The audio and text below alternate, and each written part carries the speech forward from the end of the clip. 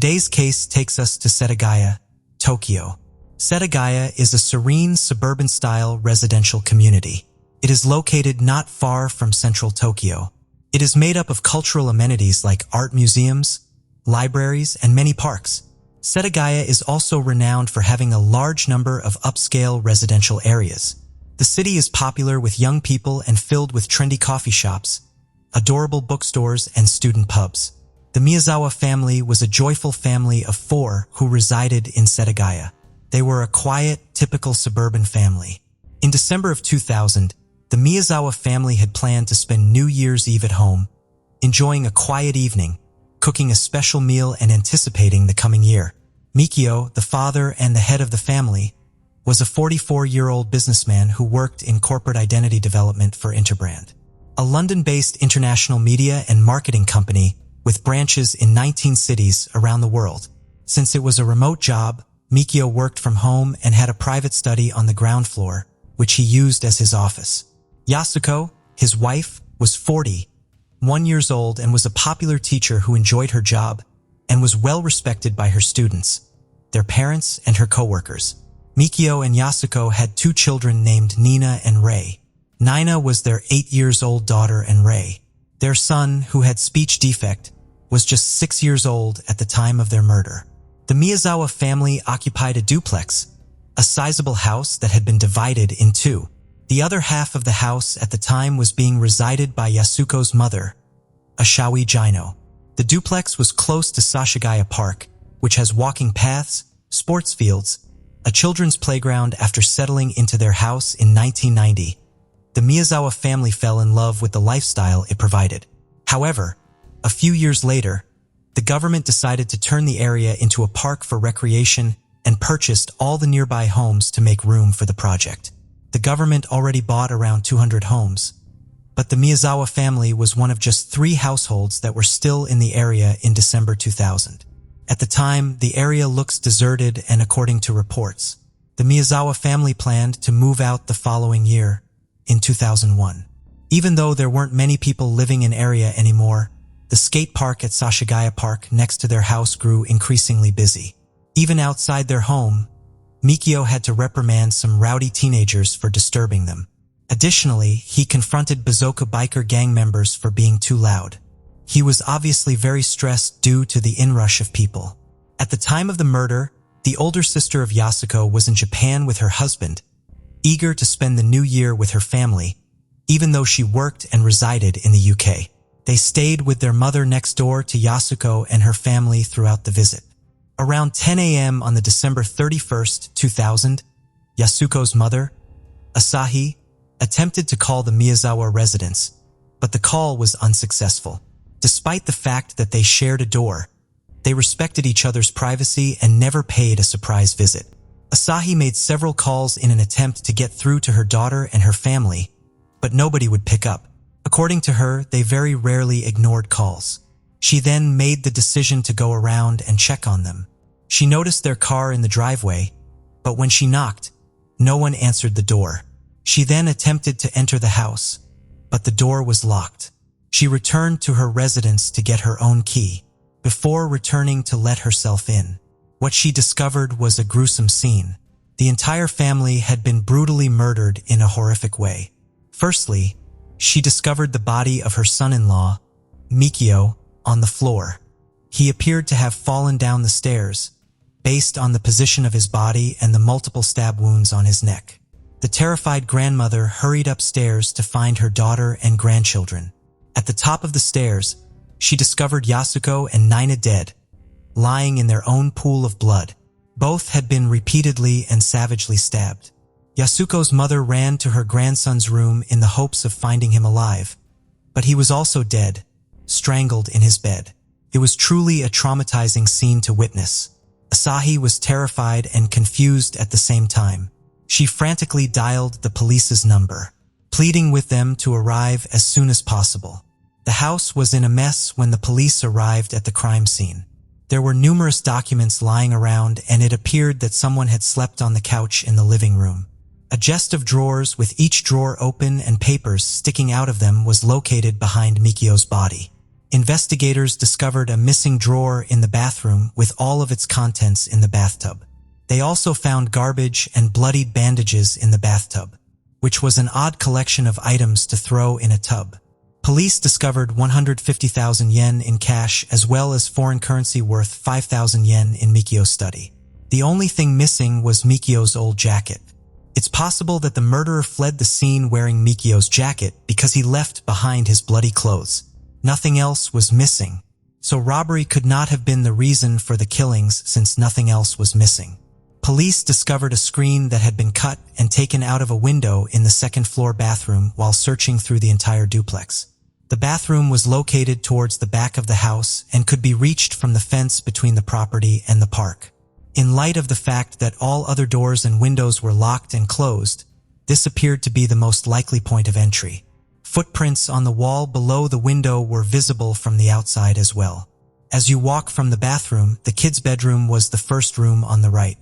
According to the police, Ray was sleeping in the room on the bunk bed he shared with his sister when the killer entered and strangled the child to death.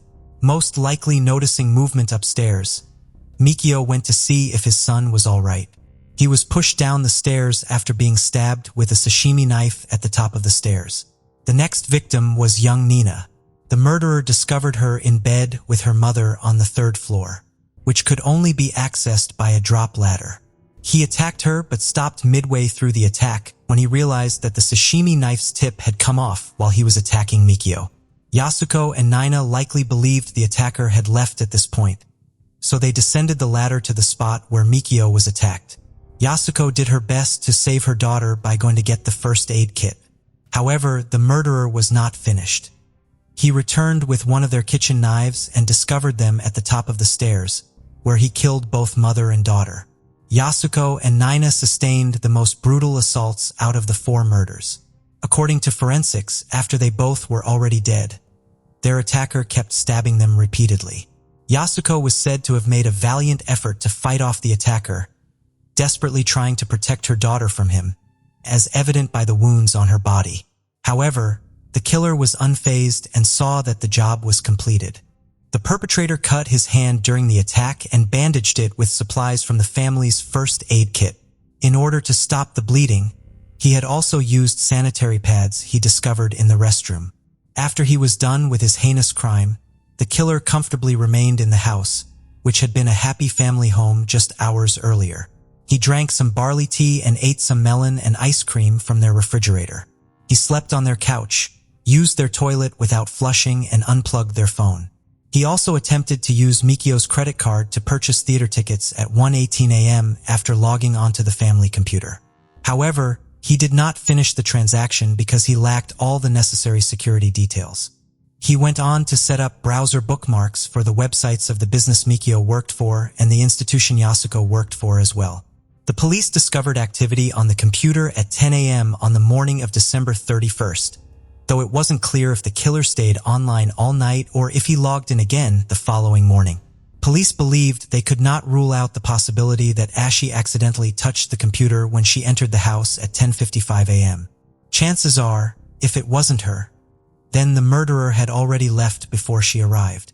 The murder weapon, the sashimi knife, and the kitchen knife were both left on the kitchen table before the killer left.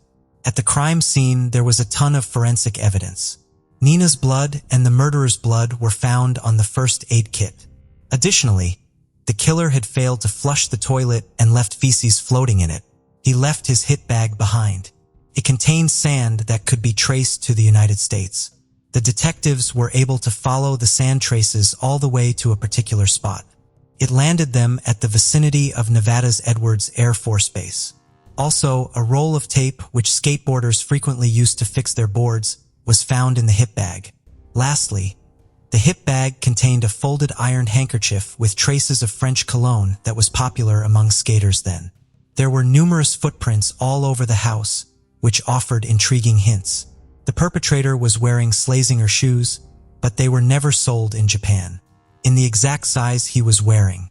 That size was in fact only available in South Korea. He had gloves, but he didn't use them because his prints were all over the place. Actually, Forensic experts were able to extract a full set of fingerprints from material evidence discovered around the house. He also abandoned his blood-stained clothing. His clothes, however, were left at the scene neatly folded, in contrast to the way he left the drawers, documents, and ice cream cups. Unlike the soft water in Japan, the clothes had been washed in hard water with a higher mineral content. The water used was typical in Korea, though. The purchase of the sweater the killer wore and the knife he used was tracked by the police to the Kanagawa prefecture. Only 130 of the identical sweaters were ever sold, but only 12 of the owners could be located by police. So, if the sweater was bought in Japan but washed in Korea, could it be that the murderer resided in Japan but visited Korea before the killings? Maybe the sweater hadn't been washed in Japan since he bought it because it was made in Korea? The blood found at the scene of the crime was used to create a genetic profile, which revealed that the unidentified suspect was mixed race. The killer's father was East Asian, while his mother was of Southern European ancestry. DNA revealed a unique gene sequence that can only be found in people of Chinese, Korean, or Japanese ancestry.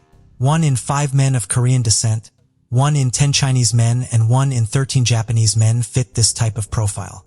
Detectives believed the theory that the murderer was a foreigner. Accepting that such a monster was not from your country was simpler. Despite sending investigators to Korea to work with local law enforcement on the case, the Korean government was unable to assist in identifying the murderer. In recent years, the idea that the murderer was Korean has gained popularity. The likelihood that the murderer was Japanese was only 1 in 13. He might also have been a Korean Japanese of the first or second generation. The Korean expat community and the diplomatic community were among the areas of Japan where investigators searched for a person of mixed race. Perhaps the maternal European connection could have offered some information. However, neither the killer's DNA nor fingerprints could be found on anyone. Police questioned whether the murderer might have been a member of the military due to the source of the sand in the hip bag. Could he have been a second-generation Korean-Japanese or Chinese-American citizen? Given that U.S. forces have been stationed in Japan since the end of World War II, despite the abundance of evidence, police were unable to identify the murderer. In an effort to identify anyone who might have had a reason to kill the Miyazawa family, they went back to the investigative board and looked at their connections and relatives. However, the victims' loved ones and friends had no idea who would want to murder them. They were well liked by the locals and had no known enemies. At the nearby skate park, Mikio warned skaters for being too loud, and that was it. It undoubtedly wasn't a good enough excuse to brutally murder a man and his family. According to forensic evidence found in the killer's faces that were left in the toilet, he had consumed sesame seeds and string beans, a dish that is very popular in Japan and is typically made at home. This must have been consumed by the murderer prior to the killings because it was not consumed at the Miyazawa residence. Police took into account the possibility that the killer still resided with his mother. A timeline of the incidents leading up to the terrible night was created by the investigators. There were numerous reports of animals being killed and dismembered in the park next to the family's residence, just 6 months prior to the murders. In August 2000, locals discovered that a cat had been skinned. Police were able to identify the perpetrator of the animal abuse later on in the investigation. He worked as a bank clerk and his actions had nothing to do with the murders of the Miyazawa family. Few days before the murders, Yasuko had informed her father-in-law on December 25th that a strange car occasionally parked in front of their home. A car had no business being there because the park's entrance was on the other side of the fence. They also discovered a strange man wandering around the house 2 days later. Local residents claimed to have seen a strange man on December 29th wandering through the neighborhood shops. He was dressed in skater gear and was in his late 30s or early 40s. They noticed that he was wearing the same clothes that were discovered at the crime scene. This seemed strange, especially given the season. He did not appear to be dressed warmly enough. According to one of the shop owners, the man purchased a sashimi knife, which was the only knife sold that day. Strangely, the forensics identified the knife as the same knife the killer had used. A neighbor of the Miyazawa family saw the same man walking around their house again the following day. Everyone had left the house to go shopping, so nobody was home. The witness described the unknown person in detail, telling police that he was wearing a gray wool hat with a black stripe. He was wearing gloves, a long-sleeved t-shirt, a hip bag, a colorful scarf, a black Uniqlo jacket, and white Slazenger shoes. After the killings, the majority of these items were discovered in the Miyazawa residence. On the evening of December 30th, Yasuko called her mother at 7 o'clock to let her know that they had just returned home. Her mother then asked if the children were interested in coming over to watch television. Nina, the older child, loved the idea, while Rie preferred to stay at home. Nina spent a few hours with her grandmother next door before leaving between 9 and 9:30 p.m. to go to bed. The family computer was used for the last known activity in the Miyazawa residence at 10:38 p.m. Mikio opened a work email that was password protected. He is the only person who is likely to have known the password to open the email. A neighbor overheard a fight inside the Miyazawa's house at 11 o'clock while he was taking a stroll in the park. It sounded more like a husband and wife arguing than like a physical altercation. A loud thud was heard in the other half of the building next door. Around 11:30 p.m. by Asahi and Yasuko's sister, they were both watching television while still awake. Another witness observed a man leaving the house quickly around the same time. When Asahi arrived after 10 a.m. the following morning, she reported to the police that the light on the ground floor and in the entrance hallway was on.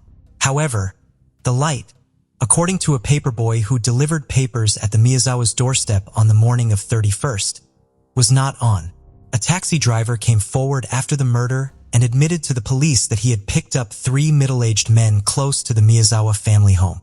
According to him, the silence in the car was unsettling, almost too quiet. The driver said there was blood on the back seat when they exited and one of the men was hurt. Another tip came in again soon after. A young man visited a clinic on December 31st, about 70 miles north of the Miyazawa family home. His hand had been cut so deeply that his bone was exposed. Medical personnel were treating the wound. The man was described by staff as being very composed and not showing much concern for his injury. Given how serious the wound was, they thought his behavior was odd. The man was described as being in his 30s, wearing a black down jacket and jeans. He left the center without giving any information, not even a name or an address. Only later in the investigation was this tip determined to be significant. Police initially believed that the murderer had left the scene in the middle of the night, but after processing the crime scene and receiving the results of the blood tests, they came to the conclusion that he had actually left in the morning, just before Asahi arrived. Numerous months had passed by the time the data from the medical center was analyzed and police were still without any leads on the man. In 2018, Tokyo police made information about their suspect public in the hopes that someone would be able to assist in prosecuting him. The information determined that the perpetrator was a young man between the ages of 15 and 20, based on all the evidence discovered at the crime scene. He stands at 170 centimeters tall, and they were able to determine that he is right-handed by looking at the victim's knife wounds. He might have been a drifter or an undocumented immigrant, which would account for why he was impossible to find.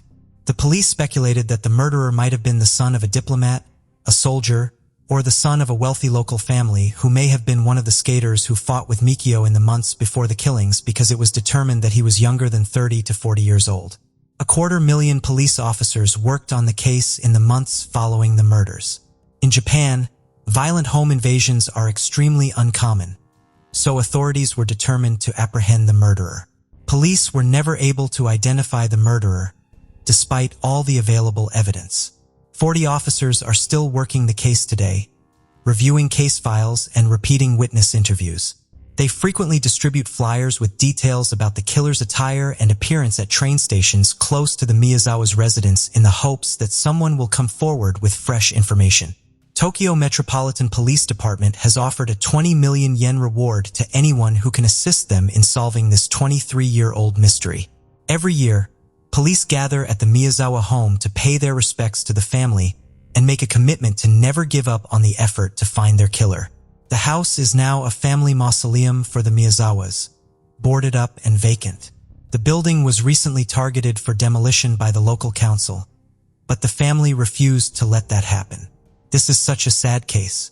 It's disturbing how the police haven't still found the perpetrator, even with all the evidence at hand. Friends, what do you think about this case? Please share your ideas and theories about this case with me in the comments. I would love to hear them. The case of Rebecca Payne. Rebecca Payne was born on April 19, 1986, in New Milford, Connecticut, to Virginia and Nicholas Payne. She was their only child.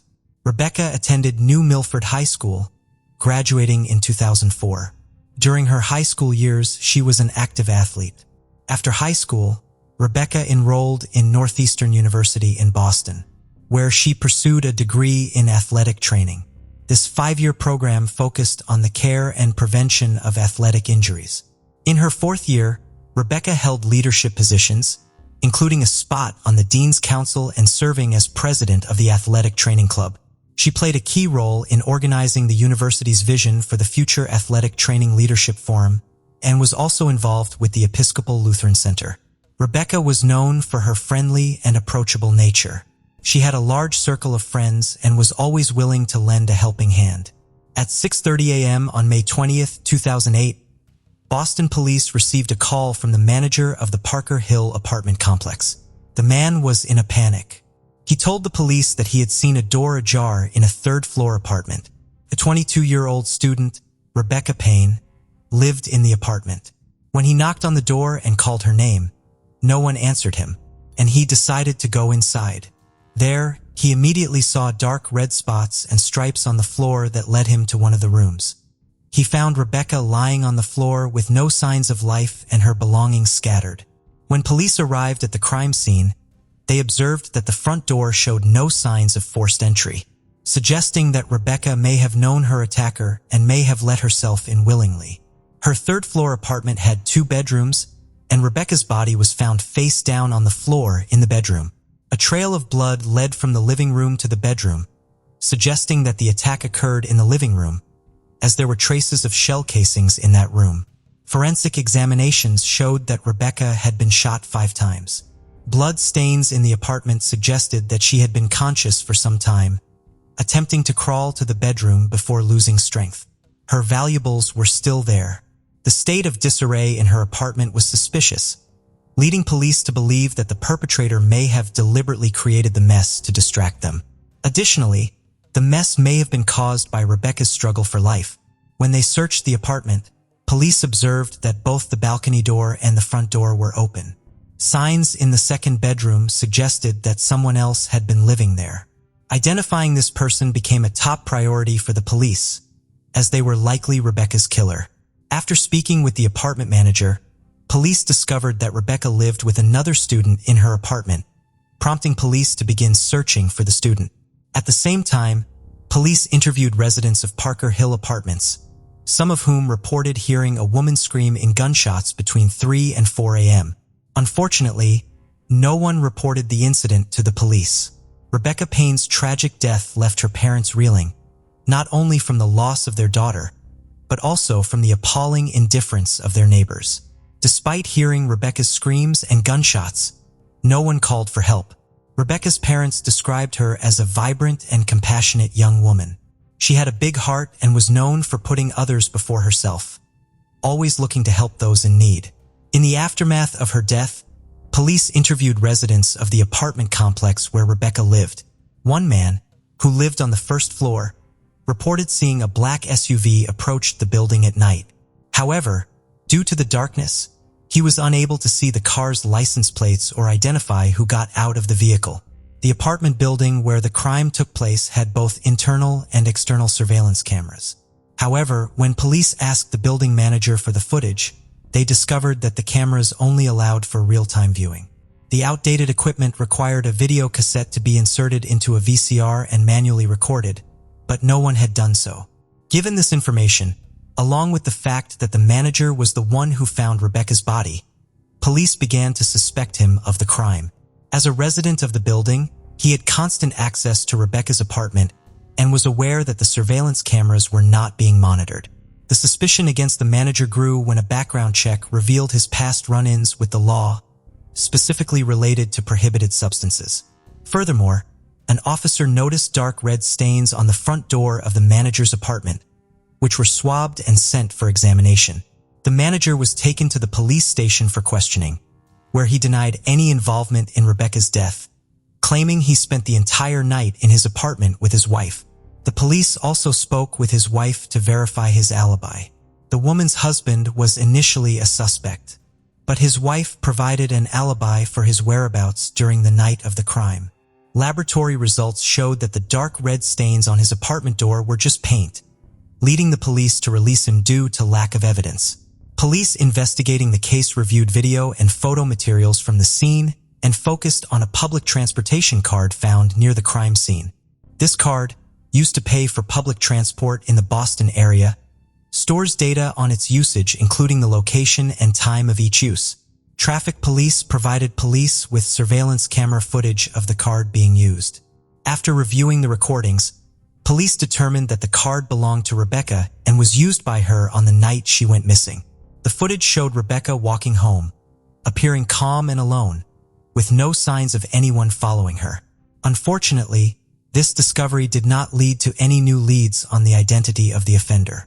The police obtained another video from a surveillance camera located outside the hospital building, near the Parker Hill apartments. This video captured a black SUV driving by at the time of Rebecca's attack. Although the video was poor quality, preventing the officers from seeing the license plates, it did appear to match the description given by the witness. And the detectives police it was a Ford vehicle. Meanwhile, detectives interviewed Rebecca's roommate at the police station. The roommate expressed shock at Rebecca's death and stated that she had been living with her parents while studying for an exam. This alibi was verified by her parents, clearing her of suspicion. However, the conversation was still fruitful as she provided potentially valuable information that could aid the investigation. According to Rebecca's roommate, Matt, Rebecca's boyfriend, had access to their apartment. To determine if Matt had a motive to harm Rebecca, police reached out to him by phone. Matt explained that he had moved to New York State to live with his parents around the time of the attack. He claimed to be depressed over Rebecca's death. Matt stated that he had been staying with his parents, and they confirmed his alibi. Police obtained a record of Matt's cell phone activity, revealing a conversation with Rebecca on the night of the attack, around midnight, a few hours before her death. However, the cell tower that received the signal from Matt's phone was located near his parents' house in New York State. To verify Matt's alibi, police conducted an experiment and concluded that it would have been impossible for him to drive from his parents' house to Boston in 3 or 4 hours, making it unlikely that he committed the crime. As a result, Matt was ruled out as a suspect. Rebecca's family and friends traveled to her home state of Connecticut to say goodbye, but the police investigation into Rebecca's death stalled. Despite their efforts, no new evidence was found, no witnesses came forward, and no DNA samples were collected. The case appeared to have reached a dead end. Years went by. In 2012, a breakthrough occurred. Anthony White was arrested by the Boston police for trafficking illegal substances and faced a lengthy prison sentence. In an attempt to reduce his sentence, Anthony offered to provide police with information about the night Rebecca Payne died. Recognizing this as a potential opportunity to solve the long-standing case, the police accepted Anthony's offer. Anthony declared that on May 20th, 2008, Anthony received a call from Cornell Smith, an acquaintance involved in the same illicit activities as him. Cornell requested a meeting and Anthony agreed. Cornell arrived with their mutual friend Michael Balba, who drove a black SUV. The three of them went to the Parker Hill apartments, where Michael parked in a spot with a clear view of the building. When Cornell spotted Rebecca in a third-floor window, he identified her. They waited until the lights in her apartment went out, assuming she had fallen asleep. Cornell then climbed from the first-floor balcony to the third-floor balcony, where he found the door to the apartment open. However, upon entering, he found Rebecca awake and lying on the couch in the living room. She began screaming when she saw him, and a brief struggle ensued. Cornell shot her 5 times before fleeing the apartment through the front door and escaping with Anthony and Michael in the SUV. Police questioned the credibility of Anthony's testimony, suspecting that he had fabricated the story based on news reports in order to get a reduced sentence. Police did not understand Cornell's motives, as Rebecca had no connection to him. However, According to Anthony, Rebecca's death was a case of mistaken identity. Two sisters who lived on the first floor of Parker Hill Apartments looked very similar to Rebecca. The sisters were Cornell's rivals in the illegal drug trade. In retaliation, Cornell targeted Parker Hill Apartments, but he was not sure which floor or apartment the sisters lived in. When he saw Rebecca at the window, Cornell mistook her for one of his enemy sisters. Police looked into Cornell Smith's past and found that in February 2008, he was arrested for dealing illegal substances. Shortly before Rebecca's death, Cornell was released on bail. According to Anthony White's statement in 2012, Cornell wanted revenge against the sisters. However, when Anthony White came forward, Cornell Smith was already serving a 12-year sentence in prison for another conviction. With Anthony's new testimony, Cornell was then also charged in Rebecca's murder. Cornell denied his involvement, though. Before the case could go to trial, the key witness, Anthony White, died in prison. There was no longer any evidence to prove Cornell's involvement in the murder of Rebecca Payne. Since Anthony White was dead, the police needed new testimony from Michael Balba, who was with Anthony and Cornell on the night of the murder, in order to convict Cornell Smith. Michael was arrested and taken to the police station, but without evidence. He denied involvement and requested a lawyer. As a result, hopes of solving the case seemed lost. In a final attempt to find the connection between Cornell and Rebecca's death, the police looked into Cornell's case files in connection with a separate case of drug trafficking. During the search, the police came across letters written by Cornell Smith to the judge. These letters revealed Cornell's arrogant attitude towards others, some of which seemed meaningless. However, one letter contained a crucial piece of evidence that linked Cornell to Rebecca's death. It remains unclear why these letters had not been scrutinized earlier, despite being addressed to the judge. The discovery of this key evidence ultimately helped police build a case against Cornell. In a letter written out of anger, Cornell referenced an altercation that had taken place in downtown Boston, leading to the unfortunate death of Rebecca Payne at the hands of Cornell. This letter confirmed that Cornell, was in Rebecca's apartment at the time of the incident. The trial took place in 2015. Jeffrey Karp, a defense attorney with more than 20 years of experience, was the first attorney to represent Cornell. However, Jeffrey withdrew from the case after an incident. Cornell suddenly stood up and struck Jeffrey Karp in the head with his handcuffed hand, causing chaos in the Suffolk County Superior Court in Massachusetts. Jeffrey Karp then opted not to prosecute, instead allowing the judge to appoint a new attorney for Cornell.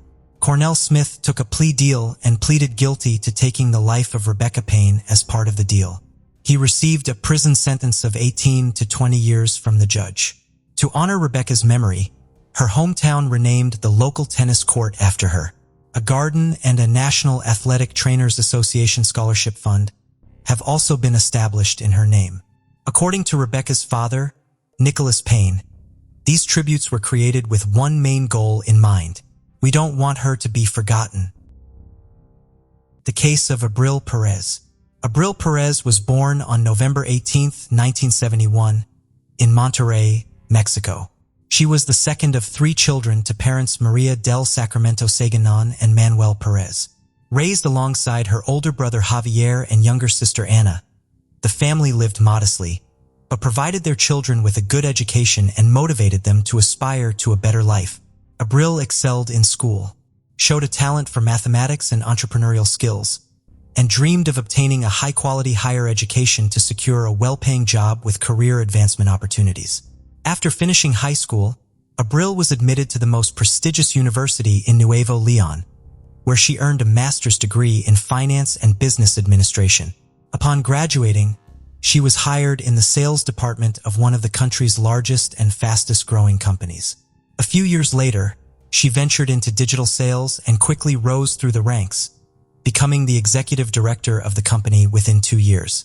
Abril was young, beautiful, successful, ambitious, and steadily advancing towards the life she had always dreamed of. She built a brilliant career, supported her family, and was full of plans for the future. However, her personal life remained unsettled, which disappointed her loved ones. Nevertheless, she was confident she would find true love and live a long, happy life. Little did Abril know how her marriage to the perfect man would turn out. Abril met Juan Carlos in the mid-1990s when her career was taking off. They were both ambitious, which created a strong connection between them. He was captivated by her beauty, charm, kindness, and intelligence, while she was drawn to his sharp intellect and determination.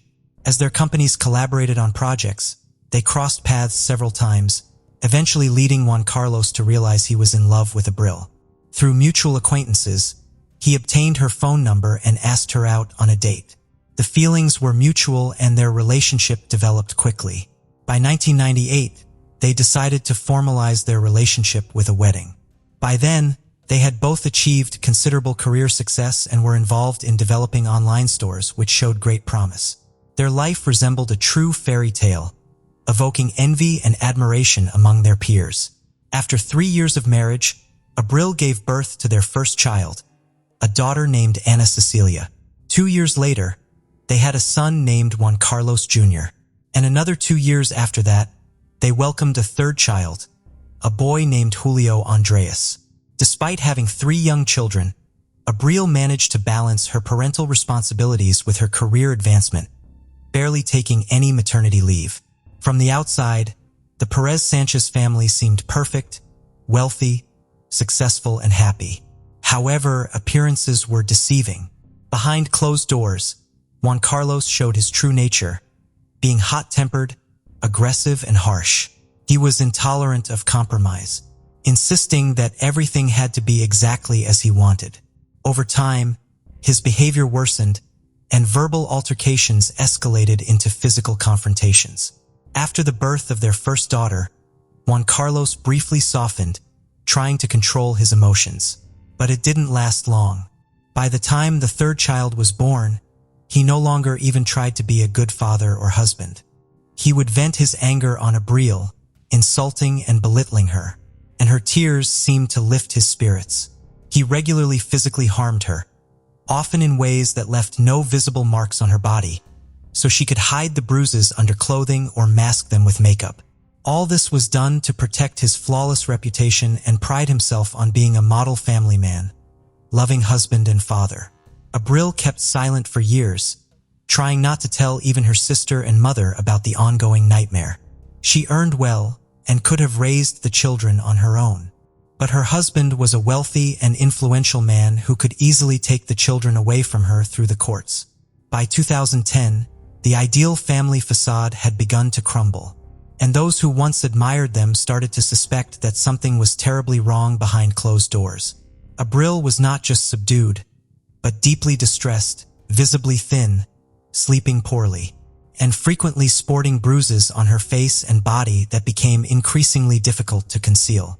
In public, Juan Carlos maintained a calm and confident demeanor, pretending that nothing was amiss, playing the role of a loving and caring husband, interacting with his wife politely and affectionately. However, at home, he transformed into a monster, making it increasingly dangerous for Abril to be near him. Despite pleas from loved ones to divorce him, Abril stubbornly insisted that everything was fine and that she would handle the problems with her husband herself. In 2014, Juan Carlos's career reached its peak when he became the head of a major trading company, making him one of the most influential people in the field. After this promotion, the family moved to Mexico City, settling in a large house in one of the capital's best neighborhoods. Their children attended an elite private school, and Abril sincerely hoped that the move would positively affect their relationship. Contrary to expectations, the change only made Juan Carlos continue to physically harm and insult his wife, even doing so in front of their children. He began to groundlessly accuse her of infidelity, and whenever she tried to defend herself, he resorted to using his fists. He monitored her phone and emails, forbade her from using social media, and later even hired a private detective to follow her and photograph any men who came near her. Over the next 4 years, Abril tried everything to save her marriage, despite her husband's behavior becoming utterly unbearable. She lived in a never-ending nightmare that outwardly seemed like a happy and successful union, with many even envying her for having a prominent, influential, wealthy, and seemingly caring husband. In 2018, the the Sanchez family traveled to Monterrey to celebrate Catholic Christmas with the Perez family. However, Juan Carlos behaved towards his wife as he was accustomed, not shying away from her parents, who were horrified by what they witnessed. At that moment, Abril realized things could not continue this way and informed her husband that she would file for divorce once they returned to Mexico City. Hearing this, Juan Carlos flew into a rage, grabbing her throat and squeezing so tightly that she nearly lost consciousness. Only her mother, Maria del Soro, entering the room and raising the alarm prevented a tragedy. When the family returned to their home in the capital, Abril prepared for divorce, moving from the marital bedroom to a small guest room. However, this did not save her from her tyrannical husband. On the morning of January 4th, while she was still asleep, Juan Carlos entered the bedroom holding a baseball bat, striking her hard on the head and attempting to swing again. Half awake, Abril barely understood what was happening, but managed to slip off the bed just in time, literally saving her own life.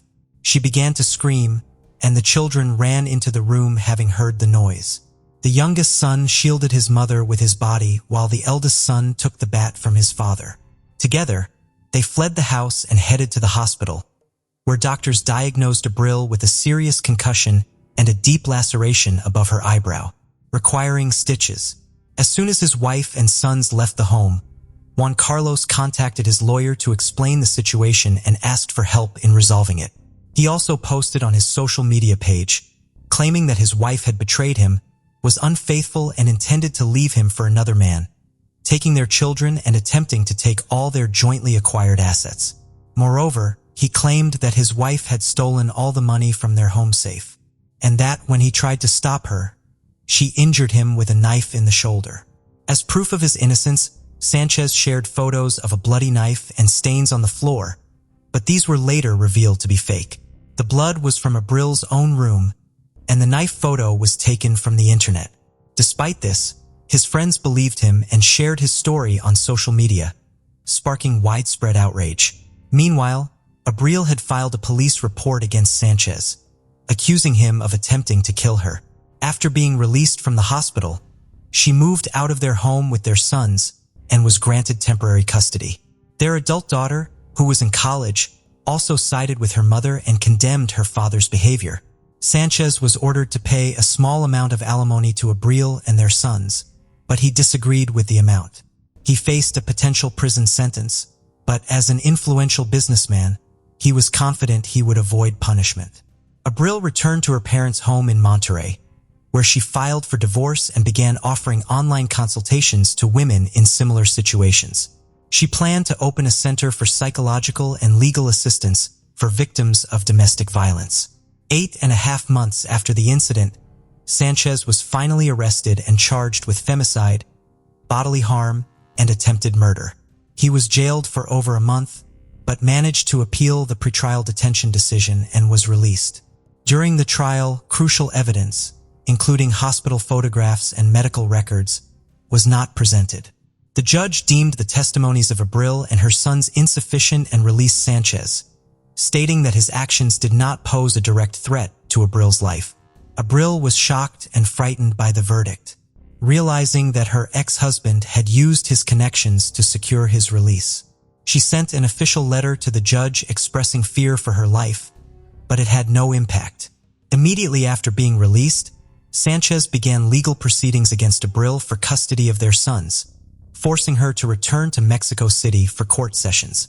Abril arrived in Mexico City with her children on November 25th, fearing for their safety after a court session. As they drove to the airport, a motorcyclist stopped at a traffic light, pulled out a handgun, and fired twice at Abril, who was sitting in the front passenger seat. One bullet grazed their younger son, but none of the children were seriously hurt. Abril was rushed to the hospital, where doctors fought to save her life for over 6 hours. But unfortunately, she died that evening due to severe injuries and significant blood loss. Abril's family, convinced that her ex-husband Juan Carlos was behind the brutal act, urged authorities to arrest him. However, law enforcement stated that without identifying the shooter, it was difficult to discuss motives, and couldn't claim that it was a hitman sent by Sanchez. The case was not classified as femicide until further investigation, and Juan Carlos remained free. After Abril's death, her children were placed in the care of their maternal relatives, while their father, Juan Carlos Sanchez, prepared to fight for custody in court. Sanchez's soon-to-be ex-wife's sister wrote an angry social media post blaming him for the incident, but her page was quickly blocked and later deleted. Despite this, the family decided to draw public attention to the case. The attack on Abril, which occurred on a day dedicated to fighting gender-based violence, sparked widespread outrage. People began sharing numerous cases where men had attempted to kill women but were not punished. As a result, the General Prosecutor's Office launched a new investigation into Sanchez and instructed investigators to review the judge's decisions to release him. The judges involved in Sanchez's case were temporarily suspended and later removed from their positions. Mexican politician and women's rights defender Claudia Sheinbaum Parra confirmed that Abril's case had been reclassified as femicide and would be reinvestigated. The judges who had released Sanchez could face consequences for Abril's death if his guilt was proven. Sanchez posted on social media calling for the perpetrator of his ex-wife's death to be punished to the fullest extent of the law. However, his daughter Ana Cecilia left an angry comment, accusing her father of cruelty and sharing photos of her mother taken in the hospital after Sanchez had attacked her with a bat. Despite the media attention, Sanchez was initially left free under a restraining order, required to check in weekly at a police station. However, after he failed to appear, a warrant for his arrest was issued. He used his resources and connections to flee the country and enter the United States. Mexican authorities contacted Interpol reporting Sanchez as a fugitive accused of a serious crime, and he was declared wanted worldwide. An investigation was launched to find the hitman who killed Abril. Street camera footage revealed 2 cars following her vehicle as she left the courthouse with her children and lawyer. The motorcyclist who committed the crime was not alone, but received instructions from individuals in the cars. It took investigators several months to identify some of the participants, and 2 suspects were finally arrested on March 5, 2020. Surprisingly, they did not resist arrest and began cooperating with authorities, hoping to reduce their sentences. It was confirmed that Sanchez was the mastermind behind the crime, having paid a substantial sum to 7 individuals involved in the act. The first to be caught were the driver of one of the chase cars and the motorcyclist who fired the fatal shots. Juan Carlos, while in prison, had hired 2 experienced criminals to be his personal bodyguards. After they were released, he rehired them to find people to kill Abril, promising each a large sum of money if they succeeded. Once he had assembled a team, Juan Carlos paid them the promised money and gave them detailed instructions about Abril's route and vehicle. The toughest part was luring Abril to Mexico City, which he achieved by threatening to take her children if she didn't appear in court. Abril showed up in court as planned, but intended to return to Monterrey the same day. Juan Carlos knew this through his connections, but it wasn't until the end of October 2020 that 3 more people involved in the conspiracy were arrested on suspicion of drug distribution. It was later discovered that they were involved in Abril's murder. All the arrested individuals were part of Juan Maldonado's gang, known as Juan Balto, which had protected Sanchez while he was in prison. Maldonado agreed to help kill Abril in exchange for a large reward. He was arrested in November 2020 and began cooperating, confirming that Juan Carlos had hired people to kill Abril. With this new evidence, it was clear that Sanchez was both the client and organizer of the crime. His previous assault on Abril with a bat was reclassified as an attempted murder, leading the court to issue an arrest warrant for him on charges of femicide. By spring 2021, all the participants in the crime had been caught, except for Sanchez, who remained at large. The weapon used in the murder was also found. In total, 9 people from the same criminal group were detained, 7 of whom were directly involved in chasing and shooting Abril. 5 years after Abril's death, Sanchez, the mastermind of the crime, is still on the run, and his whereabouts remain unknown. The person who pulled the trigger was sentenced to 52 years in prison, while 2 others involved in the crime received 50-year sentences each. The other participants are still under investigation, and their fate has yet to be decided. North Miami is a suburban city located in northeast Miami-Dade County, Florida, United States. It has a population of just over 60,000 people. During the 1950s and 1960s, North Miami had a notable presence of organized crime, including various mafia families operating in the area. The mafia, also known as La Cosa Nostra, established a significant influence on the city's underworld during this period. And it was during this era that the DeMaris were also flourishing in North Miami. Born in 1910, Joseph J. DeMarie grew up in Boston with his younger brothers, Dominic and Joseph. He and his brothers shared a close-knit bond which continued into their lives as adults. In 1928, the three brothers started a business selling fresh produce. They started with a push cart and later opened a store in Boston. Their sales grew and they moved to a bigger location in Quincy Market in 1930. By 1939, their business expanded nationally. The DeMarie brothers formed partnerships with tomato growers in different states like Florida, Texas, and California to meet the needs of supermarket chains. They were also the first in New England to import tomatoes directly from Cuba, ensuring a year-round supply for their customers. As their business thrived, the brothers decided to invest in farming. They started planting tomatoes in open packing operations in Florida and later in California. They expanded to other locations like South Carolina. In 1937, Joseph married Josephine, who was just 2 years younger than him. In the early 1940s, Joseph, Josephine, and their 3 children, Joseph Jr., James, and Richard moved from Boston to North Miami, where Joseph and his brothers had built their livelihood by selling fresh produce. Joseph DeMaire lived in Miami Beach before moving to Keystone Island in North Miami. In 1953, Joseph's only daughter Linda was born. Unfortunately, his beloved wife Josephine passed away from breast cancer soon after in 1956. 3 years later, in 1959, Joseph DeMarie married Frances, a woman 20 years younger than him. In the late 1950s, winter farming meant lighting kerosene lamps and placing them between rows of tomato plants to ward off the frost. Richard remembered his father waking them, and then leading them to the fields to ensure their crops didn't freeze. Joseph and his 3 sons would drive into farms and work on the tomato plants before they were sent off to processing. In March 1961, 21-year-old Richard traveled to Ohio to meet with his brothers and business partners to discuss the possibility of his Frances and Joseph getting a divorce and to update his 52-year-old father's will. His stepmother, Frances, was not living with them at the time. Joseph DeMarie ran various aspects of the business from Miami and frequently traveled across the United States and Latin America.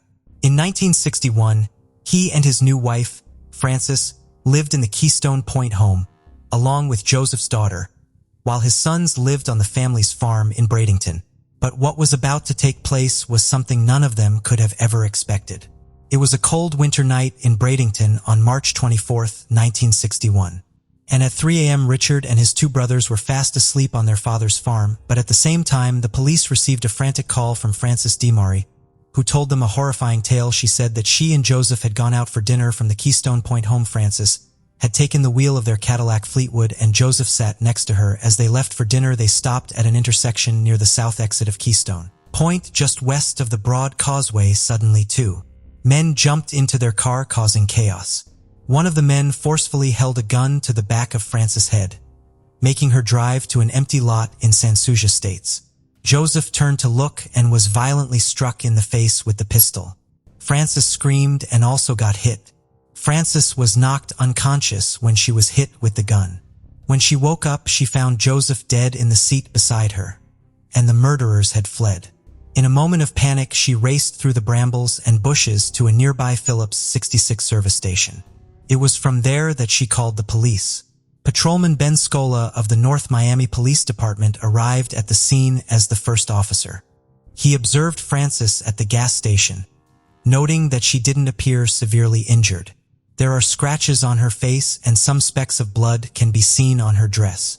The scratches seem self-inflicted, as if she ran her hands down her face. Frances informed him that she was knocked out or rendered unconscious and unable to witness the shooting. During the investigation, shell casings were discovered in the back seat of the Cadillac. Upon closer examination of photographs, it became apparent that there were at least 2 unspent rounds on the back seat as well. According to police records, Norman Logan, an employee of the gas station, stated that Frances never mentioned her husband being shot until the arrival of the police. 2 nearby fishermen claimed they didn't hear anything during the incident. Frances informed the police that the assailants took jewelry worth $5,000 from her and $400 in cash from her husband.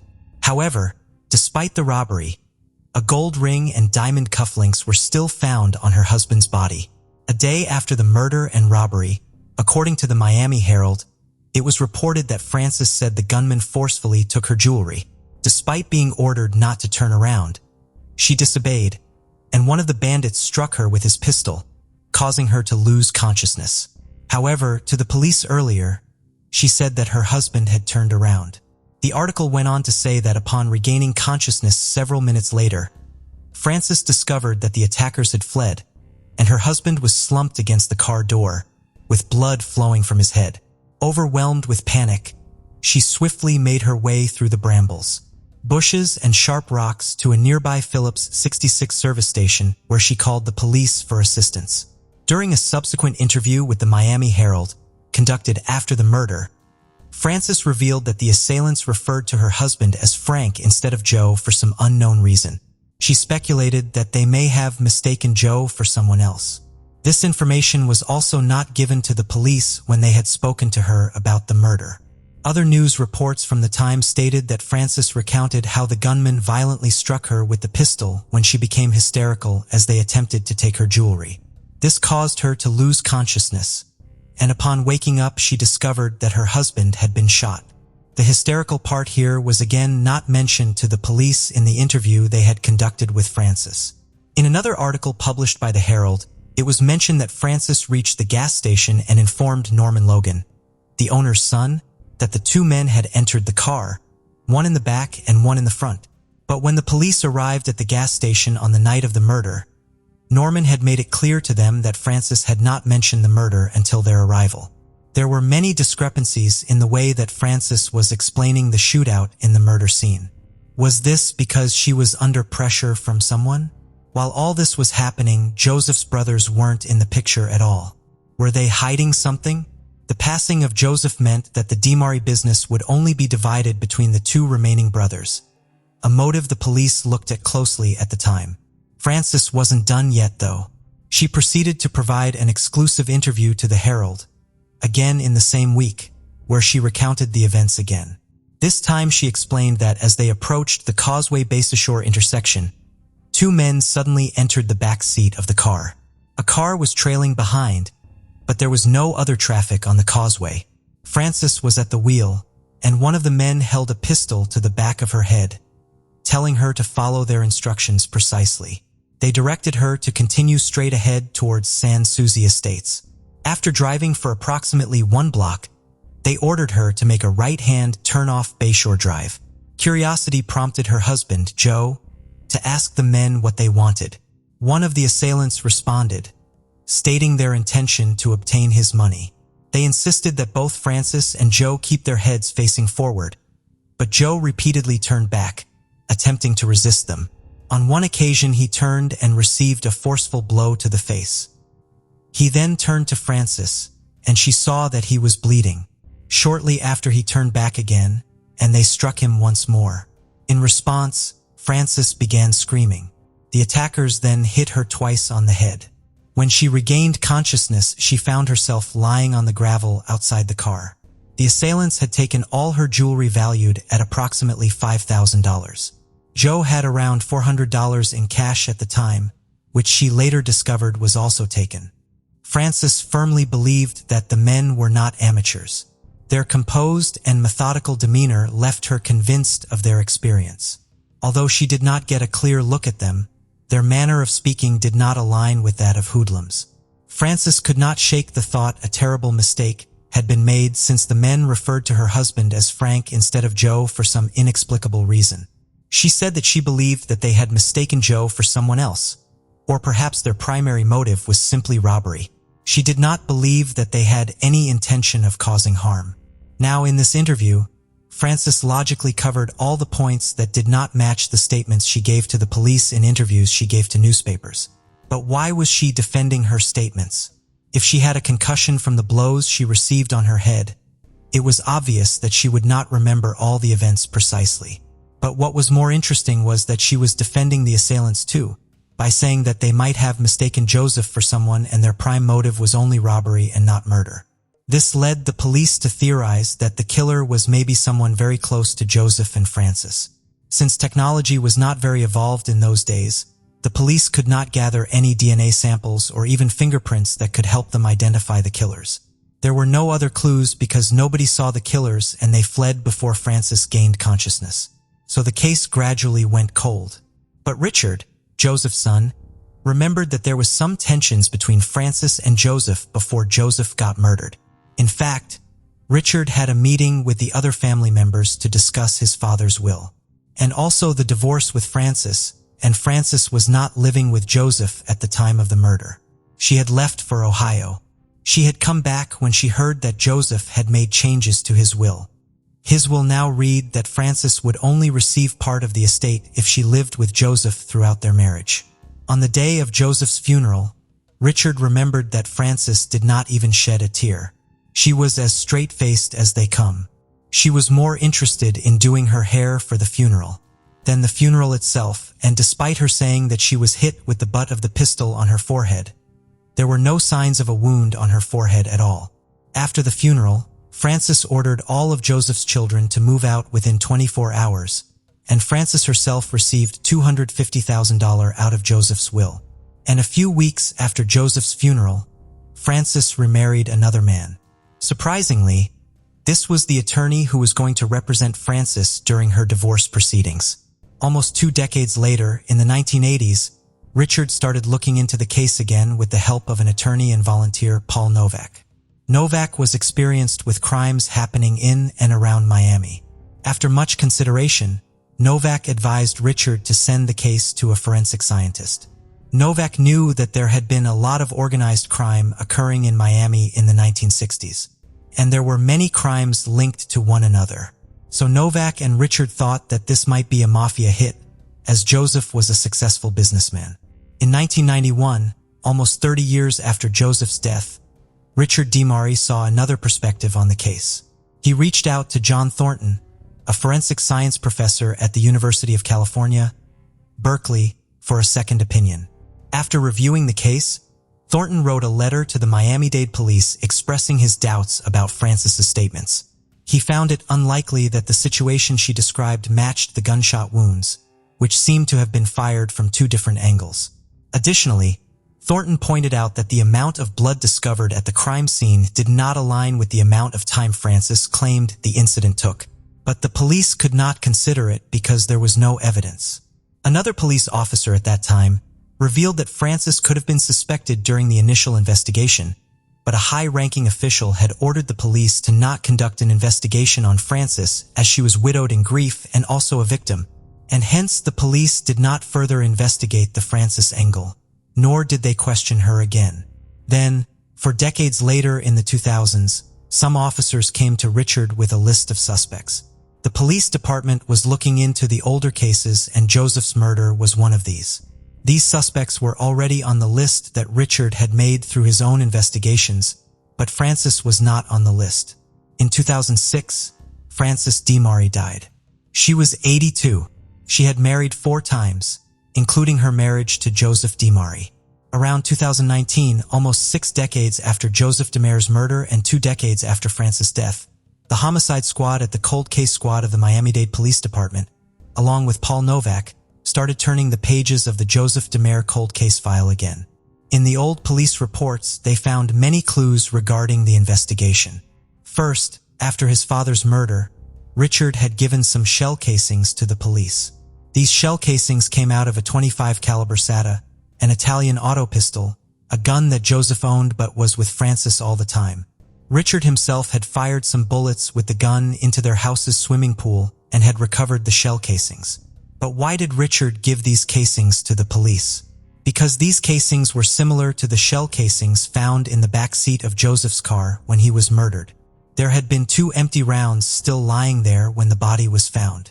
According to the police investigation, Joseph sustained 4 gunshot wounds. 2 bullets were fired from the front, directly into his mouth.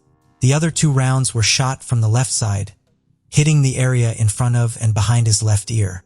These shots were fired from an extremely close distance, leaving traces of gunpowder around the wounds. This meant that Joseph had been killed by someone who was very close to him in terms of proximity.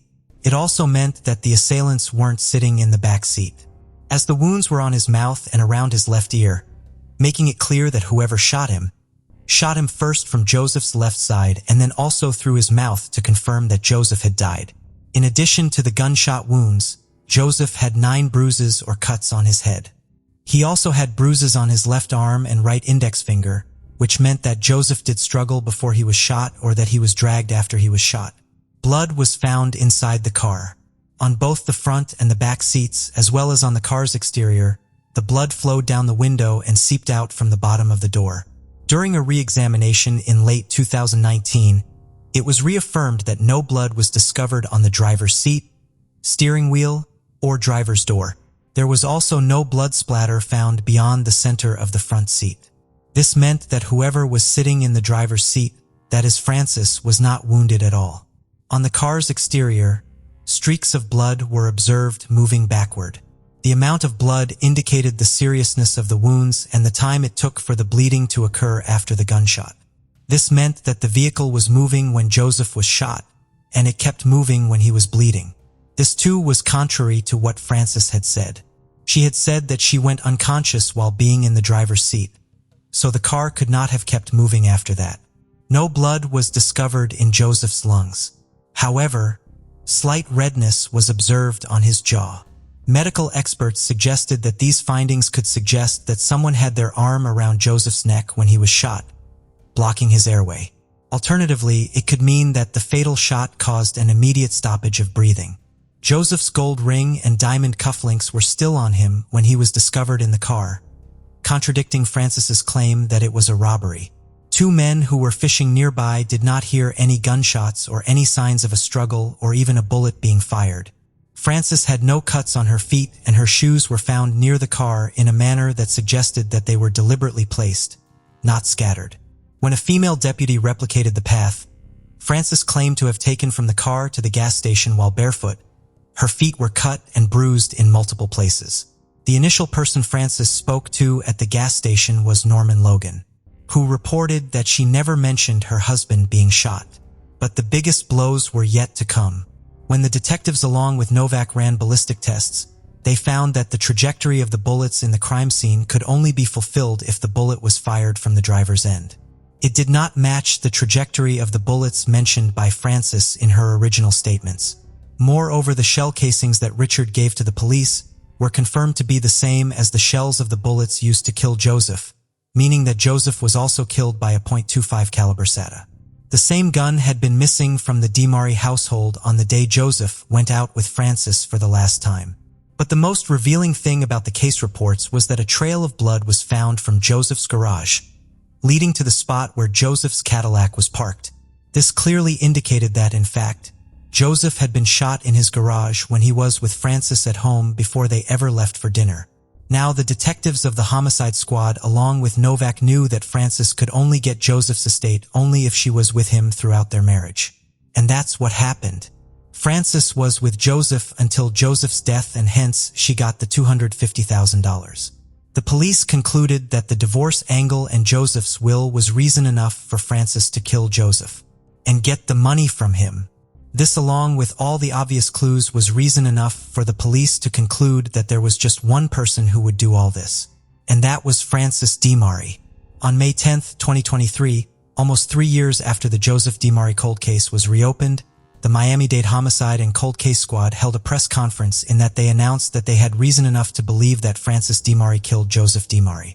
The motive for her killing was the impending divorce and Joseph changing the will. The way she did it was by shooting Joseph in their house's garage, then driving the car to another spot 3 or 4 miles ahead, then walking barefoot to the gas station and calling the police, while leaving Joseph's body in the car itself. The police also believed that the .25 caliber shotgun was thrown by Francis below an underbridge, and hence the murder weapon was never found. After this announcement, Richard, who is 82 now, said that he was relieved, but he was not happy at all. He knew his stepmother was the killer. Richard also revealed that in 1961, he had told the police to investigate Francis and she was the killer and the police had refused to do so. Francis passing away in 2006 meant there was no way for her to answer for her crime. She had lived a full life without ever being held accountable for her actions. Novak said that this case was just a prime example of how politics can overshadow justice.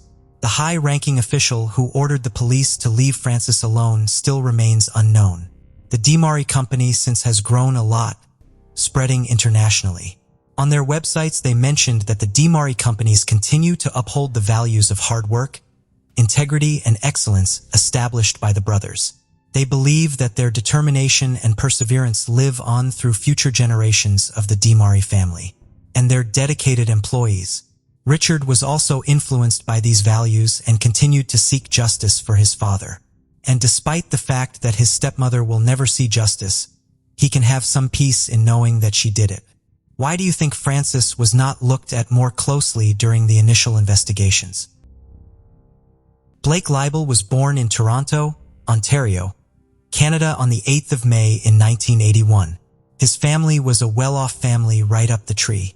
His father, Lorne Leibel, is well-known real estate tycoon and Canadian Motorsport Hall of Famer, while Blake's mother, Eleanor Chettle, inherited Alraz products from her father, Paul Chettle.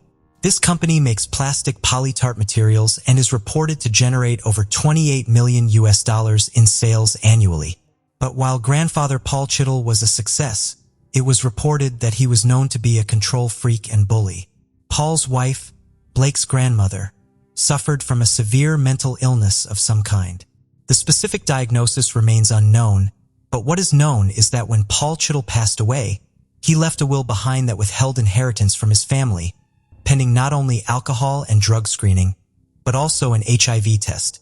Once relatives successfully passed these stipulations, Paul Chettel's girlfriend would get 2 Mercedes-Benz cars, a Cadillac, and some other parting gifts, while Blake's mother got a payout of $12 million. Oddly enough, Blake's brother Cody Leibel was cut out of the will, with Paul Chettel stating that it wasn't out of lack of love, but rather that he knew Cody's father would adequately provide for him.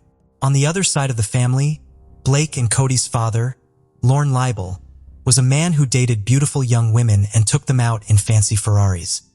He was the envy of any man who set eyes on his fortunes or female companions.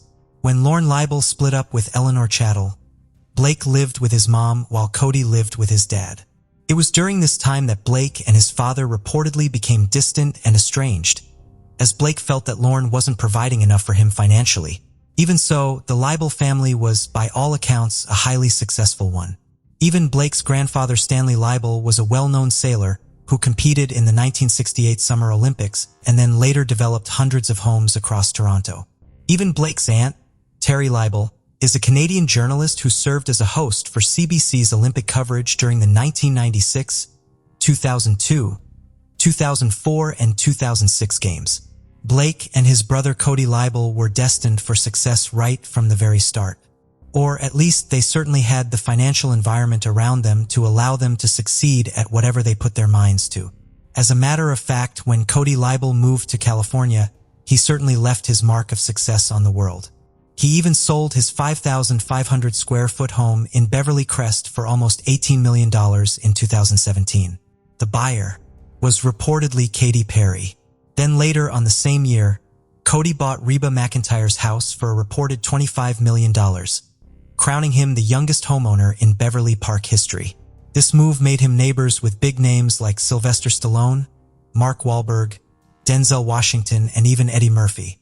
As the world's youngest owner of a Ferrari Enzo, Cody not only owned a record label, but he was a regular at a poker club called Molly's Game that reportedly hosted famous faces like Leonardo DiCaprio, Ben Affleck, Matt Damon, and Tobey Maguire. Cody Leibel certainly seemed as successful as the family that raised him. Cody's brother, Blake Leibel, moved to California in 2004.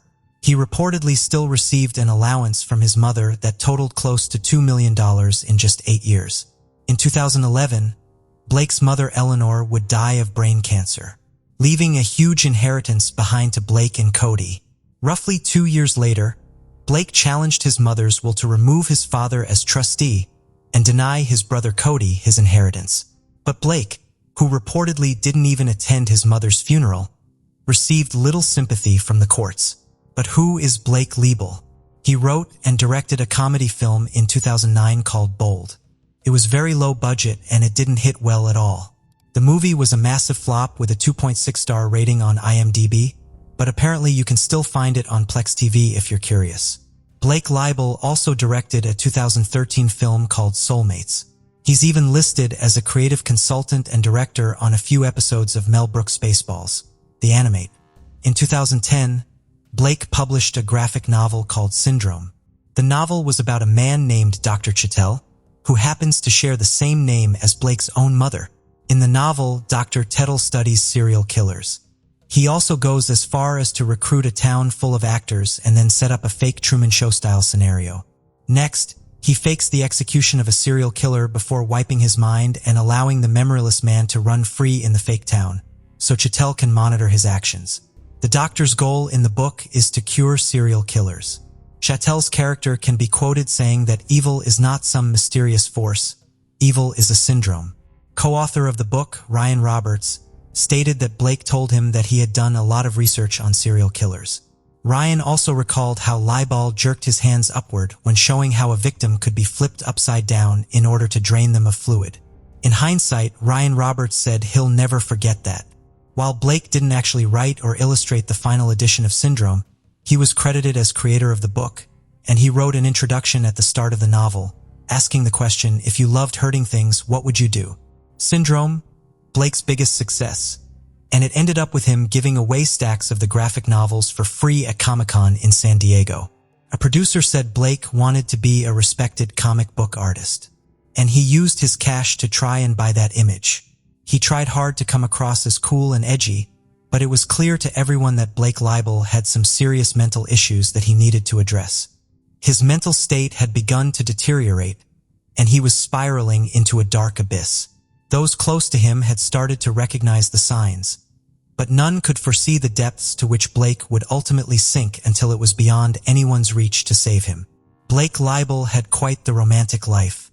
In 2006, Blake met a Californian model named Amanda Braun. Amanda was previously in a relationship with Andrew Alchek, who died in prison following convictions for crimes committed as a crooked hedge fund manager. After 5 years of dating, Blake and Amanda finally tied the knot in 2011. Not long after the wedding, Amanda Braun Leibel gave birth to a son.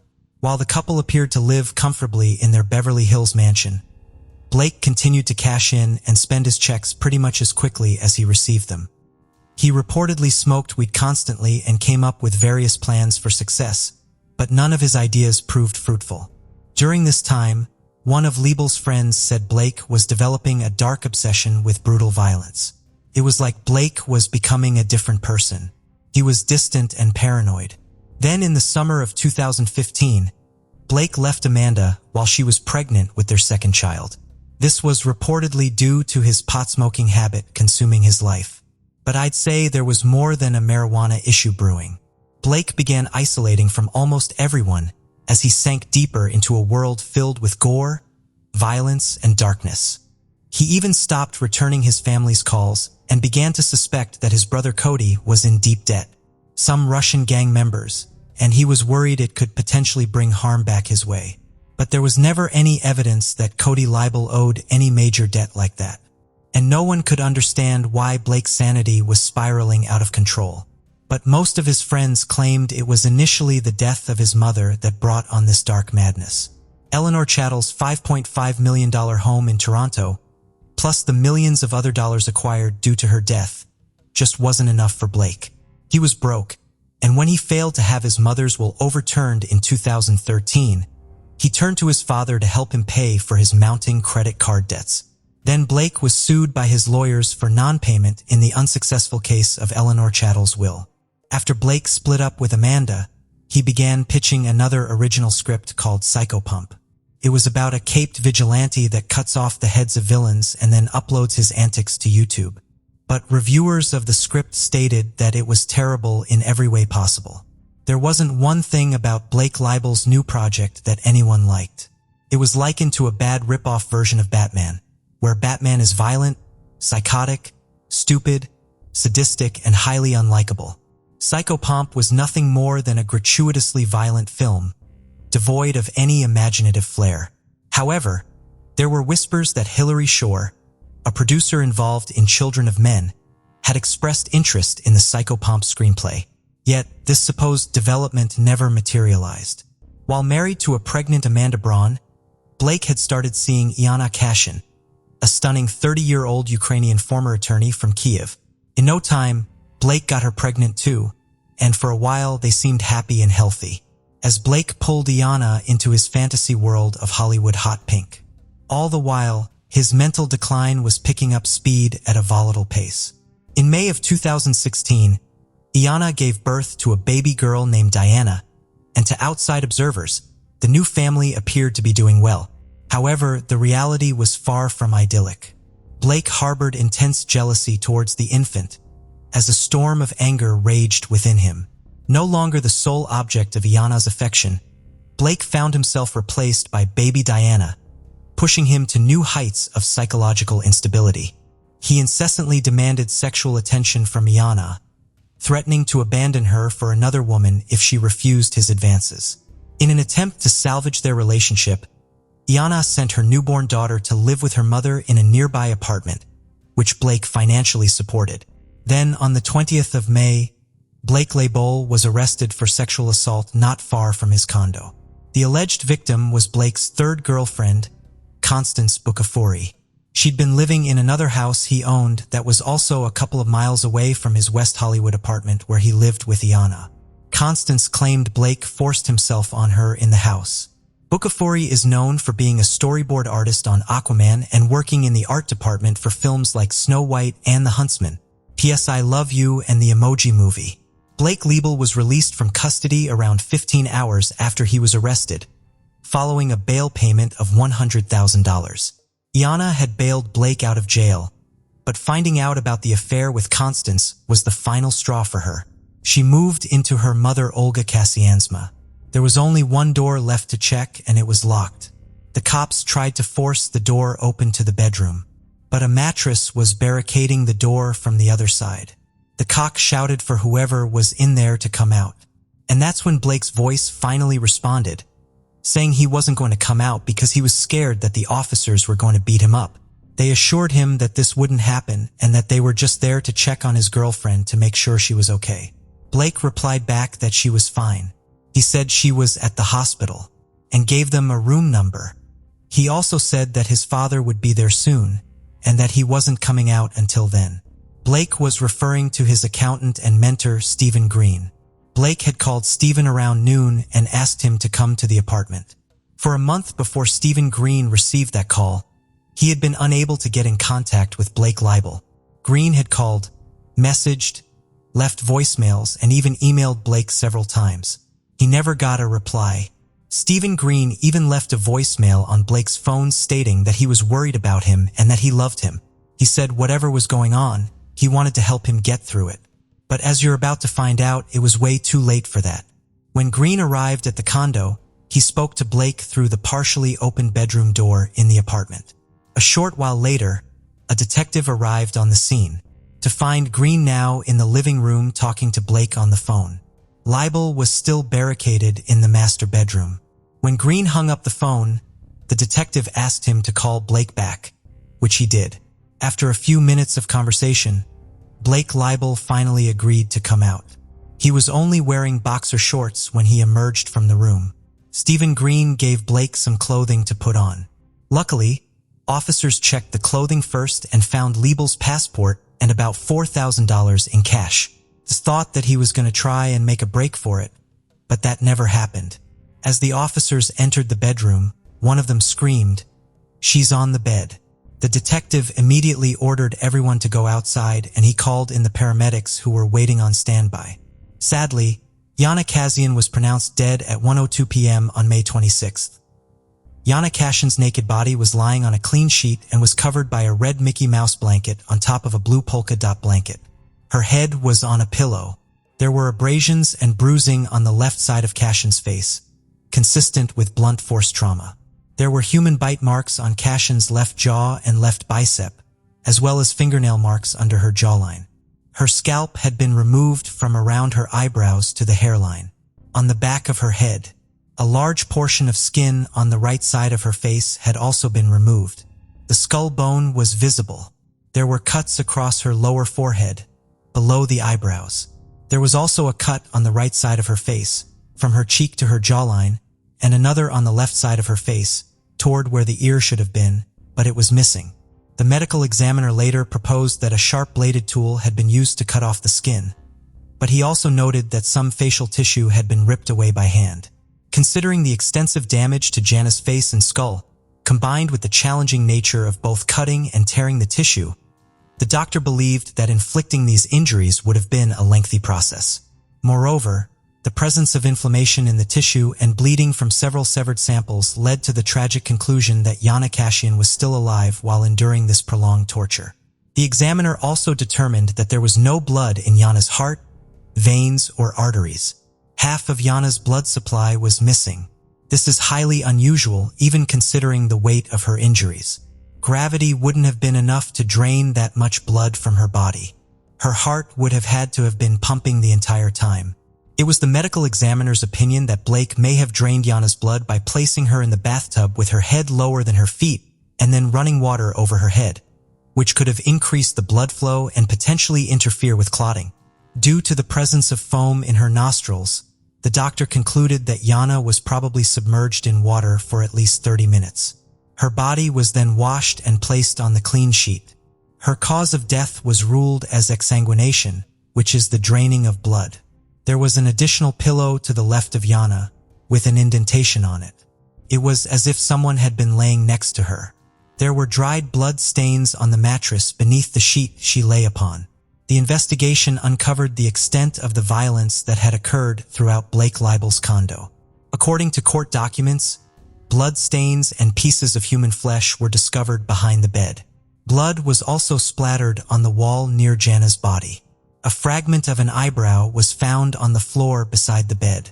In addition to the mattress Jana was lying on, blood stains were present on another mattress from a second bed in the room, as well as on a side table and in various other areas of the bedroom. The mattress that had been used to obstruct the door belonged to the second bed.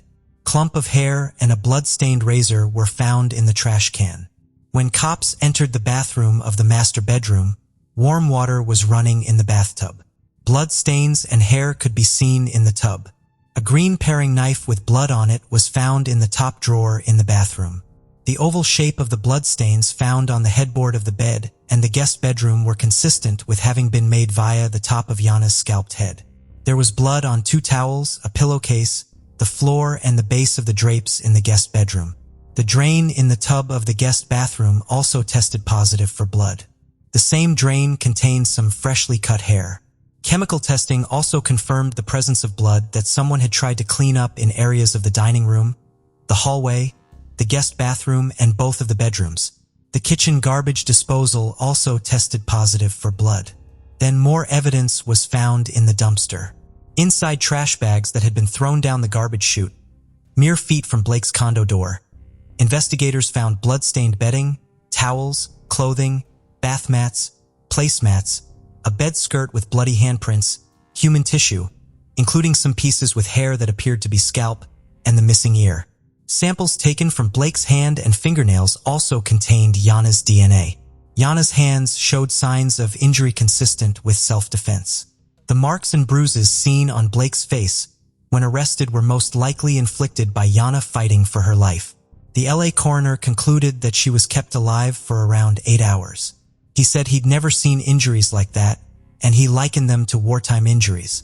Blake Leibel was arrested and charged with the torture and murder of Yana Kassian. It was later discovered that he used her phone to order food to the apartment via Postmates twice during the time Yana was missing. Blake's demeanor on the scene was described as ice cold. He acted as if he didn't even know Yana was dead. When an officer told him, he simply replied, "Well, I guess you'll find out who did it then." Leibel donned an evil grin as officers led him away from the condo in handcuffs. On June 26, 2018, Blake Leibel was sentenced to life without parole. Due to the nature of his crimes, he was eligible for the death penalty, but the DA didn't pursue it, even though doctors deemed Blake not to be insane and stated he was fit to stand trial. It took the jury just 3 hours to deliver a guilty verdict. Blake was also ordered to pay about $43 million to Yanakassian's family. Cody Leibel was present on every day of the trial. Blake's father never showed up. Yanakassian had only been living in the United States for a couple of years before tragedy struck. She was working on becoming a translator. What happened to her was absolutely devastating. It was a crime with little motive outside of Blake's narcissistic desire to control women with his allowance. It was as if this aged, evil little boy had never been rejected. And once he was, or rather felt like he was, he couldn't take it. His ego collapsed, and he snatched away the life of his newborn daughter's beautiful mother in the cruelest way possible. Blake Leibel will rot in prison where he belongs, alone with no one, nothing, and no future that will lead to any shedding of light in his direction. This case started on a freezing Saturday night in December 1991 in Austin, Texas. Two 17-year-old girls named Eliza Thomas and Jennifer Harbison were co-workers at the I Can't Believe It's yogurt store at the North Cross Mall. It was almost 11 o'clock at night and their shift was about to end. A little bit after 10 o'clock, Jennifer's sister, 15-year-old Sarah Harbison, and her friend 13-year-old Amy Ayers were hanging around the store. They were waiting for the girls' shift to end since the four of them were going to a slumber party together that night. To avoid being late to the party, Sarah and Amy entered the store to assist Eliza and Jennifer close up in time. However, when the clock struck 12 o'clock, Officer Troy Gay of the Austin Police Department was on patrol that evening when he saw smoke coming from the yogurt store. Firefighters quickly arrived on the scene after the officer called in. They soon discovered a horrifying scene while putting out the fire.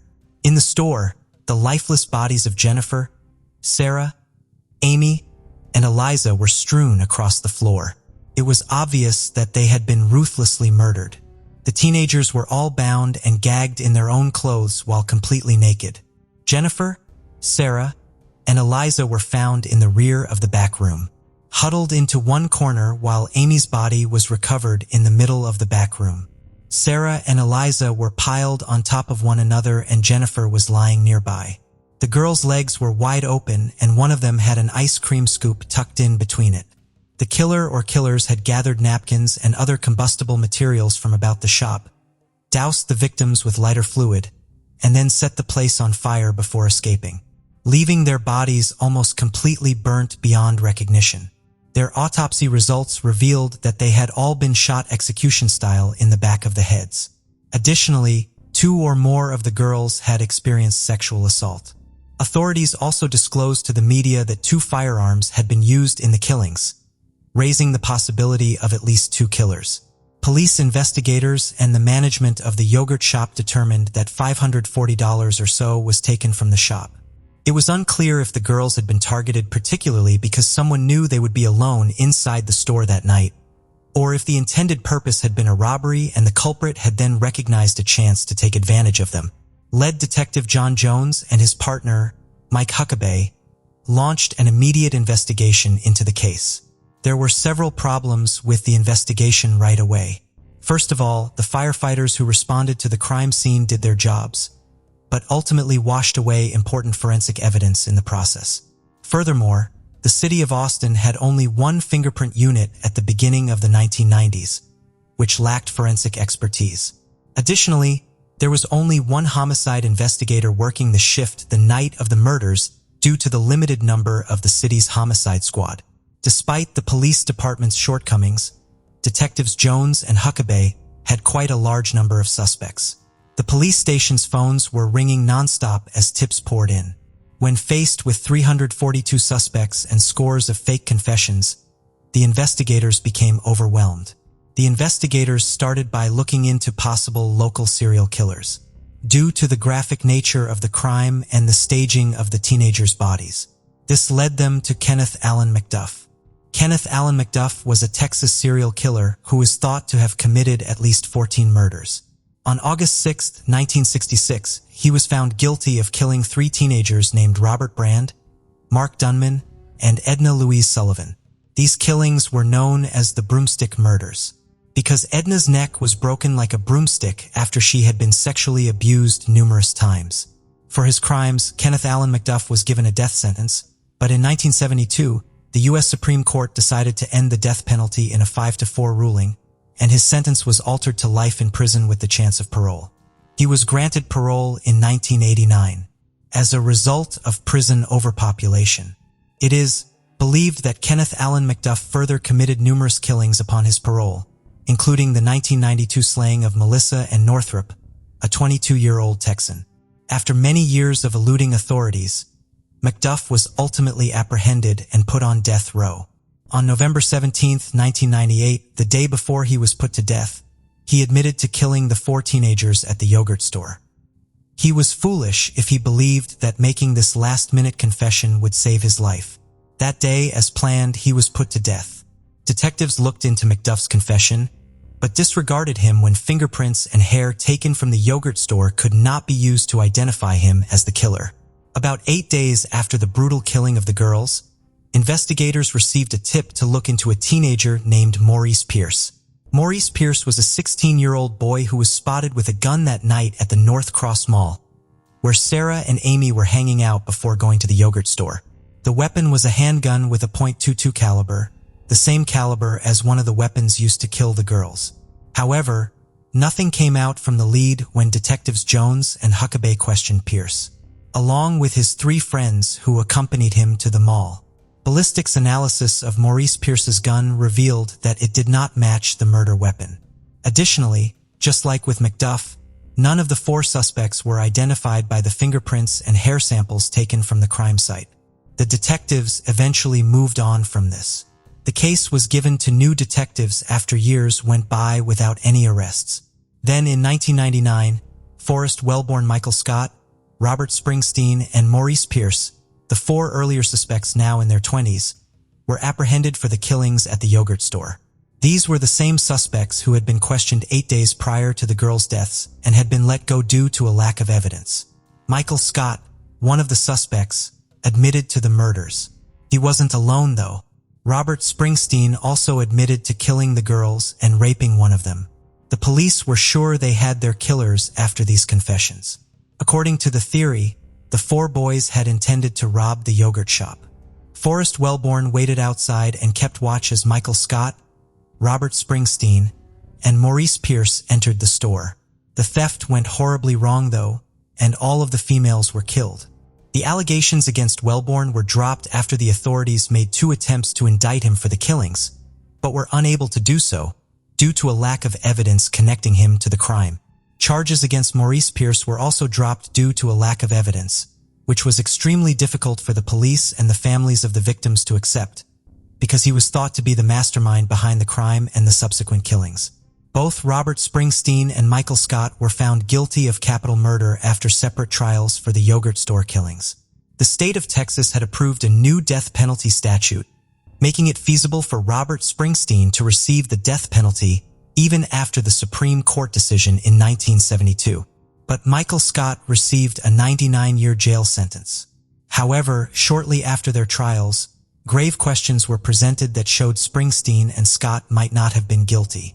In the beginning, there was no tangible proof connecting any of them to the crime. Both men added that their confessions had been forced upon them, and there was some proof to support their assertions. One of the detectives working on the case was reassigned after it was claimed that he had forced confessions in an unrelated case. Additionally, a picture of another Austin police officer aiming a gun at Scott's head during questioning surfaced. Both convictions were overturned by the courts after they determined that they had violated Springsteen and Scott's Sixth Amendment right to confront their accuser. This came 15 years after the yogurt shop killings were perpetrated. During the trial, Michael Scott and Robert Springsteen's confessions were used against each other, but their attorneys were never permitted to cross-examine the accuser. It was determined that their constitutional rights had been violated as a result. Later, in 2008, DNA testing on the evidence gathered from the crime scene revealed that neither Scott nor Springsteen's DNA, nor that of any other persons accused of the crime, matched the results. According to then Travis County District Attorney Rosemary Laneberg, the yogurt store murder was committed by Scott and Springsteen. But the men would not be charged again until the unknown man linked to the DNA evidence at the crime scene was located. The majority of law enforcement officials continue to believe that the original 4 suspects were the culprits, and that the DNA evidence implicating a 5th suspect was a fabrication. The 5th suspect argument, according to Michael Scott and Robert Springsteen's defense attorneys, is absurd, and they emphasized that no one ever brought up a 5th suspect before the inconvenient DNA results came in. According to some attorneys, investigators, family members, and armchair detectives who have studied this case, the killers of the teenagers may have been 2 unnamed customers who were at the yogurt store right before it closed. Although 52 customers who had come into the store on the day of the murders were reportedly questioned by the police, 2 individuals who witnesses said were present at closing time have never been located. 3 customers left the store shortly before it closed, and on their way out, they reportedly saw 2 males seated in a booth, and they didn't appear to be planning to leave anytime soon. Perhaps the men ordered a soft drink. When Jennifer and her coworker decided to close the store, at least one of the customers witnessed her lock the front door and post a close sign to prevent any additional customers from coming in. After all the other customers had left, only the 2 men in the booth remained. Witnesses gave the following descriptions of the persons of interest. One is around 5 foot 6 inches tall and has lighter hair, maybe like a dirty blonde. He seemed in his late 20s through early 30s. The second man is noted as being larger. Both were dressed in larger jackets, one of which was green, an army fatigue kind of looking jacket. The other had a black jacket. Neither of these males has been named as of yet. In the end, it is debatable if robbery was really the true motivation in this instance. It is difficult to believe that these killings were just the outcome of a robbery gone wrong, given the meager sum of money seized and the high level of violence. The likelihood that the murder was committed with sexual motivation and that the murderers only grabbed the money as an afterthought is substantially higher. It's possible that one of the girls knew the murderers, or it's possible that Sarah and Amy were followed from the mall to the yogurt store. Linking the DNA evidence discovered at the scene to the 2 male customers who were observed by witnesses lingering in the yogurt shop after closure could hold the key to solving this case. The 1991 murders at the yogurt business altered the city irrevocably. The murders were referred to by the then mayor as the crime where Austin lost its innocence. Residents of Austin began to doubt the safety of their community after the brutal and untimely deaths of 4 young girls who still had their entire lives ahead of them. The I Can't Believe It's yogurt store was converted into a nail salon, but a plaque honoring Jennifer Harbison, Sarah Harbison, Amy Ayers, and Elijah Thomas still stands in the parking lot beneath a large oak tree, serving as a reminder to anybody passing by that the murder case is yet to be solved, and that justice is yet to be served. The case of Christine Marie Paolia. Once a bright and promising student, Christine became embroiled in a web of tragedy and despair. Her story serves as a cautionary tale, highlighting the dangers of unaddressed mental health challenges, peer pressure, and the devastating impact of unresolved trauma. Christine Marie Paolia was born on March 31, 1986, on the peaceful shores of Long Island, New York. She was the second child of Lori and Charles, with her father working as a construction worker and her mother tending to the home. During her early years, was known to be a lively and sociable child, though she could also be shy at times. She shared a close and affectionate relationship with her doting father. Tragically, Christine's life was shattered when her father met an untimely demise in a construction accident, crushed by falling bricks. The sorrow continued to engulf her as she lost her grandfather and great-grandmother soon after. Bereft of her father's comforting presence, Christine's family struggled with grief. Her mother, Lori, grappling with the weight of her husband's death, found solace in drugs, spiraling into addiction. Unable to provide a stable environment, Lori lost custody of Christine and her older brother, who found refuge in the care of their grandparents. During her early school years, Christine was diagnosed with alopecia, a condition that caused her to lose her hair, eyebrows, and eyelashes. Each morning, she would find clumps of her hair scattered across her pillow, resulting in bald patches and eventually affecting her eyesight, leading to the loss of her eyebrows and eyelashes. Additionally, she also had poor vision, which required her to wear thick eyeglasses from kindergarten through middle school. Christine endured persistent taunts and bullying from her peers, a relentless assault that severely undermined her self-esteem. Isolated and despondent, she grappled with loneliness and depression. Deprived of the companionship of friends to share her trials and triumphs, her classmates struggled to understand the cause of her thinning hair, leading to persistent teasing and mocking. Despite her attempts to conceal the loss with wigs, often described as bulky and reminiscent of Halloween costumes, she found no respite from the ridicule, further adding to her distress. Her drawn-on eyebrows also drew attention, fueling the mockery she faced, even with the wigs. Her torment persisted, escalating to the point where other children would brazenly remove them. Each morning brought a sense of dread, as Christine faced the uncertainty of which classmate would inflict pain upon her that day, deepening her anguish and resentment towards school. After reuniting with her mother, who had overcome her addiction and remarried, Christine and her family left Long Island behind and relocated to Clear Lake City, Texas, a suburb of Houston. This new environment offered a fresh start for Christine and her siblings. Living in a predominantly upper-middle-class neighborhood and enrolling in Clear Lake High School, Christine prepared herself for the possibility of continued bullying, but fate had other plans. In a turn of events, Christine crossed paths with Rachel Carudis and Tiffany Rowell, two popular girls who welcomed her with open arms and extended their friendship to her. Embracing this opportunity, they took Christine under their wing and initiated a remarkable transformation. With their guidance, Christine underwent a physical makeover, learning how to dress and apply makeup while also acquiring more stylish wigs. This outward change mirrored a profound inner shift as Christine blossomed into a more confident, outgoing, and content individual. With Rachel and Tiffany by her side, Christine effortlessly became part of the social scene at her high school, where she was embraced and admired by her classmates. Her transformed demeanor, brimming with confidence and charm, led to her being crowned Miss Irresistible in 2003, marking a poignant milestone in her journey of self-exploration and personal growth. Rachel and Tiffany exemplified social grace, effortlessly navigating popularity while remaining genuinely kind and inclusive. Rachel, with her flowing locks and captivating smile, exuded intelligence and charisma, considering a future in the United States Air Force alongside her passion for art and childcare.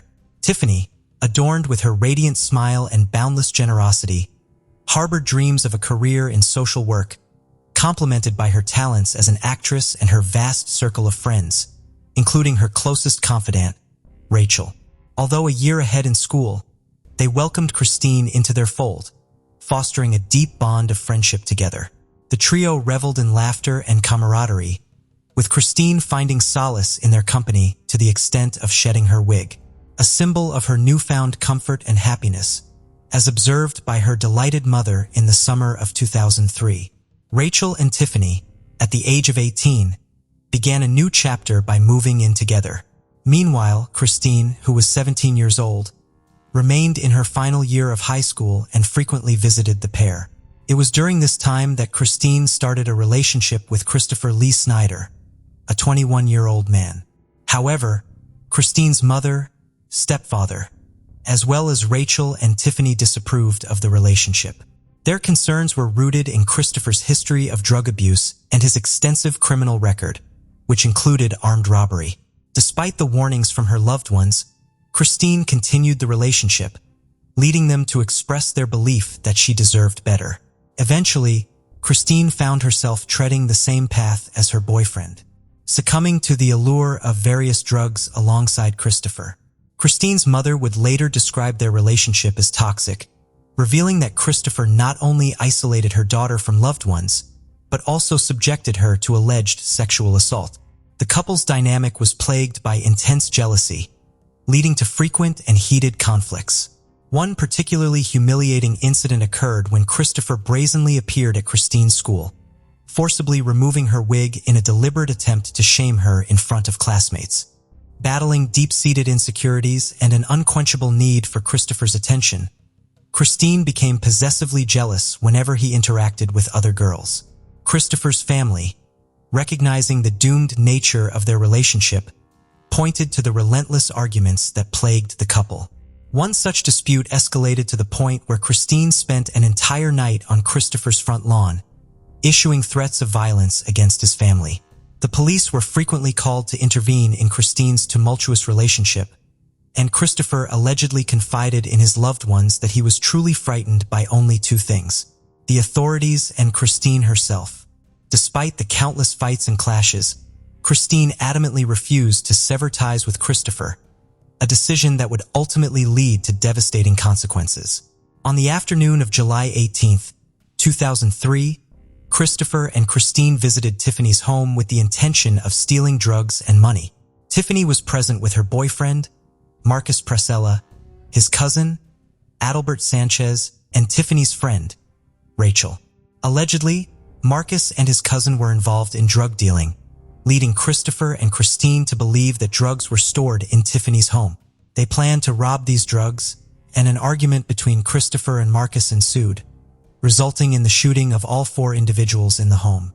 Tiffany and Rachel sustained multiple gunshot wounds, including shots to the crotch, indicating a motive of sexual aggravation and jealousy. Adalbert Sanchez, Marcus' cousin, had recently moved to Clear Lake to escape violence, only to be killed in the tragedy shortly after his arrival. Rachel, critically wounded, tried to call for help but was suddenly found by Christine.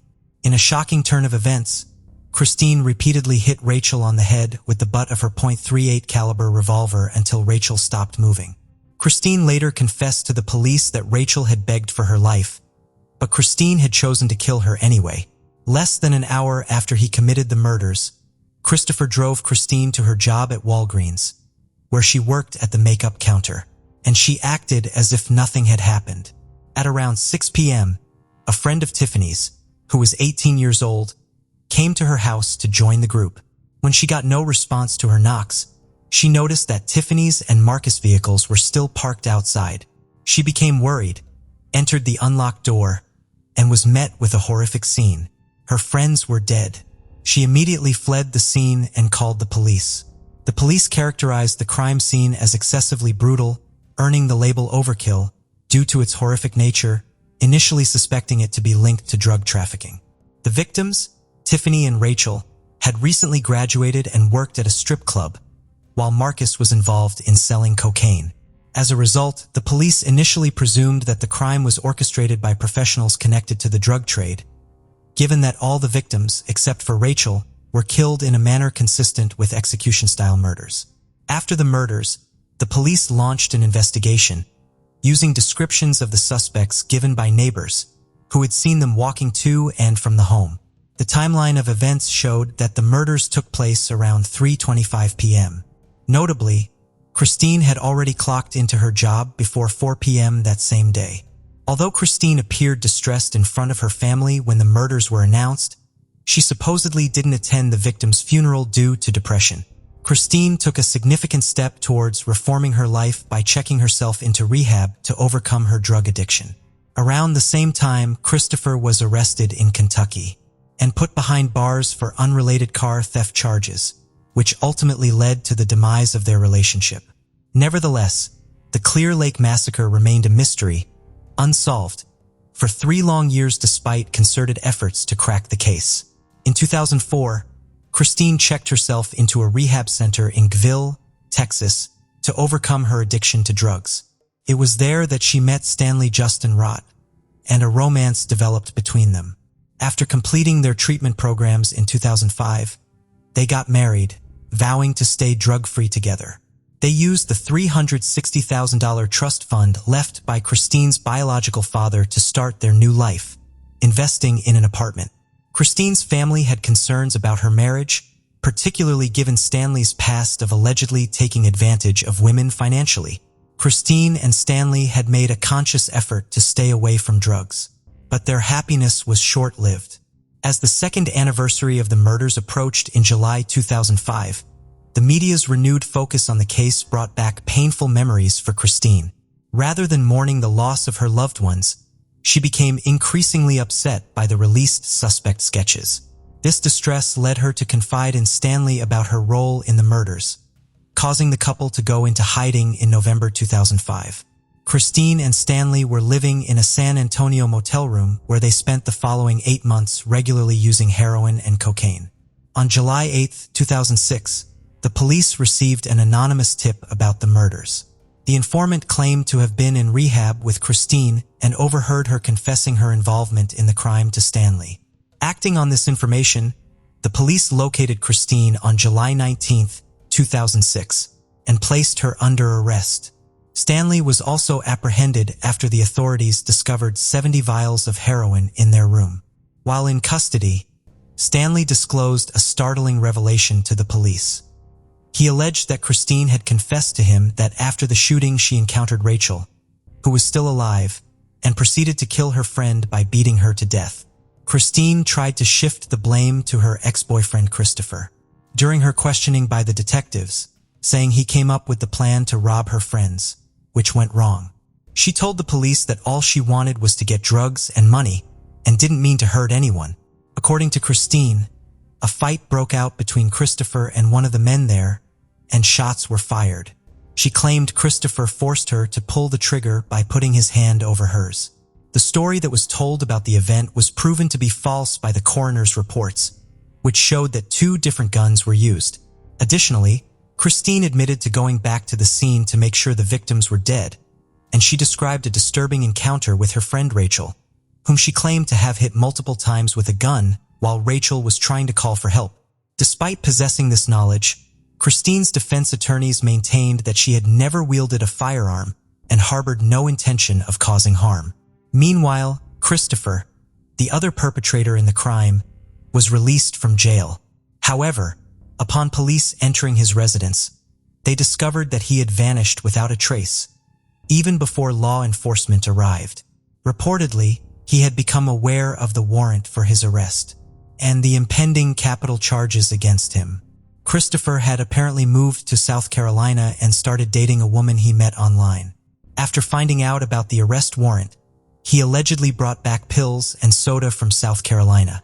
Sadly, his body was later found lifeless in a nearby wooded area, and medical examiners confirmed that the cause of death was an overdose of pills. Inside the safe, police found 2 guns that were later matched to the murders. Christine's husband, Stanley, told the authorities that she had admitted to being involved in the murders, and he agreed to testify against her. His testimony was later confirmed to be true. Christine has never expressed remorse for the killings, nor provided any motive. However, psychiatrist Gail Saltz theorizes that her actions stemmed from envy and jealousy toward her more popular friends. Christopher's sister, Brandy, concurs that jealousy was likely the driving force behind the murders, reflecting on Christine's demeanor and remarking, "I remember her being intensely jealous." There must have been some underlying jealousy between Christine and Rachel. Christine was found guilty of 4 counts of capital murder on October 13, 2008. Despite being a juvenile offender at the time of the crimes, she was spared the death penalty and received a life sentence in prison. Despite filing multiple appeals regarding her sentence, all have been rejected.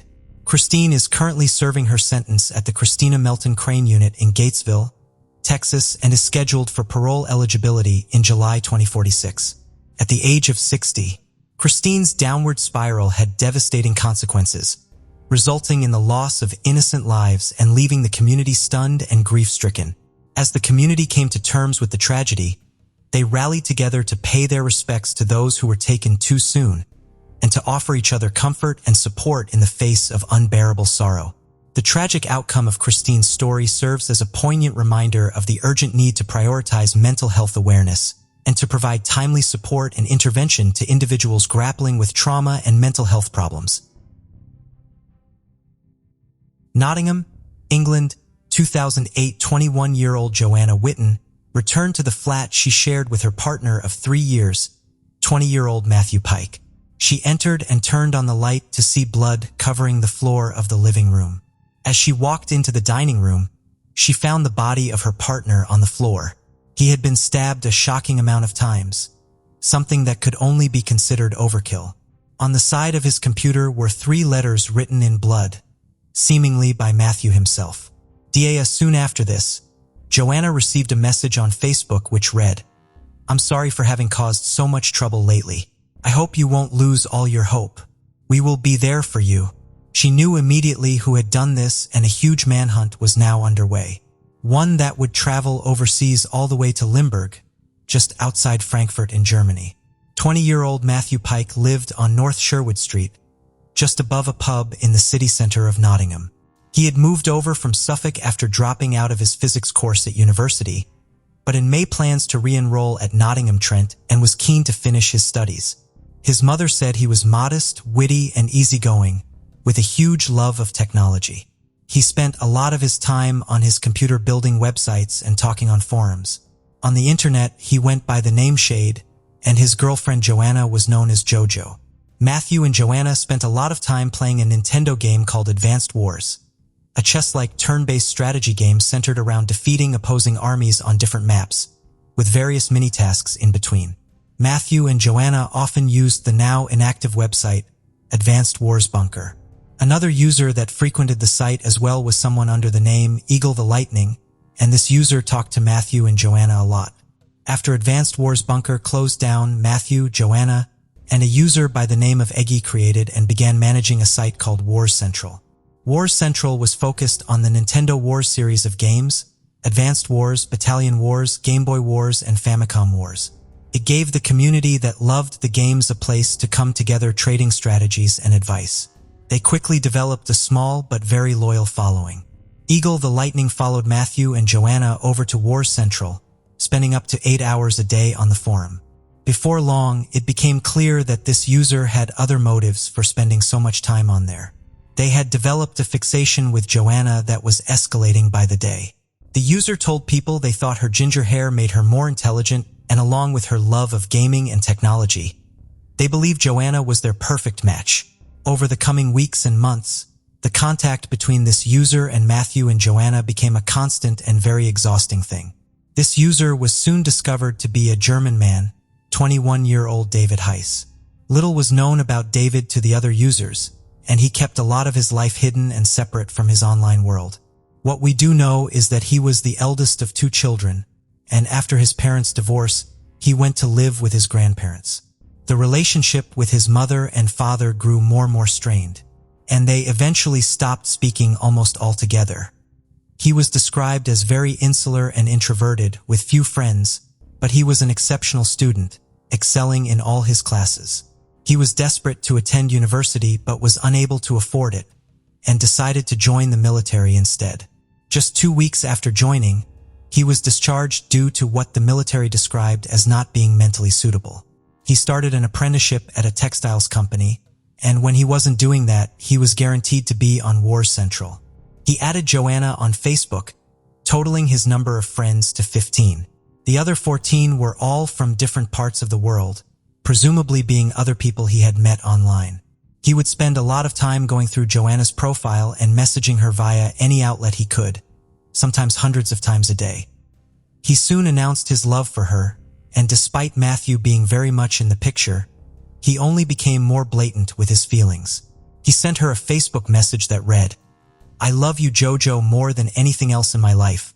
I shouldn't, but I can't help it, and to be honest, it's a great feeling. You're my first thought when I wake up and the last one when I go to sleep." Joanna repeatedly ignored his messages and tried not to worry about it too much, thinking the obsession would soon wear off. After all, David was hundreds of miles away in a different country, and Joanna and Matthew were always very careful and private about their personal lives. Joanna said she never worried about anyone finding out where they lived, as it was not information they revealed or ever put out there on any platform. But in June of 2008, Matthew and Joanna went on a short holiday. To their shock, they arrived back at their flat to find David Heiss standing outside the front door waiting for them. Conveniently, he said he had no money with him and nowhere to stay. When they asked him how he found out where they'd lived, He claimed Joanna had once posted it on her Facebook page, something which Joanna couldn't ever remember or imagine doing. Understandably unnerved by this, Joanna started ringing around some local hostels to try and book him somewhere to stay. But when they had no luck, David insisted he just stay with them. He slept on the floor in their room in a sleeping bag. Joanna recalled not sleeping that night, as every time she looked over, he was wide awake and staring at her. David stayed with them for 3 days before Joanna convinced him to head off and meet some more of his online friends while he was in the UK. After 3 weeks of traveling around, he finally returned to Germany. Matthew, who had now reached his limits, contacted him and said, "I hate you for ever laying eyes on the girl I've dedicated my life to. I hate you for your desperation."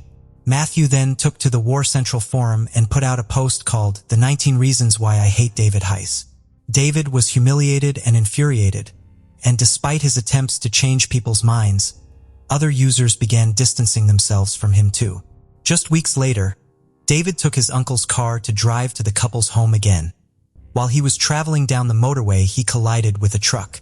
This was no deterrent, however, and as soon as he was deemed fit to leave the hospital, he headed over to the flat, just as he had planned. Enough was enough, and the couple sent him away. They knew they had to cut him off completely and blocked him from accessing the Ward Central forum. Many of the users cut off contact with him as well. Joanna emailed the troubling David urging him to seek help and go and talk to a therapist. David replied, "Joe, one day I will break my promise and come back to Nottingham and offer you a knife or something and tell you to kill me because I don't want to live without you." For the next 2 months, the shaken pair heard nothing from David Heiss. But in early September, Matthew received an email from him. It read, "There's something I would like to give to you. I'm not going to say what it is though. You will love it." On September 18th, 2008, David's obsession would take its darkest turn yet. He packed some worn clothes, some gardening gloves, and a knife before boarding a plane from Germany to England via Amsterdam, his 3rd trip in 3 months. When he arrived, he stayed in the station for a while looking for a tram to get. When he realized they were no longer running, he proceeded to walk through the town at 1 a.m. When he reached North Sherwood Street, he got onto the roof of the couple's flat and slept behind an air conditioning unit all night. That same evening, Joanna and Matthew celebrated their 3-year anniversary.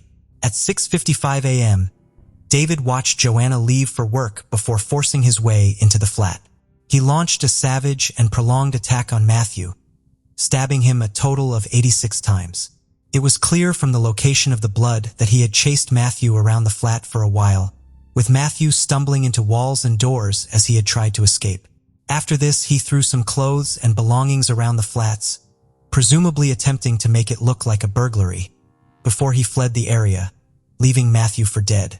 In Matthew's final moments, he crawled over to his computer and wrote DAV, the first 3 letters of David's name, in his own blood on the side of the monitor. A truly heartbreaking thought, but Matthew's immense determination to identify David and tell people what had happened showcased his strength until the very end. He succumbed to his numerous injuries shortly thereafter. Before catching his 1:20 p.m. flight, David walked up and down the street, dumping things in different bins. When analyzing the CCTV, it was clear that David was struggling to walk, partly due to a cut on his leg that had happened during the fight, and partly because the shoes he was determined to be wearing in the clip weren't his. His own shoes were covered in blood, and without a spare pair, he had taken Matthew's, which were a few sizes too small. He also disposed of the knife, which was never found, before getting on a flight home, just 16 hours after landing in the United Kingdom. It appeared that David had wanted to make the murder look like Matthew had taken his own life. In an attempt to give himself an alibi, he asked his sister to log on to some sites under his Eagle the Lightning username. In his suitcase were 2 suicide notes, one for him and one that was made to look like Matthew had written it. But for whatever reason, he didn't leave any notes at the scene. Police theorized that due to how bloody and violent the scene was simply no way that anyone would believe Matthew could have done that to himself. There was no other possible suspect, and police began corresponding with the authorities in Lindbergh to track down David Heiss. Joanna had given them a huge amount of information, including the car crash he was in while driving to their home. As the authorities had been involved in this, His address was soon located. He was arrested 4 days later and stayed in custody awaiting extradition to the United Kingdom. In a final, callous act of desperation, he wrote a letter to Joanna from prison, telling her he hoped they could be together when everything was over. David quickly admitted to killing Matthew, claiming self-defense, but police had numerous amounts of evidence that pointed to it being very much a premeditated killing. A search of his house showed the suitcase that he was seen traveling with, and inside it was the pair of bloody gardening gloves he had worn that day. During David's trial, he stuck to his story. Matthew was the aggressor, and David had stabbed him to defend himself. He said that he had traveled to England to confront Matthew and Joanna after they had started abusing him online. He said that he wanted to scare Matthew in the hopes that it would stop, what he referred to as constant hostilities. He charged at me. I was trying to push his arms away so they wouldn't make contact with me. He lost the knife when it fell to the floor near the table. He tried to crawl towards it, but I tried to prevent it by sitting on him. After a few seconds, I got hold of it. He started kicking me in the back and he was looking at me angrily. I was lucky that I was still alive. I don't know if it was adrenaline, but I managed to get my arm away and then I stabbed him. The prosecution said this was totally convoluted and the placement of blood at the scene, as well as the fact that apart from the small cut, David had no injuries, told a very clear and different story. Mr. Justice Keith told David, "The fact your motive for the murder was so bizarre doesn't make your killing of Matthew any less serious. The tragedy is that you are unable to cope with rejection." In May 2009, David Heiss was found guilty of the murder of Matthew Pike and was given a life sentence with the minimum term of 18 years that he must serve before he can be considered for parole. None of David Heiss's family were present for the trial. Matthew's family issued a statement. "We will never truly come to terms with what happened to Matthew that morning. While we have wanted justice throughout the course of this trial, all we really want is Matthew back with us. There will always be a massive part of our family missing, and not a day goes by without us thinking about Matthew and what might have been. It's not fair that we should all have to live like this for the rest of our lives because of one man's actions. He has taken a wonderful, caring, loving young man from all of us. We hope this verdict will give us some kind of closure so that we can try and move on with our lives. But that is easier said than done." Joanna and Eggy continued running Wars Central for a while, where they made a tribute page for Matthew, which was always flooded with people sharing their memories and love for him. They went on to create Wars Wiki, the encyclopedia for all Nintendo Wars games. It was made as a dedication and a tribute to Matthew Pike. The case of Paige Bergfeld. The discovery of Paige Bergfeld's car marked the beginning of a perplexing and mysterious story that unfolded on the first Sunday of July 2007. On that day, a red Ford Focus belonging to the missing Paige was discovered. However, the location where the car was found and its condition raised significant questions and suspicions. The vehicle was situated in a remote area Paige rarely visited. Moreover, was completely engulfed in flames, suggesting that something alarming and unusual had occurred. The county district attorney scrutinized the case closely. His preliminary findings indicated the fire surrounding the car was intentional. This conclusion was corroborated by the fact that nothing else had burned in the vicinity. The strange incident involving Paige Bergfeld's car turned out to be just the beginning of an even more intricate story. June 28, 2007. Is a date forever etched in the memories of Paige's family and friends. On that ordinary day, Paige left her 3 children with a friend, Carol Lindholm, early in the morning. Everything seemed normal. No one anticipated trouble or imagined what was soon to transpire. Paige, a responsible mother, always called or came to pick up her children on time. However, when Paige did not return to pick up her children, friends and relatives tried contacting her, but received no response. 8-year-old Jazz, her eldest child, took initiative in searching for his missing mother. After sending several messages to her phone without any reply, Jazz insisted on searching with Carol. They went to the police station, where Jazz reported his mom hadn't returned for him. The community was shocked by her mysterious disappearance, and many were eager to assist in her search. Consequently, a massive public search operation commenced to bring this young woman back to her children and loved ones. That same day, Frank Bergfeld, Paige's father, received a call from an official with the sheriff's department. The message was brief and shocking. His daughter had disappeared. Frank quickly realized something serious was amiss. He attempted to contact Paige, but there was no response. Left with no other option, Frank called his eldest son, Craig, who lived on the opposite side of the country. Without a moment's hesitation, Craig purchased a one-way ticket and arrived in town ready to assist in the search for his sister. Family and friends combined efforts with police and volunteers to initiate a massive search operation. People from various neighborhoods gathered to look for Paige, meticulously combing the surrounding areas and checking every possible corner, where any trace of her could be found. The police began by examining Paige's history with her loved ones to determine if they had any involvement in her disappearance. Naturally, authorities directed their attention to Paige's relationship with her first husband, Howard Bigler. Paige and Howard's relationship traced back to her high school years. After graduating from high school, Paige enrolled in the nursing program at the University of Florida, where she met a young man named Howard Bigler. Their mutual affection led them to start dating. Upon successfully obtaining her nursing degree, Paige returned to Colorado, where she continued living with her family. In 1995, after some time passed, she married Howard Bigler. At first glance, they appeared as a happy couple. They shared numerous interests and views on life. Nonetheless, there was one significant rift. Paige desired to have children and start a family, while Howard did not share this aspiration. This fundamental disagreement sparked several arguments and many discussions. Attempts at compromise failed repeatedly. Thus, in 1997, they decided it best to part ways through divorce. Despite this separation, their bond remained strong enough that the former spouses continued being friends. Later on, Paige married Rob Dixon, but that marriage too ended in divorce. Following her divorce from Rob, Paige reconnected with Howard once more. Howard claimed he was among the last individuals to see Paige alive on the 28th of that month. They met up in Eagle County, Colorado. It was due to personal business. There, they spent Thursday together. The former spouses then returned to their cities. Howard confirmed that they continued to communicate by phone after the meeting. Upon learning of Paige's disappearance, Howard immediately contacted emergency services.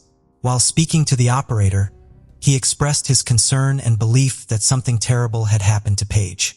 The phone recording was corroborated by cell tower data showing that on the day Paige disappeared, Howard was in the Denver, Colorado area, which is several hours away from where she vanished. This gave police officers reason to remove Howard from the list of suspects. Police began to examine Paige's relationship with her second husband, Rob Dixon, and quickly uncovered many events that raised questions and warranted further investigation. It turned out that during their marriage, Paige had reported Rob to the police twice for harassment. After her divorce from her first husband, Paige took a job at a strip club in Denver, where she met Rob Dixon. The man was wealthy and had inherited a large fortune through his family's business. Having fallen in love with each other, Paige and Rob did not hesitate and entered into marriage in 1998. The family settled in a luxurious home in Colorado, where Paige fulfilled her dream of becoming a mother. A few years later, the couple had 3 children who became the most important thing in her life. The first years of marriage seemed happy as Paige and Rob were immersed in a world of luxury, leading a well-to-do lifestyle. However, and quite suddenly, things began to fall apart due to financial difficulties Rob faced. Some of his family's businesses had serious problems, and as a result, the economic situation in the family deteriorated so much that Rob was forced to file for bankruptcy. The financial collapse led to a profound family crisis.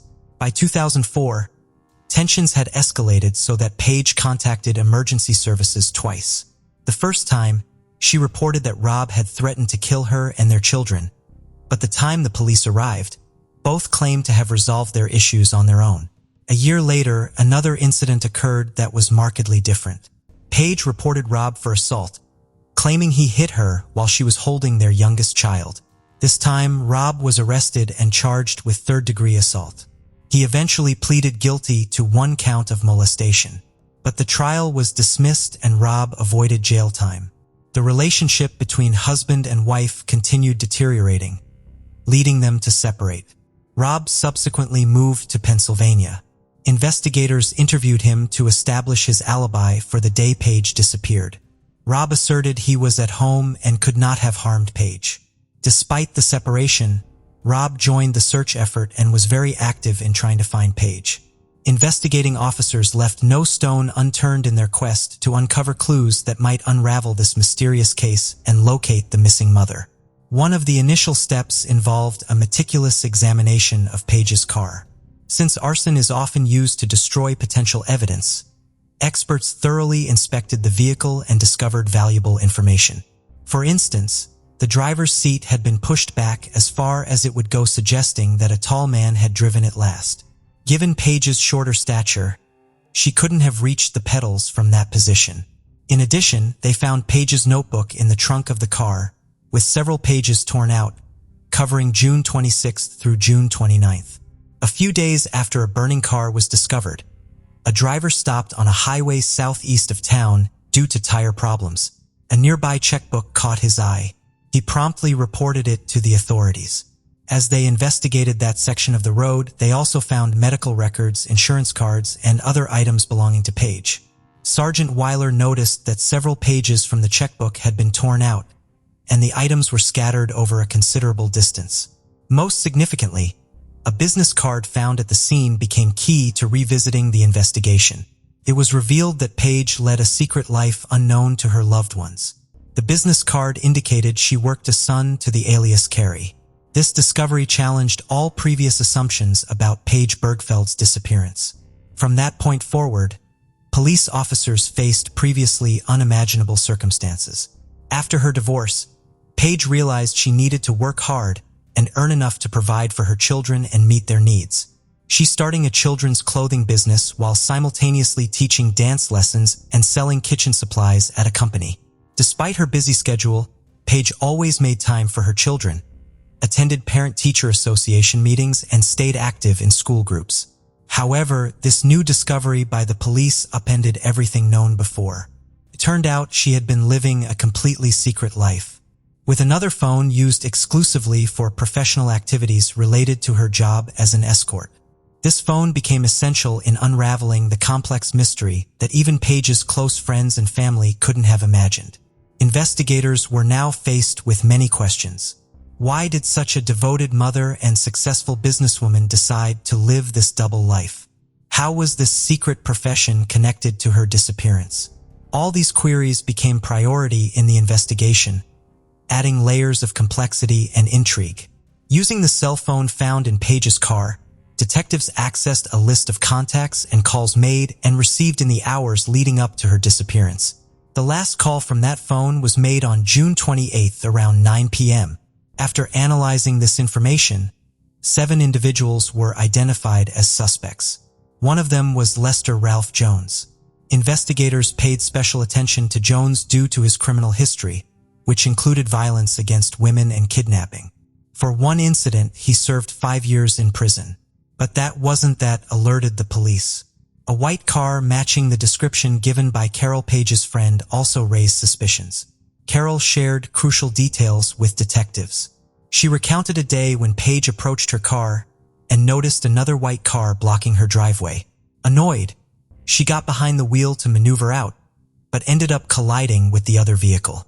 The unknown driver immediately fled the scene. With this information, investigators speculated that Lester might have been obsessed with Paige and possibly following her. Further digging revealed that Lester Jones had tried to schedule an appointment with Paige the day before she disappeared. When questioned, Lester denied knowing anything about Paige's disappearance and provided fingerprints and DNA samples. However, many suspicious items were found in his home. A disposable cell phone, men's wigs, a sheet with an escort services phone number, and women's lingerie in various sizes. Particular attention was given to the disposable cell phone found at Lester's residence. Analysis of call records from Paige's cell phone indicated that on the day she went missing, someone tried contacting her multiple times from an unregistered number. When questioned further, Lester claimed he didn't own a second cell phone, indicating he lied to police. Police determined that the phone had been purchased at a supermarket on North Avenue. Store video footage confirmed Lester was indeed the purchaser of that disposable cell phone. When he was shown the video footage, he refused to acknowledge that was him. As a result of all this, Lester Jones became the prime suspect in Page's disappearance. With no concrete evidence pointing to his guilt, the police to follow him and attempted to find Page's body in order to have enough evidence to press charges. The case was put on hold for several years. Meanwhile, the young woman's family and loved ones were at a loss for grief. No one knew what had happened to the young mother, and the search seemed hopeless. As time went on, the hope that Page would be found alive was dwindling. That all changed in 2012, when a hiker accidentally stumbled upon human remains in a ravine among rocks and bushes in Delta County. The find was discovered very close to the road, where Page's personal belongings had been found 5 years earlier. Experts who arrived on the scene were almost certain that it was the body of the young mother. The experts ran a DNA test, and the results confirmed that it was Page. She was found, but it was a grisly end to her story. The exact cause of death could not be determined due to the condition of the body. However, it was found that Page had been struck many times as several of her bones were broken, particularly the bones in her face. As a result, it was determined that she died from injuries sustained during the beating. This information added to the horrific drama of the story. Page's body was underground, and due to years of soil erosion ended up on the surface. This may explain why she was not discovered earlier. Lester Ralph Jones' case came to a halt for several years after Page's remains were discovered. In November 2014, he was charged with kidnapping, first-degree murder, and second-degree murder. However, the trial didn't begin until July 2016 and lasted 22 days. Prosecutors argued that Lester, who already had a history of violence against women, was frustrated at not being able to see Page after trying to get an appointment with her. The main witness for the prosecution was Lester's ex-wife Lisa. She recounted how he kidnapped and threatened to kill her at gunpoint in the late 1990s. Lisa Lester found it difficult to come to terms with her decision to end the relationship on multiple occasions. Once, he attacked the couple gun in hand. Tragically, Lisa's partner was shot in the head. A month later, Lester threatened her again, telling her she might end up at the bottom of a lake. Fortunately, Lisa managed to escape and contacted the police. This led to Lester's arrest on charges of kidnapping and assault. Lester's defense attorneys contended that the police had detained an innocent man. They suggested that other clients of Page could have had motives for the crime. However, they did not present convincing evidence linking others to the murder. Lester's current spouse also testified before the jury. Despite knowing he used an escort service, she did not abandon him because of her faith. Nonetheless, she didn't provide him an alibi and even identified him from a surveillance video at a supermarket where he bought a disposable phone on September 9, 2016. The jury couldn't reach a unanimous verdict in the first trial, leading it to be declared a mistrial. However, the district attorney was firm in believing Lester's guilt and didn't give up. Over several days, he diligently re-examined all evidence. On November 21, 2016, after thoroughly reviewing all of it, the jury reached a verdict. Lester was found guilty of all charges related to Page's death. The judge sentenced him to life in prison without parole. Although the defense appealed this sentence, an appeals court panel upheld it in June 2022 and confirmed Lester's guilt. Page's final farewell took place on April 28, 2012. Her obituary described her as a beautiful and radiant woman whose smile could be compared to the sun. Her tragic loss deeply affected her family and friends. Her 3 children were orphaned and lost their main support and encouragement. Page's case drew public attention and lasted many years. Nevertheless, law enforcement and relatives persevered tirelessly until justice was finally served. Lester Ralph Jones was found guilty and sentenced to life in prison without parole. Now he won't be able to harm anyone else. Page's story underscores why it's vital to fight for justice, regardless of how long it takes or how much effort is required. Her memory will forever linger in the hearts of those who knew and loved her. This case takes us to North Webster, Indiana. In 1975, The little town of North Webster was known to be quiet, peaceful, and safe. It was a place where residents often kept their doors unlocked. Back then, parents would often give their children the freedom to go ride bikes up and down the traffic-free streets. North Webster was a community where everyone knew each other, and people spent hours hanging out on their front porches.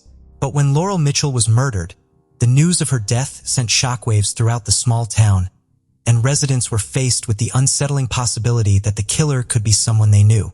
The small lake community of North Webster had never before seen a crime like the 1975 murder of Laurel Jean Mitchell. Even today, with the case solved, the community still remembers the case. Laurel Jean Mitchell was born on the 24th of May, 1958 to Richard Dick Mitchell and Wilma Mae Mitchell in Whitley County, Indiana. At the time of Laurel's murder, Dick Mitchell was a well-known public figure in North Webster. He was a U.S. Marine Corps veteran. On the other hand, Laurel's mother, Wilma Mitchell, operated the North Webster Food Pantry at Augsburgers for several years. Apart from Laurel, Dick and Wilmer had two more children named Bruce and Sarah, who were 18 and 12 respectively. Laurel and her siblings had a tight-knit bond despite the occasional siblings' rivalry. Laurel grew up to become a loved personality in North Webster. Her friendly nature and heartwarming smile won over the hearts of everyone she met. She often went out of her way to make other people around her happy and feel loved. Laurel had many talents, in which one of them was her love for singing. This made her join the local church choir. Her love for music did not stop there. She was a good dancer who brushed up her skills by taking dance lessons at a local studio. She found a sense of accomplishment in singing and dancing. By the age of 17, Laurel Mitchell was set to begin her senior year in Wawasee High School. Before the school year began, she decided to take up a job at the Cokesbury Inn, a small restaurant in Epworth Forest, located on the shores of Webster Lake. For her, taking up a job at the restaurant means having the opportunity to gather experience and add value to her life, while she makes a couple of extra bucks. On the 6th of August, 1975, the Mitchells family started their day unaware that a tragedy awaits them by the end of the day. Laurel, Sarah, and a friend of Laurel who stays with them, woke up to tackle their morning chores. Bruce, the oldest child and the only son, was not around at the time because he was already married and was serving in the Army in California. Dick and Wilmer got ready for work and bade their daughters goodbye as they headed out to their respective workplace. Later that afternoon, Laurel, who was on a night shift, also headed to work with plans of meeting up with her friends at Adventureland when her shift was over. Oftentimes when she works the night shift, either her mom or dad would pick her up after work. But on the 6th of August, 1975, since she had plans to meet up with her friends, she didn't see the need for her parents to come pick her up. Around 10 p.m., Laurel Mitchell began to wrap up her work for the day, and at exactly 10:15 p.m., she left her workplace and headed out to Adventureland, a once popular amusement park about half a mile away from the restaurant where she worked. On her way there, she passed by a classmate who waved at her as she walked by the entrance to the Epworth Forest, and that appeared to have been the last time Laurel was seen alive. She never made it to Adventureland. Neither her friends nor family knew she was missing or in danger. Her parents believed she was with her friends at Adventureland, when in reality, her friends for some reason had changed location and gone to the county fair that evening. Thinking that Laurel had just gone home after work, the midnight curfew for the Mitchells family passed, and Laurel's family became worried because Laurel had not come back home. They waited through the night, checking the door to see if she would walk in, but Laurel never did. In the early hours of August 7th, 1975, at exactly 4:16 a.m., Dick and Wilma Mitchell called the police to report their daughter missing. Neighbors, friends, and the police started out for a search, but Laurel couldn't be found in all the areas they looked for her. However, few hours later, at around 10:30 a.m., a man named Glenn Dixon and his son, Hager Dixon, were about to start fishing in the Elkhart River near Diamond Lake Road Bridge in Noble County when they found a dead body floating in the water. The police were called to the crime scene, and the body was quickly identified to be Laurel Mitchell. The news of Laurel's death shattered her family and the whole community of North Webster, who saw Laurel as a kind, decent, and beautiful person. Laurel was described as smart, boisterous, and motherly, often doting on the neighborhood children. Due to her involvement in the local church choir group, dance classes, and other community events, she was a well-known face in the small town of North Webster. And this was why residents in North Webster were shocked. They wondered who could kill such a sweet girl who wouldn't hurt a fly. On the day Laurel's body was discovered, Dr. Peel Sonk from the Goshen General Hospital in Goshen, Elkhart County, Indiana, performed an autopsy on her. The cause of Laurel's death was determined to be drowning.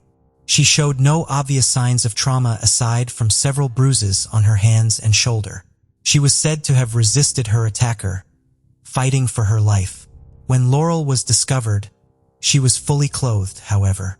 The autopsy determined that she had been sexually assaulted. The police ruled the case to be homicide and the search for Laurel's killer began. Indiana State Police, along with the Kosciuszko County Sheriff's Department, the Noble County Sheriff's Department, and the Noble County Coroner's Office opened an investigation into Mitchell's death. Investigators spent thousands of hours trying to solve her murder. They followed every lead. They interviewed neighbors who lived around the crime scene. A woman named Catherine Flynn, who lived at the area at the time of Laurel's murder, told the police that around 10 p.m. on the 6th of August, 1975, that she heard a loud car turn around next door. She said she heard voices say, "Let's get," or "Let's get her." Another resident with the name Frank Overmere told investigators he also heard a loud vehicle in the neighborhood, possibly an Oldsmobile. The police followed these leads and tried all they could, but the killer of Laurel could not be found. Over the next 5 decades, numerous detectives continued to work on her case. With no improved DNA technology in the 1970s, the Laurel Mitchell's case was gradually getting cold. After waiting for years to get answers, sadly, Dick and Wilmer Mitchell couldn't cheat nature as they passed away from natural causes at the age of 82 in 2012. However, despite the case growing colder by the day, Laurel's sister Sarah Mitchell never gave up hope of finding answers. Every year she would appeal to the media to once again cover her sister's story and always maintain contact with Detective Kevin Smith, who was assigned to Laurel's case. During one of her chats with the detective, Sarah mentioned that a family friend had told her a small band from Delphi, Indiana called Celebrate the Sun, consisting of several boys and girls around the ages of 16 to 20, had played a show that evening at the Cokesbury Inn and had left around the same time Laurel was last seen alive. The family friend also mentioned seeing the same group at the fire station later that evening. He described seeing a woman having a panic attack and hyperventilating outside of the fire station. He said the woman was accompanied by a group of guys all around the ages of 16 to 20 who were trying to calm her down. The detective then told Sarah that this tip had never been reported and felt it was worth investigating. Investigators then tracked down the members of the band. It was, however, discovered that they were a performing church group who were not from Delphi and had never stopped at the fire station that evening. The case went cold again, but in June 2013, a year after Laurel's parents died, Renee Sexton, a Florida woman who was 16 years old and living in Noble County in 1975, contacted the county sheriff's department to inform them that she had gone on a date with a man called John Wayne Lefman, and as he was driving her back home, he admitted his involvement in a crime that he committed with his friend, Fred Bandy. John Wayne Lefman had told the woman details that were consistent with the police findings when Laurel's body was found, including the anatomical findings from the autopsy results. In 2014, Bill McDonald, who was a high school sophomore at the time of Laurel's murder, told police that he socialized with a man named Fred Bandy while in high school, and that Fred Bandy told him after Laurel Mitchell's murder that he had committed the crime and also provided details of the location where her body was found. In 2019, another man told the police that he and Bill McDonald had attended a high school party with Fred Bandy, John Wayne Leafman, and others when Mitchell's murder came up.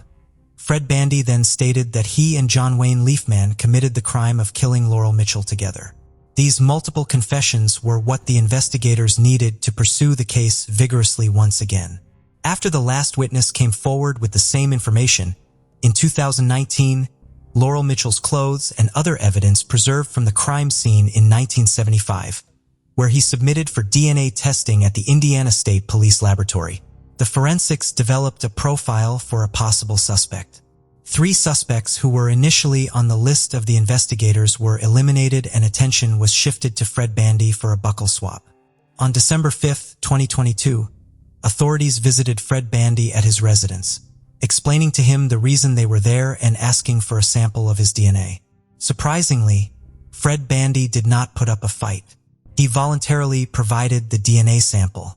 Fred Bandy's buccal swab was then taken to the lab for testing, and the results showed that Fred Bandy is more likely to be the contributor of the DNA found in Laurel Jane Mitchell's clothing than any other unknown person. A search warrant on Fred Bandy's home was issued, and during the search, investigators later discovered that Fred Bandy had a 1971 Oldsmobile.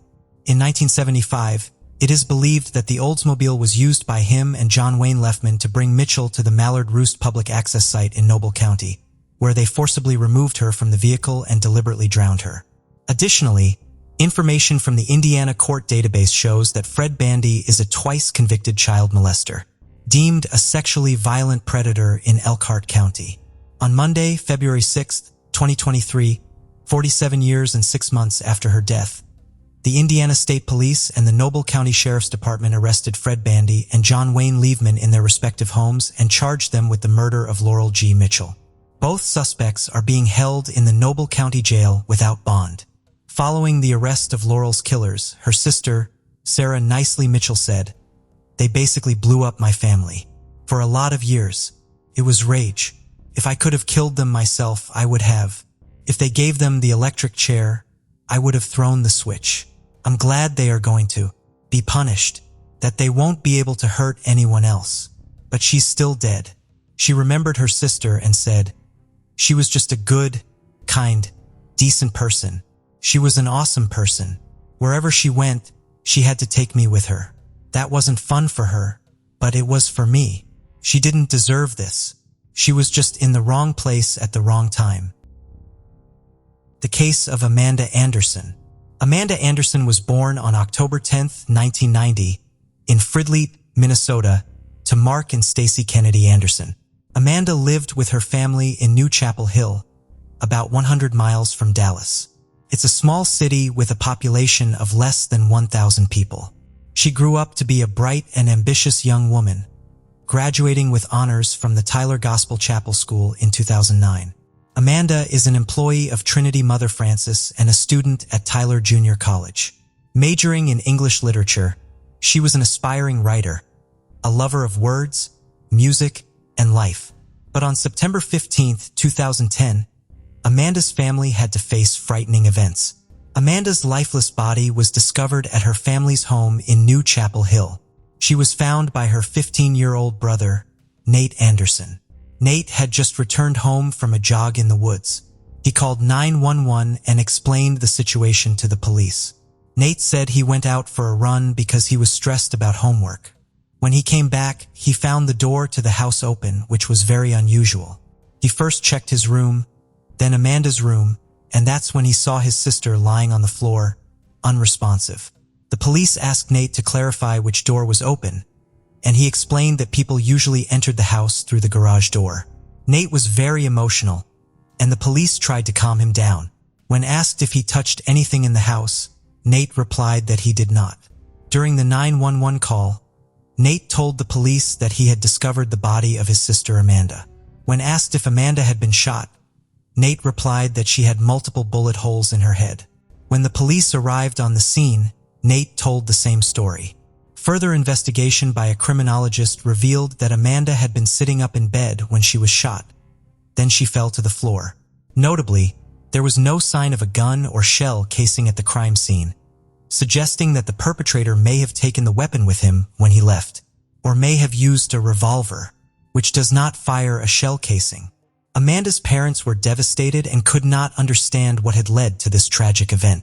Being deeply religious people, they found it difficult to understand who could be capable of such a heinous act. Their daughter had just graduated from high school and was a kind person who did not want to harm others and had no enemies. Police began canvassing the neighborhood where the crime occurred to gather more information about Amanda and her family. In interviews, A nearby resident said that Amanda Anderson's family was happy and very religious. A neighbor offered a possible explanation for Amanda's death. He said that the area was generally quiet and low crime, but that about 2 weeks before Amanda died, a nearby home had been robbed. It was possible that the perpetrator of that robbery was also involved in Amanda's death. Perhaps the perpetrator saw Nate Anderson out for a run, broke into the home, and then shot Amanda when she discovered them. To explore this theory, police needed to find evidence to determine whether a botched robbery led to Amanda's death. When the police asked the family to check for any missing valuables, Amanda's father, Mark, thoroughly searched the house and confirmed that nothing had been taken. Although there were valuables such as jewelry and a laptop in Amanda's room, nothing was missing. Amanda's father, Mark, thoroughly searched the house and confirmed that nothing had been taken. This surprising discovery made the police question the motive behind the crime. If the intention of the criminals was to steal, why did they shoot Amanda multiple times after seeing her? The lack of stolen items proved that this was not a robbery. The police began to look into other motives. The forensic team searched the entire house, not just Amanda's room, for evidence. They collected fingerprints and hair, hoping to find samples left by someone outside the household. Additional evidence was collected from Nate, the person who first discovered Amanda's body. His clothing was taken to be examined for potential connections to the crime scene. Initially, Nate's clothing did not appear to be important to the police investigation because it did not contain any visible blood. However, as part of standard procedure to rule out family members as potential suspects, police sent Nate's clothing to a lab for further analysis, along with other collected evidence. Meanwhile, the police asked Mark Anderson, Amanda's father, to reveal the location of all the firearms in the house. As it turned out, the Andersons possessed an extensive collection of guns, which was not unusual for a family in Texas. They didn't actively hunt, but occasionally practiced shooting. Following Mark's lead, the police discovered weapons and seized more than 10 different types of pistols and rifles, as well as several revolvers. Their informants also did not provide any clues, leaving the police without a clear lead. The police did not have many clues to identify the culprit. On September 17, 2010, the police obtained the autopsy results 2 days after Amanda's death. The report revealed that Amanda had been shot 4 times, all in the head. What's striking is that any one of these shots would have been fatal, yet the perpetrator fired 3 additional times. The bullet wounds locations on Amanda's head were also peculiar. The shots were fired from a small caliber pistol. 2 wounds were located on the top of her head, one near the right temple and the last one on her forehead. Except for the shot to the right temple, which was fired at a 90-degree angle, all shots were directed from top to bottom. The nature of these wounds suggests that Amanda's death was more like an execution. The crime scene revealed that .22 caliber bullets were used in the shooting. The lack of gunpowder marks around Amanda's head wounds suggested the shooter was at least a yard away. Based on forensic evidence, police concluded that Amanda knew her killer. 2 key factors led to this conclusion. Amanda was sitting on her bed, working on her laptop when she was shot, and the shooter was standing beside her. It's likely that if a stranger had entered her room, Amanda would have reacted defensively. However, she took no action, indicating she was familiar with the shooter and didn't perceive them as a threat. The police sought to identify the killer among Amanda's acquaintances by questioning her friends at college. Her best friend revealed that Amanda was cautious and didn't engage with strangers or use unknown substances. Amanda was not involved in any illegal activities. She also had no enemies at college. However, it is possible that someone was secretly following Amanda and planning an attack. In an attempt to find leads, police spoke with college security about any suspicious incidents related to Amanda or other students over the past year. Unfortunately, this did not yield any results. A week after Amanda's death, police have found no leads and have not identified any suspects. Amanda's family grieves, and they are desperate for answers about what happened. In an effort to gather more information, a reward was offered to anyone who could provide helpful leads to the investigation. The goal was to encourage someone with valuable information to come forward. The police station soon received numerous calls with tips, but most of them were unsubstantiated assumptions that only hindered the investigation. Despite the time-consuming process of verifying each lead, none of them yielded the desired outcome. Ultimately, every tip led to a dead end. The police decided to re-question the Amanda family, focusing on Amanda's personal life, as the nature and number of her wounds suggested a personal motive.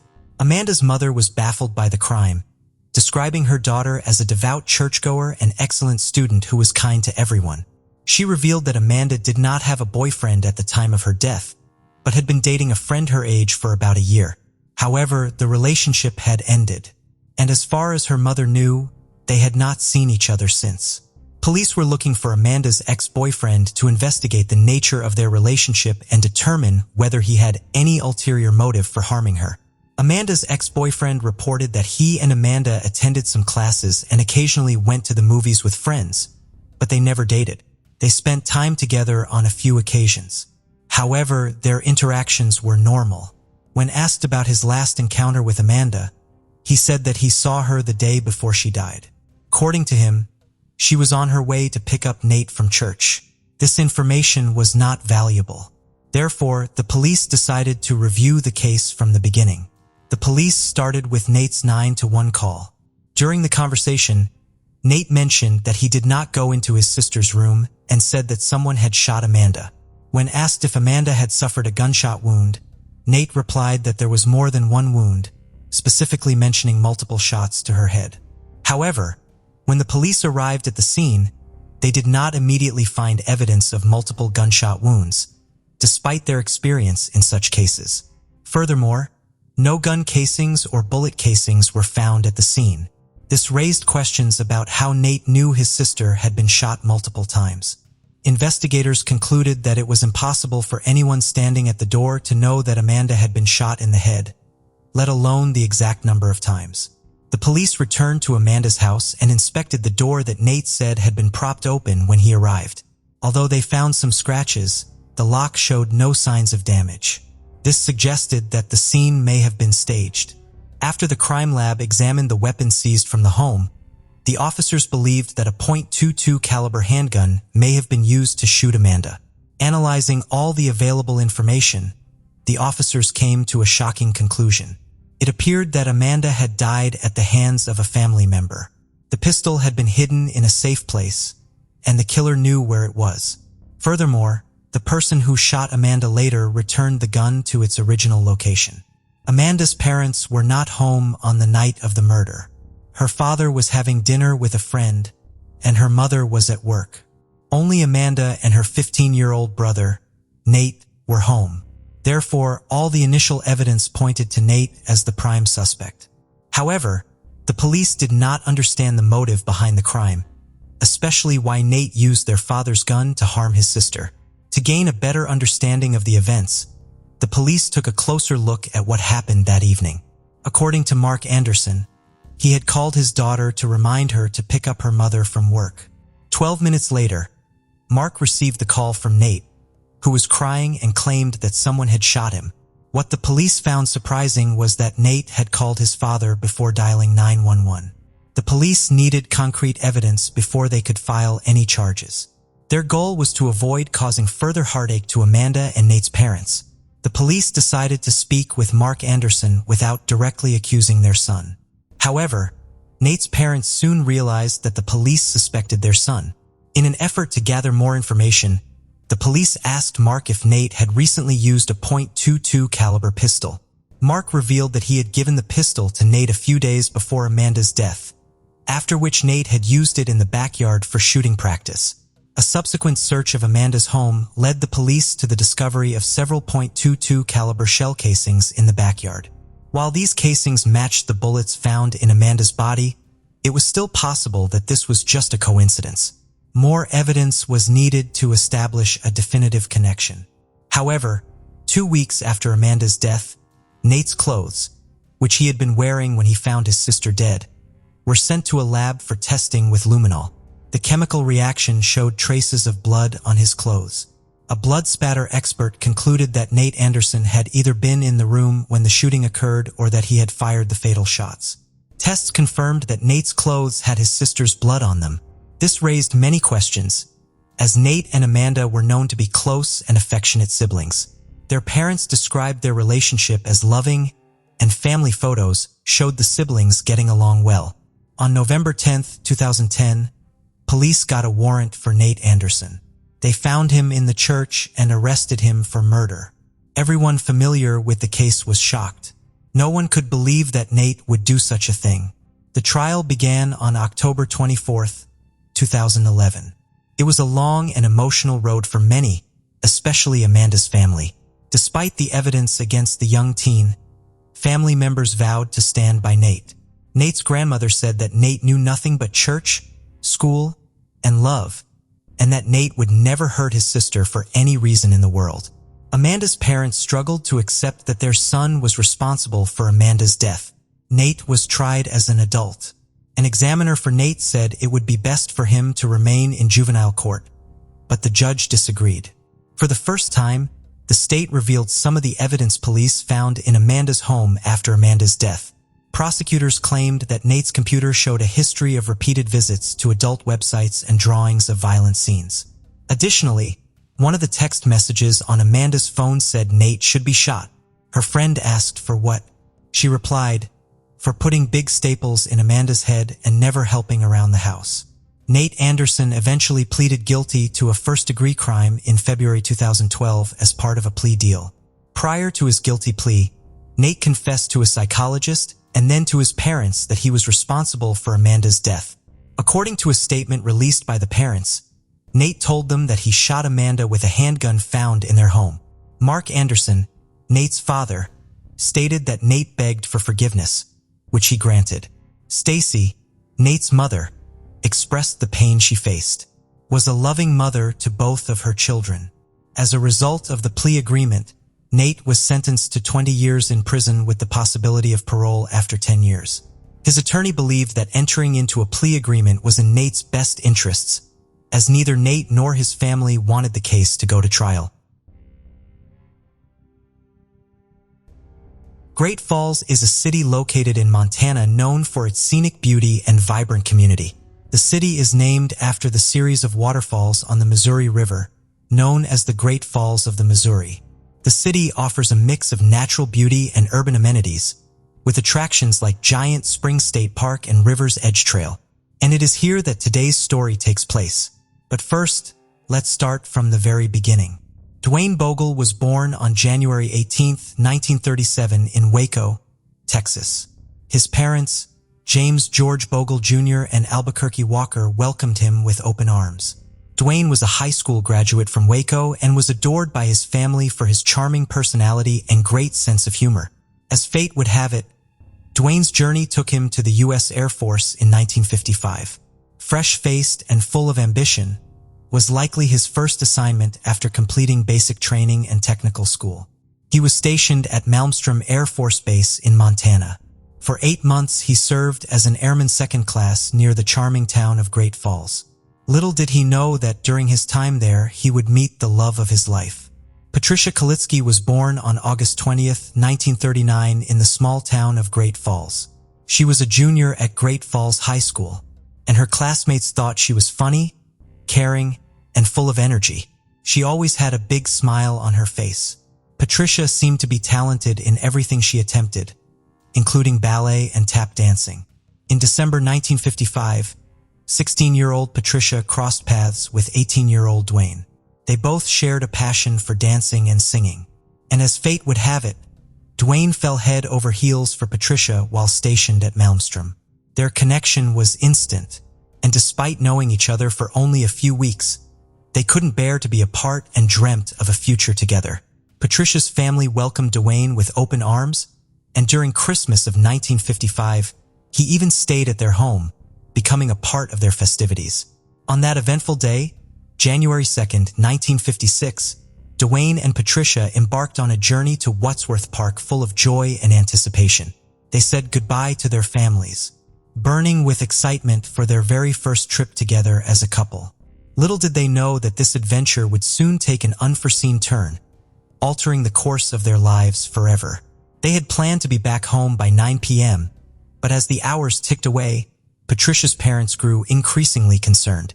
Patricia, known for her responsible and punctual nature, had failed to return by her usual 10 p.m. curfew. Frantic with worry, Patricia's parents reached out to her older sister, hoping for any clue of her whereabouts. But Patricia was nowhere to be found. They scoured the familiar places where Patricia liked to spend her time, yet she remained elusive.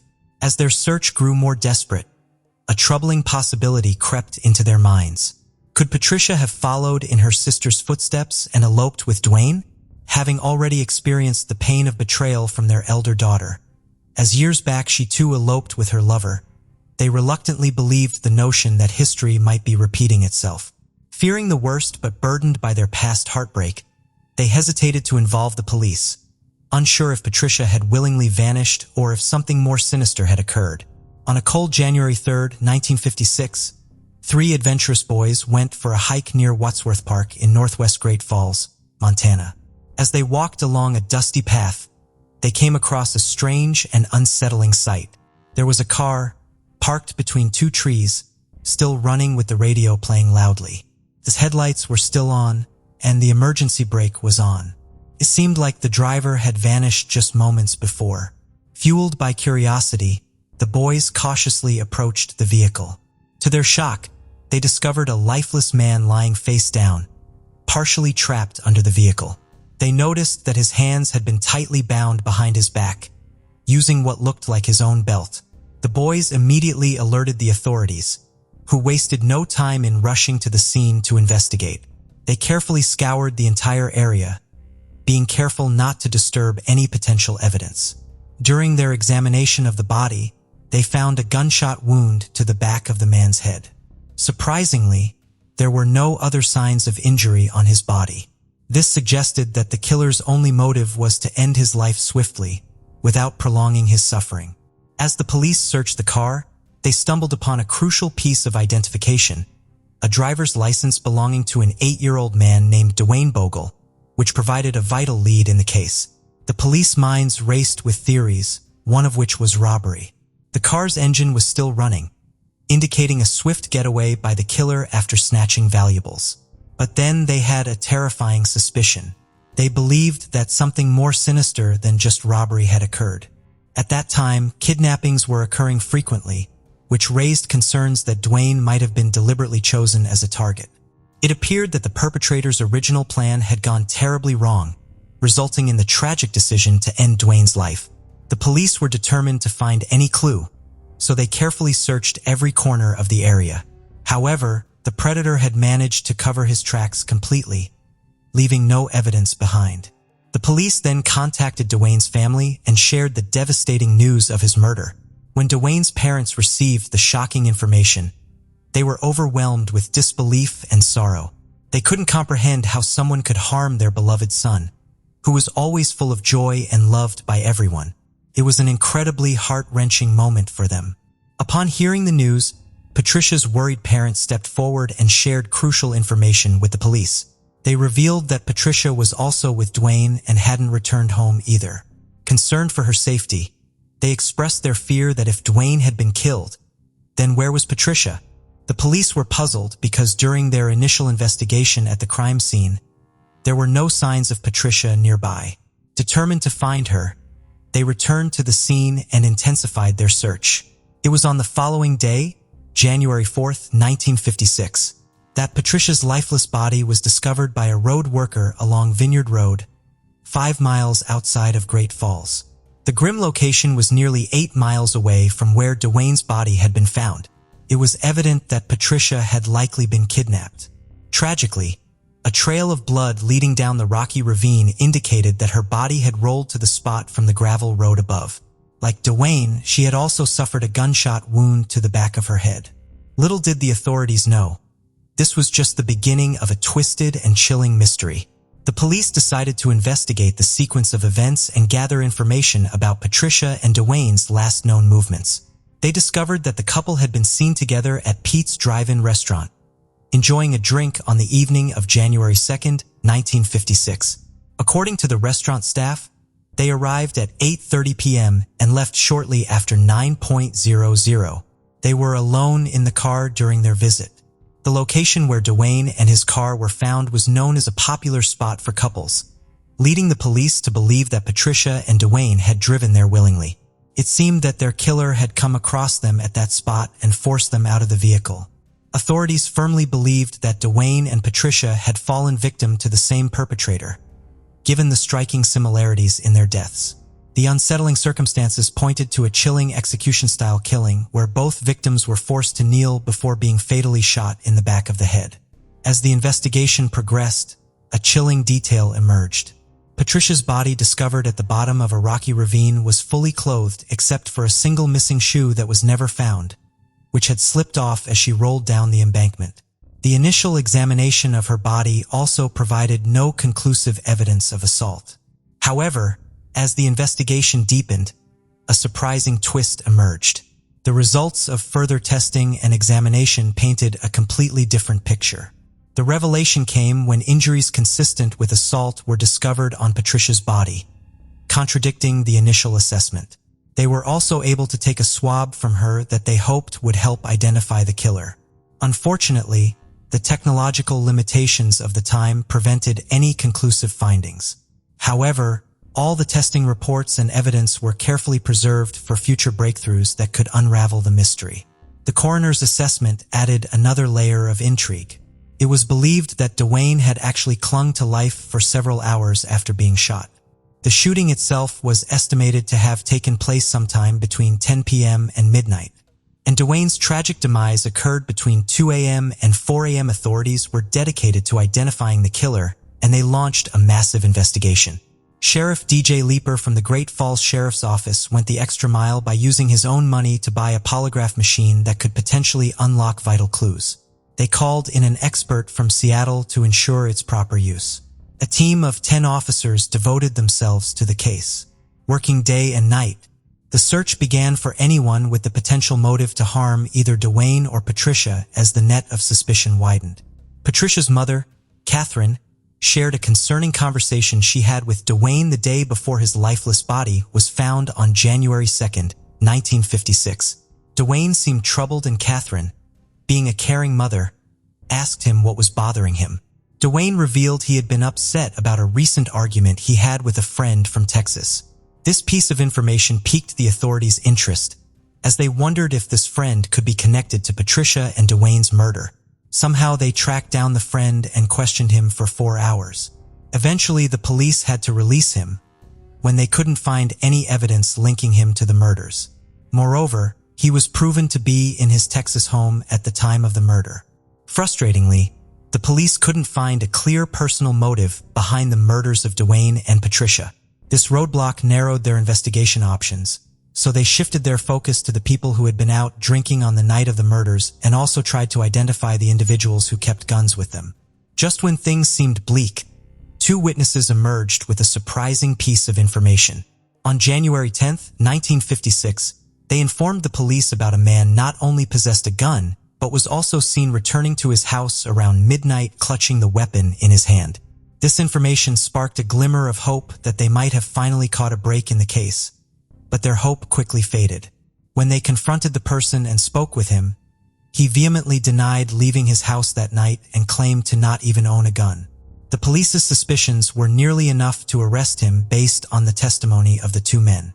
However, in a shocking turn of events, the witnesses eventually confessed after hours of intense questioning. It turned out that they had been lying all along.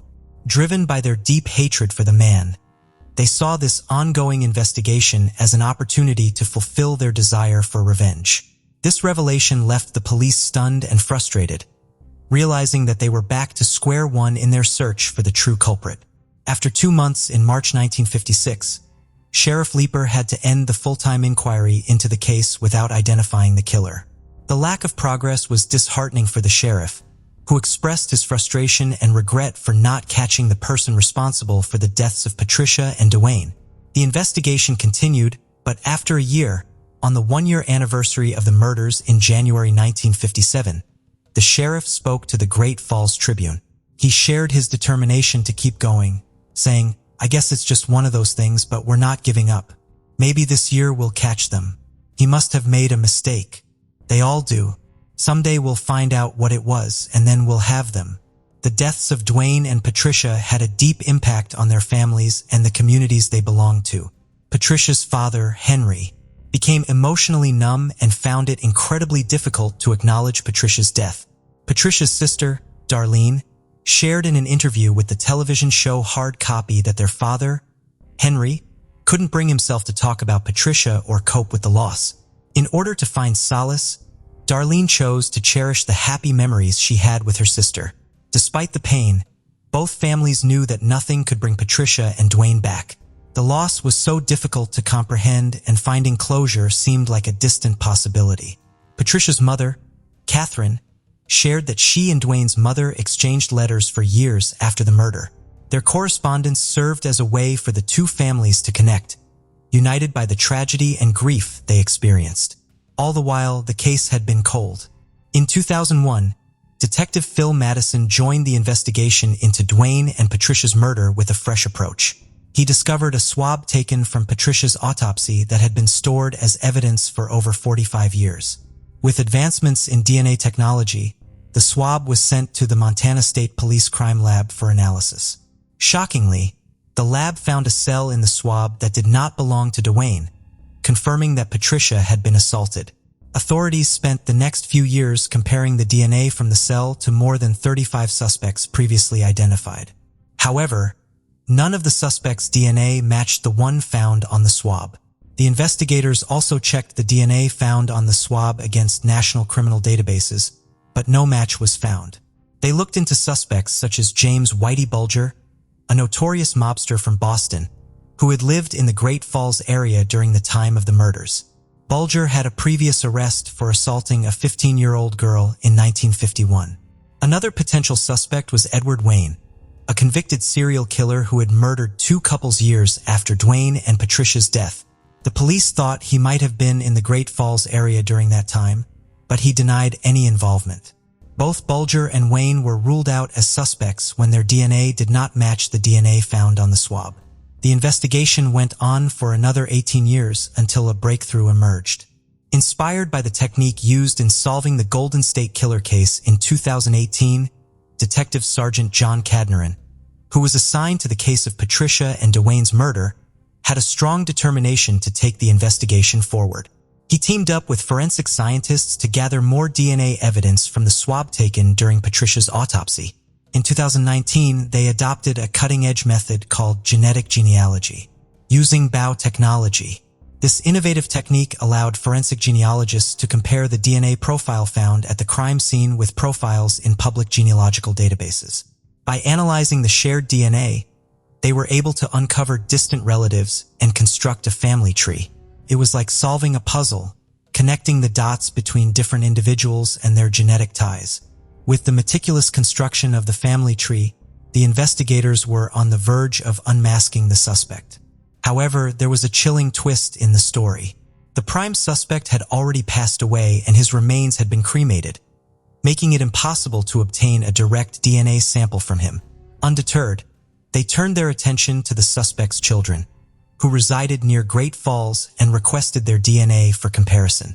To their surprise, the DNA from the children confirmed that their father was the source of the cell found during Patricia's autopsy. It was a devastating realization for the children to discover that their beloved father was responsible for the death of two people.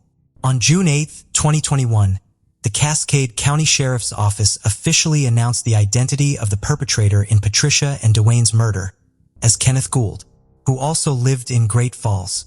After thorough investigation and confirmation through DNA analysis, the authorities strongly believed that Kenneth Gould was the one responsible for the murders of Patricia and Dwayne. However, since Gould had already passed away, he could not face a trial or be officially named as the killer. Instead, they could only label him as the most likely suspect in the case. This groundbreaking announcement came more than 65 years after Patricia and Dwayne's tragic deaths, marking it as the oldest case in the world ever solved using the innovative technique of genetic genealogy. Kenneth Gould, a local horse trainer, had spent his early years in Great Falls, Montana. He got married in 1952 when he was 24 years old to 16-year-old Lulabelle Brown and started a family raising 5 children.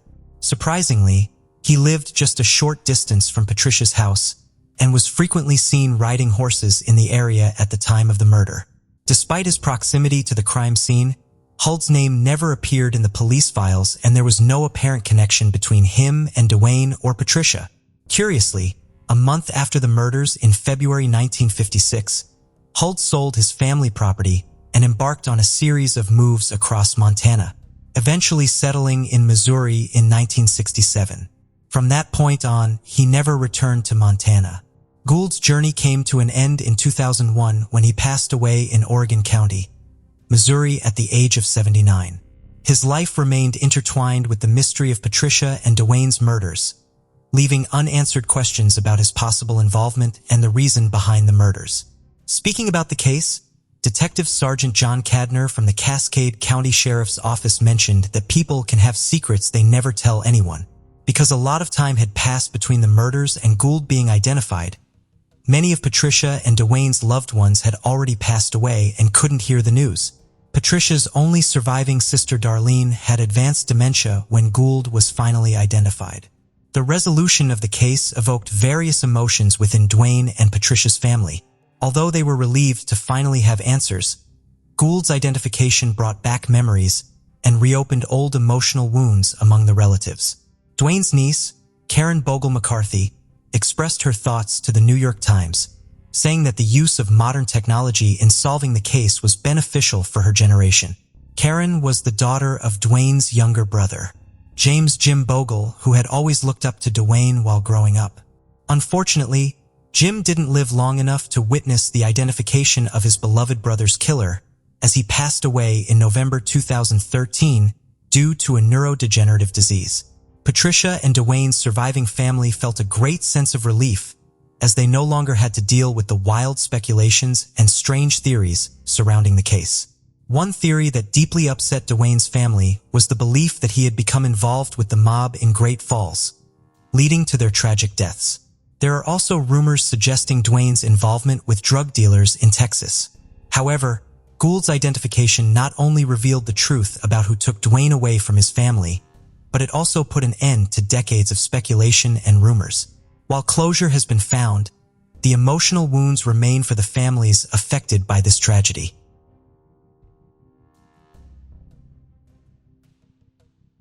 The case of Cassie Farrington. Cassie was born on December 22, 1990, in Virginia. She was the second of 4 children to Chuck and Darlene Brooks. Cassie excelled academically and was an active student, she becoming a member of the National Honor Society and participating in sports. Her initial goal was to pursue a career in medicine. However, when Cassie turned 16, her life drastically changed. She became pregnant, which led her to change her future goals and plans. Several major changes in Cassie's life occurred in the next month. Cassie graduated from high school, gave birth to a baby, married Bradley Farrington, and moved out of her parents' house, all within a brief period, just 1 month. Several years later, she had another child. But over time, her family relationship began to deteriorate. Ultimately, the marriage ended in divorce. Despite this, she persevered, raising her 2 young children in Silver City, a small town with a population of about 10,000. At 22 years old, she worked as a nurse at the local hospital and rented a place from a coworker. As she turned 23, Cassie entered into a new relationship with a man named David Barry. He bonded quickly with her children, and she felt grateful for the way things were going good. Rather than rushing into things, they focused on building a life as a family unit. Cassie confided in her loved ones and coworkers that David had brought happiness to both her and her children, and she was hopeful that this new relationship would bring her the peace and happiness she had been missing after her previous failed marriage. On March 24, 2014, Cassie phoned her parents after finishing her night shift at the Silver City Hospital. They chatted for a few minutes, during which she shared her plan to drive home, pick up her children, and take them to school. Afterward, she intended to return home and rest for a couple of hours before picking her children up from school later that day. School staff called Cassie's parents when they couldn't reach her.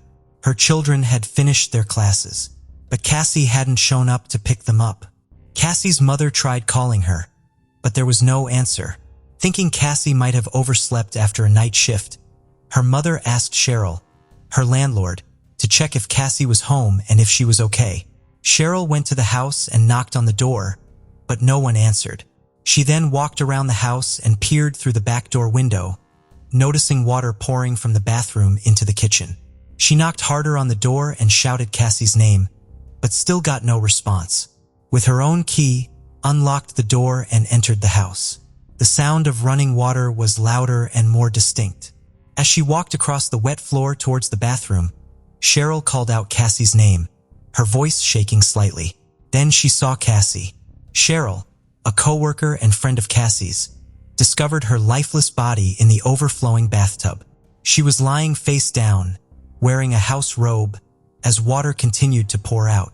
Despite Cheryl's first aid skills, she realized that Cassie had been dead for a few hours, as rigor mortis had already set in. This made CPR impossible. Cheryl immediately called 911 to report the incident. She then broke the devastating news to Cassie's parents over the phone, informing them of their daughter's passing. As Cheryl waited for the paramedics and police to arrive, she took a moment to inspect the house. She noticed that the second bathroom, located elsewhere in the house, also had an open faucet with running water. However, the hub there had an overflow protection, so the excess water wasn't running onto the floor but going down the drain. Cheryl also observed that the towel rack in the bathroom had been pulled off the wall and was lying on the floor.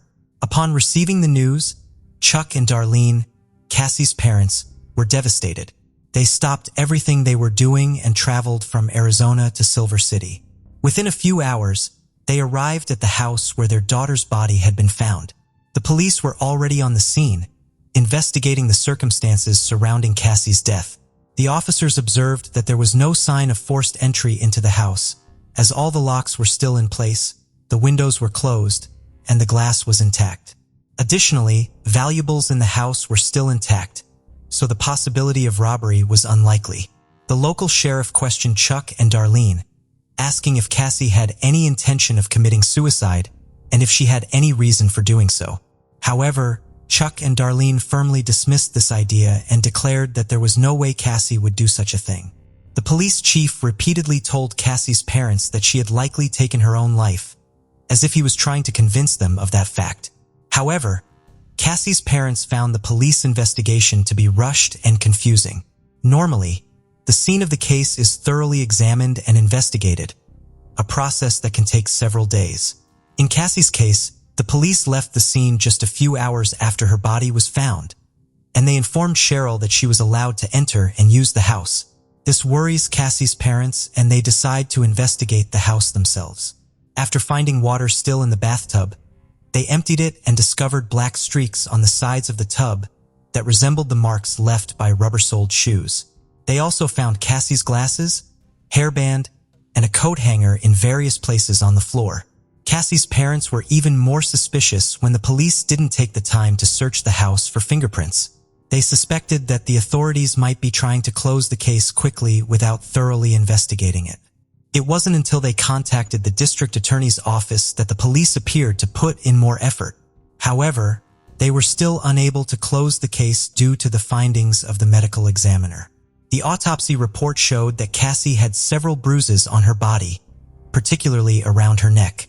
The examiner concluded that her death was a homicide. However, the investigation had difficulty by the property owner having cleaned up and made some repairs after the incident. This meant that the original crime scene had been disturbed, which could impact the investigation's progress.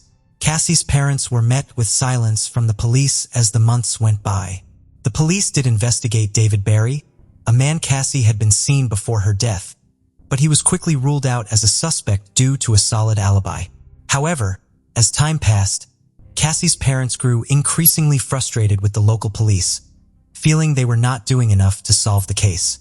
Their concerns led Chuck and Darlene to request a meeting with the chief district attorney to voice their dissatisfaction with the handling of the investigation, specifically with Detective Jose Sanchez.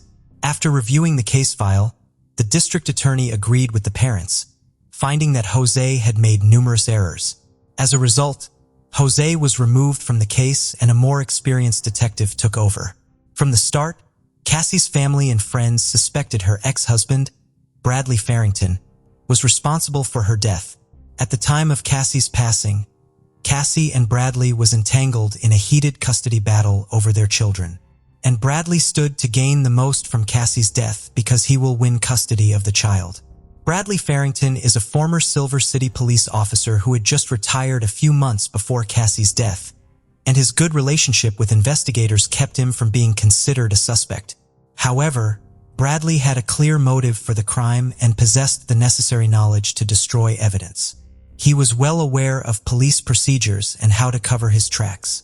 For example, the bath water will wash away any remaining DNA evidence on the body, as well as erase shoe prints on the floor. Given Cassie's familiarity with Bradley, it's likely that she would have opened the door for him. Unfortunately, due to the poor handling of the investigation by the local police. So any evidence linking Bradley and to the crime scene was lost and could not be restored. The only remaining way to hold Bradley accountable is through eyewitness testimony. Cassie had told her parents about their family being abused by Bradley, and that he often acted arrogant because he was a police officer. Cassie lived in constant fear, and Bradley's friends were police officers and she couldn't turn to them for help. She had confided in co-workers about Bradley's threats, including the ominous threat that he would make her disappear without a trace. Tragically, her life was cut short and she was found dead on March 24, 2014. 19 months later, on October 23, 2015, 28-year-old Bradley Farrington was arrested in connection with Cassie's death. Although Bradley was a suspect, the local police mishandled evidence, leaving none that directly linked him to the crime. As a result, the judge made a decision permitting previously recorded statements from Cassie to be used as testimony during the trial. During the trial, multiple witnesses testified, including Cassie's parents, friends, and co-workers, to whom she had confided about the abuse she endured at the hands of Bradley. Notable among the witnesses was Dr. Michael Hunter, a renowned forensic expert from San Francisco.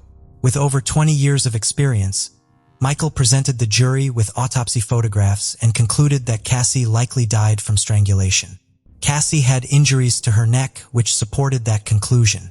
After a warrant was issued for Bradley's arrest, Jose Sanchez, who initially handled the case, appeared in court. Jose claimed he had never considered Bradley Farrington a suspect because there was no reason to, and also testified that no fingerprints of Bradley were found at Cassie's home. The crime scene was unusually clean, Jose said. He believed the scene was cleaned after the crime was committed, which explains why no fingerprints were found. After 4.5 hours of deliberation, the jury found Bradley Farrington guilty on September 7th.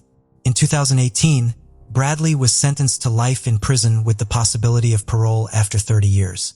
He later filed an appeal with the New Mexico Supreme Court in 2020. Bradley appealed his conviction, claiming the trial court erred in allowing Cassie's co-workers, friends, and family members to testify in court. However, the state's highest court declared it had enough evidence to convict Bradley and rejected his appeal. Children from across the UK are waiting for their final term at school to wind down and for the summer holidays to begin. After getting dressed, having her breakfast, and telling her family goodbye, a 15-year-old girl sets off to school at around 7:55 a.m. Her parents receive a call. It's their daughter's school, and she hasn't turned up. She hasn't taken her phone charger. She hasn't taken a change of clothes, and she doesn't have any money with her. Danielle Jones has seemingly vanished. On the 16th of October, 1985, Danielle Sarah Jones is born to parents Tony and Linda in Essex, England. She lived with her parents and two younger brothers. According to her mother, as a toddler, Danielle was very happy and lovely to have around, but not very confident. As she got older, Danielle was a homely child with a great sense of humor, but still very shy. Despite her lack of self-confidence, she did have a big group of friends. One of her biggest passions were animals, and she adored her two young rabbits. One member of the family that Danielle had grown close to was her uncle. Tony's sister was married to a man called Stuart Campbell from Grays, Essex. The father of two worked as a builder, and when Danielle and her brothers were small, their uncle would spend time with them and play with them, treating his nephews and niece exactly the same. Linda said that he was a bit of a charmer, but also full of himself. When talking about the relationship between him and her husband Tony, she said that although they got along, there was something about Stuart Campbell that Tony didn't like. When Stuart married Tony's sister, Danielle had served as a bridesmaid, and Stuart Campbell was now part of the family. Campbell's presence had caused tensions. Linda and Tony had become frustrated with his constant intrusion. As Danielle grew older, he had taken a particular interest in her. He would meet Danielle off the bus as she got in from school. He would stand outside his van, making sure that everybody knew he was there. Danielle was embarrassed by this and didn't like the extra attention it brought to her. He would come to the house 4 or 5 times a week to the point that Linda and Tony were becoming fed up with it. On one occasion, Tony recalled Stuart sitting on the sofa next to Danielle. He was repeatedly asking his niece, "Why are you embarrassed, Danielle? Why are you going so red?" When Tony intervened and asked what the problem was, Campbell brushed it off and said that there was no problem at all. Danielle had apparently tried to disengage with his behavior, but Campbell resisted. This was an incredibly difficult situation for Linda and Tony. If they confronted Campbell about his behavior and were wrong, it could cause immeasurable damage in the family. Also, all they had were seemingly isolated incidents that Campbell could explain away as innocent misunderstandings. On the morning she had gone missing, Danielle's brother was watching from the window. He saw her turn left as she went out of the gate, which was her normal route to school. Seconds later, he watched as she turned around and began walking the other way. She was also seen by 2 schoolboys who assumed that she could have been heading to a nearby shop, but she could have also caught the bus to school heading in that direction too. When the call came from Danielle's school, Linda was horrified. She knew their daughter was not a rule breaker and would never have bunked off. Her father said that even in the unlikely event that she had skipped school, she would certainly be home as soon as the sun started to go down. Danielle was afraid of the dark and would never have stayed out late. Her friends and family continued to text and call her. Danielle never answered. This was completely out of character for Danielle. She would often leave her mother notes telling her where she was going, if it was next door or to a friend's house, and she would always call when she got there. As family and friends went out and trawled the estate for her, Linda didn't leave the house or lock the door in case Danielle contacted them or came home. Tony went round to his sister's house. He couldn't get a response, but upon looking through the window, Tony saw camera equipment set up in the living room, which he found bizarre. It also seemed strange that everyone was out looking for Danielle, except Stuart Campbell. Linda said Tony was agitated when he arrived home, frustrated with his brother-in-law that he wasn't searching for her. It wasn't just her family who were incredibly concerned. Detective Superintendent Peter Coltman of Essex Police explained that Danielle's school friends were deeply worried and were actively seeking the help of police to also try and find her. Linda stayed awake most of the night, hoping that her daughter would walk back through the front door.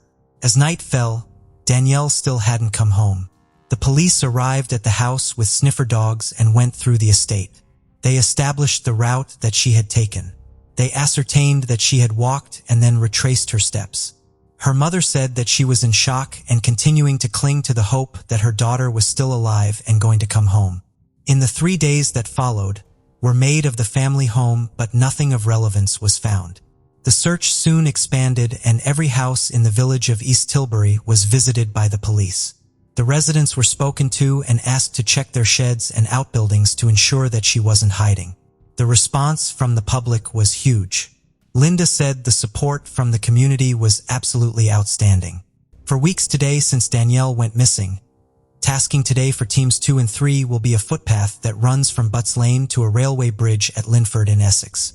The drivers will be continuing today at the lake nearest to the East Hilby village. There's tire tracks, marks on one ear of that lake where they'll be paying particular attention. As the hours ticked by and with still nothing from Danielle, hope began to fade and the police were becoming increasingly convinced that something awful had happened to her. They referred the case up to the major investigation team. DC Ed Mayo was assigned to be the family liaison officer, whose job it is to support the family through the case and provide them with updates as and when the police get them. Family liaison officers provide that vital link between the family and the investigating team. As the investigation escalated, it was vital for Ed to build a rapport with the family and understand their dynamics. This would help determine what kind of girl Danielle was and how the family unit worked. Her parents raised their concerns with the police about her relationship with Stuart. Now that she had gone missing, they were concerned about what that relationship actually was. Danielle had now been missing for 3 days and suspicion was on one person, Stuart Campbell. Initial inquiries by Gray's police and then confirmed by the major investigation team centered around a blue van. A witness has seen the driver of a blue van talking to Danielle. There was also a sighting of a girl matching Danielle's description, having an altercation with a man in a blue van. Danielle's uncle, Stuart Campbell, owned a blue van. Once this information came to light, it confirmed the worst fears of officers. She had most likely been abducted. The press conference was quickly set up and the media interest in the story continued to grow. When someone goes missing, the press is vital in circulating names, photographs, and descriptions, hopefully generating new leads for the police. As the interest in Stuart Campbell continued to mount, the police dug into his background. What they found was horrifying. He had forcibly detained a 14-year-old girl in his house and taken indecent photographs of her. He entered a plea of guilty for this offense. Having served a year on remand, he was freed at the end of the trial. Whilst Linda and Tony knew that he had had a run-in with the law, when they asked questions, they were told it was nothing and all a big mistake. Linda would later say that she and Tony had been led to believe that he had been acquitted. Further investigations by the police found 30 victims over a 20-year period. His modus operandi was always the same. He would pose as a glamour photographer and hand out business cards with his details on them. He would lure unsuspecting victims back to his house and proceed to take indecent pictures of them under the guise that they were going to be glamour shots. Following his arrest for detaining the 14-year-old, he was able to manipulate the family into thinking that he was the innocent victim in a big misunderstanding. Policemen are so concerned about Campbell, they either needed to eliminate him or find evidence that implicated him. He was placed under surveillance, but his behavior only exaggerated their concerns. He didn't seem to be a concerned uncle whose niece was missing. He spent time driving to car parks, taking photographs of silver cars, which matched the description of his own Nissan Primera. It appeared he was trying to build an alibi for himself. Following the surveillance that lasted for several hours, the police had to make a decision. It was important for the investigating team to weigh up all the possibilities. It was vital that they didn't risk Danielle's life if she was still alive and being held captive by Campbell, but also that they didn't risk the possibility of him leading them to her. 5 days after she was last seen, at around midnight, Stuart Campbell was placed under arrest. As Danielle had moved into her teenage years, her relationship with her father could occasionally be strained, with Linda saying it appeared to be nothing more than what can happen with teenage girls and their fathers. Campbell spoke of this during his interview, saying that prior to Danielle going missing, the family was at their breaking point. Campbell's alibi was that he had been at a DIY shop in Raleigh. He hadn't purchased anything, which the investigating team found strange. He said that he was returning home but was delayed, and that he had telephoned his wife to inform her of this. He said that after getting home, he went to his neighbor's house to do some decking. Following these interviews and despite his refusal to cooperate, the police did not have enough to hold him in custody any longer. He was released on bail pending further inquiries. Detective Superintendent Peter Coltman said that the prospect of releasing Campbell worried him as he believed he was a highly dangerous offender. The police needed evidence. Everything was checked and then checked again. During a search of Danielle's room, a pencil case was found. Inside it were 2 notes, the first of which read, "Hi Princess, hope you have a lovely holiday. Text me when you get back. Love, Stuart. Kiss." The second one read, "Hi Princess, in case you missed my last note, I just thought I'd pop in another to let you know that I do miss your smile. Kiss kiss." In the weeks before Danielle had gone missing, she had gone on holiday with her family. While they were away, Campbell had gone into Danielle's bedroom and left her the notes. She didn't talk about this with her mother, but she did confide in a friend. Her friend was incredibly concerned, wondering how he had got into the house and why he had crossed that line with his niece. Campbell had previously done some work on the house and fitted the new back door. While the police were never able to find the keys, they believed that he did have a key to that house. Simultaneous searches were also carried out on Stuart Campbell's family home, a semi-detached house on Meadow Road. The police found a plethora of photography equipment, alongside indecent images that he had taken of young girls. They also found he had indecent images of children which he had downloaded off the internet. When the search moved up into the loft, a bag was found hidden. The bag contained many disturbing items, including lingerie and handcuffs. Police believe that when Campbell got a young girl to his house, he would use the contents of this bag and take indecent photographs of his victims. Also in the bag, police found a pair of white stockings. While perhaps innocuous at first glance, when seen in the context of the rest of the items that had been found, these were a vital piece of evidence. On the stockings was a small amount of blood. The stockings were sent away to be tested. When the results of the testing carried out on the white stockings came back, it contained a mixture of Campbell's and Danielle's DNA. As part of their search, his vehicle was removed. A blue van. Detective Chief Superintendent Steve Reynolds told the BBC that Campbell had developed a relationship with Danielle that was certainly inappropriate and probably unlawful. The police could not reveal that they suspected Stuart Campbell of murdering his niece. They could only reveal an offender's name once they had been charged. The response from the public was enormous. People turned out in droves to help conduct searches of the Thames near to Danielle's home. It was described as having an eerie silence and a steely determination to find Danielle, and people would search for her for as long as it took. Danielle's family continued to hold on to the hope that she could still be alive, but as the police extended their search to deep water and abandoned buildings, their hope began to fade. Stupid Campbell was keen to show officers a text message that he had received. It was from his niece's phone. It read, "Hi Stu, what you up to? I'm in so much trouble." Police also discovered that on the day she had disappeared, a text had been sent from her phone to Campbell. It read, "Hi Stu, thanks for being so nice. You're the best uncle ever. Tell Mom I'm so sorry. Love you loads. Dan, kiss, kiss, kiss." It appeared that Danielle was still alive. While this had renewed her parents' hope, they were incredibly upset that she still hadn't made direct contact with them or come home. This hope was short-lived, however. When piecing the bits of the puzzle together, from the evidence found in his home to his history with young girls, this text message was an incredibly sinister development. In light of this, the major investigation team drafted in several experts, including a telephone expert. This cemented the police's belief that Campbell had lied about being in the DIY store in Raleigh. Cell site analysis was conducted regarding the phone call he had allegedly made to his wife. It concluded the call had not been made in Raleigh, but rather in the East Tilbury, Corringham area. Police also brought in a forensic linguist to analyze the language used in the two text messages, compared to the ones they knew had been sent by Danielle before she went missing. One thing that immediately stood out was the spelling of the word "what." The text message to Campbell showed it as WOT. Danielle never spelled it like this. She spelled it correctly when texting. Analysis showed that both his phone and Danielle's phone had been within the range of the same single phone mast when that text message was sent to him. Investigations also revealed that his phone and Danielle's phone were together near his home for around 30 hours after she vanished. In a bid to generate new leads and any new information, her devastated family appealed to the press.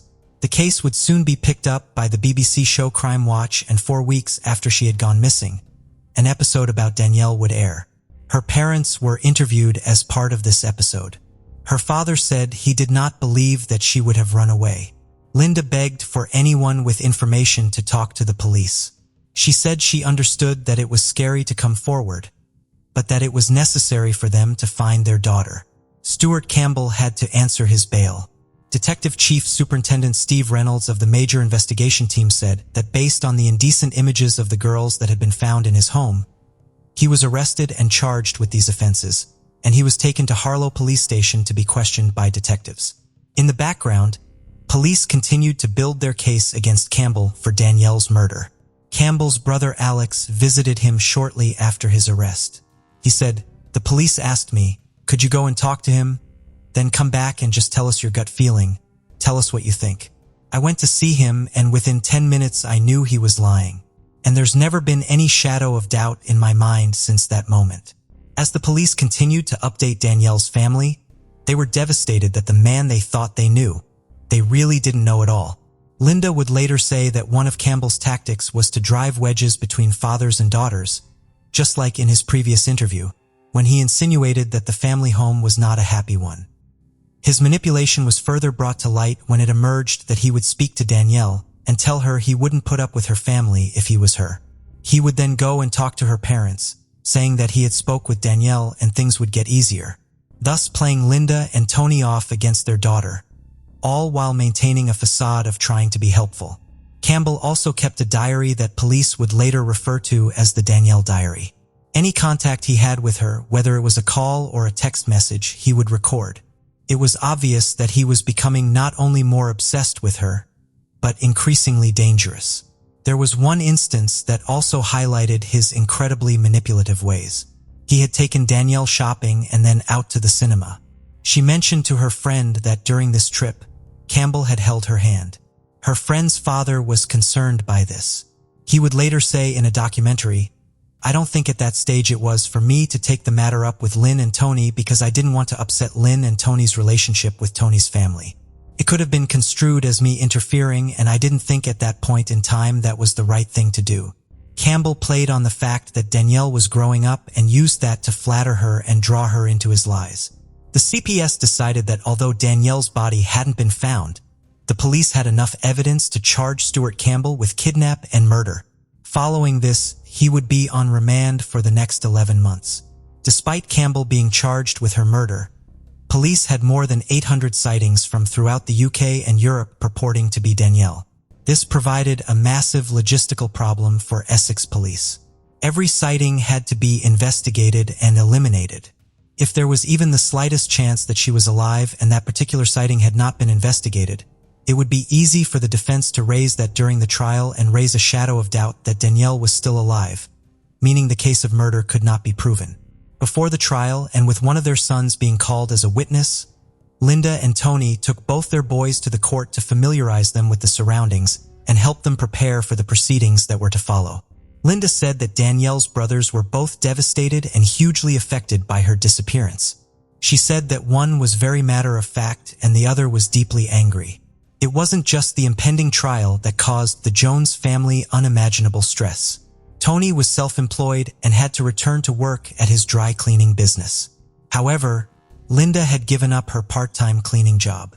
Linda explained in a documentary that Stuart's link to Tony's side of the family had caused tension between them, saying, "She explained that Tony was understanding and knew that she was simply venting her anger about the situation. She spoke about how even simple tasks like washing and ironing clothes was now incredibly difficult for her as she had no clothes of Danielle's to do." In a documentary that followed the family in the year after Danielle's disappearance, Tony explained that there had been a falling out with his parents and sister too. It's gone too far now to get back together. In the months leading up to the trial, the search effort was increased to try and find her body. Not only was this about finding vital evidence that could help complete the puzzle, this was about giving her family the peace of mind they desperately needed and deserved. They needed to be able to lay her to rest and have their questions answered. 12 days before the trial, a body was found in Hampshire. The police quickly cordoned off the area and conducted inquiries to try and ascertain who it was. As the family, press, and public waited for news, the results came in. Millie Dowler was a schoolgirl who had been murdered by serial killer Levi Belfield. He would not face justice for her murder for under the 10 years. Hers was a case that would spark national outrage and inquiry into phone hacking, and would bring one of the United Kingdom's biggest newspapers to its knees. Tragically for the Jones family, they were now back at square one. It was time for the family to hold a pretrial press conference. Facing the media was a mammoth task for the family. It was now time for the trial of Stuart Campbell, the man who had married into their family, the man they had trusted, the man who had put on a front of being a loving uncle, stood accused of the kidnap and murder of Danielle Jones. It was scheduled to last for 8 weeks at Chelmsford Crown Court. A journalist described Campbell as having an air of confidence about him. seemingly unfazed by the magnitude of the charges leveled against him. As they still had not found a body, the case of the prosecution was circumstantial, and they would need to convince a jury that Danielle had been murdered. The prosecution's case was that, unbeknownst to Tony and Linda, Stuart Campbell had been grooming Danielle, launching a campaign of manipulation, obsessing over her and driving a wedge between her and her parents. This was the first time her parents had seen him since Danielle's disappearance. Despite the rage and pain they felt, Linda and Tony sat in the courtroom and came face to face with the man who had ripped their family apart. The prosecution's case was reliant on several pieces of evidence. On the morning she was last seen, she had been seen talking to a man in a blue van, similar to the one owned by Campbell. She had gone missing without being in contact with her parents. The blood-stained stockings that contained DNA matching both Campbell and Danielle. His diary revealing his obsession with teenage girls and containing testimonies that he had manipulated young girls into posing for topless photographs. Another key piece of evidence were the text messages that Campbell claimed Danielle had sent to him. These did not match the patterns usually seen in messages sent by Danielle. Her messages were sent in lowercase as opposed to these messages sent in all caps. Forensic authorship analysis indicated that Campbell was the author and that this had been done in an attempt to prove that Danielle was still alive. Records from the mobile switching center revealed Campbell's false alibi. His claim that he had been in Raleigh 30 minutes away at a DIY store could not be backed up by the mobile phone records. Analysis showed that both his phone and Danielle's phone had been within the range of the same single phone mast when the messages were sent. Investigations also revealed that his phone and Danielle's phone were together near his home for around 30 hours after she had vanished. Whilst Campbell was quiet throughout the trial, he was often passing notes to his legal team if he was not happy with one of the witnesses, showcasing his need to be in control of what was being asked to each witness. After an 11-week trial, the jury had reached their verdict. Stuart Campbell was found guilty by a majority of the abduction and murder of Danielle Jones. He was sentenced to life in prison for her murder. This was to run concurrently with his 10-year sentence for abduction. Later, the High Court would rule that he must serve at least 20 years before he can be considered for parole. The police were due to speak with him on Christmas Eve, but Campbell refused. Following his conviction in 2004, Campbell was granted leave to appeal. His lawyers argued that the trial judge, Mr. Justice McKinnon, should have excluded highly prejudicial evidence to the effect that Campbell had a fixation for young girls and taking photographs of them and had downloaded material about teenage girls from the internet. They also urged Lord Justice Kennedy, Mr. Justice Simon, and Mr. Justice Bean to rule that as one of the jurors lived next door but one to a police officer involved in the case, and that a senior investigating officer lived in the same village, they should have been discharged from the jury. In 2005, this appeal was dismissed by the Court of Appeal. The verdict of the inquest into Danielle's death was returned. It was ruled as an unlawful killing. Police interviewed Campbell in custody, and he refused to cooperate or tell officers where Danielle was. Following the case of Danielle Jones, the use of text message evidence also had wide-reaching impact.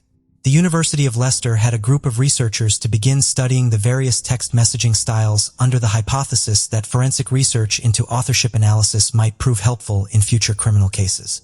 It was announced that Essex and Kent police had started searching a garage block in Thurrock after receiving new information. It was later announced that following the search, no discovery had been made. In 2019, Linda backed the Campaign for Helen's Law, named after murder victim Helen McCourt, making killers ineligible for parole if they do not tell police where they've hidden the body of a victim. This followed the tireless campaign of Marie McCourt, Helen's mother. Helen was a 22-year-old insurance clerk who was murdered in 1988. Her murderer Ian Sims has never revealed her body's location. The petition calling for Helen's Law had more than 600,000 signatures and high-level government support. In November 2020, Helen's Law received royal assent.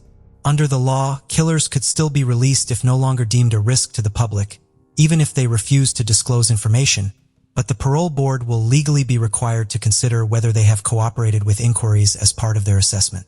Justice Secretary and Law Chancellor, the Right Honorable Robert Buckland, QCMP said, Denying families a chance to lay their loved ones to rest is a cruelty beyond words, compounding their grief further.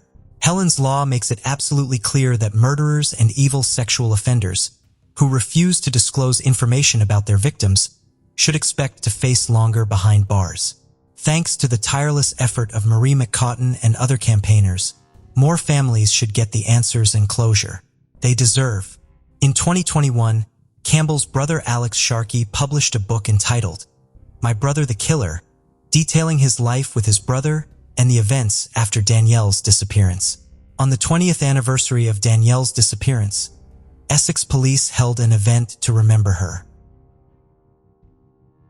The case of the Raman family. This is the shocking case of the Raman family. Jean-Claude Romand was born on February 11, 1954 in Le Rive, France, was raised in Clairvaux, Jura. He attended La Lycée de Elhans Lusonier until he completed his baccalaureate in 1971. He started classes at Université de Lyon 1, but left after one term, later joining medical school. He would later marry a woman named Florence Cray. Florence Cray was born on March 6, 1956. She studied at the University of Lyon to become a doctor. It was there that she met Jean-Claude Romand, who was a distant cousin of the family. Initially, Jean-Claude did not capture Florence's interest, and they barely knew each other, not spending much time together.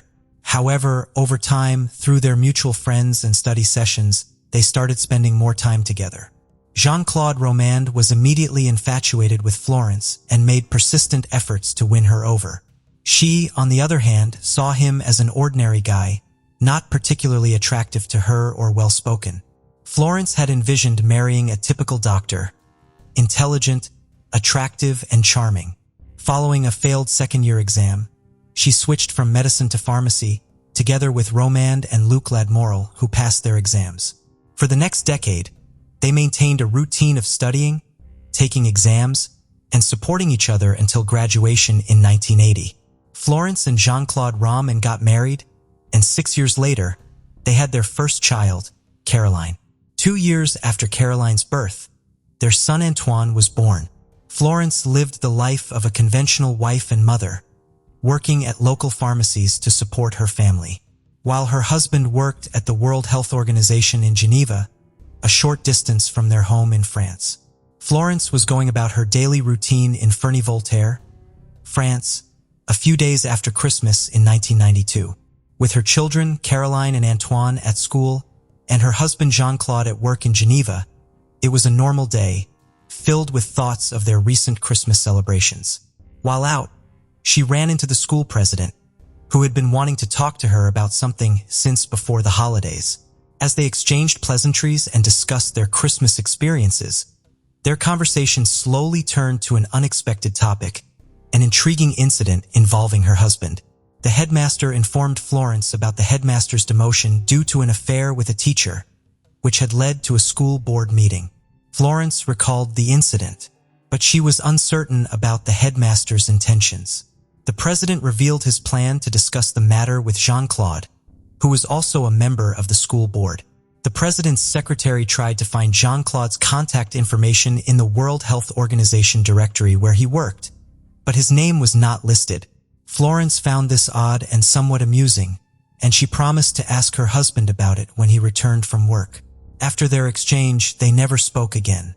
Jean-Claude Romand maintained a high level of privacy regarding his professional life, sharing only limited information with his family and friends. Florence believed that her husband was involved in important research and was well respected in the medical field. Romand drew a clear distinction between his work and personal life, to the point that Florence did not have access to his office phone number, as he wanted to remain undisturbed during work hours. If Florence needed to communicate with him urgently, she had to page him, and he would promptly return her call when he was available. Friends often asked Jean-Claude's role at the WHO when speaking with Florence. They would inquire about what exactly Jean-Claude did at the WHO. Florence would try to divert the question with a chuckle, admitting that she too was unsure. Occasionally, she would jokingly speculate that one day she might find out her husband was a secret agent. During the Christmas season of 1992, Florence found out about an annual Christmas tree decorating event organized by the WHO. Her husband had never told her about this event, which made her feel uneasy. From the school president mentioning her husband's absence in the WHO directory to discovering the unmentioned family event, his workplace after many years of service, these incidents stayed on Florence's mind. It is uncertain how much these revelations troubled her internally and whether she ever confronted her husband about them. Florence's brother, who was visiting for the holidays, noticed that she seemed deeply saddened during that time. Unfortunately, we can only imagine what conversations took place within the household during this period. As the days went by, the year 1993 began. Just a few days into the new year, Florence and Jean-Claude Roman went shopping together, with Florence encouraging Roman to buy a new suit.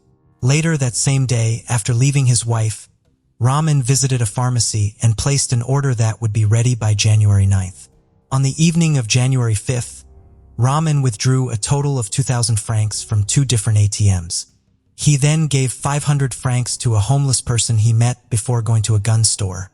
When he left the store, he had tear gas canisters, cartridges, a silencer for a .22 caliber rifle, and a stun wand. The night of January 10th to 11th was uneventful, but at 4 a.m. on January 11th, a frantic call was made to the fire brigade to report a house fire. Garbage collectors who were out on their early morning rounds stumbled upon the burning house and quickly alerted the fire brigade, who rushed to the scene. As the firefighters battled the blaze, they noticed movement in the upstairs bedroom window, suggesting that someone was inside and needed help. Medical personnel was summoned to the scene, and they rescued Jean-Claude Roman from the residence. When he was extracted from the house, Roman appeared to be in shock and was unresponsive, requiring immediate attention from paramedics. He was subsequently taken to the hospital, where he eventually fell into a coma. Within a short time, the fire was put out, allowing the first responders to enter the building. Their family friend, Dr. Luc Ladmiral, was called to the scene, where he watched in horror as stretchers carried out the charred remains of Antoine, Caroline, and Florence. Whenever a household fire results in fatalities, police launch an inquiry to uncover the circumstances surrounding the incident.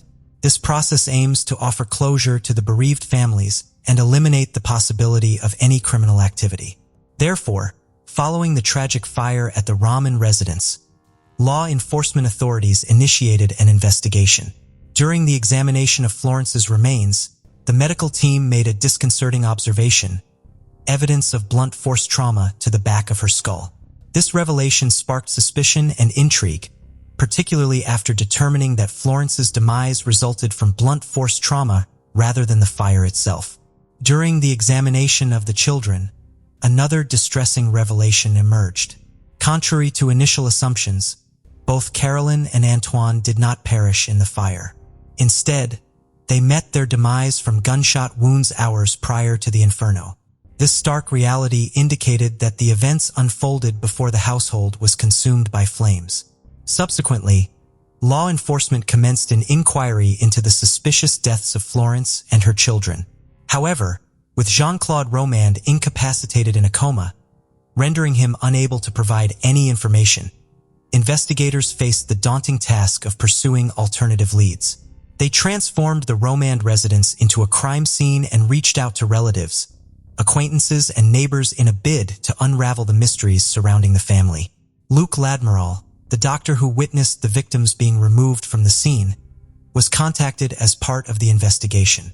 Uncertain about the unfolding events, he struggled to comprehend the situation when questioned by investigators about potential enemies of the family. Luc couldn't identify any. Nevertheless, he was summoned for an interview several days later. Luc found himself facing police officers who probed into the family's relationships and recent events that could have triggered the fire. Despite thorough questioning, the consensus remained unchanged. The family had enjoyed a positive reputation, and no significant incidents had preceded the tragedy. Subsequently, the focus shifted to Jean-Claude Roman, revealing a shocking revelation. Roman had never been employed by the World Health Organization, nor had he delivered any lectures at the University of Dijon. In fact, he was not a qualified doctor at all, let alone being employed. Initially skeptical, Luc's disbelief gradually subsided as he recalled their shared academic journey, which gradually led him to a startling realization. He recounted to the authorities an incident from their second year, when he had noticed Jean-Claude Roman's absence during an exam.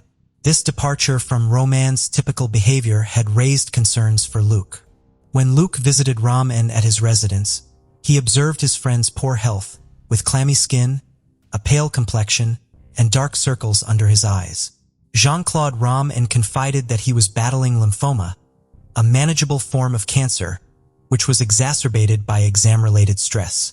At Roman's request, Luc promised to keep this information confidential, particularly from Florence. Investigators concluded that Luc had no further relevant information. Consequently, they anticipated the forensic laboratory's findings on the incinerated residence, hoping to gain additional insights to aid their investigation. Investigators noted peculiarities within the residence. They discovered that all doors had been locked internally, indicating that no unauthorized individuals had entered the premises. Initially, an accidental fire was the primary hypothesis until the condition of the bodies was revealed. Subsequent findings hinted at a more sinister turn of events, prompting the urgent need to interview Jean-Claude during his coma-induced weeks. Law enforcement zeroed in on Jean-Claude Raymond as their prime suspect and initiated a thorough investigation. Although Raymond lacked a medical degree, his extended tenure at the university raised suspicions. The educational institution confirmed that Roman had pursued studies for 12 years. While he successfully completed his first-year exams, he failed to pass those in the second year. Exploiting the absence of enrollment restrictions, Roman continuously re-enrolled in the second year throughout his academic tenure. Despite years of academic dedication, attending lectures and studying medical books, Jean-Claude's failure who passed the second examination remained perplexing. The possibility of oversleeping and missing the exam session was considered a plausible explanation, and he had the opportunity to retake the exam months later, but he never showed up. As investigators examined the deaths of Florence and the children, they were confronted with another tragic discovery. Jean-Claude's uncle, trying to convey the devastating news to his parents, arrived at their home only to be met with an unsettling silence. Upon entering, he found the lifeless bodies of his mother and father, both having suffered fatal gunshot wounds. A forensic analysis confirmed that Jean-Claude's parents were killed with the same weapon used to murder Antoine and Caroline. Furthermore, the close proximity of their estimated time of death indicated a deliberate connection. The unfolding events only grew more mysterious following the public disclosure of the tragedies. The police received an anonymous call from a woman unwilling to disclose her identity or any personal information, expressing reluctance to involve herself in the investigation. However, she did possess crucial information to share, revealing that she had engaged in a romantic relationship with Jean-Claude Roman after meeting him in Paris, and she too had been told that he was a researcher, the World Health Organization, and had misled her into believing he was a specialist with influential connections. The woman had been led to believe that Jean-Claude Roman was actively involved in and financing significant research projects. Moreover, he portrayed the banks in Geneva as highly advantageous, leveraging his supposed position. Roman enticed her with the opportunity to invest funds in a Swiss bank, offering an impressive 18% interest rate return. Through persuasive tactics, Roman managed to persuade his lover to make a financial investment. Initially hesitant, they reached an agreement wherein the woman would provide him with 990,000 francs for investment, with the expectation of receiving returns after 3 months. As the deadline approached in early January, she reminded Jean-Claude Roman of their arrangement, emphasizing her need for the funds to sustain herself and her family. Following negotiations, they arranged to meet for a dinner gathering, with Roman extending an invitation to dine with a prominent political figure, sparking the woman's interest and eagerness to reclaim her investment. On the agreed day, Roman picks her up in Paris to embark on their anticipated journey. As night descended, Jean-Claude Roman and the woman found themselves still on the road, clearly lost. Suddenly, Roman pulled over and launched a surprise attack on the woman inside the car. He employed tear gas, a stun wand, and a cable in an attempt to incapacitate her. However, she fiercely fought for her life and managed to escape from the vehicle. Roman pursued her, but inexplicably halted when she pleaded for mercy. It seemed that he realized his plan had failed, and he begged for forgiveness. The excuse he provided to the woman was now familiar to the investigators. He claimed that his lymphoma was flaring up, causing him to behave erratically and unlike his usual self, in a state of survival mode. The woman agreed to remain silent about the incident, in exchange for Jean-Claude safely returning her home. Investigators began to develop a grim perception of Jean-Claude Raymond. He was a pathological liar, a manipulator, and a scam artist. But the question that lingered in the detectives' minds now was he also a murderer? Upon awakening from his coma, Jean-Claude Raymond was promptly approached by investigators, eager to engage in conversation. With suspicions lingering, they sought a confession from him.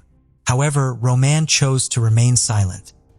He sat in his hospital bed, gazing into the distance with a vacant expression, refraining from speaking as inquiries swirled about the events of January 9th, the origins of the fire, the shooting of Antoine and Caroline, and the severe injuries sustained by his wife.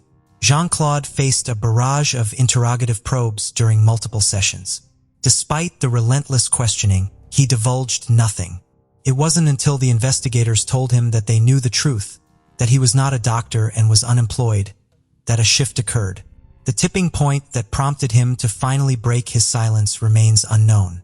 But eventually he began to speak. On the night of January 9th, Jean-Claude and Florence were spending a typical evening at home.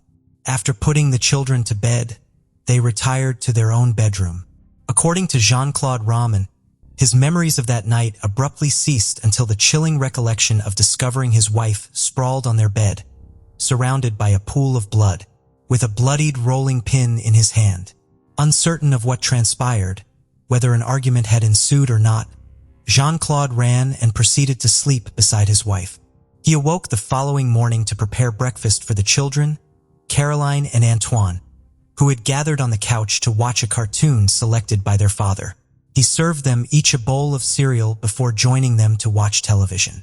When the children inquired about their mother's absence, he informed them that she was unwell and needed extra rest during that morning. Jean-Claude observed that Caroline felt warm, prompting concerns about her health. To prevent any potential illness from spreading, he instructed Caroline to go upstairs to her bedroom. Somehow, Caroline ended up lying face down on the bed with a pillow over her head. Raymond couldn't provide a clear explanation to investigators regarding this sequence of events, but speculated that it may have evolved from a game he played with his daughter. Subsequently, he retrieved his .22 caliber rifle fitted with a silencer and fatally shot his 7-year-old daughter in the back of her head. In a similar manner, Antoine met his tragic demise. His memories then became hazy.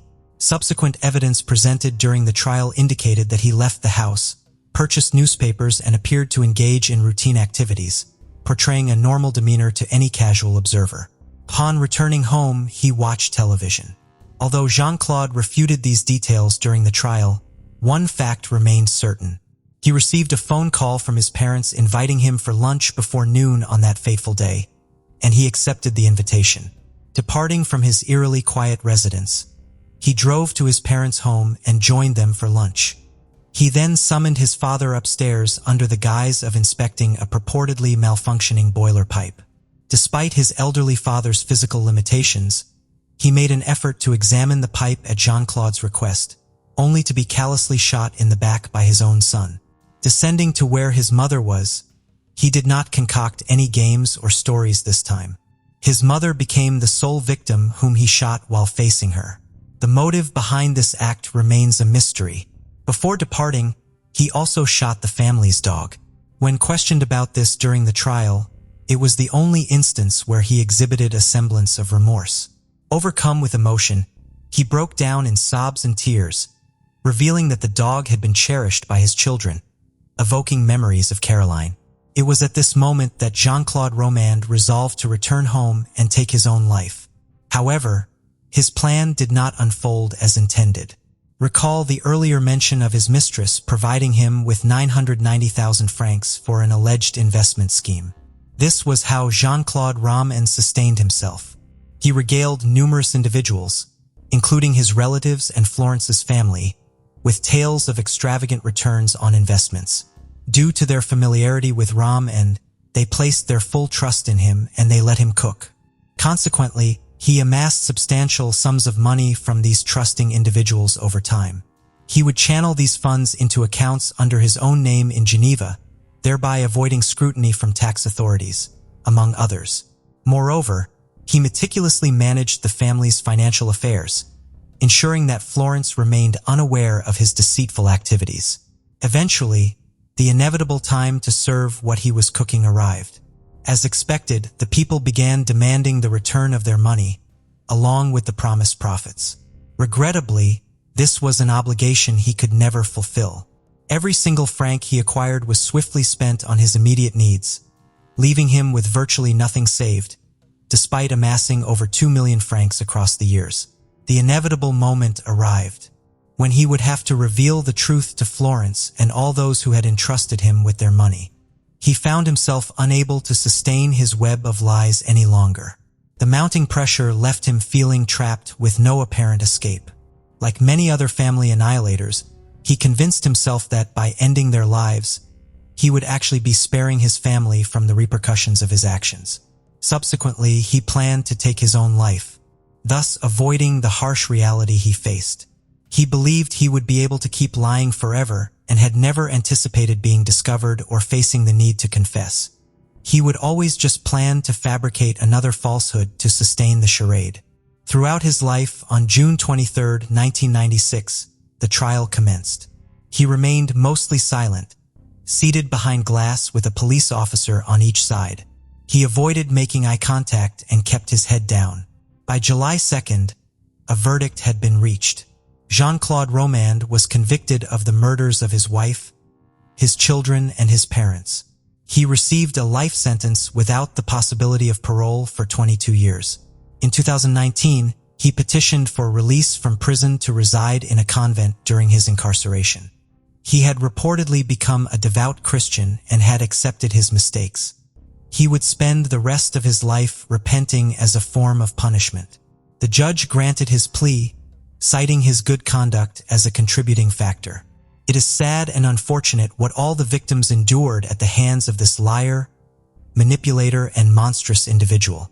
As we reflect on this horrific tale, our hearts and minds are with the individuals whose lives were abruptly ended and the grieving families and friends they left behind. Case of Sherry Popini. Keith and Sherry Popini first met in middle school, when Keith was in 7th grade and Sherry was in 8th. They shared their first kiss with each other. Their friendship flourished quickly and they remained close throughout their teenage years. However, as they grew older, they drifted apart and went their separate ways. Years later, Sherry married another man in 2006, but the marriage was short-lived, lasting only 2 years. After her divorce, Sherry found herself single again. Then, by chance, she ran into Keith, and the spark between them was immediately rekindled. The time they had spent apart had given them both personal growth and maturity, and they realized how much they had missed each other. Keith and Sherry decided to give their love a second chance, and they started dating. As they spent more time together, their connection grew stronger every day. Within a year of reuniting, they knew they were meant to be together. They got married in 2009 and had 2 children, settling down in Reading, California. Sherry used to work in telecommunications, but after having children, she became a stay-at-home mom. Keith continued to work at Best Buy as a member of the Geek Squad. The Popini family seemed to have a perfect life from the outside. However, on November 2nd, 2016, Keith's world was turned upside down when he came home to find his wife, Sherry, missing. It was unusual for her not to be there, as she was always home when he returned from work. At first, Keith thought she might have gone for a walk, but as time passed and she didn't come back, he grew increasingly worried.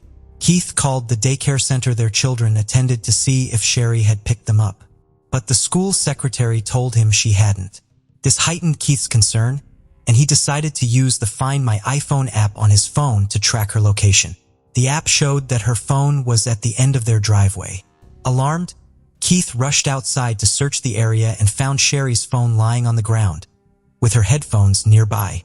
When Keith found Sherry's phone and headphones at the end of the driveway, he made a disturbing discovery. There were strands of hair entangled in the headphones. He immediately contacted the authorities at the Shasta County Sheriff's Office, who took Sherry's disappearance seriously and brought in the FBI right from the start. Keith was desperate to find Sherry and get her back safely. To do this, he knew it was crucial to get her name and face out to the public.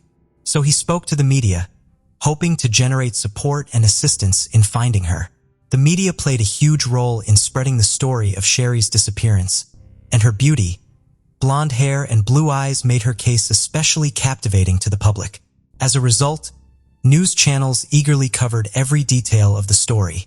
After Sherry went missing and it became public, the police received many tips, but none of them led to finding her. As they continued to investigate, they looked at Sherry's phone for clues. They found a heated text conversation between Sherry and her husband Keith from a few months earlier, which made the police suspicious of Keith's possible involvement. Despite this, Keith was cooperative and offered to take a lie detector test to clear his name. He passed the test. In addition to the argument with Keith, the police found texts on Sherry's phone from men using fake female names. It seemed like Sherry was planning to leave Keith.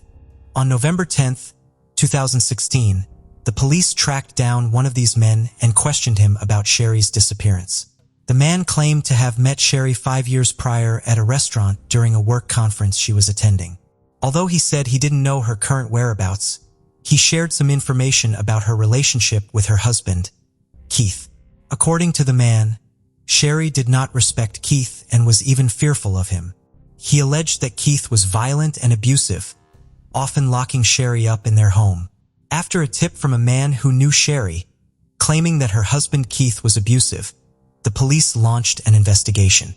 However, after speaking with friends and neighbors, they found no evidence to support the claims of Keith's violence. Several days into Sherry's disappearance, on November 24, 2016, the police received a call at 4:32 a.m. on Thanksgiving morning. The caller reported a woman in distress on the side of I-5. The police rushed to the scene and found a woman bound with chains and zip ties. It took a moment for the officers to realize Sherry Papini, who had been missing for days. Relieved to find her alive, they carefully freed her from the restraints and took her to the hospital for medical attention. When Sherry arrived at the hospital, it was clear that she had been through a traumatic experience. Her body was covered in bruises, her hair was noticeably shorter, and she had a burn mark on her arm as well as a bad rash. She had also lost a significant amount of weight, weighing in only 87 pounds. While Sherry was recovering at Woodland Memorial Hospital, the police tried to interview her, but she was too emotional to provide any information. The only condition under which she would cooperate was if her husband Keith was present in the room. With Keith by her side, Sherry recounted the terrifying incident. She said she was out jogging when a dark-colored SUV driven by two women approached her. She got out of the vehicle, pointed a gun at her, while Sherry Papini stayed in the car. Sherry was forced into the back of the SUV against her will. Before getting into the vehicle, Sherry had the presence of mind. Leave behind her phone and headphones on the driveway, along with some strands of her hair. She did this intentionally, hoping that Keith would find them and realize something was wrong. Sherry shared the details of her abduction with the police and her husband Keith.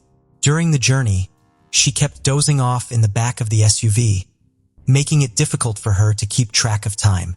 The two women had wrapped something around her face, preventing her from seeing her surroundings. They told her that she was being kidnapped because a man wanted to buy her and she was being taken to meet him. However, they refused to reveal the man's identity or location. Sherry was terrified and worried about her fate, unsure of where she was being taken or what would happen to her during her captivity. She also claimed to have been physically abused by one of the women who frequently hit her, leaving her with multiple injuries. Sherry claimed that her captors branded her right shoulder with the word Exodus to attract a buyer, who was allegedly a police officer. She also said that her captors constantly played mariachi music, which she found disorienting and unsettling. This music added to the oppressive atmosphere of her captivity, making her feel more isolated. Sherry was held in a single room with a boarded-up window. She was chained in a closet that served as a bathroom with a bucket for sanitation purposes. About 3 weeks into her captivity, Sherry heard a gunshot. After that, she had been with her disappeared, leaving Sherry to wonder if she had been killed. Sherry Papini, who had been quiet until now, took control of the situation. She instructed Sherry to get into a car, and they drove along I-5. Without warning, the car stopped, leaving Sherry startled and disoriented. She looked around, trying to understand what was happening. The younger woman then told Sherry to get out of the car. Confused and unsure, Sherry cautiously did as she was told. As Sherry exited the car, she felt a mix of fear and excitement. Was this her chance to escape, or was she being led into an even more dangerous situation? She was left with more questions than answers, feeling uncertain and scared. After being found safe on the side of I-5, the Shasta County Sheriff's Office held a press conference to announce Sherry's return. During the conference, the police reported that Sherry had been abducted by 2 Hispanic women, which sparked widespread concern among the public. However, this news brought unintended consequences. Following the press conference, a wave of racism erupted, targeting individuals of Spanish descent. The reporting of Sherry's abduction had fueled public fear and anxiety, leading some to unfairly blame individuals associated with the Hispanic community. After being abducted, Sherry returned home and began attending therapy sessions to cope with her trauma.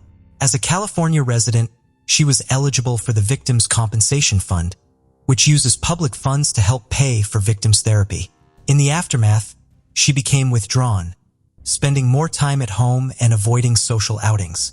1 year into the investigation, police released a composite sketch of 2 Hispanic women believed to be involved in the crime. Despite this development, no new leads emerged. The police also revealed that they had found male DNA on Sherry's underwear, which did not match her husband Keith's DNA. 2 years passed with no matches on the male DNA, and the case remained unsolved. However, in 2020, a long-awaited breakthrough finally occurred. The police working on Sherry's case decided to try a new approach to find the owner of the unknown DNA. They used a technique called familial DNA, which compares the DNA profile to potential relatives of the donor. This method is commonly used in criminal investigations to analyze DNA evidence and identify possible family members of a suspect.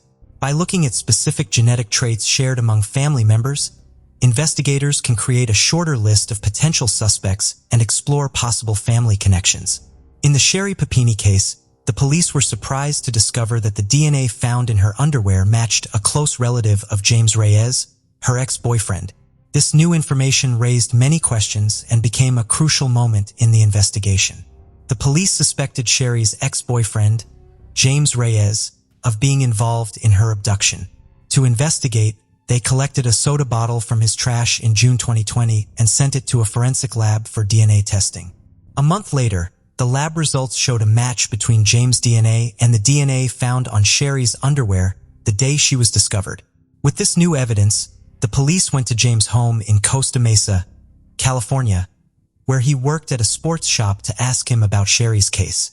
James told the police that he had dated Sherry about 10 years prior, and the last time he saw her was a year after they broke up. He claimed to have only heard about her disappearance and safe return through rumors. During the police interview, James initially denied any involvement in Sherry's kidnapping. However, as the conversation progressed, he revealed that he was still close friends with Sherry despite their breakup 10 years prior. Although James admitted to playing a role in her disappearance, he claimed he didn't nab her. Instead, he insisted he was merely assisting a friend in need. James reported to the police that Sherry reached out to him for help, claiming she needed to escape her abusive husband, Keith. On November 2, 2016, James told police that a friend had lent him a car, which he used the next day to pick up Sherry. According to James, Sherry hid in the back seat of the car, lying down during the drive to Costa Mesa.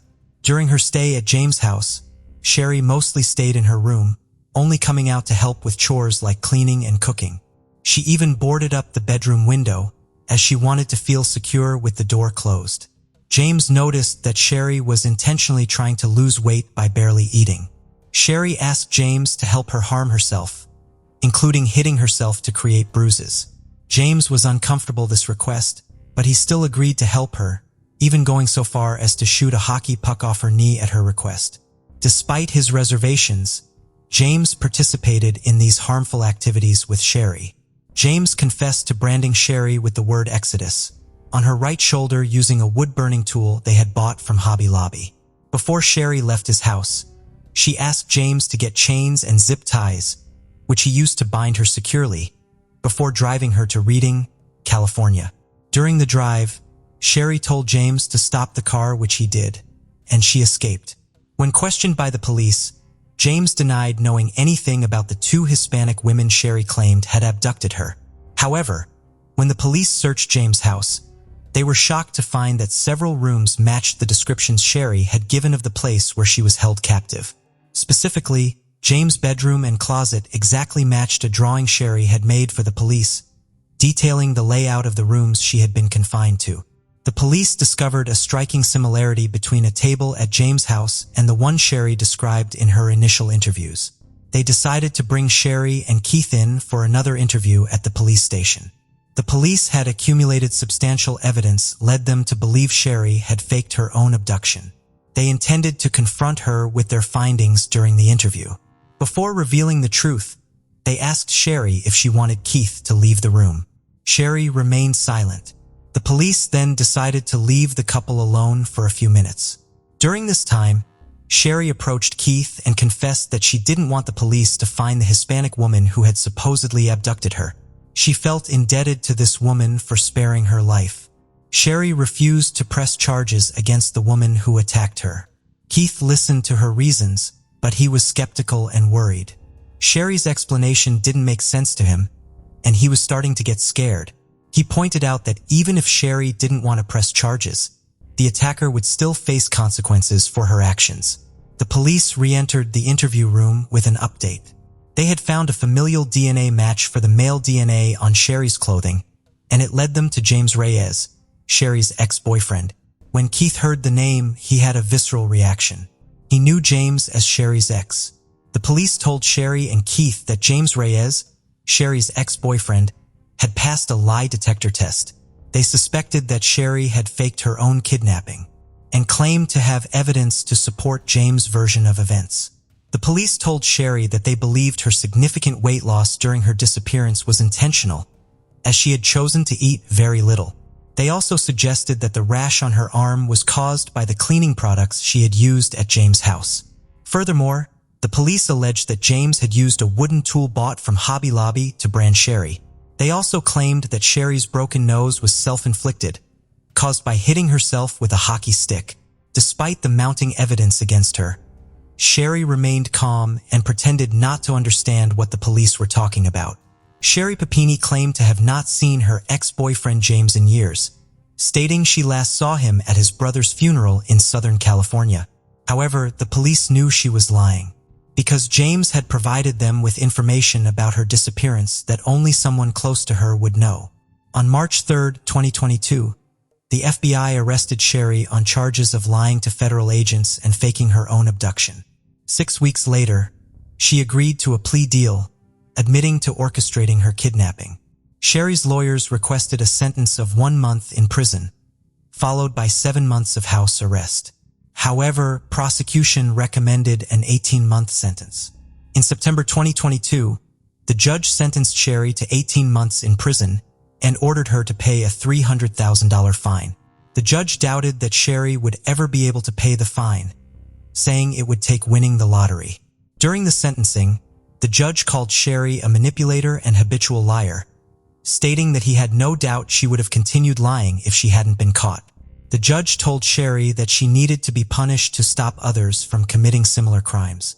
Sherry had taken advantage of many resources, including money meant for victims, Social Security disability payments, and a GoFundMe account set up after her fake kidnapping. The judge wanted to deter others from committing similar crimes by punishing Sherry. She spoke at her sentencing hearing, expressing regret and apologizing to those who had suffered because of her actions. Sherry acknowledged her guilt, saying she was responsible for lying and bringing shame to herself and those around her. In August 2023, Sherry was released from prison and moved to a halfway house. Sherry and her husband Keith separated on the day of her arrest in March 2022. After Sherry pleaded guilty, Keith filed for divorce the next month and sought full custody of their children. Let's go back to the beginning, when Catherine Moroney was only 13 years old and fell in love with a 21-year-old man named Michael Moroney. Michael had traveled all the way from Ireland with hopes of building a better life in America. Despite the significant age gap, their bond grew strong, and in 1923 they decided to get married. The couple built a modest life together, living on the second floor above a busy grocery store at 5200 Wentworth Avenue in Chicago, Illinois. Michael was known as a hardworking man who was determined to provide a better future for his family. When Catherine turned 17 on May 9, 1928, she gave birth to a baby girl with striking light blue eyes. They named her Mary Agnes Moroney. A year later, in 1929, the family grew again with the birth of their second daughter, Anastasia Moroney. Soon after, in 1930, Catherine discovered she was expecting once more, eagerly waiting to welcome their third child into the family. The Moroney family, who had Irish roots, struggled with serious financial hardship during that time. Their difficulties came during the Great Depression, a devastating economic crisis that began in the United States and eventually spread across the world. Many families and businesses suffered, and the Moroneys were no exception. Michael lost his job and was forced to earn just $15 a week distributing handbills, an amount that was far from enough to support a family of 4. Desperate to find stable work and some form of assistance, Michael placed an advertisement in the Chicago Daily Tribune. He hoped that someone might offer him a job or provide help so he could care for his family during those difficult times. In those days, newspapers often included special sections where individuals and families could request support from generous citizens, charitable groups, or organizations. The Moroney family submitted their appeal to the newspaper and waited hopefully for a response. However, 3 long weeks passed, and no help had arrived. Then, on Wednesday, May 13, 1930, just days after little Mary Agnes' second birthday, a man named Edgar Gilpin came across their advertisement and decided to respond. Edgar, who worked as a male nurse and was known for his philanthropic efforts, felt compelled to help the struggling Moroney family. He offered Michael practical support by giving him a suit and a pair of shoes, hoping it would help him secure a better job. The Moroney family was incredibly thankful for this small yet meaningful act of kindness. They accepted the assistance through the agency, which meant their address became accessible to others seeking help. Unfortunately, their address eventually reached a mysterious woman, setting the stage for unexpected and troubling events. On May 14, 1930, Catherine was at home with her daughters, Mary Agnes and Anastasia, preparing to clean the house. While she was scrubbing the floor, she suddenly heard a knock at the door and went to answer it. To her surprise, a young and elegantly dressed woman with beautiful blonde hair was standing outside. The woman was wearing a stylish gray suit with blue trimmings, and her hat was decorated with delicate gray lace. Catherine also noticed the striking pearly necklace around her neck and the jewel-studded watch on her wrist. It was the first time Catherine had ever seen this woman. She introduced herself by saying that a social worker named Mrs. Henderson had sent her to assist the family with their situation. Catherine had never heard of Mrs. Henderson before, but she assumed the visit might be connected to the advertisement they had placed in the newspaper asking for help. Believing the woman had come to offer support, Catherine welcomed her inside and invited her to sit down and talk. The woman arrived with several groceries for the Moroney family, including fresh vegetables she had purchased from the grocery store just down the street from their home. She praised Catherine for how well she was keeping the house clean and complimented her hardworking and ambitious nature. Grateful for the kindness, Catherine invited the woman to sit down, and the two spent quite some time talking together. Catherine opened up to the woman about the many struggles her family had been facing. The woman listened attentively, appearing friendly and genuinely interested in helping. For the first time in a while, Catherine felt a sense of relief and comfort, believing that someone had finally come forward to support her family.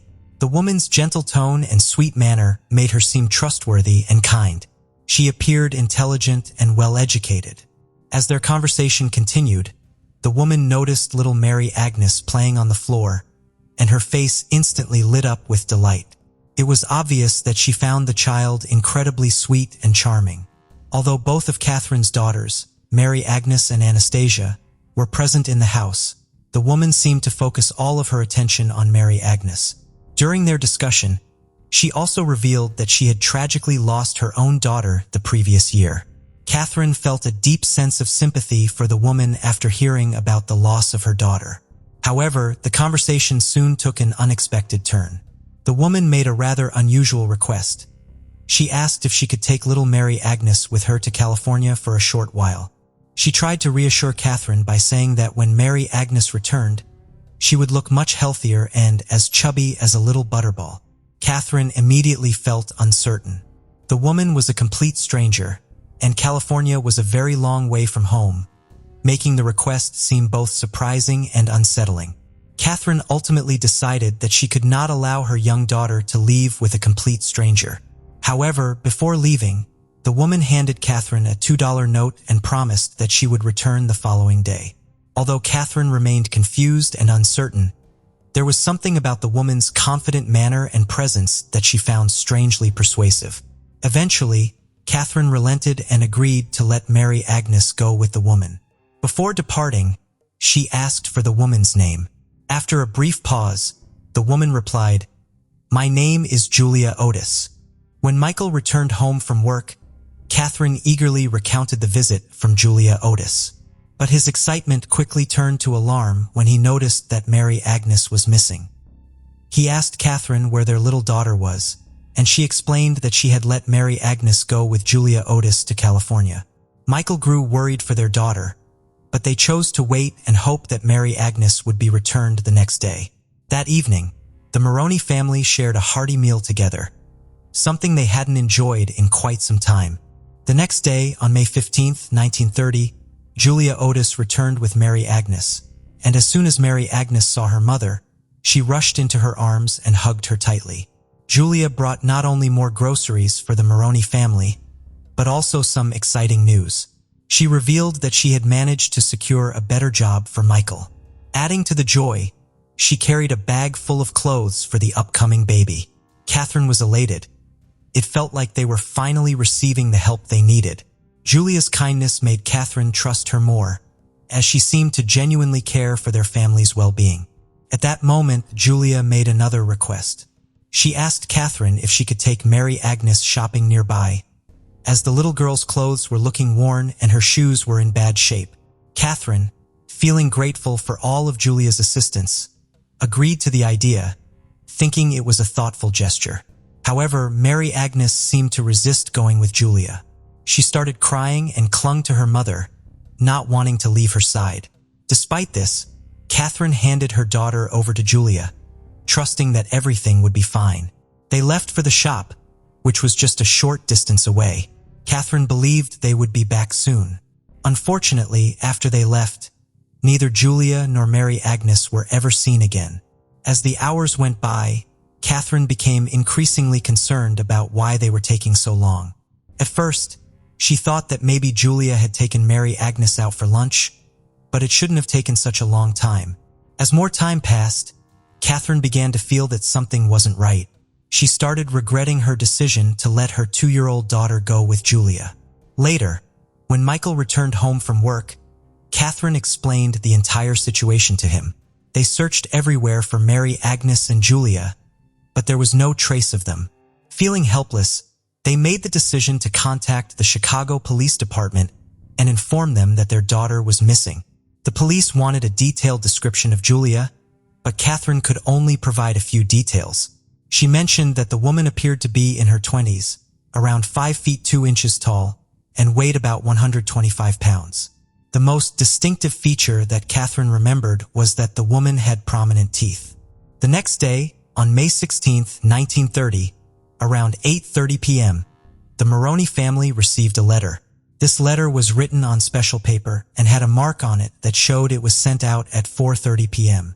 It was sent using a special delivery service, and inside the envelope, there was a $5 bill. The letter read, "Please, Don't be alarmed. I've taken your little girl to California with me. I have hired a special nurse to care for her. We'll be back in 2 months. By that time, you will be on your feet again and will be able to care for her. She didn't even cry a bit. She is outfitted like a princess. In the meantime, I'll help all I can to get you on your feet and don't worry about anything else. When you get this letter, we'll be on our way to California." Catherine hurriedly told the police about the letter, desperately wishing they could locate Mary Agnes. The police scoured every corner of Chicago's railway stations, hoping for a sign of Mary Agnes getting on a train with the woman Catherine had described, but it felt like they had disappeared like a puff of smoke. The police got wind of a young girl with blonde hair, possibly Mary Agnes, who had been seen on a train bound for Kansas, accompanied by a woman and a nurse. Yet when the train pulled into Kansas, it seemed like all three had become invisible. The police were unable to find any of them. As more people heard about the letter, witnesses came forward with their stories about a woman who seemed to match Julia Otis's description.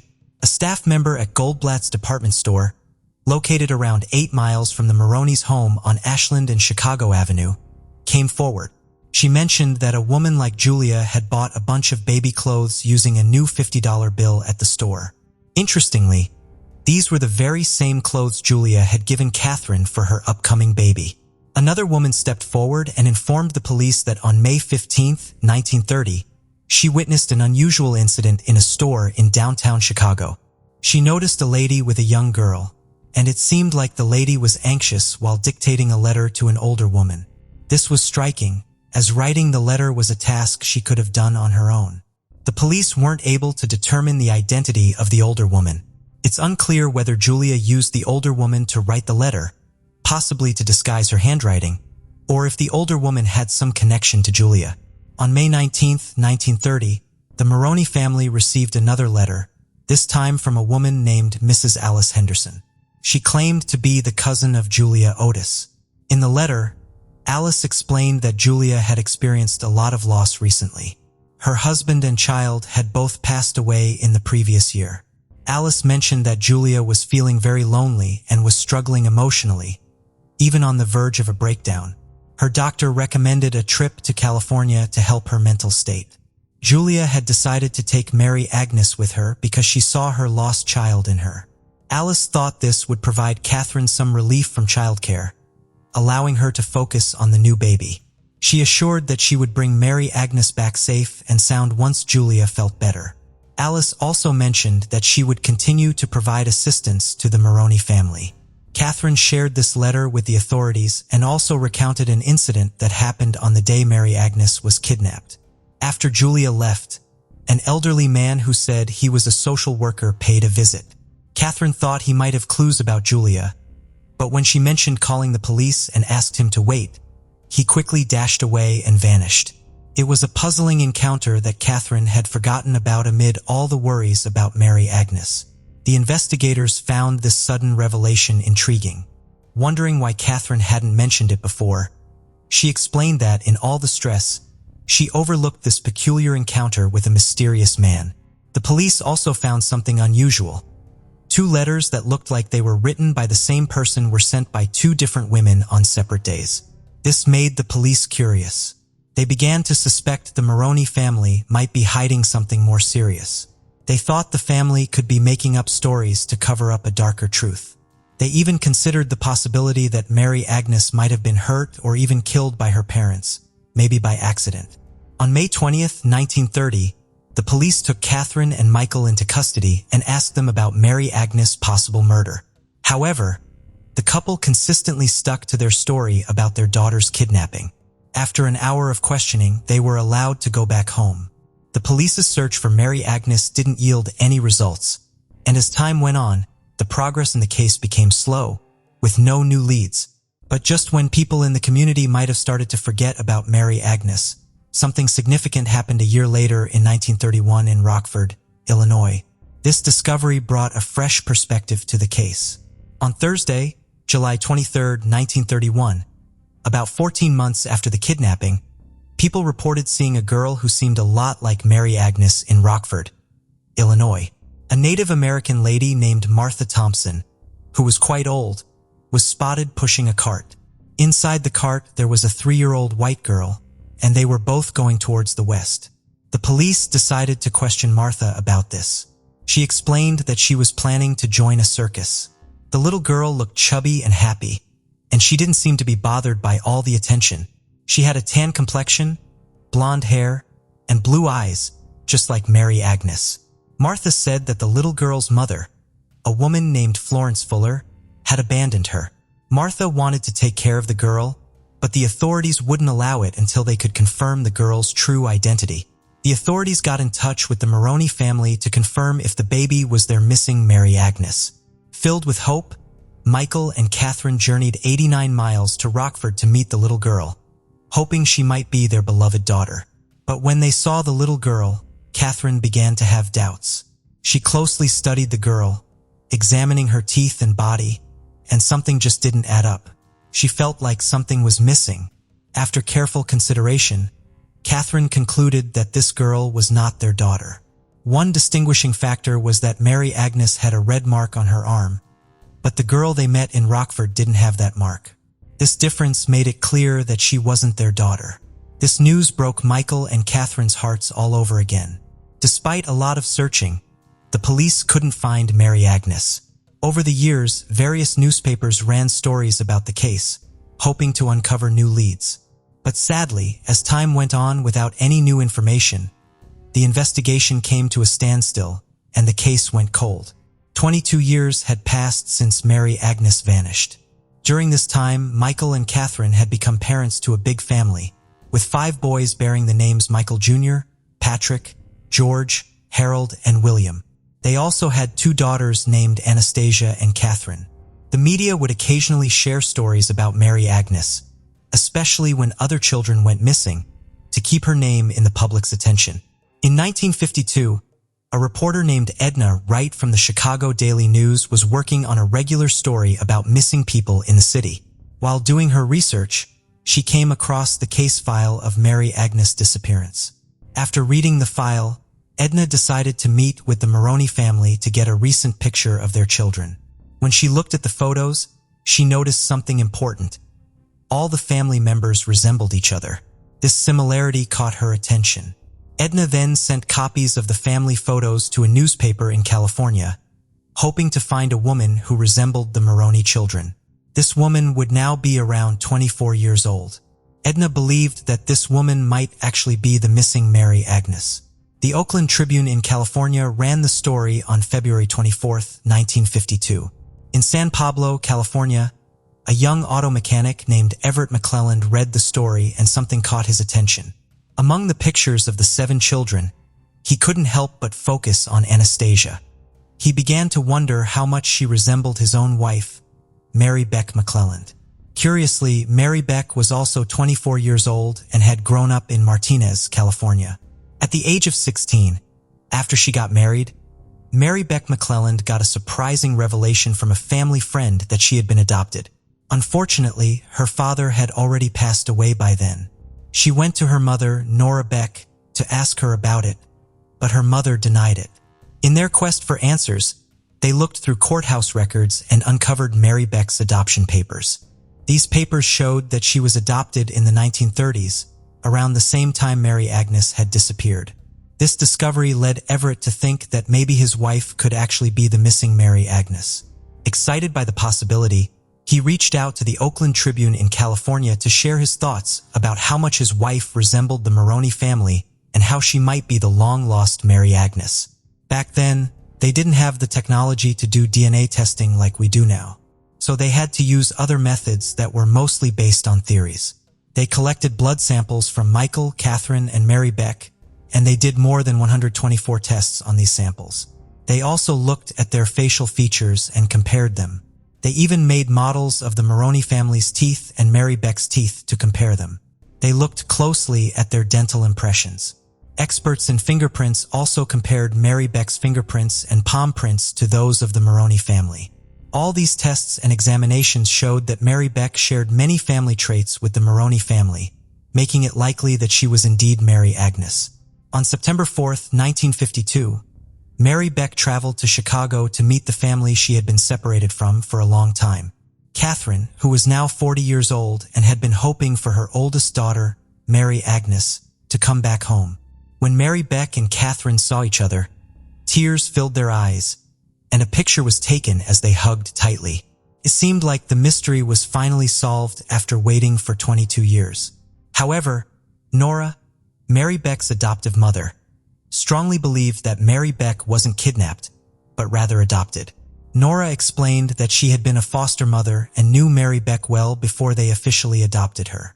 Another person, Dr. E.W. Mary of California, claimed that he had delivered Mary Beck on November 17, 1927, and she spent her early 2 years in an orphanage before being adopted. Furthermore, an important missing detail came to light. Mary Agnes had a scar from a hernia operation on her belly button. This scar was not present on Mary Beck. Despite all the confusion and uncertainty, the Maroney family still embraced Mary Beck as a part of their family. Mary Beck and Anastasia quickly became close friends because they looked very similar to each other. They even dressed in similar clothes and had the same shoe size. Despite Catherine's positive opinion of Mary Beck, doubts lingered in her mind about whether Mary Beck was truly her lost daughter, Mary Agnes. In a newspaper interview, Catherine emphatically stated that Mary Beck was not the daughter she had been longing for.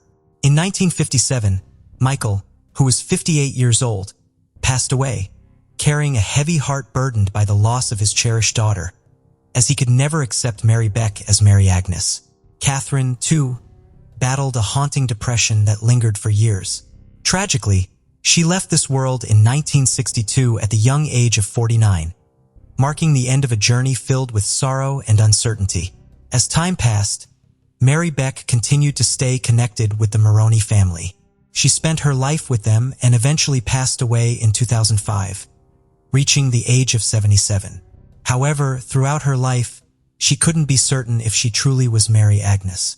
Then, 3 years after her passing, her family decided to do a DNA test to finally settle the question of their connection to the Maroney family. The test results showed that Mary Beck's DNA didn't match the DNA of Catherine and Michael. This made it clear that Mary Beck McClelland was not Mary Agnes. Despite all this, the case remained open for the next 14 years. Finally, on June 10, 2023, a detective named Jose Rodriguez from the Cook County Sheriff's Office was given the task of investigating the Mary Agnes case. This was all part of a project led by Sheriff Tom Dart, focused on finding missing persons. Dart and Rodriguez sat down to tackle this century-old mystery together. It was the oldest missing person case in the history of Chicago. To begin their investigation, they looked for the original police reports. They decided to create a family tree and trace down as many members of the Maroney family as possible. Rodriguez shared that he started searching for family members of Mary Agnes who were not on the family tree. They also took their search online, and eventually he stumbled upon an online forum where someone had identified themselves as a Maroney and reached out for contact. The detective uncovered an interesting lead. Some Maroney family members had accounts with DNA testing companies like Ancestry, so they decided to ask these family members to send in their. He showed her the DNA results and all the evidence he had gathered, proving her connection to the Maroney family. Terry couldn't believe it. All along, she had been convinced that her grandmother's family came from Poland. She was quite sure the detective must be mistaken.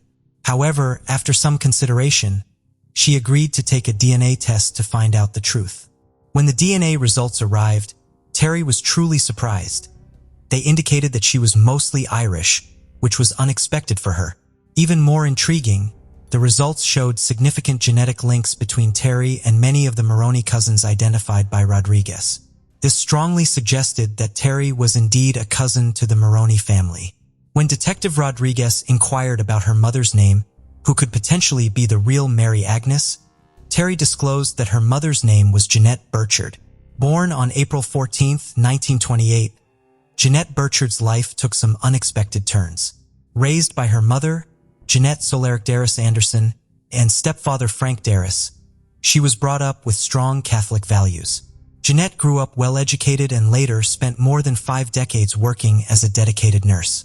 Jeanette first married Edward Jennings in the 1940s, and together they had 3 children.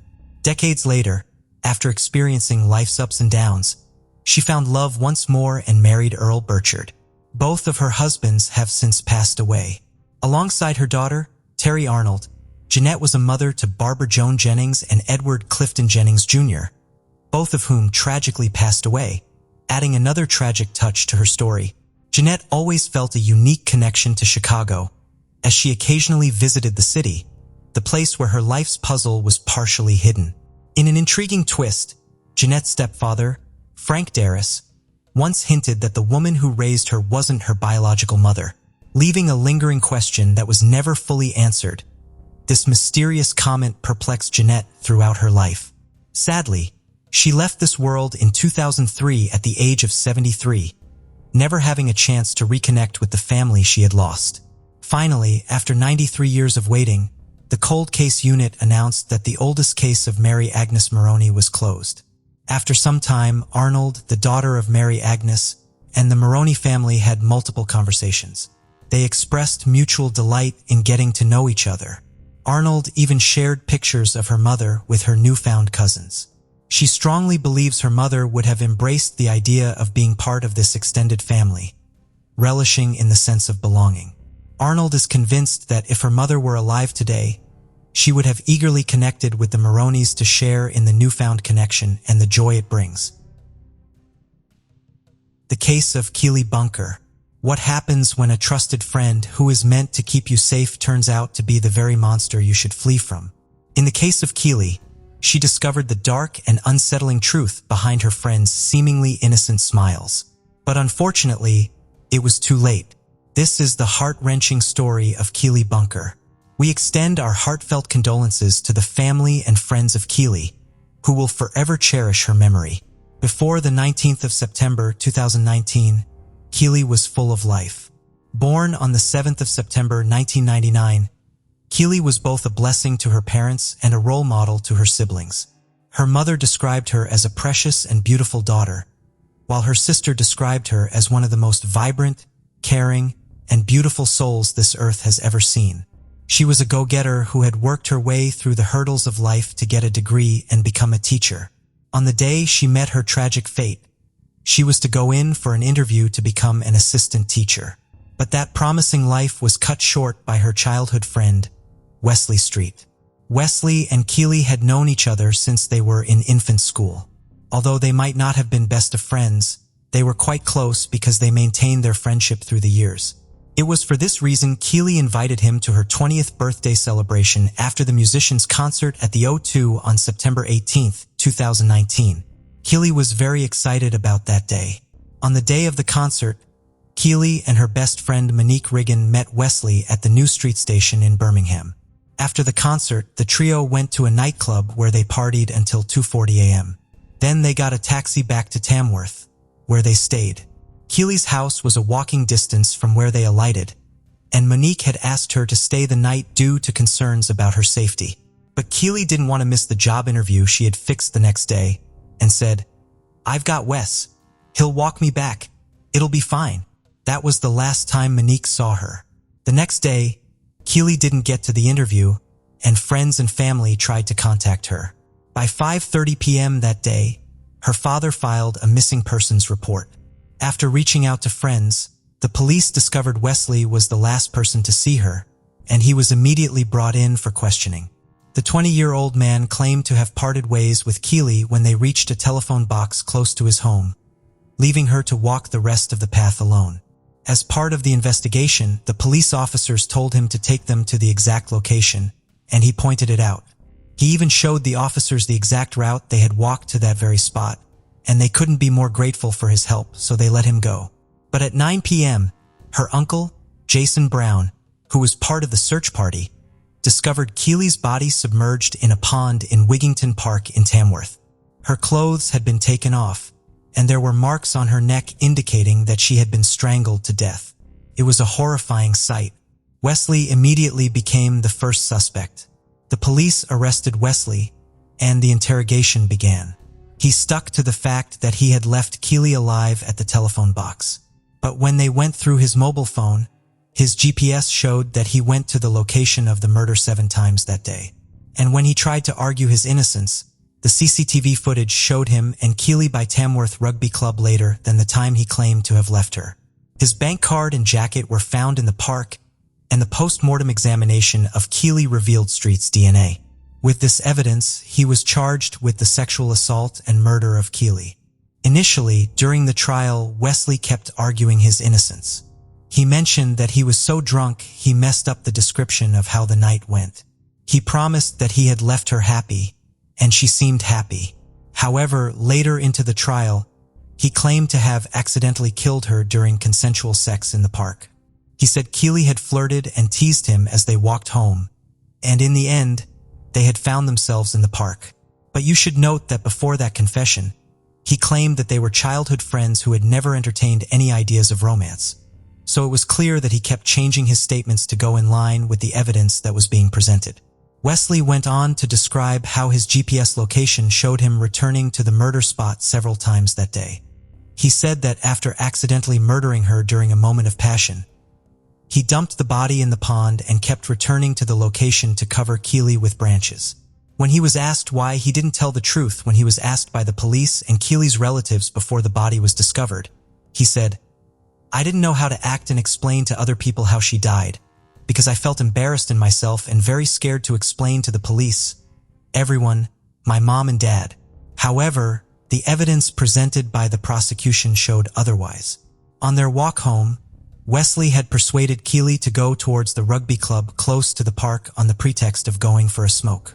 On getting to the park, he had forced himself on her and held her in a choke hold while she was fighting for freedom. His claims that he killed her in a moment of passion couldn't have been possible because it would take more than a few seconds for her to die. Then, when she died, he took her to the pond, covered her up with branches, and went home. The evidence presented before the jurors was already enough to find him guilty. But before the sentencing date, more chilling evidence about Wesley's horrible nature came to light. Due to the severity of the case, media outlets were quick to post details about the trial. This unknowingly triggered a reaction from women who had been previous victims of Wesley. In the court, Wesley portrayed himself as a young man who had made innocent mistakes. His father also testified that he was autistic and needed help understanding the proceedings of the trial. However, 3 women who had been victims of his sexual assault came forward to completely refute any claim of his innocence. In the year 2015, he sexually assaulted a 16-year-old girl. In 2017, his victim was a 15-year-old girl. And just a few months before Keely's death, his victim was another 20-year-old. Although investigations show there was a possibility there were more victims, those 3 were the only ones courageous enough to step forward. One of them told the court that she thought she was never going to get over it, but she had fought the sickening thoughts that almost overwhelmed her. Another said she was really scared to tell anyone because of how ashamed she felt. But after hearing about Keely's case, she just couldn't remain quiet. The third survivor shared how she blamed herself for the incident because she had gone to his house. Hannah Swee, the lead prosecutor, described Wesley's offense as a pattern of offending. She described Wesley as a man who tried to get what he wanted without having any regard for the consequences. She also mentioned that his innocent look and friendly character made his victims less wary of him. Reports show that his victims were either friends or acquaintances. It's easy to have a stereotypical image of a perpetrator, but what we often do not think about is a young lad who is popular, who has many friends, who is well known and liked, said Detective Inspector Cheryl Hannon, the senior investigating officer on the case. She also described Wesley as a devious and manipulating character, noting his arrogance in playing the martyr. He acted as if people were blaming him unfairly when he knew full well where she was and what he'd done, and the efforts he'd gone to concealing it to delay people finding her. His friend trusted him to walk her home that night, and it's only Wesley to blame that she didn't make it home. He was trusted to walk her home, but he manipulated the situation, preyed upon her, and ultimately raped and murdered her. He then went on to put himself at the center of the investigation, lying to the police, her family, and her friends that she was safe and well, changing his lies as the evidence was presented to him. Wesley was sentenced to 30 years in prison without parole. During the sentencing, the judge described how Wesley had cut the beautiful life of Keely short just to satisfy his desires. She lost the opportunity of fulfilling her life ambition of helping to educate young children, and her family had lost the company of their beloved daughter, sister, and niece. Keely's relatives also shared how they would never completely heal enough to forgive Wesley. Her mother, Debbie, said that as Keely's family, the outcome of this trial will never be enough in terms of justice. Keely was the kindest, most caring, and innocent young lady, and she was only just starting out in her life. Such is the hell they feel, they are incapable of showing any forgiveness. The horrible fate of Keely is a reminder that we can never truly tell who a person is. Everyone should always take precautions when they're out so late, because a person who you might deem your protector might actually be the predator. Managi Starin was born on May 23, 1989. There is little information about her early life. Records indicate she had a brother named Norris Starin, but whether she had other siblings remains unknown. By the year 2023, at the age of 34, Managi was a single mother of 3 children. Her residence was a modest apartment located at 1428 7th Street in St. Paul, Ramsey County, Minnesota. It remains uncertain whether she had ever been married. Accounts from those acquainted with Manage during this time painted a picture of a likable individual. Those who encountered her spoke of her positivity, patience, and kindness that extended to everyone she encountered, regardless of their background. However, amid these commendable qualities, Manage grappled with personal demons. She faced the challenges of drug addiction and mental health issues. These struggles were known to her family and played a role in her children not living with her, as she was struggling to overcome her own battles. The circumstances surrounding Manage's addiction and mental health concerns certainly prevented her from providing a stable environment for her children. Despite the challenges, life continued to unfold for Manage. Then something unexpected happened. On May 1, 2023, the St. Paul police received a distress call from Manage's father. During the call, he revealed troubling details about Manage's struggles with drug addiction and mental health issues. He disclosed that she had plans to enter a drug treatment center, but failed to show up. The last contact he had with Manage was on April 18, 2023. She had appeared paranoid and afraid. Her father expressed concerns that she was frightened of a boyfriend. With the call concluded, officers sprang into action. They looked for Manage at her apartment. Unfortunately, she was nowhere to be found. In their pursuit of answers, the investigators located and engaged in conversation with an individual simply identified as the father of one of Manage's children. The man revealed that he too had not heard from Manage, and this deviated from her usual routine. Normally, she would regularly check in on him, due to their shared responsibility for their son. He shared his concern, emphasizing that it was highly unusual for Manage to go more than 8 hours without reaching out to ensure their child's well-being. Additionally, the man disclosed that Manage had reached out to him from various phone numbers in the past.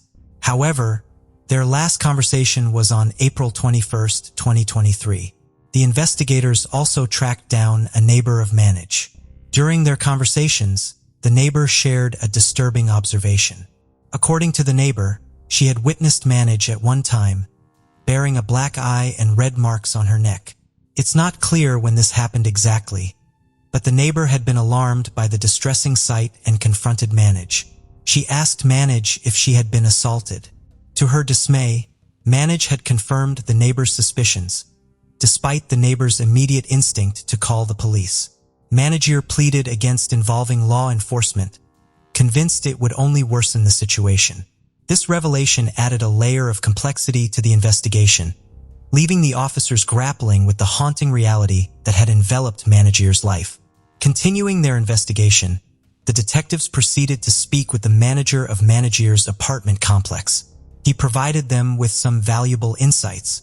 They learned that Manager had a boyfriend named Joe, who frequented her apartment despite not being listed on the lease. The manager then provided the investigators with a phone number associated with Joe. With the obtained phone number in hand, the investigators conducted their inquiries and confirmed that it belonged to a 40-year-old man named Joseph Steve Jorgensen. Presenting Jorgensen's photograph to the manager, they sought confirmation, and the manager identified him as the individual known to him as Manage's boyfriend. This revelation marked a turning point in the investigation, setting the stage for an unsettling and bizarre series of events to follow. Now, an apartment surveillance camera situated near Managed's residence proved to be a crucial piece of evidence. On May 24, 2023, investigators were informed by the apartment manager that the surveillance video had been found, capturing an alarming incident from April 21, 2023. In the footage, Manage was seen fleeing from her apartment in evident distress, with Jorgensen, her boyfriend, in swift pursuit.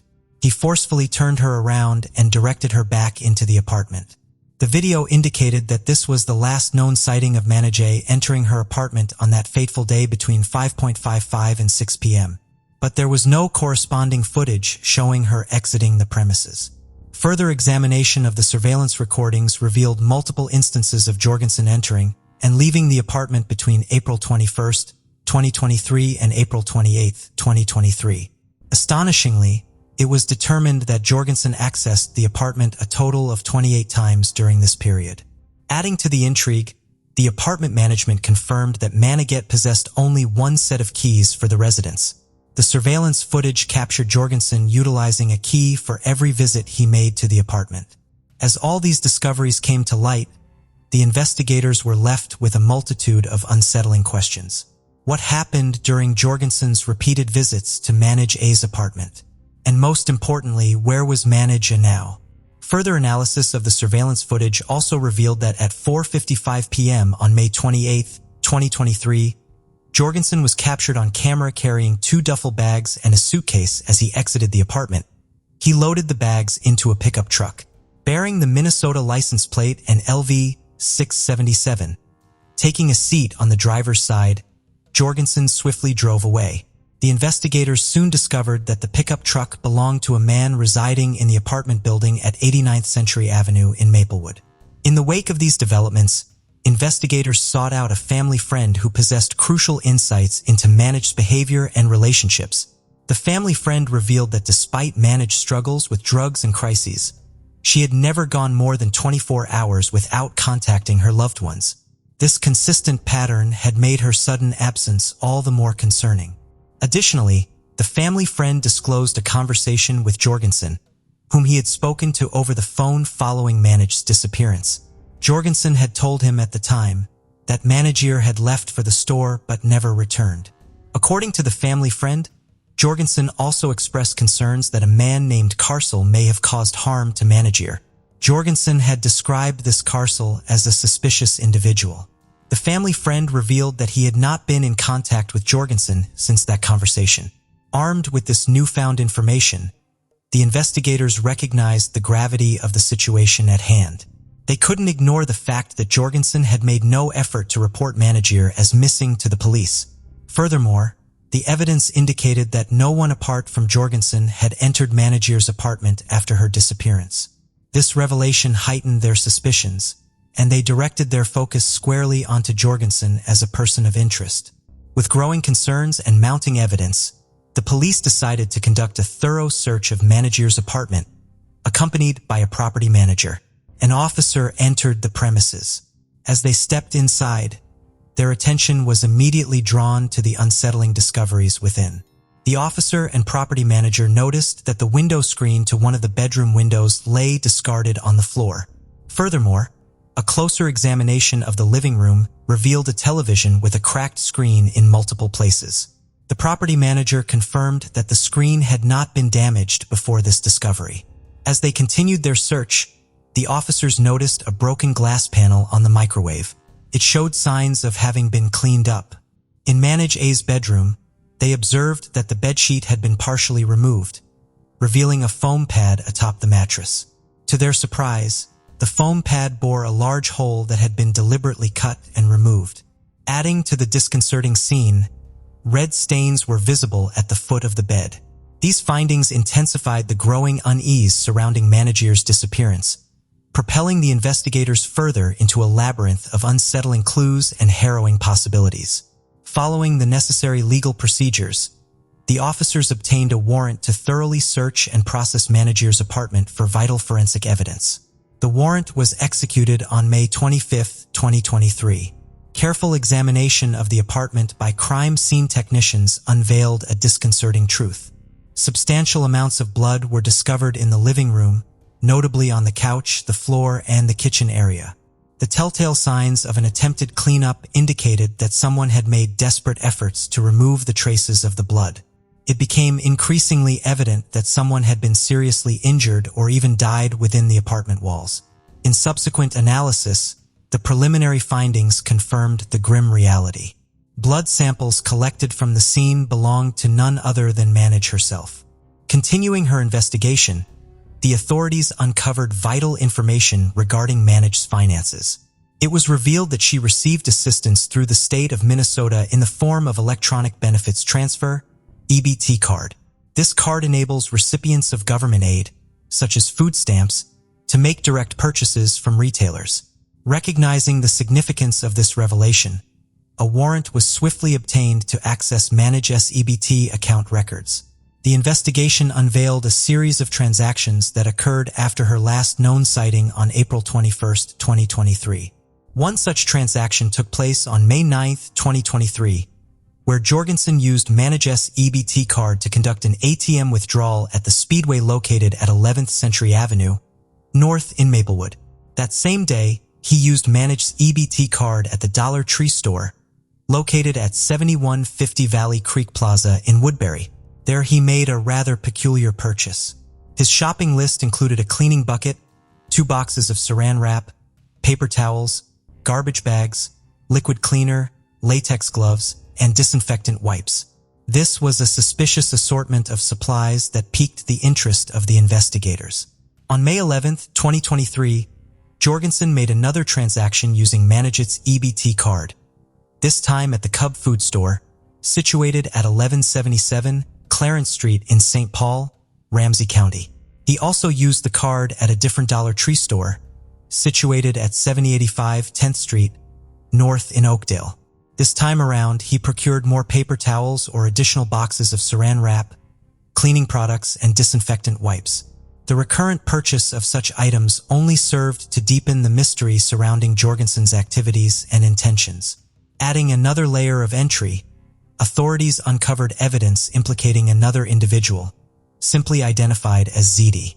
This ZD also utilized Manage's EBT card. Following this, investigators proceeded to obtain a search warrant to access information related to Jorgensen's Gmail and Google accounts. Analyzing the obtained data, a series of noteworthy Google searches made by Jorgensen came to light, further deepening the investigators' concerns. On April 21, 2023, Jorgensen had searched for the word jugular. On May 1, 2023, he searched for, "What do police do with a missing persons report?" On May 3, 2023, Jorgensen saw information on how to clear cookies from an Android phone. On May 27, 2023, his search query was how to remove GPS from a Lime scooter. On June 4, 2023, Jorgensen looked up lime for soil. Now at this point, one thing you should know is that lime, the substance Jorgensen had inquired about, can be utilized to speed up the decomposition process of a body and also the associated odors. The police were well aware of this fact, and this further heightened their concerns regarding Jorgensen's potential involvement in the disappearance of Manager. Based on the compelling evidence against Jorgensen, the police made a decisive move. The apartment investigators focused on and obtained a warrant to search was Jorgensen's. On June 26, 2023, a SWAT team moved in to execute the warrants, prepared for a potentially volatile encounter. As the officers confronted Jorgensen in his apartment, he responded with resistance, barricading himself within his bedroom. In a shocking turn of events, to the dismay of all present, Jorgensen started a fire, further escalating the danger and urgency of the situation. With utmost caution, the SWAT team made their move. A struggle ensued, and Jorgensen fiercely fought against the officers, even making an attempt to seize the firearm of a SWAT officer. Eventually, the officers successfully apprehended Jorgensen. As a precautionary measure, he was promptly transported to the region's hospital for evaluation. This was to ensure his well-being and address any potential mental health concerns that may have contributed to his actions. In addition to Jorgensen, 2 other individuals were present in the apartment when he was apprehended. One of them, an unidentified female, bore marks of physical harm. She had multiple bruises, scratches, and a red neck. The woman would later tell the police that Jorgensen had strangled her and issued threats of violence, including chilling words like, "The neighbors won't hear you scream." The second person in the apartment was Jorgensen's roommate. During the standoff between Jorgensen and the police, the roommate had taken refuge in his own bedroom. The roommate was also taken into custody without resistance. Later, at the St. Paul Police Department, the roommate provided a statement during an interview. He disclosed that he suffered from a traumatic brain injury that had resulted in a loss of his sense of smell. Additionally, he revealed a long-standing acquaintance with Jorgensen, notably the roommate clarified. Due to his Monday through Friday work schedule, he had minimal interaction with Jorgensen or the women Jorgensen brought to the apartment. Following these events, officers interviewed Zedi, a friend of Jorgensen. He was the other man who had also been observed using Managit's EBT card. The exact timing of the interview with Zedi remains unclear. During the discussion, Zedi revealed that he had only met Manage once or twice, emphasizing that he did not have a close relationship with her.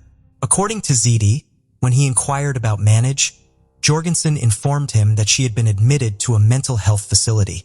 Zedi further disclosed that it was Jorgensen who provided him with both Manage's EBT card and its corresponding PIN, leading him to assume that Jorgensen had permission to use the card. In addition, officers interviewed the apartment manager responsible for Jorgensen's residence. The manager disclosed that multiple complaints had been lodged around May 15 or 16, 2023, regarding a putrid odor coming from Jorgensen's apartment. The foul smell permeated the entire building. It was described by the manager as resembling that of a dead animal. Shedding further light on the situation, the manager revealed that on May 18, 2023, both he and a maintenance employee attempted to gain access to the apartment for inspection. However, Jorgensen responded with verbal hostility and physically prevented them from entering a particular bedroom, which appeared to be the source of the odor. Undeterred, the manager informed Jorgensen and his roommate that the apartment needed to be cleaned within a week, to which they complied. The manager then disclosed that shortly after, he and the maintenance employee witnessed Jorgensen carrying and dragging large black duffel bags out of the apartment. Struck by the sight, they had exchanged remarks suggesting the possibility of Jorgensen transporting a dead body. In response to these findings, the Forensic Services Unit of the St. Paul Police Department carefully processed Jorgensen's apartment. Their report revealed the discovery of a large pool of blood in the front closet, which coincided with the location from where the foul odor had been reported. The blood had seeped through the carpet and carpet pad, and the presence of other biological material and recent maggot activity further compounded the disturbing nature of the scene. Additionally, blood was also found in the closet where Jorgensen had attempted to start the fire. Furthermore, as part of the investigation, officers recovered 2 padlock keys within Jorgensen's apartment following his arrest. Upon reviewing Jorgensen's phone records, it was discovered that his phone had registered a ping within the vicinity of an ice storage unit situated at 881 Were Drive in Woodbury on May 18, 2023. Someone using Jorgensen's roommate's name began renting a storage unit at the facility on May 5, 2023. Notably, the access code assigned to the unit was used to enter the facility precisely at the time when Jorgensen's phone pinged in the same area. Recognizing the significance of this information, investigators swiftly obtained a warrant to search the storage unit. On June 28, 2023, 2 days after Jorgensen's arrest, investigators proceeded to the designated storage unit. As they approached the scene, they were greeted by a distinct and terrible odor, consistent with decomposing flesh. One of the keys obtained from Jorgensen's apartment appeared to fit one of the padlocks. However, the investigators eventually resorted to cutting the 2 padlocks to gain access. Upon entering, they discovered the presence of several items: a large cooler carefully wrapped in plastic, a blue duffel bag, and a compact carry-on suitcase. Notably, one of these bags matched the same bag Jorgensen was observed removing from Managier's apartment in the video footage. Additionally, atop the cooler, A green tote was found containing cleaning supplies consistent with those previously purchased by Jorgensen. Acting under the direction of the Forensic Services Unit, 2 coolers and a duffel bag were carefully removed from the unit. A distinct and overpowering stench of decomposing flesh emanated from these containers. Enclosed within multiple layers of plastic, the contents remained inaccessible until they were transported to the medical examiner's office for further examination. Upon examination using an X-ray machine, it was revealed that the coolers and bag contained a human body. The larger cooler yielded a torso, while the larger bag held the arms and legs. The smaller cooler, on the other hand, contained a head. Subsequently, the Ramsey County Medical Examiner's Office conducted an autopsy on the recovered remains. The first set of remains, the torso, was carefully removed from the large cooler. Extensively enveloped in layers of saran wrap and multiple bags, great care had been taken to preserve and conceal it. The next set of remains to be removed was the head, similarly encased in numerous layers of saran wrap and bags. Finally, the third set of remains consisting of 2 arms, 2 thighs, and the remaining portions of the legs and feet were removed from the duffel bag. These remains had also been carefully wrapped in a substantial amount of saran wrap. Unwrapping the remains proved to be a time-consuming task for the medical examiner. With the completion of thorough examinations and analysis, the medical examiner successfully confirmed the identity of the remains as belonging to none other than Manhea. Identification was established through recognized tattoos and dental records. Tragically, the determination of the manner of her death led to the conclusion that it was a homicide. Following this, investigators turned their attention back to the surveillance footage obtained from Mangia's apartment, placing a particular focus on the bags that Jorgensen had removed from the premises. Upon careful review, it became increasingly apparent that Jorgensen had dismembered Manja within her own apartment, meticulously dividing her remains and placing them in various bags he carried out. Jorgensen faced a series of charges in connection to the death of Manja. He was formally accused of 1 count of second-degree murder, reflecting the gravity of his alleged actions. Additionally, Jorgensen was charged with arson for deliberately setting a fire within his apartment. During the confrontation with the SWAT team officers, the charges extended to include offenses such as threats of violence and disarming an officer. On the afternoon of June 30th, 2023, Jorgensen appeared briefly in court to address the murder charge. Throughout the proceedings, he shook his head from side to side, reacting to Assistant Ramsey County Attorney Isabella Eastwood as she presented details from the complaint. Eastwood further requested that bail be set at $5 million, a proposal that received the approval of Judge Timothy Carey. Jorgensen remained mostly silent during the court appearance, offering only his name when prompted. The defense attorney opted to reserve any arguments regarding bail for a later date, suggesting that a comprehensive defense strategy was being prepared. During a press conference held on the same day Jorgensen made his court appearance, St. Paul Police Sergeant Mike Ernster unveiled a significant development that emerged during their ongoing investigation. It was revealed that another woman, Fanta Zivong, aged 33, another former girlfriend of Jorgensen, was also missing. Notably, the last known sighting of Zivong occurred in July 2021 in the company of none other than Jorgensen himself. Intriguingly, her absence had not been previously reported, prompting the police to initiate a recent missing person investigation. Tragically, on July 7th, police said in a news conference that they had found the remains of Fantasia Vong, 33, in a separate storage unit in Coon Rapids, north of Minneapolis and 30 miles from the unit where Starnes had been discovered. More details have not yet been released regarding this second victim, but it is widely believed that Jorgensen is responsible for her murder as well. Amid these ongoing developments, Manag's family expressed their gratitude to the police for pursuing every lead in their relentless search for the truth. As for Jorgensen, if found guilty, he could face a maximum sentence of up to 40 years in prison for the charge of second-degree murder. Jorgensen's next court appearance is scheduled for August 21, 2023. In the aftermath of this harrowing case, the truth surrounding Manag's untimely demise has been unraveled, and justice is now being pursued. The efforts of law enforcement have brought us closer to understanding the tragic events that unfolded. As we contemplate the chilling details surrounding Jorgensen's actions, a haunting question arises. Are we on the verge of uncovering a potential serial killer? The case of Carol Nicole Maltese was born on September 19, 1995, in a small province in Italy to parents Fabio and Josephine. Her mother was of Italian descent, while her father had Dutch heritage.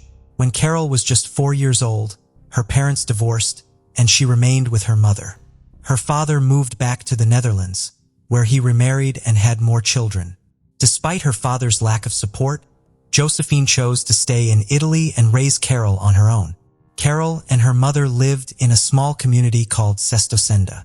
Her mother worked multiple jobs to provide Carol with a good education and opportunities for a better life. As a result, Carol grew into a beautiful, kind, and sociable young woman with many friends and an easy rapport with others. She was an active schoolgirl who participated in sports, such as horseback riding, and regularly attended a dance studio. Carol was fluent in 3 languages, loved traveling across Europe, and was an avid reader who could engage in conversations on a wide range of topics. As Carol entered her teenage years, she had many admirers and enjoyed being the center of attention. After completing her secondary education, Carol enrolled in a technical university to study industrial design, arts, and fashion. During her freshman year, Carol discovered she was pregnant after developing a romantic relationship with a young man studying architecture and design. The pregnancy was unexpected, and both Carol and her father were unprepared. Despite the challenges, Carol decided to keep the baby. In 2016, Carol, then 20 years old, gave birth to a son. The arrival of the baby significantly impacted her life. Due to financial constraints, she had to leave school to support themselves and their child. She relocated to Verona in search of better opportunities to provide for their family. Carol found employment as a sales consultant in a cosmetics and perfume retail chain when her son was 1 year old. Meanwhile, her boyfriend worked on projects from home and took care of their son. However, in mid-2019, Carol's life took another turn when she fell in love with Angelo. They began a passionate affair, secretly meeting in hotel rooms and exchanging messages at night. The affair lasted for about 6 months, during which they tried to spend as much time together as possible.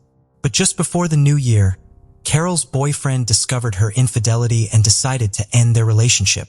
Carol thought it was for the best that she was leaving, as she had already planned to move in with her new boyfriend. However, they faced a challenge. Angelo lived with his parents, and Carol couldn't join him with her child from a previous relationship. They decided to rent a place together, but their plans were disrupted, which left them jobless and unable to afford a home. Carol had to move into Angelo's parents' house and temporarily leave her 4-year-old son with his biological father. Carol struggled financially, but Angelo and his parents supported her as much as possible. She had to rely on them completely, unable to contribute to her son's care. To make matters worse, her mother was diagnosed with Parkinson's disease, which required expensive treatment. In desperation, Carol looked for ways to earn money from home to support her son and ailing mother. She turned to social media and created a YouTube channel, sharing her experiences of life in isolation. Although her content didn't attract much attention, her striking appearance drew comments, including some unwanted and inappropriate proposals.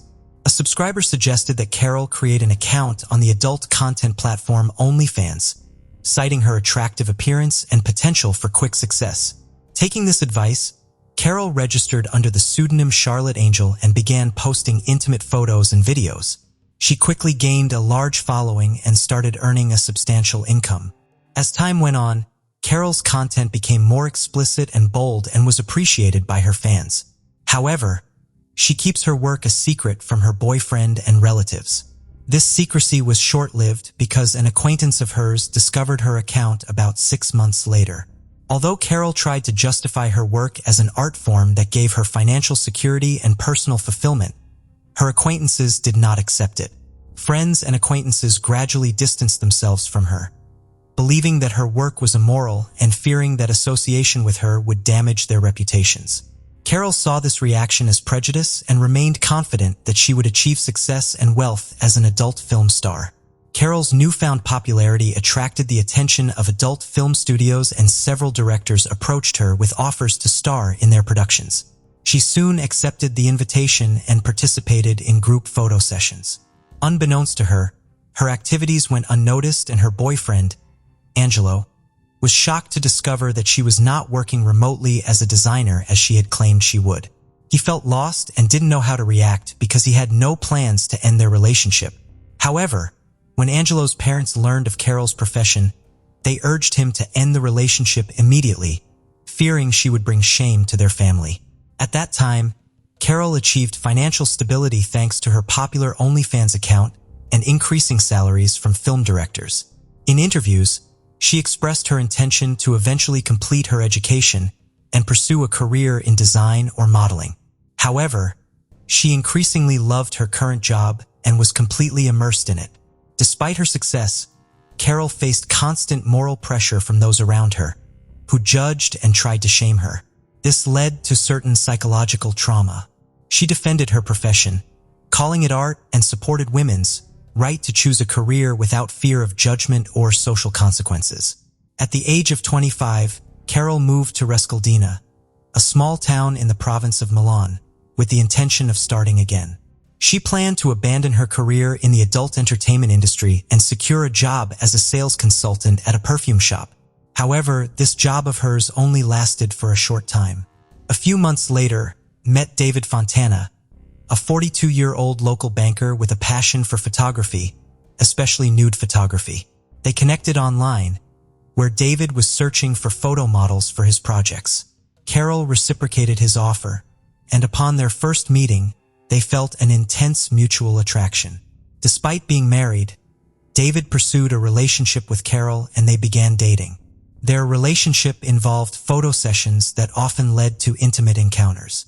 David soon discovered Carol's past experience in the adult industry and encouraged her to resume her career, citing her talent. However, David's feelings for Carol were complex. He loved her, desired to possess her, and also enjoyed watching her in adult films. In March 2021, David divorced his wife and moved in with Carol, allowing them to explore their most explicit fantasies together. He assisted her in creating content for OnlyFans, a platform where she gained immense popularity. However, David took a share of the profits from their joint work. As Carol's success grew, she began receiving lucrative offers from foreign directors and studios for film shoots. David was a jealous boyfriend who would become annoyed when others showed interest in Carol in public or tried to flirt with her. However, he never interfered with her work as an adult film actress, treating it as a normal job that she felt comfortable with. On the other hand, after Angelo and Carol broke up, Angelo confessed that he had missed her and asked to get back together, saying that he would accept her profession and not restrict her freedom. Carol appreciated Angelo's efforts but revealed that she had already met someone else. Even so, Angelo and Carol continued to communicate. However, when David found out, he became angry, threatened Angelo, and burned his car and finally break up with Carol. Angelo reported the incident to the police, who issued a restraining order against David but ultimately found no evidence linking him to arson. As Carol's career took off, Carol frequently traveled for filming and attracted a large following. She was trying to buy a house for herself and her son and planned to leave the adult film industry to focus on raising her son. To achieve this goal, she started creating custom videos for fans, who would send her scripts and pay her to make their fantasies come true. This idea brought high profits to Carol. Carol and David continued to work together in film despite their personal separation. During a September 2021 film shoot, Carol met co-star Salvatore Galdo and a romance blossomed. She and Salvatore eventually formalized their relationship, deciding to get married after taking the time to ensure they were both ready to move forward. As they planned their future together, they made a conscious effort to maintain their independence and keep their relationship private. They had learned from past experiences and wanted to approach their new relationship with a clear understanding of each other's needs and boundaries. In the end, Carol and Salvatore were able to build a strong foundation for their relationship, free from the entanglements of their past. They were able to move forward together, focusing on their shared future and leaving their complicated pasts behind.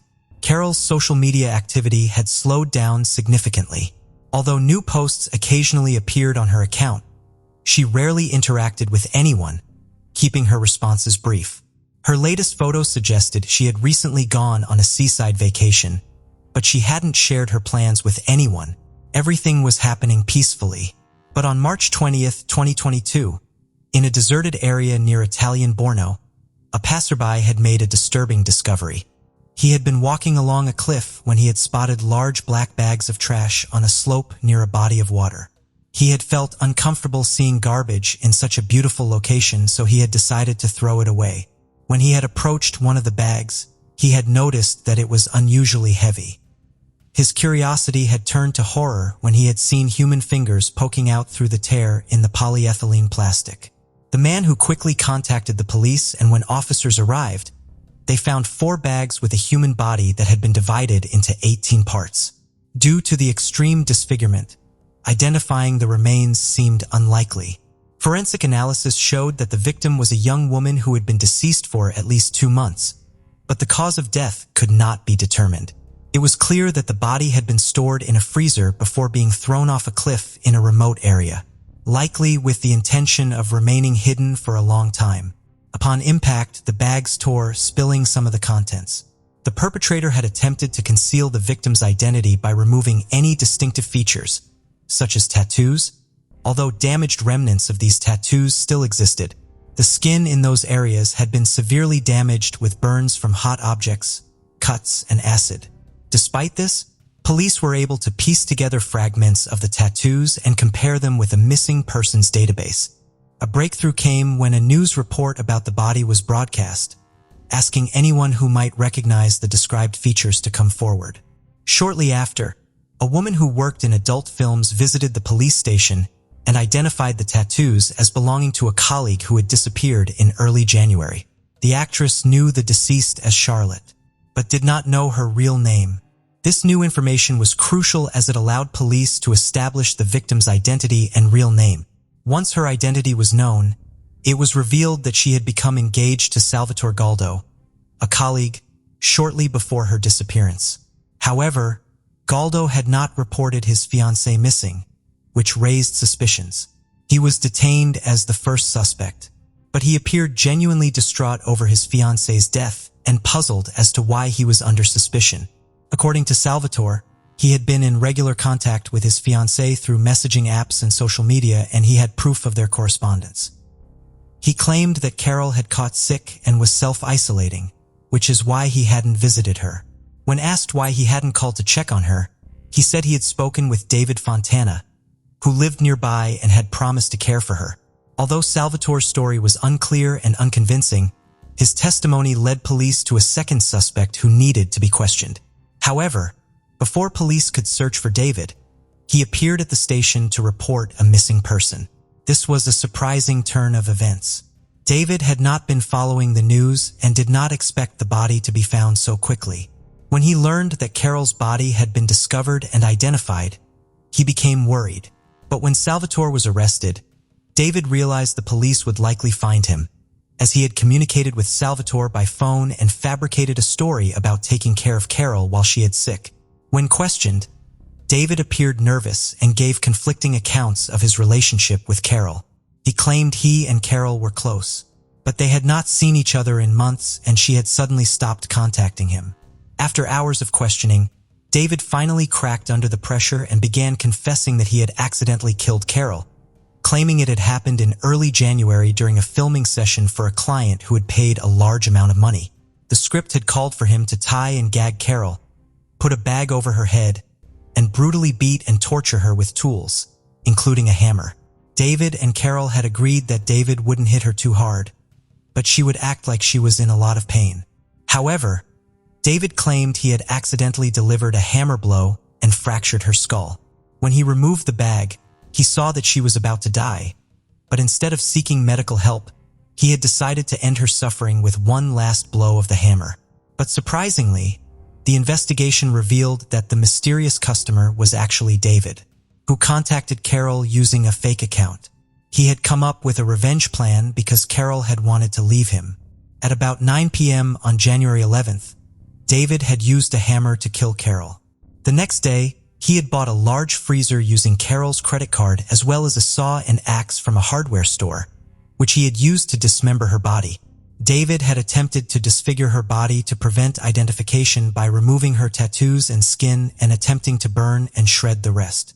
After murdering Carol, David stored her body parts in bags and kept them in a freezer for over 2 months.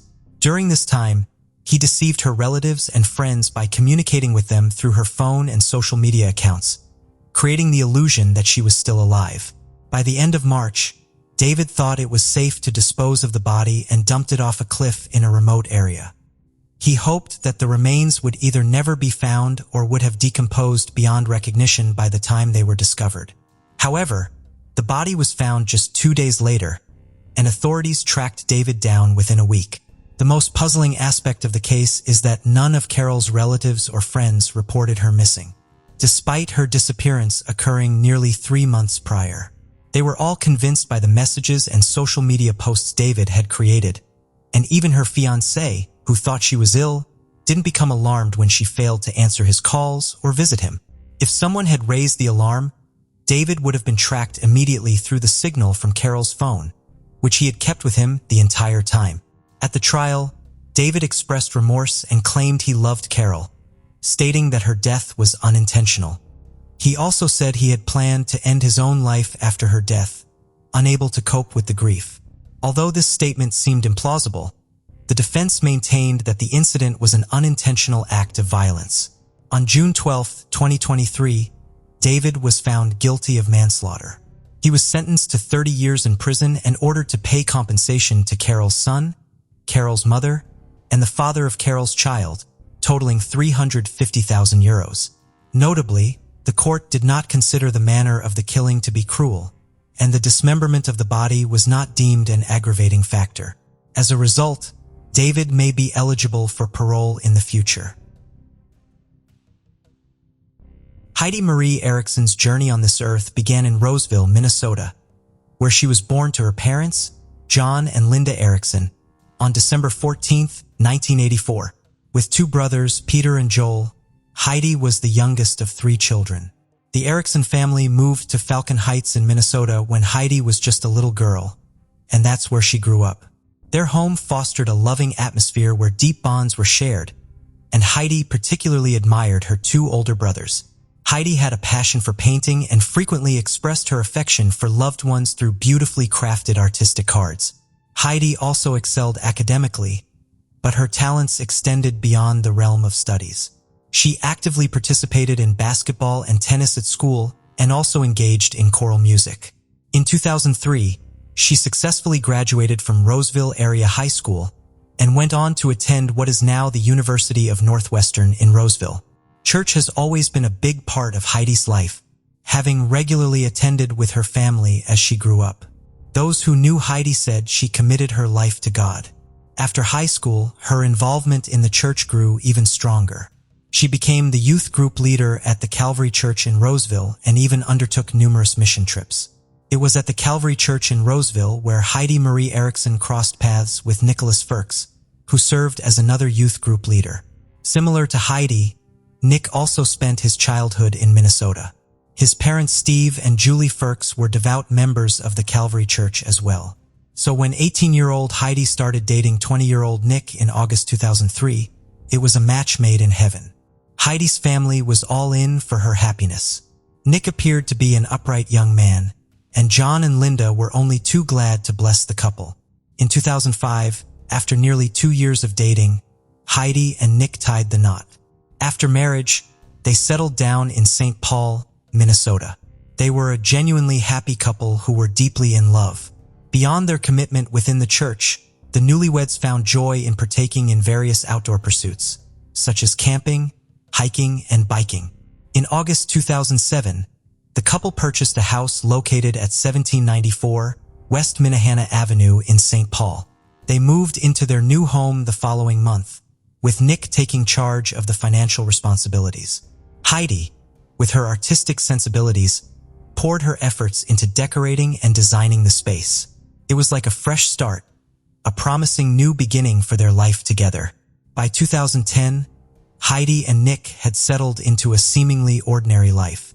Nick held the position of Director of Operations at Crew 2 Chemdry, a carpet cleaning company, while Heidi worked at Securian, a financial services firm. Additionally, she devoted her time as a Sunday school teacher. Unbeknownst to anyone around them, their lives were in the abyss of an unforeseen tragedy that would irreversibly alter their life. On the morning of Sunday, August 25, 2010, 911 dispatch received a frantic call from Heidi Firks that someone was trying to break into the home on Minnehaha Avenue in St. Paul. Less than a minute into the call, a piercing scream reverberated through the line, only to be followed by an abrupt silence as the connection was lost. Despite multiple efforts, the attempts to reestablish contact proved unsuccessful. However, approximately 2 minutes later, another call was received from the same phone, with Nicholas Firks on the line, who was desperate for help. As Nick desperately conveyed the harrowing news that both he and his wife had been shot, the police were already en route to the residence. Upon entering the residence, the St. Paul police immediately observed that the front door was slightly ajar. A distinct odor of gunpowder lingered in the air, growing increasingly potent as they made their way toward the kitchen area. In the kitchen, Heidi Firkus lay motionless on her back, her feet positioned towards the entrance. Traces of blood stained her hair and face, and she remained unresponsive. Meanwhile, Nick was situated beside her, engaged in conversation with the 911 operator. He had an apparent gunshot wound to his upper left leg. Adjacent to the front door, a shotgun rested on the floor, while visible damage on the lower section of the interior door indicated the impact of shotgun pellets. Although Nick was overwhelmed by intense emotions, he was able to provide a description of the events that transpired that fateful morning. He told police that he and his wife were peacefully asleep in their upstairs bedroom on that Sunday morning. Around 6 a.m., he woke up and proceeded downstairs to quench his thirst with a glass of water. Shortly after returning to bed, while still awake, he heard sounds indicating someone attempting to open their front door. At approximately 6:30 a.m., alarmed by this, promptly awakened Heidi and told her to call 911. As she was talking to the 911 operator, he armed himself with a shotgun from the closet, and they prepared to run out the back door to the detached garage to escape. Afterward, they both made their way downstairs. At that precise moment when they reached the bottom of the stairs, the door swung open, revealing a stranger standing before them. A struggle ensued between the intruder and Nick. While Heidi ran towards the back door, tragically amidst the chaos, a gunshot was discharged, striking Heidi in the back. Nick further explained that he and the assailant wrestled over the shotgun, resulting in another gunshot being fired, this time injuring Nick in the leg. He fell to the ground and the intruder seized the opportunity to flee through the front door. However, Nick was unable to provide a detailed description of the intruder. He was unsure that they were black or white, but he did mention that the individual was wearing a hoodie. After the initial statement, Nick was taken to the hospital where he was treated for the gunshot wound. Sadly, Heidi was pronounced dead at the scene. Interestingly, despite the fatal attack that took place, no apparent signs of a home invasion were evident within the house. The front door of the house had 2 locks, a deadbolt lock and a lower lock. Tool marks were found on the door jamb near the lower lock, but none on the deadbolt. A table positioned just inside the door contained various items, including a beer bottle, a water bottle, and a receipt. But none of these items appeared to be disturbed or displaced. Moreover, nothing was stolen from the house. There was no sign in the house that indicated that a violent struggle had taken place there. The autopsy revealed the extensive severity of Heidi's injuries. She had suffered a single shotgun wound to her back, which entered from the right side and pierced her posterior vertebral column, left ribs, left lung, and anterior ribs. On a contrasting note, Nick's injury was deemed non-life-threatening. He sustained a through-and-through gunshot wound to his upper left thigh, resulting in no significant bleeding or substantial injury beyond localized damage to the soft tissues. However, emotionally, Nick was still in a deeply distressed state. Throughout the entire ordeal, he appeared hysterical. After receiving appropriate medical treatment, Nick was discharged from the hospital. after approximately 3 hours. Meanwhile, the St. Paul police initiated multiple interviews in the neighborhood, inquiring whether anyone had observed or heard anything unusual or out of the ordinary during the time of the incident. One neighbor reported hearing the sound of a car screeching through the streets at approximately 6:20 a.m. The witness described the vehicle leaving the area in a hurry. Another neighbor claimed to have heard a loud noise around the same time, coinciding with the moment Nick placed the 911 call for assistance. However, oddly, this neighbor stated they did not hear any gunshots. With a multitude of unanswered questions lingering, the police were eager to have another conversation with Nick. After being discharged from the hospital, Nicholas Firkus underwent another interview, this time adding a lot more details. Despite Nick's cooperation, the detectives harbored lingering doubts regarding the honesty of his account. At one point, the detective confronted Nick directly, asking him point blank if he had any involvement with his wife's untimely death. Nick denied having anything to do with Heidi's death. He reassured the detective, saying they had shared a happy marriage. Though Nick had acknowledged that they were having financial troubles, nobody had anticipated the secret he was about to reveal. He disclosed that he and Heidi had fallen behind on their bills, resulting in their home being foreclosed upon. In fact, the imminent eviction was scheduled for the very next day. What made the revelation even more startling was the fact that they had kept this awful situation hidden from their friends and family.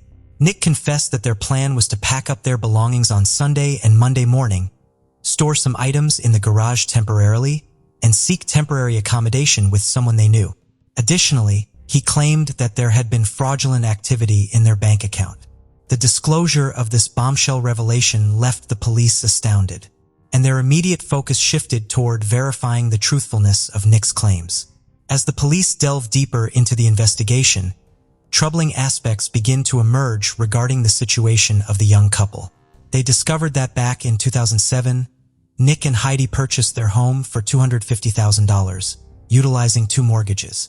The primary mortgage carried a monthly payment of approximately $1,300, while the second mortgage had a monthly payment of around $250.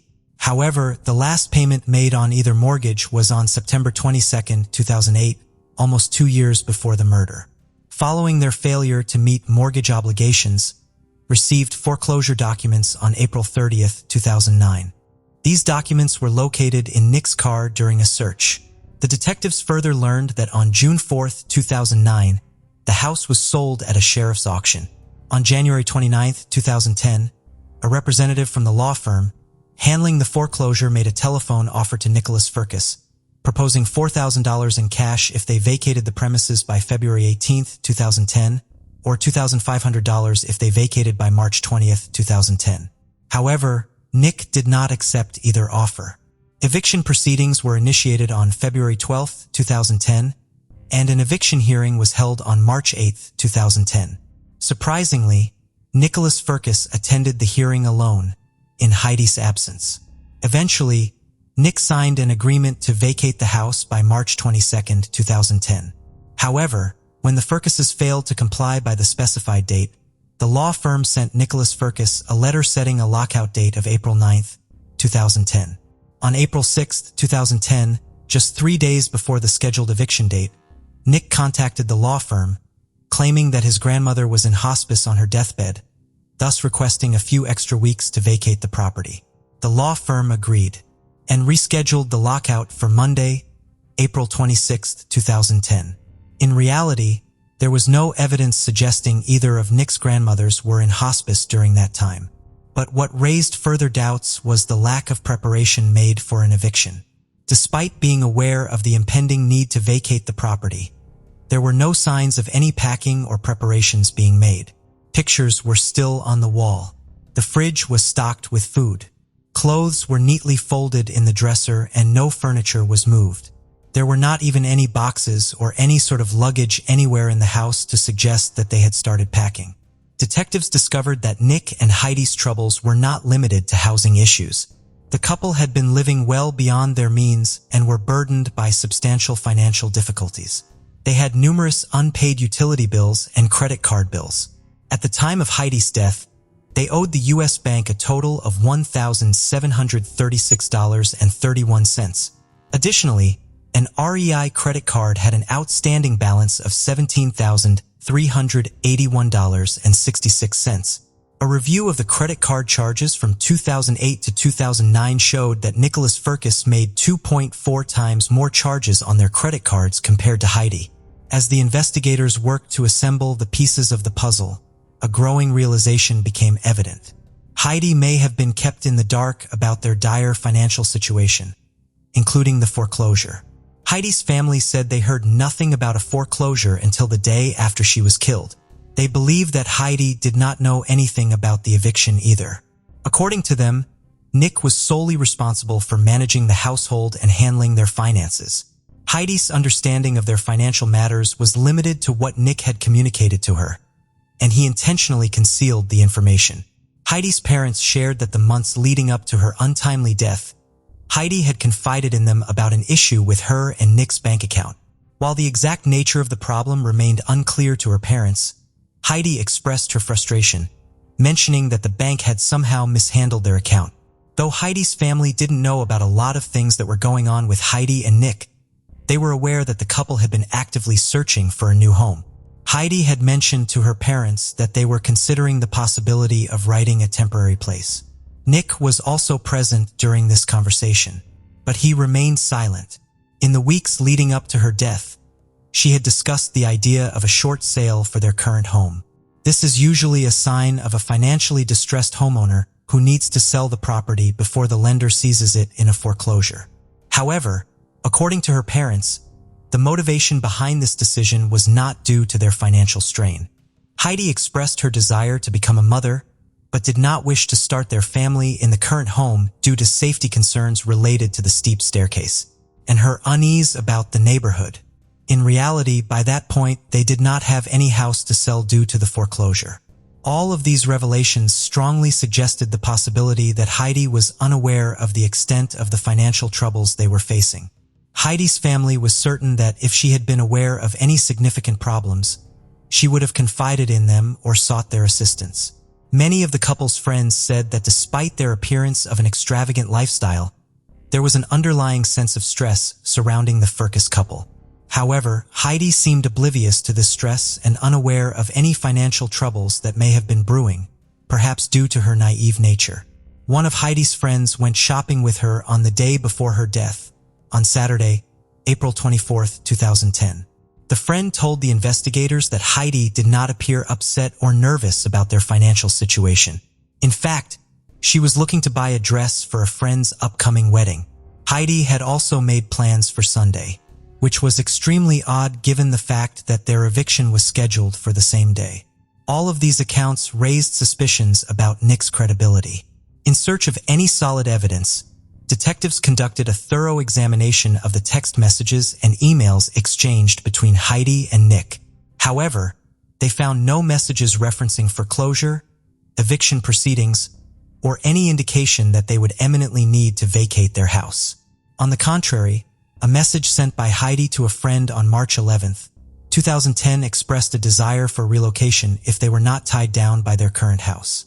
The law firm handling the foreclosure and eviction had no documentation signed by Heidi, and their representatives had never been in direct contact with her. All interactions and communications were solely with Nick. Furthermore, in the emails from March and April 2010, Heidi repeatedly requested Nick to handle and respond to these calls, indicating that she was receiving them. In response, Nick reassured her that he was taking care of it and mentioned being in contact with U.S. Bank regarding an audit involving fraud with their account. He also assured Heidi that their credit scores were good. In reality, the bank never conducted any such audit, nor was there any fraud related to the Firkus' account. Even with this seemingly incriminating evidence, what made the case all the more perplexing was the absence of a clear motive. Detectives thoroughly investigated Nick's financial accounts in search of any possible leads, but they found no evidence of him benefiting from Heidi's death, whether monetarily or otherwise. Taking another approach to this puzzling case, detectives reconstructed the invasion to observe whether it was possible to hear the jingling sound at the front door from the upstairs bedroom. Unfortunately, the test did not yield any significant findings. The lack of development was disappointing, but authorities continued their efforts to uncover the truth. Throughout the investigation, the police maintained contact with Nick, and he was cooperative for the most part. He willingly provided his DNA samples and answered their questions. However, a few weeks later, Nick decided to hire a lawyer, Joe Friedberg, who advised him to cease communication with the police. Friedberg alleged that Nick had been mistreated by the police, emphasizing that Nick was a victim and a grieving widower rather than a suspect. As a result, when the police approached Nick with more probing inquiries, he declined to respond to any of them, following the advice of his attorney. To the astonishment of everyone involved, the investigation took a significant turn when Nick's lawyer, Joe Friedberg, reached out to the police. He presented them with a sketch of the alleged intruder, which had been crafted with the assistance of a private artist. Detectives found it peculiar that Nick and his lawyer had sought the assistance of a random artist, instead of utilizing the professional services of the police sketch artist. The police became even more skeptical when they compared Nick's initial claim of not getting a good look at the intruder with the level of detail present in the release sketch. The illustration depicted a middle-aged man with a dark complexion, big eyes, and wearing a hoodie. Despite their suspicion, the authorities decided to give Nick the benefit of the doubt. In an effort to potentially identify the alleged intruder, the police released the sketch to the media and soon they found a lead. The sketch looked familiar to St. Paul police. Approximately 4 months earlier, the police had been involved in a high-profile case involving a series of break-ins during the morning hours where the homeowners were present during the incidents. These crimes had garnered significant media attention at the time. The police realized that they might be dealing with the same individual and focused their efforts on linking the two cases together. The intruder was a man named Michael Lee Pye, but there was just one problem. Michael Pye couldn't have been involved in Heidi's murder because he was already in prison when she was killed. He was arrested on January 1, 2010 for the series of burglaries. The St. Paul police still interviewed Pye and subsequently ruled him out as a suspect. Detectives theorized that Nick Firkus may have seen Pye's face in the media coverage and concocted a story implicating him as the intruder, but theories alone couldn't prove Nick's guilt.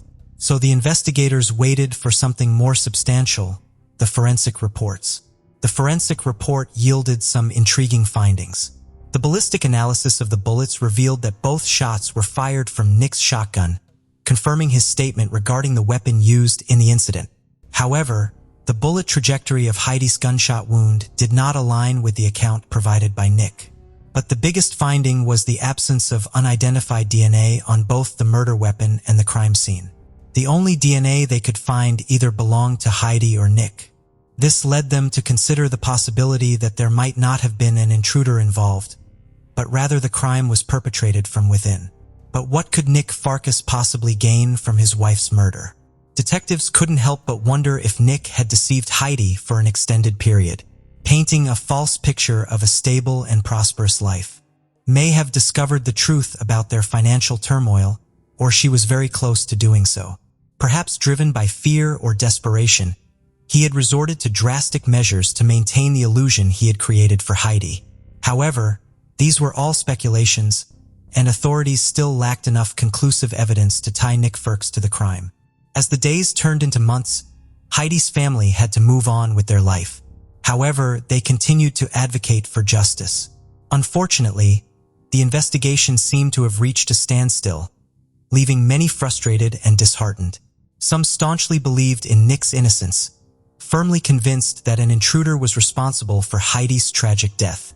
On the other hand, some believed that Nick had a hand in Heidi's murder. Over the years, the St. Paul police made repeated attempts to contact Nick, seeking his cooperation and assistance in the investigation.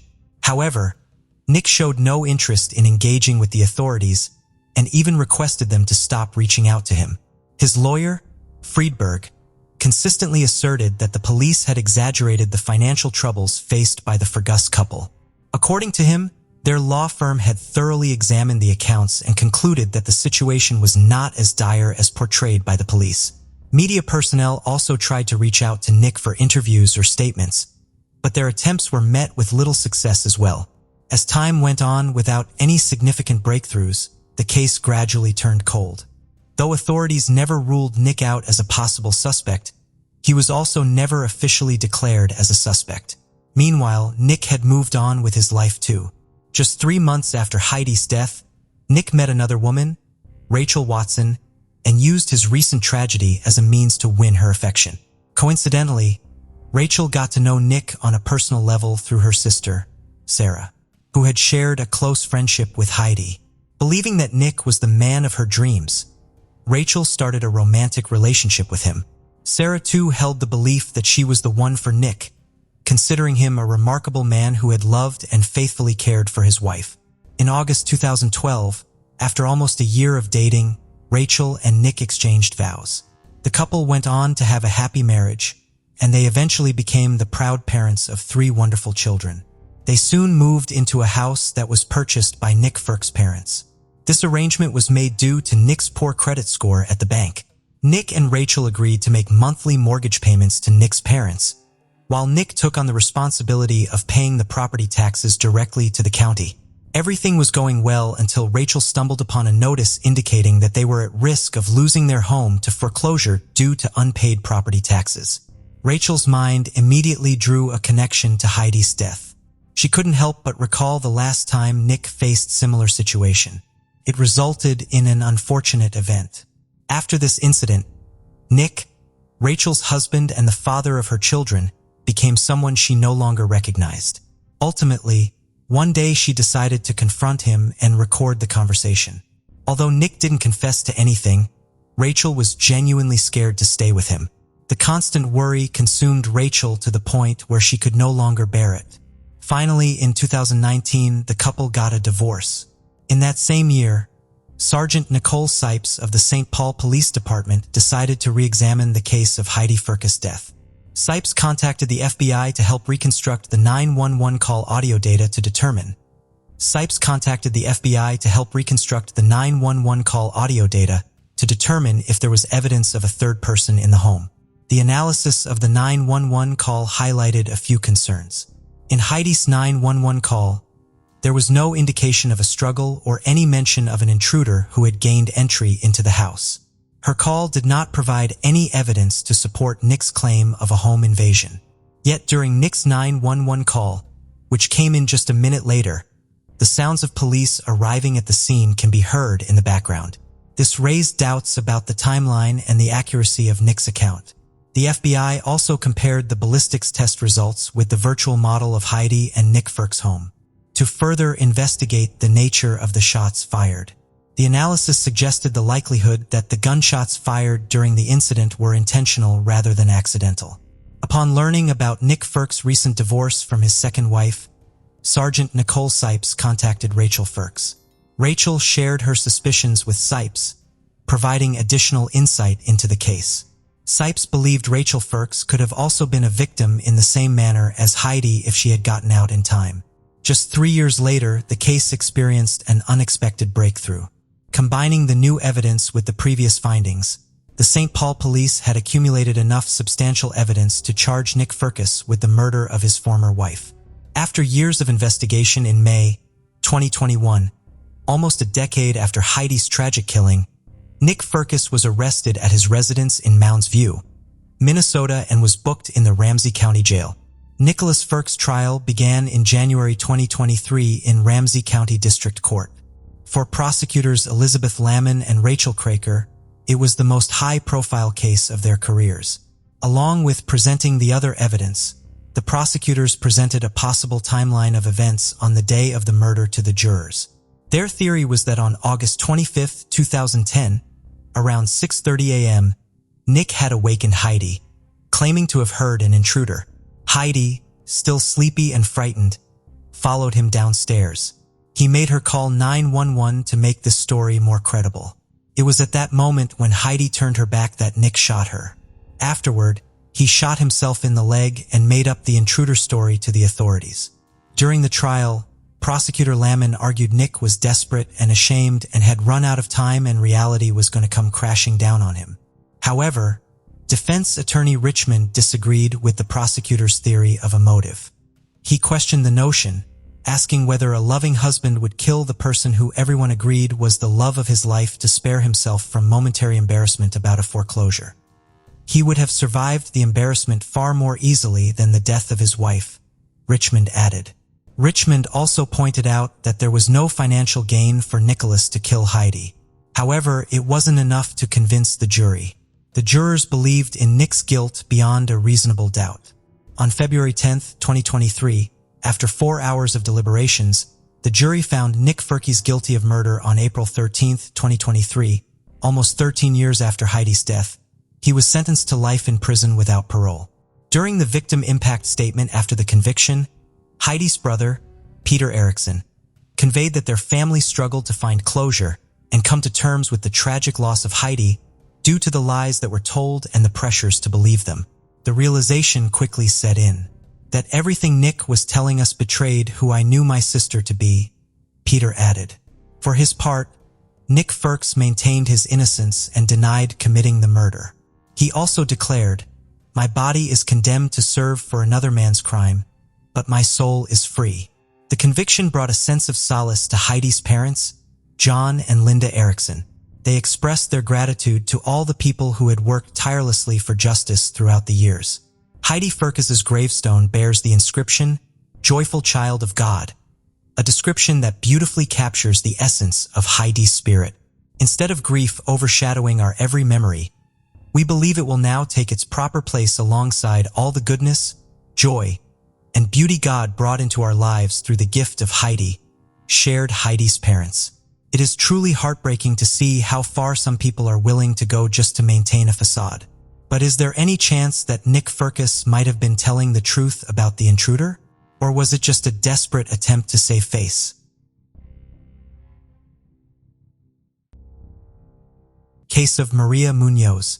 Maria Munoz was born on January 25, 1989, in Puerto Rico to Marisol Rodriguez and Jorge Luis Munoz.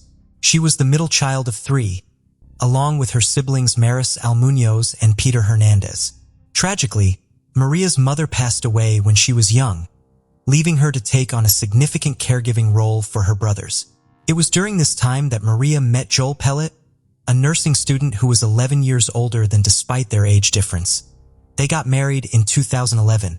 After their wedding, they relocated to Laredo, Texas, where Joel landed a high-paying job as a nurse anesthetist at a local hospital.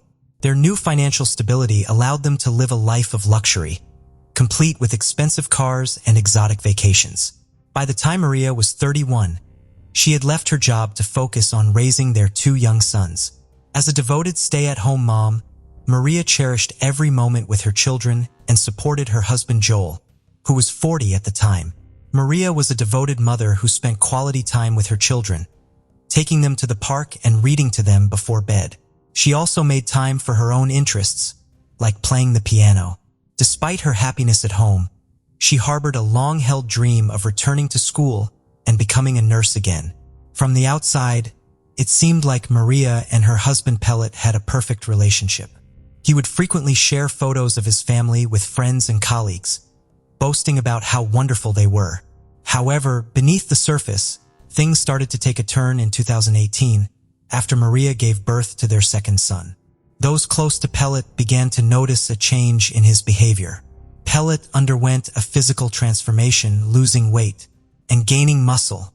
He also became more outgoing and flirtatious with other women, behavior that didn't align with what was expected of a married man. On social media, he started removing photos of his wife and children, replacing them with pictures of himself alone. This new online persona made it seem like he was single and carefree, without the responsibilities of a husband and father. In 2020, Maria's life was turned upside down when she discovered her husband, Pellet, was having an affair with a surgical nurse named Janet Arando. Despite her suspicions, finding airline tickets he had purchased for a trip to Europe with his mistress was the final confirmation of his infidelity. Maria was consumed by heartbreak, depression, and a deep sense of betrayal.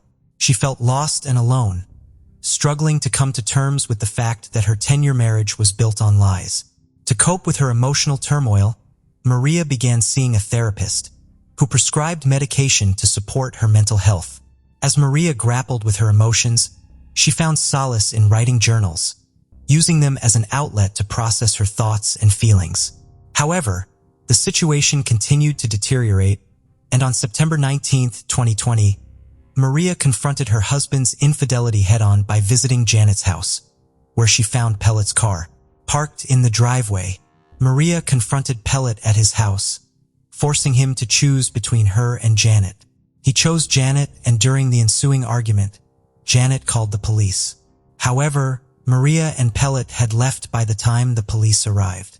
The police then called Maria while she was driving with Pellet, and they could hear him yelling at her in the background. When they got home, Pellet's anger escalated, and he punched a hole in Maria's car windshield, displaying a concerning level of force and anger. The next morning, Maria sent Pellet a text message, stating her intention to hire a lawyer to help resolve their situation. Pellet replied, suggesting they handle things without lawyers, as he believed it would be too expensive. However, just a few hours later, Pellet appeared to have a change of heart. He sent Maria an emotional email, expressing his deep sadness and inner turmoil. He requested a sincere and calm conversation with Maria, free from arguments. Maria agreed to meet with him, and they scheduled a meeting for 5 p.m. the following night. Before meeting her friend Yasmin Martinez, Maria was extremely anxious and messaged her about their plans. Unfortunately, the encounter ended in a terrifying way.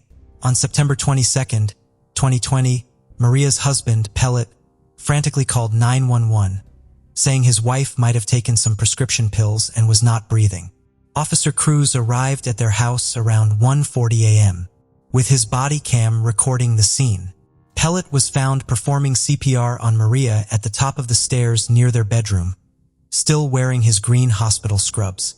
Their 2 sons were sleeping nearby. When paramedics arrived, they took over CPR efforts while first responders worked to save Maria's life. An officer asked Pellet about the pills Maria had supposedly taken. He quickly retrieved a bottle from the nearby bathroom medicine cabinet and handed it to the officers. The bottle was later found to contain a prescription for clonazepam, a medication used to treat acute anxiety, panic attacks, and epilepsy. Benzodiazepines like Casm calm the nervous system to produce a relaxing effect. However, when an officer examined the pill bottle, he discovered that it was prescribed to Pellet, not Maria. What caught his attention was that the bottle had been returned to the medicine cabinet, which is unusual in overdose cases, where the bottle is typically found near the person. The officer's body camera footage showed Pellet picking up the pill container from the floor and putting it in his pocket. This raised suspicions, as it seemed like Pellet might be hiding something.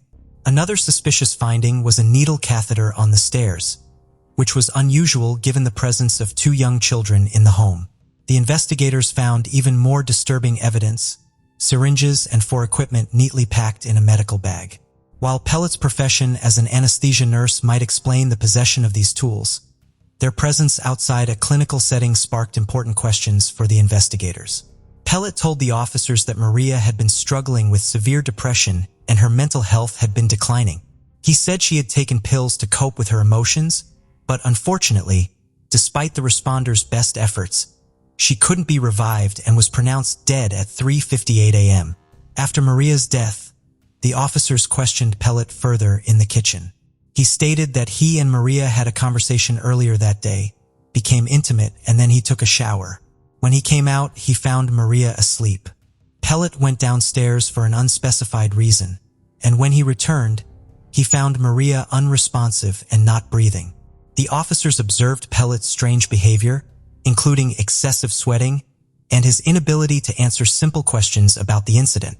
The officer noticed that Pellet was sweating excessively, more so than anyone else, including the first responder who had been trying to revive Maria for 2 hours. This heightened suspicion and led to him being taken to the police station for further questioning by Sergeant Lizmata. At the station, Pellet was left alone in an interrogation room, which was being recorded by video cameras. When officers reviewed the footage, they were astonished to see Pellet's sudden outburst. He began screaming, crying, hitting the walls, and throwing furniture around the room. The commotion was so intense that people in the nearby hallways and rooms were frightened by the loud noises coming from the room. As a result, Sergeant Luis Matt entered the room at 4 a.m.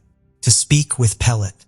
During their conversation, Pellet opened up again about the events surrounding Maria's death.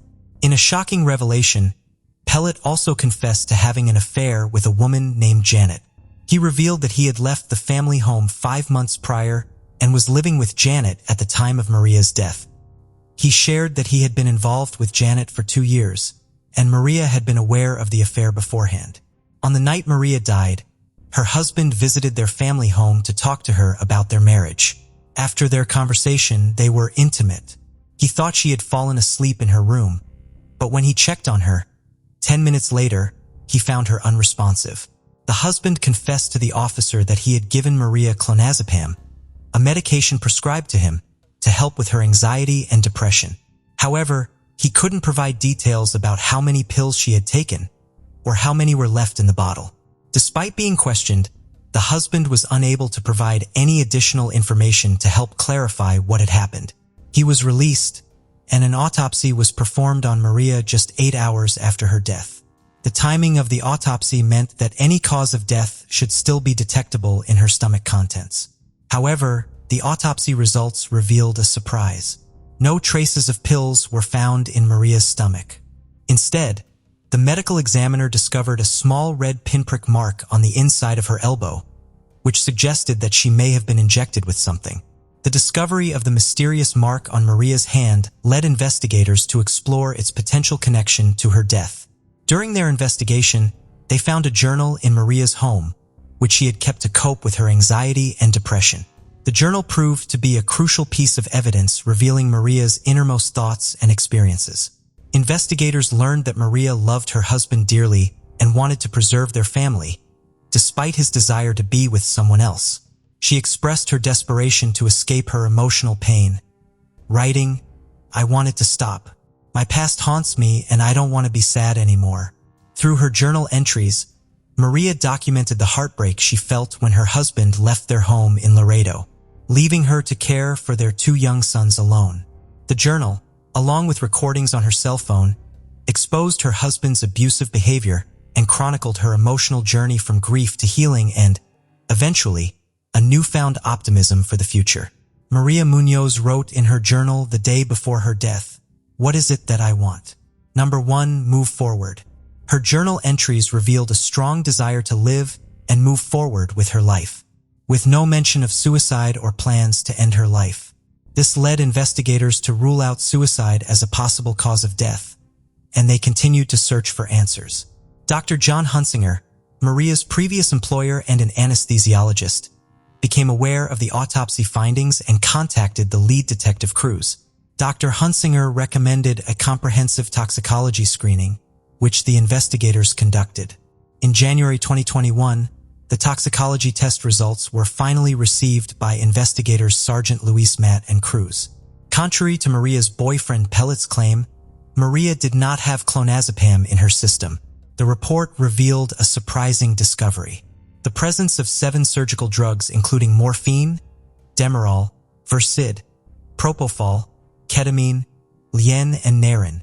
These medications are typically used during surgical procedures with propofol and ketamine, often administered intravenously as sedatives and for pain management. The investigation into Maria's death took a significant turn when toxicology results revealed high levels of propofol in her system. This was shocking because propofol is a highly controlled substance, typically only accessible to medical professionals working in anesthesiology. As a nurse anesthetist, Pellet would have had access to propofol, leading investigators to suspect him. Dr. Hunsinger, who worked with Pellet and had experience with propofol, was stunned by the extreme amount found in Maria's body, the highest he had ever seen. Given Pellet's profession, investigators believed he would know the exact dosage required to sedate or overdose someone. Furthermore, a small mark on Maria's arm suggested she may have been injected with the substance. With the toxicology report, Pellet's suspicious behavior, and Maria's journal, authorities felt they had sufficient evidence to arrest Pellet for Maria's murder. They quickly obtained an arrest warrant, and De La Cruz went to apprehend Pellet, who surprisingly did not resist. He was taken into custody, marking a new phase in the investigation. As police prepared to question him about Maria's death, Pellet would finally face the consequences of his actions. The trial began on March 21, 2023. During the legal proceedings, both the prosecution and defense presented their arguments. The prosecution team, an all-female group referred to as Maria's team, used Maria Munoz's personal journal entries to build a strong case against the defendant Pellet. This evidence helped to portray Maria as a devoted wife and mother to the jury. Prosecutors portrayed Maria as a loving, intelligent, and vibrant individual, evident through her personal journal. They alleged that her husband, Pellet, drugged her by slipping substances into her drink, causing her to become unconscious. While she was incapacitated, they claimed he injected propofol into her arm. The prosecutors also suspected that Pellet deliberately delayed calling 911, ensuring that emergency responders would be unable to revive Maria upon arrival. The prosecutors believed Maria's journals provided insight into the challenges she faced, fueling their determination to seek justice for her. During the final arguments, Pellet's lawyer, Roberto Bali, claimed his client wanted to reconcile with Maria before her death. Bali pointed to the medical examiner's report, which stated that Maria's cause of death remained uncertain, and argued that there was insufficient evidence to prove Pellet's responsibility in her death. Bali highlighted a crucial detail. Pellet had given Maria a drug called Naren, commonly used to reverse overdoses on the night she died. Bali also revealed that both Pellet and Munoz struggled with drug addiction. Furthermore, he argued that Maria had willingly taken the drugs without being forced, as there were no signs of force on her body. However, an investigation into Maria's social circles, friends, and family revealed that she was not a drug addict. In fact, Pellet was the only person who could have supplied her with the large amount of propofol found in her system. The authorities managed to convince Pellet's girlfriend, surgical nurse Janet Arredondo, to testify against him. She disclosed that Pellet had admitted to giving Maria something to calm her down, and confirmed that he had brought drugs, including propofol, home from work. The jury delivered a verdict in under an hour, finding Pellet guilty of murdering his wife Maria after a 9-day trial. On March 30th, 2023, on April 27th, 2023, Pellet received a life sentence for the murder conviction, plus an additional 10 years and a $10,000 fine for tampering with evidence. As of now, Joel Pellet is serving his life sentence at a Texas Department of Criminal Justice, facing the consequences of his heinous actions. His imprisonment serves as a testament to accountability and a tribute to Maria's life, ensuring that her memory is honored through the pursuit of truth and justice. The reason behind Joel Pellet's brutal act of killing his wife, Maria Munoz, is not entirely clear. However, according to the prosecution, it is believed that he was driven by a desire to end his marriage and start a new life with his girlfriend, Janet Arredondo. Regardless of the motive, Pellet's actions were inexcusable and justice had to be served. The jury's verdict has brought a sense of closure to this tragic case, confirming that heinous crimes like this will not be tolerated. The conviction serves as a powerful reminder that those who commit such atrocities will face the full weight of the law. Patricia Chupko Bender's only child, Susan Robin Bender, was born in Modesto, California, on November 27, 1970. Susan, who was 15 at the time, left her family's house on April 25, 1986 to spend the weekend with friends in Carmel by the Sea. To get to the Greyhound bus station at 10th and G Street, she walked alone. Susan ran into friends while she was waiting for the bus. She informed them of her coastal excursion and her intention to return in a few days. Susan used the payphone at the depot to make a call after their talk. After 10 minutes, a full-size 1977 Ford van with an olive green exterior arrived. Susan entered the car. Susan was last observed at this location. In the 1980s, it was not unheard of for a 15-year-old to have so much freedom. Susan's mother, Patricia Bender, assumed her daughter had arrived in Carmel safely and was enjoying herself with her friends. Susan's mother started to worry when she didn't make the usual phone call home. On May 1st, 1986, she reported her daughter missing. The detectives quickly deduced that Susan had suffered a terrible fate. We have certain evidence to indicate foul play was involved in Susan Bender's disappearance, a detective told the local newspaper. The same newspaper was informed by Susan's mother that although Susan had fled home twice previously, she had always returned rather quickly. Patricia said before she vanished, "Things had been going well between us for a few months. There was no sign that she was planning to run away." She also mentioned that a male person of interest who was not identified had been discovered in possession of Susan's phone book, clothing, and diary. Patricia went on to say, "I fear she was attacked by a man who was questioned by the police, but never taken into custody. Despite having a lot of circumstantial evidence against him, they chose not to arrest him." Susan was never thought to have gone missing voluntarily by the police. In 1987, Detective Richard Rudiner, who was assigned to the case until his retirement in 2000, told a newspaper that he believed Susan was probably dead. According to an interview with Susan's mother from 1999, the police said there is little they can do without a body. That same year, Detective Rudiner said, "Susan Bender just fell off the face of the earth." The strangest thing about this case is that no information about her has surfaced in all these years, and no one has ever come forward to tell what happened to her.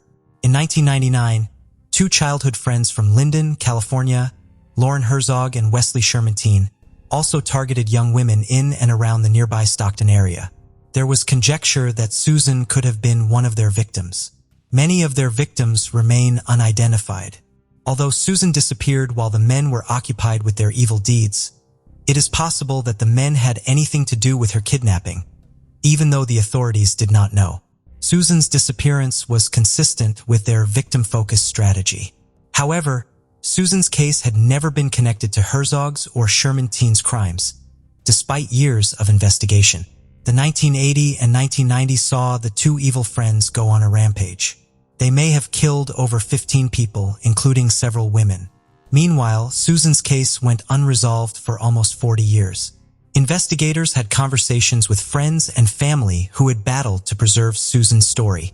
In 2021, Susan's friend, Sandy Silveria, made the following comment: "Where is she? What was her fate? It is necessary to hold whoever did this accountable." The Modesto Police Department declared in October 2021 that they had reopened the case in an effort to find the long-lost teenager. In reviewing this case, we identified potential areas of opportunity which may assist in moving this case forward, the department stated in a statement. This encompasses of the crime. There might be previously unidentified people who could know important details about Susan's disappearance. Investigators looking into cold cases in Modesto hoped that in the years since Susan vanished, more witnesses would feel inclined to come forward. In a statement released in 2022, the police department stated, "It's crucial to keep in mind that Susan was a young child living with a family. Regretfully, the family has not received justice or closure for 36 years. As an organization, it is our responsibility to help achieve some measure of closure while ultimately pursuing justice." Finally, on Thursday, August 17, 2023, Raymond Lewis Stafford was declared arrested by the Modesto Police Department. Lewis, who is now age 76, was arrested in Wills Point, 50 miles east of Dallas, where he had been residing for about 5 years on August 15, 2023. For decades, Stafford seemed to be living in plain sight. On August 10th, detectives obtained an arrest warrant. However, it wasn't until Tuesday that the Van Zandt County Sheriff's Department in Texas arrived at his residence and took him into custody. He was charged with killing Susan after he was apprehended without trouble and checked into the Van Zandt County Jail. More information regarding what Modesto police believe happened to Susan was withheld. Raymond Lewis is now in detention in Texas while awaiting extradition to California. It's unclear exactly how the detective narrowed in on him as a potential suspect. The Stanislaus County District Attorney's Office is receiving different unanswered questions from Modesto police, who claim they have no further information to share. The Modesto Police Department and the Stanislaus County District Attorney were contacted by newspapers and local radio stations to find out what happened before the suspect was taken into custody, but they did not receive a response. There was no information made public regarding Susan's exact cause of death, the possibility of finding her body, or the new evidence that led to Raymond Lewis charges. The Stanislaus County District Attorney's Office, the California Department of Justice, and several Texas authorities were thanked by Modesto police in a press release for their assistance during the protracted and difficult investigation. It stated that the collaborative efforts of these agencies have been instrumental in bringing closure to Susan Robin Bender's case. Detectives had a suspect almost immediately after they developed a suspicion of foul play. According to court documents filed in Stanislaus County, a month after Susan disappeared, Lewis was taken into custody on suspicion of a separate burglary, and investigators at the time tracked him down using the green van. At that time, his name had not been made public. During their investigation, they discovered that Raymond Stafford Lewis had collaborated briefly with Patricia Bender, Susan's mother. Patricia said at the time that she thought Lewis might have become close to her daughter after calling their house phone. According to court records, Patricia briefly worked for Stafford Lewis at his security company in 1985. They added that she acknowledged dating Lewis a couple of times. Susan knew Lewis well. Susan had been spotted getting into his rental van at the bus stop. Her friend, who was present at the bus station on the day she vanished, claims that she jumped into his van without hesitation. According to a former resident of Raymond Stafford's house in the 1980s, Stafford admitted to killing a woman by strangling her with a wire or cord and burying her close to the Big Oak Flat Yosemite entrance. According to court records that were obtained, he claimed to have driven to a campground close to Yosemite National Park's Big Oak Flat entrance and dug the grave. In the months following Susan's disappearance, 38-year-old Raymond Stafford filed to run for Modesto City Council. When the local newspaper inquired about his criminal history, he responded in July 1985 that it was just the consequence of being in the wrong place at the wrong time. His arrest records indicated that he was wearing a badge identifying him as a private investigator and running an unlicensed private investigation company. According to Stafford, the main focus of his campaign was enacting laws that would shield kids from predators. He continued, "We do not spend any time getting the people who are harassing our children." Not surprisingly, he was not elected. Stafford admitted to filing a false police report and was found guilty of setting a business on fire 5 months later. In December 1986, according to reports, he staged a kidnapping to get out of going to court. He reappeared on law enforcement's radar in 1994 for abusing a 13-year-old girl in California. He was listed as an offender under the alias Greg Tunningly on the offender registry.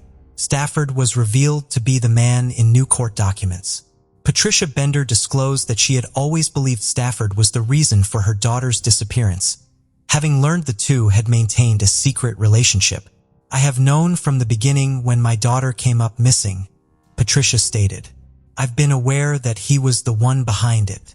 I told the investigators so, but they ignored me." Patricia continued saying that for the previous 37 years, the thought had been a part of her.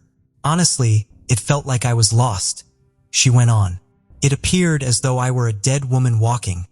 Hearing others talk about their grandchildren and children hurts." Patricia claimed that her motivation came from her 15-year-old daughter's memories. She recalled Susan's gregarious nature. She was a comic. She was just a typical adolescent trying to find her place, Patricia said. Patricia Bender never gave up, but up until this point, her search for her daughter had been excruciating. She mentioned having to rely on her faith. She said, "I am appreciative.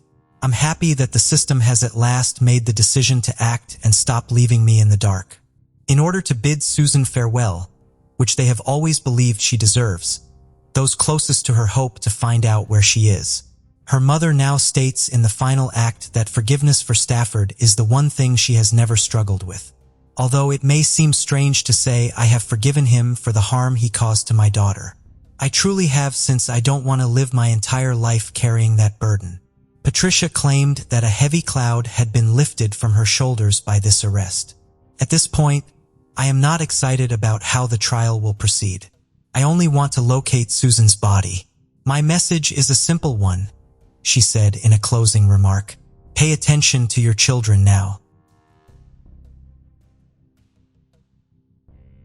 On May 2nd, 2009 in Wausau, Wisconsin, USA, a terrible crime took place. An 18-year-old girl named Brianna Marie Schneller was the victim. For the small town, such an event was shocking, particularly since the girl's death was the result of actions executed with unimaginable cruelty. However, more shocking than the crime itself was the motive behind it. Brianna had a vibrant personality, loved Mexican cuisine, music, and dancing, and she was fond of roller coasters. She was very diligent and performed well academically. She was the top student at Everest High School in Washington, said Craig and Lori Schneller, her parents. She had a trip planned to Tennessee that summer. The young lady was the only one in the state of Wisconsin who had made it through the qualifying rounds of a competition held by a renowned national nonprofit organization for students in professional and technical fields where she was to present her project. Brianna aspired to pursue higher education in restaurant management and dreamed of someday starting her own business in the food service industry. Therefore, she worked part-time at the El Moscow restaurant in Rib Mountain to earn money and gain the necessary experience and skills. Friends, colleagues, and even patrons described her as a kind and responsive person. She was just a month away from significant milestones in her life. She was about to graduate from school and marry her beloved 22-year-old Sebastian Ramirez. Initially, her parents objected to their relationship and the age difference. In their view, their daughter had matured too quickly. However, after getting to know the young man better, they trusted him. It was evident that he genuinely loved Brianna and had serious intentions regarding their future together. The couple moved in together, renting an apartment on 12th Avenue in Wausau along with Sebastian's 19-year-old brother, Hugo. Outwardly, it seemed that the trio got along well and lived peacefully. Many envied their friendship. The brothers supported Brianna's interests, as they also worked at a restaurant called El Tequila Salsa in the same area. It is possible that one work day was when Sebastian and Brianna met each other. In any case, no one expected that a horrific tragedy could disrupt the plans and dreams of the two lovers. The morning of May 2nd, 2009 began as usual. Sebastian was the first to rise in the house. He didn't want to wake the girls sweetly sleeping beside him. It was a day off and she didn't need to rush to school. While the young man was in the shower, Brianna woke up. They exchanged sweet greetings and discussed their plans for the day. Meanwhile, Sebastian tried to wake up Hugo, who had come home in the early morning and had clearly overdone it at a party the night before. After that, Sebastian left for work, which was only a 5-10-minute walk away. His younger brother followed soon after. The girl stayed home alone. She exchanged messages with her mother and then got on with her tasks. That day, Hugo felt restless. He had a headache from too much drinking and regretted overindulging. Struggling to focus, he decided to swap lunch breaks with a colleague, and at 1:20 p.m., he headed home to catch some sleep. When he entered the apartment, nothing seemed unusual at first. However, as he walked further, he noticed a disorder in his brother's and his girlfriend's room. For some reason, Brianna was lying on the floor. Hugo rushed to her and asked what happened, but she did not respond. He didn't immediately notice the blood. The young man moved the towel that had been covering her face and screamed. She was unrecognizably disfigured. He grabbed the phone to call the emergency services, but his hands were shaking and his mind was foggy. Nevertheless, he knew he had to act and he ran to his neighbor's apartment, the floor below. Through tears, young Ramirez tried to explain what had happened and asked the woman to call for help. At 1:30 p.m., the emergency services received a call. Despite it being a Saturday, the day was far from peaceful. Unfortunately, incidents often occur on days when people are supposed to relax. The woman on the other end of the line reported that she was calling on behalf of a neighbor. He had asked her to summon emergency medical services for his brother's girlfriend. The unfortunate woman lay on the floor with cuts on her body and a disfigured face, showing no signs of life. Police and paramedics were dispatched to the address immediately. The parking lot of the apartment building was crowded, but one individual stood out from the crowd and approached them. It was Hugo Ramirez. He led the officers to the apartment. The young man could barely speak, so he simply pointed out the shocking scene. At the center of it all lay Brianna, her body bearing deep wounds. Stab wounds were evident on her chest, neck, and wrist. The officers asked the young man to leave the room while forensic specialists began their examination. One speculated that the victim had been lying there for some time, as the blood scattered everywhere had already started to dry. It was clear she had fought back, as evidenced by the defensive cuts on her arms. However, the assailant had overpowered her. The crime scene was rife with evidence. The first thing the forensic team noticed was a bloody iron lying on the floor, broken with some pieces scattered nearby. It appeared that the criminal had used it to strike her face. 2 knives lay in the bathroom sink, one missing its sharp tip. Blood was found on the soap, leading investigators to speculate that the criminal had used it to wash their hands. But the bloodied shoe print left on the carpet drew more attention. Overall, the examination of the dwelling revealed several curious details. There appeared to be no signs of forced entry, suggesting that the victim knew the wrongdoer or that he had some way of gaining entry to the apartment. Another notable detail was the scattered bills ranging from $1 to $20, amounting to a substantial sum. Hugo explained that these were tips they had accumulated at work, so much so that they were just placed anywhere. At first glance, nothing seemed to be missing from the apartment. Everything pointed to the fact that Brianna was the target of the attack, not robbery. This was confirmed by the broken knife tip found in her body. What kind of force was necessary to break a knife? Who could harbor such feelings towards a young woman? And most importantly, what could have been the cause of such unprecedented cruelty and aggression? Eager to shed light on the matter, law enforcement officers were keen to speak with the girl's relatives and close friends, especially as they needed to convey the dreadful news. In the police department's office, Craig and Lori Schneller awaited news. They had heard that something terrible had occurred at the home where their daughter lived, but unfortunately, they had been unable to contact her. With heavy hearts, they went to the police station seeking answers. The officers had to confirm the parents' worst fears were indeed true. There was no greater sorrow for parents than to endure the loss of a child. The devastating news split the Schnellers' life into before and after. Authorities provided photographs of Brianna for identification. The process was a mere formality, as her identity was already established, but protocol required it. Due to the horrific injuries, not all photographs taken at the scene were shown to the family. Only those that showed part of her face were displayed. Once confirmed, the Schnellers could hardly believe what had happened. After consulting with a psychologist, Craig and Lori were able to answer a series of questions. They were eager to assist the investigation and catch the person responsible, so they provided as much information about their daughter's life as possible. The parents insisted that she had no known enemies or ill-wishers, at least to their knowledge. It was also revealed that Brianna's mother was the last person she had communicated with. That morning, Lori had taken Brianna's car to the auto repair shop and had messaged her daughter around 10 a.m. to inform her. Brianna had responded. This means that the tragic incident occurred after she spoke with her mother and before Hugo's arrival, establishing a timeline for the events. The police launched a comprehensive investigation. The first to be invited for an interview by the detectives were the Rodriguez brothers, Sebastian and Hugo, who were questioned separately. The fiancé of the victim, Sebastian, reported that he woke up at 9:15 in the morning, had a brief conversation with Brianna while getting ready for work, and then woke his brother. By 10:15, he was already at the restaurant. He learned about the incident after receiving a phone call. Hugo's account matched, stating he left the house about 10-15 minutes after Sebastian. He returned home at 1:20 p.m. because he was feeling unwell and wanted to rest. However, his illness and fatigue vanished when he discovered Brianna lifeless. After that, everything seemed like a blur. He explained that he was so stunned that he couldn't think straight on how to react properly. His mind shut down and his hands trembled, leaving him to run to a neighbor and ask for help. The Ramirez brothers were credible and their distress appeared genuine.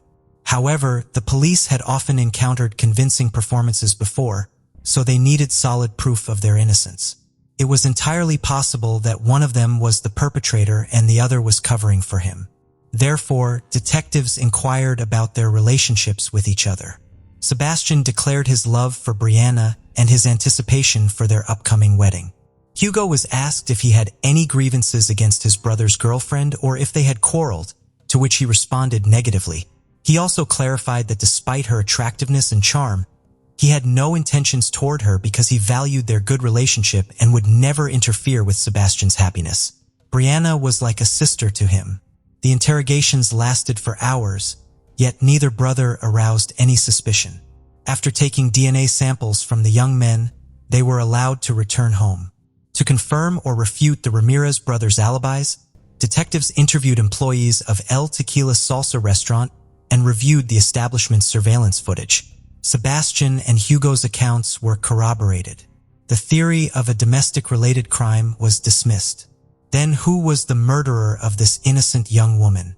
Could there be a predator in the city? Perhaps he had been watching Brianna earlier and had learned much about her. Maybe on a day when she was alone, he executed his criminal intent. The investigation continued. By this point, the autopsy results had come in, confirming the initial suspicions of the police. The sequence of the crime was reconstructed as follows. Brianna first sustained a blunt force injury to the head, likely with an iron. Then the perpetrator cut her throat, followed by multiple stab wounds to her body. The ferocity and relentlessness of the attack were evidenced by the number of wounds, which were so numerous that even experts couldn't tally them. At least 2 of these injuries were immediately fatal. The young woman fought fiercely for her life, as indicated by the foreign DNA found under her nails. Later developments revealed that earlier statements claiming nothing was missing from the home were incorrect. The victim's phone had disappeared. Sebastian discovered the loss and promptly informed the detectives. This piece of information became a critical lead, as once the police received this new clue, they began searching for the mobile device. Rihanna's cell phone provider reported that her phone was still active and provided its location. It turned out that the phone had been nearby all along, specifically within the premises of the restaurant where Sebastian and Hugo worked. The investigation grew more complex with the brothers' undeniable alibi, and one of them reporting the missing phone against the backdrop of suspicious coincidences. Detectives urgently traveled to the specified location, but upon arrival, they found that the coordinates led to the parking lot of a shopping center housing the restaurant. It appeared the sought-after item was in one of the trash bins. After a brief search, a plastic takeout bag with the logo of El Tequila Salsa was found inside a container. Within the bag were the girl's phone, 2 mismatched gloves, and a pair of women's underwear. One of the gloves was stained with blood. This unexpected discovery shifted the narrative, as theories about a predator and a crime driven by intimate motives began to gain traction. The bag and its contents were sent to the laboratory for further examination, potentially still holding fingerprints or DNA from the perpetrator. When shown a photo of the contents, Sebastian recognized his girlfriend's underwear. The investigation proceeded with numerous interrogations of the restaurant staff. On May 5th, everyone was asked to provide DNA samples and undergo examinations for any scratches or injuries. Additionally, both the external and internal surveillance footage of the building and neighboring establishments was thoroughly reviewed. The police had a considerable task ahead of them to determine who had disposed of the bag.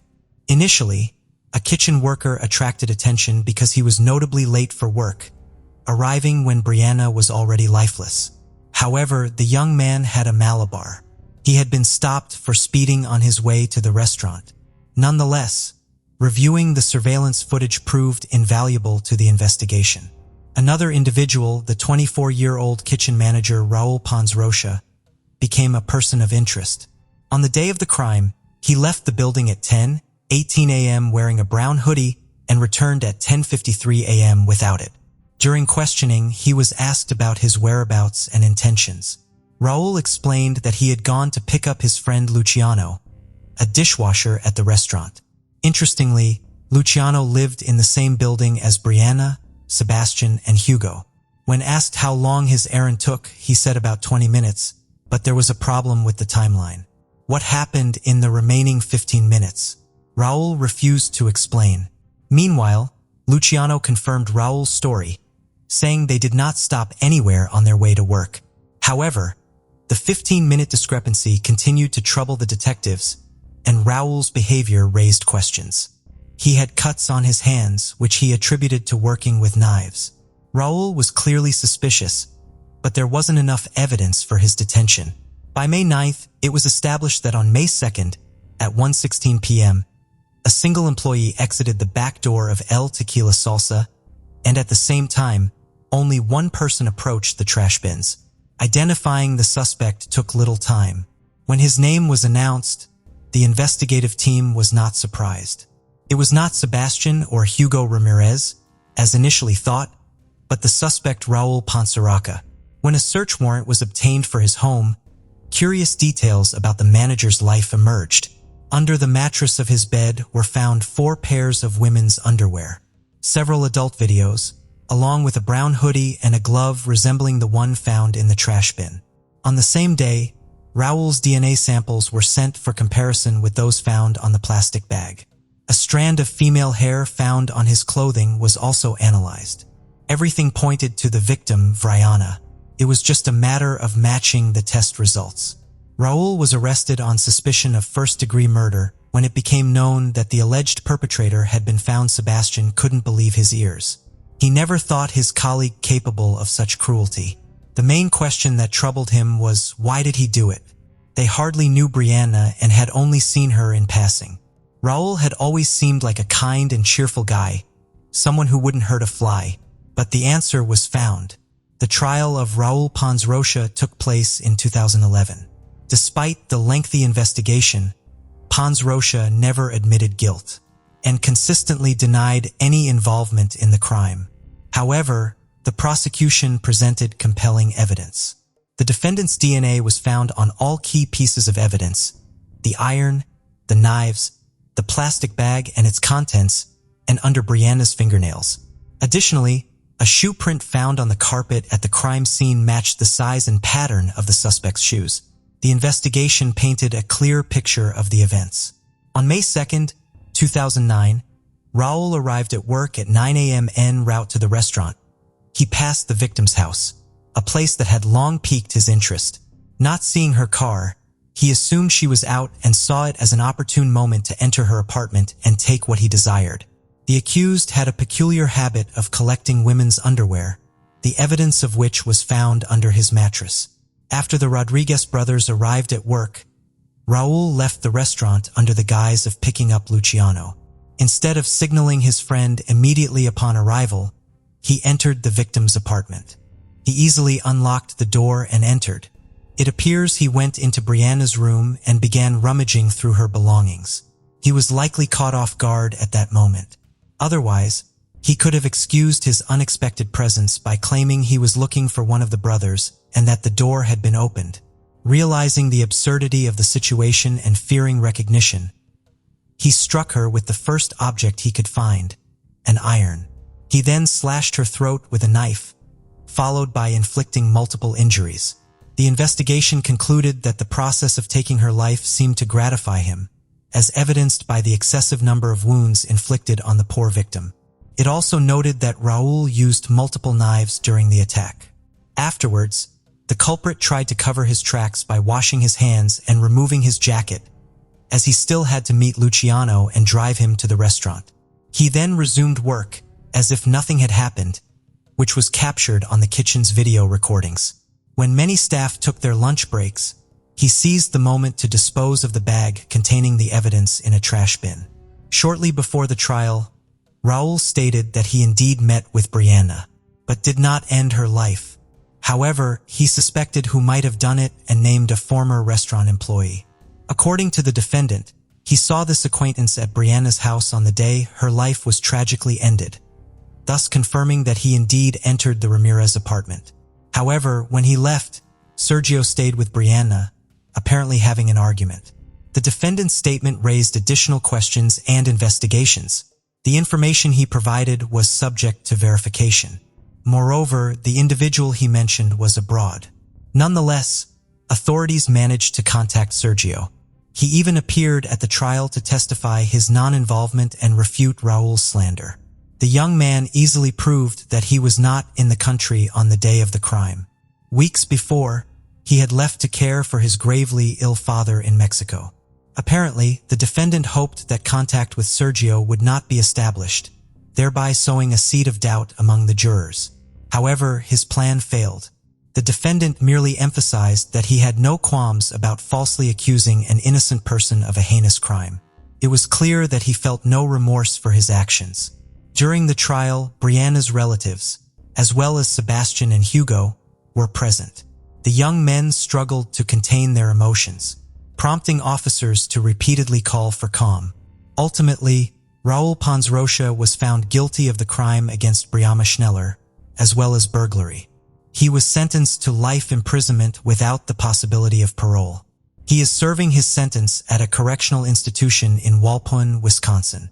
Following the verdict, the victim's father stated that his daughter's case had become personal for many involved, as they all have families and children. He shared that he has not parted with a Father's Day card Brianna gave him, cherishing every memory of her. Greg Schneller confessed that Brianna's death broke his heart, and he lost faith. No information about Sebastian Ramirez is available.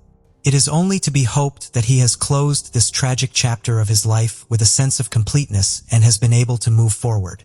One day, his brother Hugo appeared on a television show discussing the ordeal they endured. Raul's actions were fatal for Brianna. He not only ended the life of a beautiful young woman, but also devastated the hearts of her family. Things could have been different if the young man had not chosen to cover his tracks. He might have gotten away with clumsy explanations and apologies to the girl. At most, it would have ended with a confrontation between him and the Rodriguez brothers. It is unlikely the victim would have reported him to the police, and even then, the incident could have been resolved with minimal harm. In 1998, Renee Sweeney, then 23 years old, resided in Sudbury. Sudbury is a city in Ontario, Canada. Renee was a Laurentian University music student who supplemented her education by working at an adult video store. When no one else was around at the store, she could complete her homework because it was quiet and fit into her schedule. Renee was working at the Paris Street video store on January 27, 1998, just before 11 in the morning. A man came into the store and went up to the counter. After giving Renee 30 stab wounds, he stole $200 from the cash register. After that, the man went to clean up in the restroom. The man was shocked to discover Renee was still alive when he came out of the restroom. She was attempting to dial the emergency number on the phone behind the counter. The man decided to complete his evil deed. There was an intense struggle between him and Renee. During the struggle, Renee succeeded in scratching the man, but sadly, her wounds proved fatal. The man was observed running from the shop. Large volumes of evidence were gathered from the scene by the police who arrived on the scene shortly after. A lightweight windbreaker-style jacket and white cotton gloves that belonged to the suspect were found nearby in a wooded area by police tracking dogs. Arnie's fingernails and the store restroom both had the offender's DNA on them. Seeing the unidentified man fleeing from the store, witnesses were able to provide investigators with a comprehensive account. He was described as being white, in his early 20s with short dark hair, weighing between 140 and 150 pounds, standing between 5 and 6 feet tall, and having a slim build. It was also thought that he wore spectacles. In the hopes that someone would come forward and identify the man, a sketch was circulated throughout Sudbury. On February 11, 1998, 2 weeks after the crime, Sudbury police declared that they had charged 31-year-old John Federley with killing Renee. Soon after, police acknowledged their error and let him go. It was declared the next day that the evidence was insufficient to pin John Federley to the crime. When more and more people became aware of the case, the reward for information was increased from $25,000 to $30,000. Even though the culprit's DNA had been gathered by investigators, the National DNA Database did not yield a match. Every 30 days, Greater Sudbury police officers kept checking the databases. In order to rule out men in the area, investigators asked them to submit a DNA sample in 1999, when hundreds of men provided their DNA to Sudbury police on December 2, 1999. It was the biggest D&D collection ever for a single police investigation in Canadian history. Michael Wayne McGrady, a serial offender from New Brunswick, was identified as a potential suspect in Renee's case on March 23, 2000. He was found guilty of killing 7 other people. However, no hard evidence connecting him to Renee's murder was discovered. In an effort to gather information about the crime, Sudbury police launched the ReneeSweeney.com website on April 30, 2003. The family of Renee endured an excruciating wait for justice. In 2006, Carl Stretchen, Renee's mother, released a CD of music called Remembering Renee Sweeney. In 2017, Sweeney, her sister, stated that she had little memory of the hours, days, and weeks that followed the announcement of Renee's horrible ordeal. Kim received a call from her stepfather while she was at school, informing her that something untoward had occurred and she should return home. Her initial assumption was that something had to have happened to her multiple sclerosis mother. I had a bad feeling about the whole thing and wondered why I was not being told to go to the hospital instead. But I got in my car and headed home right away anyways, she explained. I would usually drive past Renee's work, but for some reason I did not that day. She knew something more was wrong when she arrived at the house and heard her mother sobbing. They told me that Renee had been shot because that's what they thought initially. So I went to grab my coat wondering why we're all just standing around the house. But then they told me she wasn't with us anymore and I just dropped to my knees. From that day forward our lives changed forever. My mom never woke again. She said it was just too hard for her to deal with. Her condition deteriorated pretty badly after and she never really came back from it.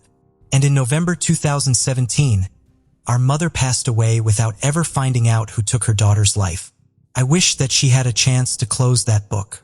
Kim said, Kim had few surviving family members after an AIDS multiple sclerosis-afflicted biological father committed suicide in 1990, and her stepfather passed away recently. She claims that the fact that her own 2 small children will never have the opportunity to meet there and is what breaks her heart the most. She said they would have adored her, and she would have loved them. She ponders where Renee would be now and what she would have done with their life. I still think about it every day, said Kim. I just keep having these same questions run through my head. Why would someone do this? Why her? Is he still out there? I think that sometimes people just don't want to get involved, but I can't express how important it would be to finally get justice for my sister. She concluded, if there is any information or anyone who remembers anything, I hope they remember and realize that the case has not been closed.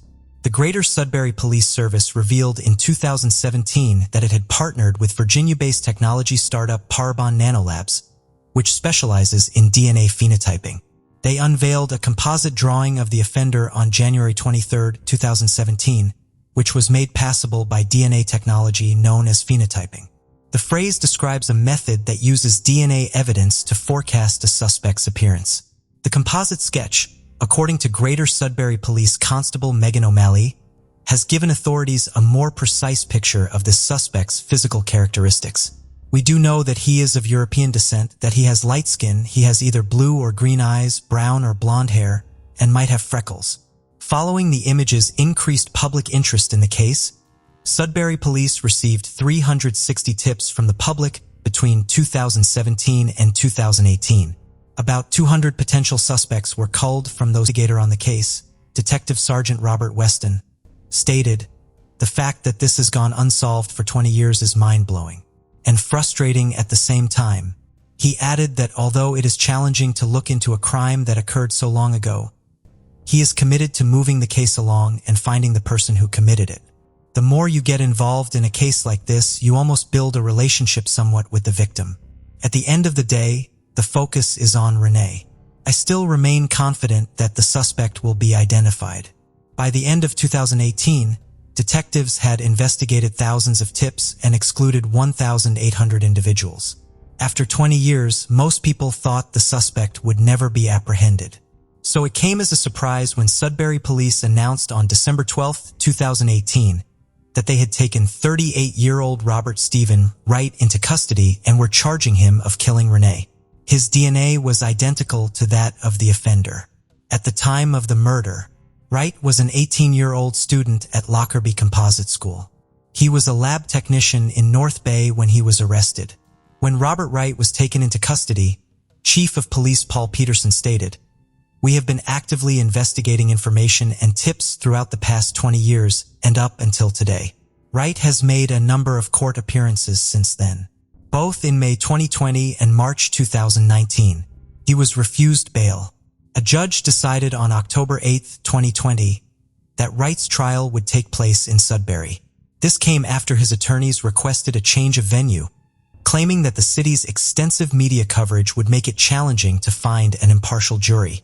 On February 21, 2023, Robert Stephen Wright's trial finally began. Wright denied having any part in Renee's murder. He said that on January 27, 1998, in the early morning, he was concluding an exam at Lockerbie High School in Sudbury. Wright claimed that on the chilly morning after his exam, he was dressed in a long-sleeved t-shirt, jeans, running shoes, gloves, and a teal jacket. Robert Wright declared he had some free time and made the decision to visit the Parish Street adults-only video store. Wright testified that because the store's doors were covered in dirt, he was unable to see inside before going in. Wright testified in court that as soon as he walked into the store, he saw video boxes scattered all over the carpet. The next thing he claimed to have noticed was that something had spilled onto the floor, but he claimed that his mind had not yet registered the possibility that it might have been blood. Wright claimed that he continued to look around the store after seeing Renee Sweeney's body lying on the ground. Robert Wright testified before the jury that he approached Sweeney's body to feel for a pulse and to see if she was still grieving. He claimed this was something he had learned as a Boy Scout. He claimed he shook Renee's shoulder with his right hand and inquired as to her well-being. But in the end, he claimed he was unable to feel anything, neither a pulse nor a breath. Wright abruptly claimed to have retreated from Renee. Overwhelmed, he admitted to the court that he was terrified when he saw blood on his jacket. "I ran because I was terrified," he testified in court. "I was a foolish child. I wished I had stayed. I'm not sure what was going through my mind. At that point, I felt completely overwhelmed. All I wanted to do was get away." Wright testified before the jury that he had to steady himself after backing away from the body and that he couldn't recall what he was holding. Since a fingerprint matching Wright's DNA was discovered on a cash tray on the counter, Wright was questioned about it. Wright added that he wasn't sure what he grabbed onto while attempting to steady himself and that he wasn't aware of the tray. Wright denied stealing anything from the store and denied flipping the money clips on the cash tray up. The next thing he recalled, he claimed, was squatting down, grabbing his steel jacket and gloves and taking off. He was questioned about his decision to throw away his gloves and jacket. "At that moment, I became aware that I had fled a crime scene and I was afraid I would be charged. I've never made a worse choice than to run. I'm not even sure if I made that choice on purpose," he said. Following that, Wright claimed he had considered visiting a friend's house for a short while but changed his mind because he didn't want to involve anyone else. He claimed that from the city center mall in downtown Sudbury, he rode the first bus home to Valcaron. Wright claimed that when he got home, the house was empty. He testified in court that he never disclosed what had happened to anyone, not even his parents. "All I wanted to do was put the whole thing behind me and move on. It was extremely traumatic. I was embarrassed to run, and I also didn't want to worry them." The story by Robert Wright had a lot of contradictions. How his DNA ended up in the restroom and under an ace fingernails was not explained. Furthermore, it did not clarify how his fingerprints came to be beneath the cash box. Moreover, no other person was observed at the crime scene, and no additional DNA was discovered. He was found guilty of every charge brought against him on March 29, 2023. The jury deliberated for slightly over a day before returning its verdict in the Sudbury courthouse. A cheer erupted from the Sweeney family's side of the courtroom, and people began giving each other heartfelt hugs. Wright's father waved meekly, and his mother had tears in her eyes as they watched their 43-year-old son being led out of the courtroom by police officers. Reporters were informed by Kim, Renee's sister, and her smiling family friend Kelly Irvin that they were overjoyed and ecstatic with the jury's verdict. Following the verdict, Kelly Irvin declared, "After what horribly happened 25 years ago, Renee Sweeney got justice today." On June 29, 2023, Judge Robbie Gordon sentenced Robert Stephen Wright to 25 years in prison. The final words in Renee's victim statement came from her sister, Kim, do you know what it's like to have lost your best friend? I have searched the English dictionary for words to express the misery that losing Renee has brought to my family, but none exists. I had to be reminded of the brutality by glancing at that jacket that had my sister's blood on it. I'm requesting that you give him the harshest punishment you can. A quarter of our lives have been lost. He ought to be given 25 years to reflect on his actions. The case of Katie Sepich. Katie, a 22-years-old woman, was known for her outgoing personality, intelligence, and vibrancy. Born and raised in Carlsbad, New Mexico, she was the eldest of 3 siblings. Katie is Jean's special daughter, admired for her intelligence and charming personality that attracts everyone. Katie graduated from New Mexico State University with a business degree and had plans to start her MBA program in the fall. To support herself, she worked as a waitress at a local Mexican restaurant. During her time at the university, Katie met Joe Bischoff and they quickly formed a close bond. Over time, their friendship blossomed into romance. Katie shared her happiness with her mother, Jean, expressing her hopes of building a life with Joe. Months later, Katie's dream became a possibility when Joe proposed to her with a diamond ring. However, after Katie and Joe graduated in the summer of 2003, they faced challenges in their relationship. Katie decided to stay at the university to continue her studies while Joe returned to his parents' home in Gallup, New Mexico, a small city about 350 miles away from Las Cruces. This distance put a difficult on their relationship. Despite this, Katie and Joe made an effort to stay in touch and meet whenever possible. On Labor Day weekend in 2003, Joe visited Las Cruces and spent time with Katie. However, their weekend together turned into a tragedy. On Saturday, August 30th, 2003, Katie had fun with Joe and their friends, going from bar to bar and eventually ending up at a local house party. After the party, Katie vanished. The following day, August 31st, 2003, Katie's mother, Jean, received a phone call. This changed her life forever. Recounting that day, Jean described it as follows. She had been preparing for a Labor Day weekend cookout with her family and friends when the phone rang at 2:15 afternoon, bringing news that would shatter her world. The caller asked, "Have you talked to Katie today?" The phone call was from Katie's roommate, Veronica, who had been searching for her and had already contacted Katie's friends and local hospitals without finding any sign of her. Jean was informed by Veronica that Katie had left the party by herself the night before. Veronica and Joe had fallen asleep at the party location, assuming Katie had returned home. However, when they woke up in the morning, Katie was nowhere to be found. Her family immediately contacted the police to report her disappearance. Around the same time, a passerby discovered a half-naked woman's body near a desert landfill. Although there was no identification nearby, police officers arriving at the scene concluded that the body had likely been there for less than 24 hours. It was clear to them that the victim's death was no accident. The victim, estimated to be between 20 and 25 years old, had been stripped of clothing from the waist down.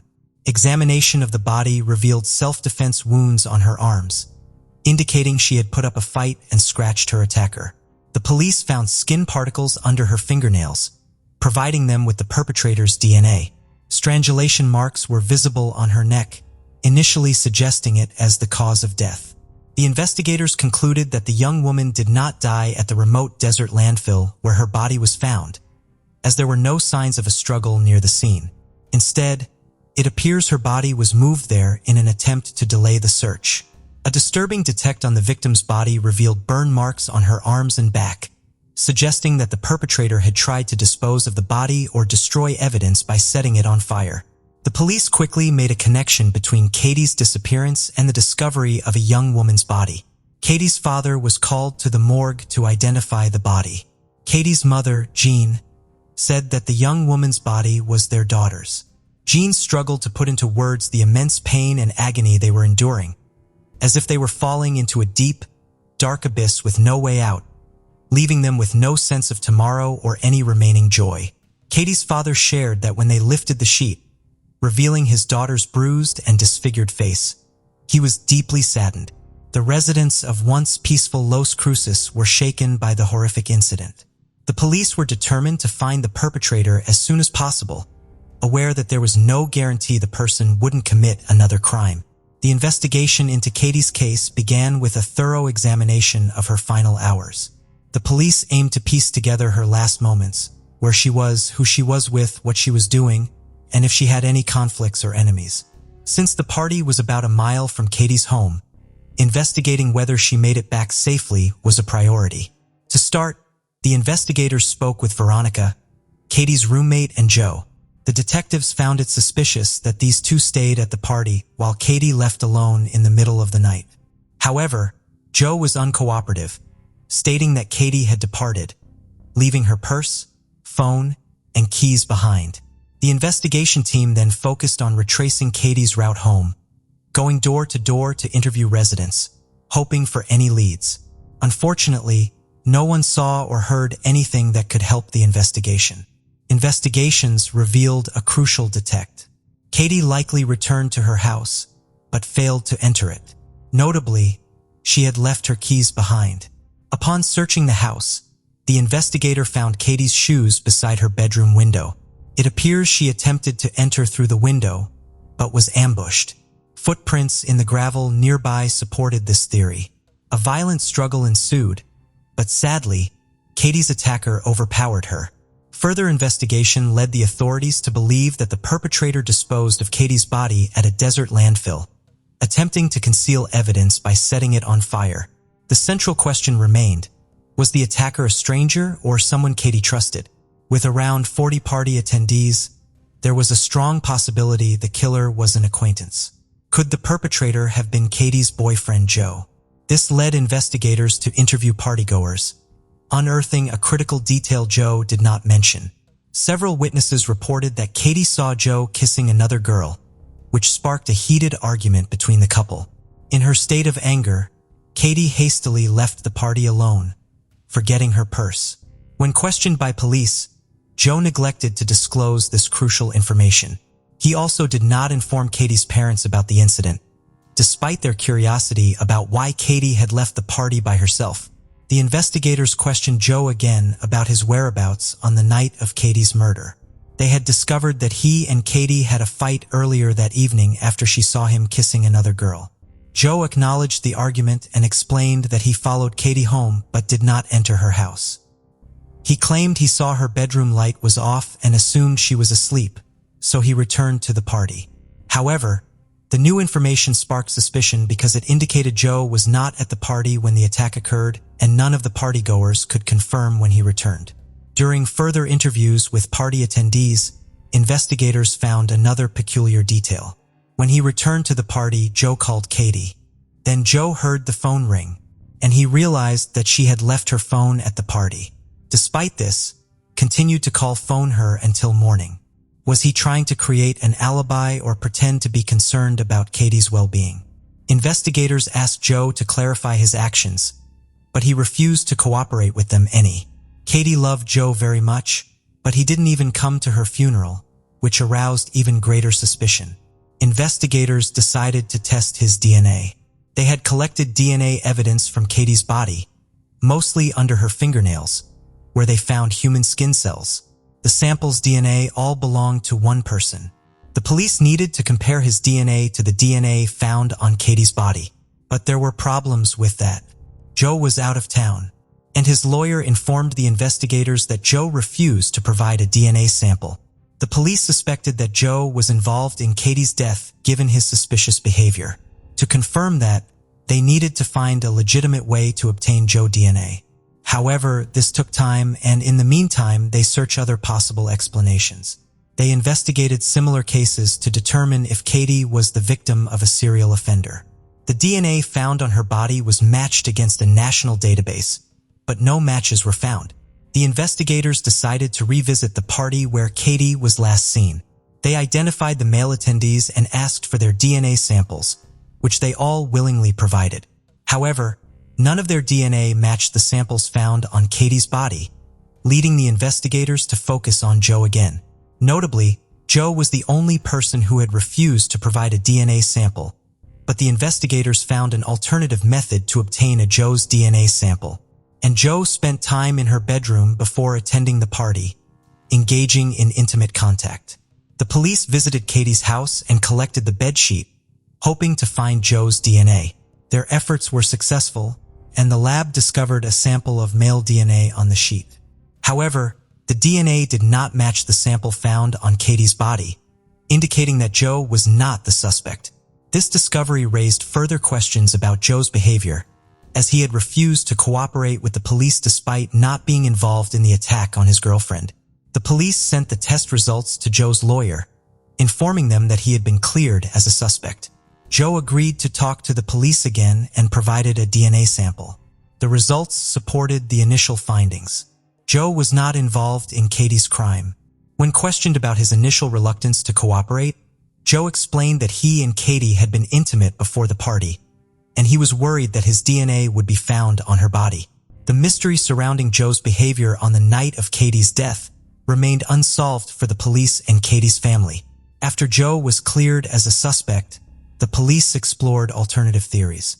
Party attendees informed investigators that Katie was wearing rings, including the one given by Joe, but none were found on her body when it was discovered. The police believed that the killer removed the rings from Katie's fingers. They searched local pawn shops but did not find Katie's rings. The discovery of specific tire tracks near where Katie's body was found provided another new lead. Experts identified the tire brand and model, and the manufacturer informed the police that these tires were most commonly used on pickup trucks.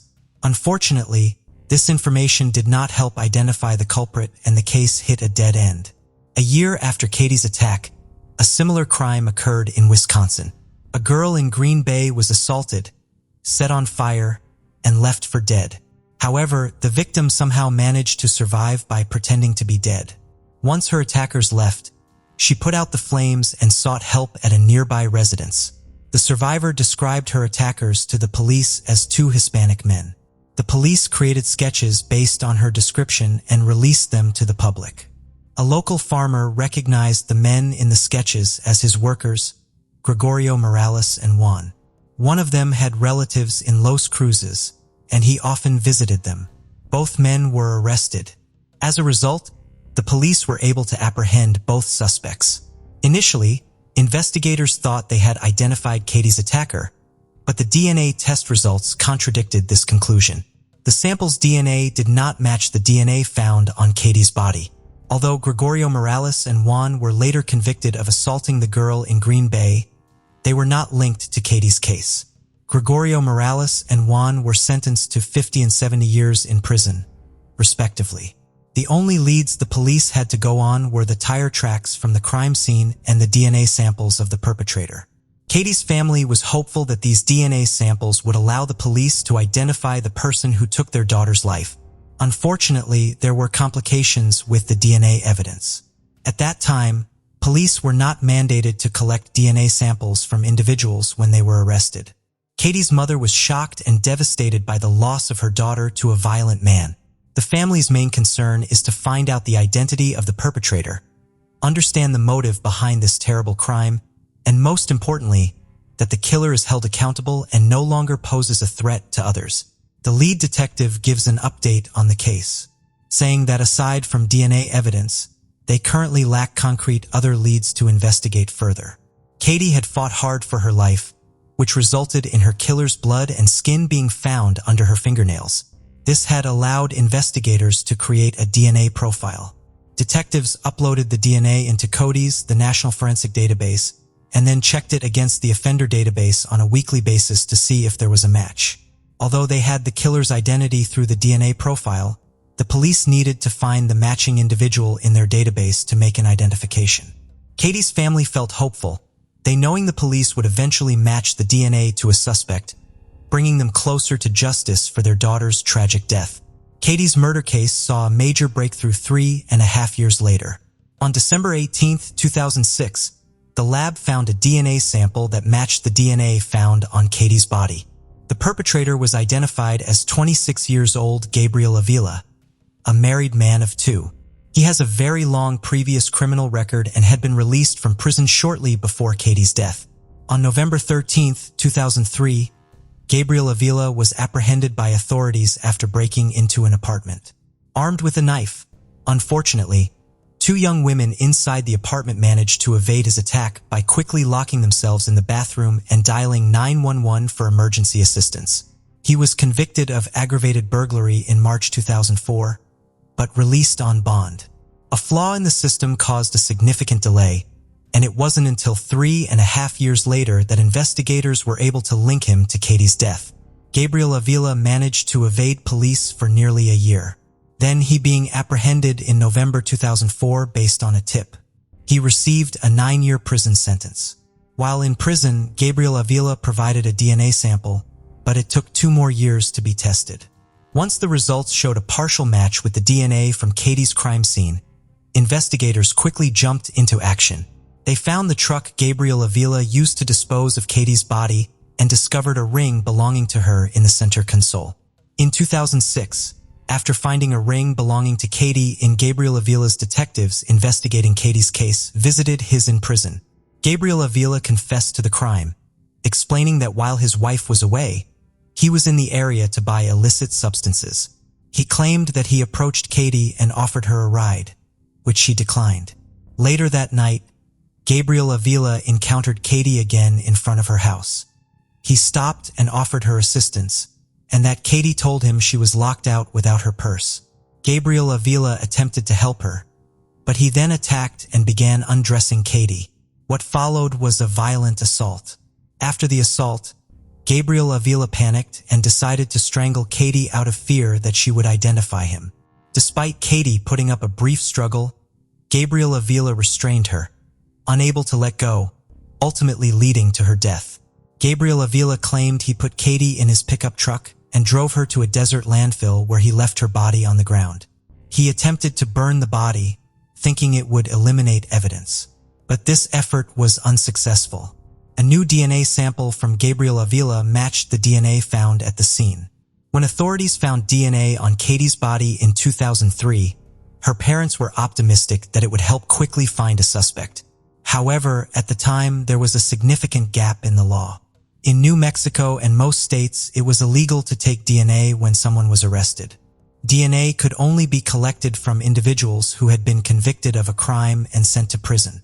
This meant that the DNA on Katie's body couldn't initially be matched. The trial of Gabriel Avila, who was accused of the crime, began in 2017. Gabriel Avila apologized to Katie's family during the trial.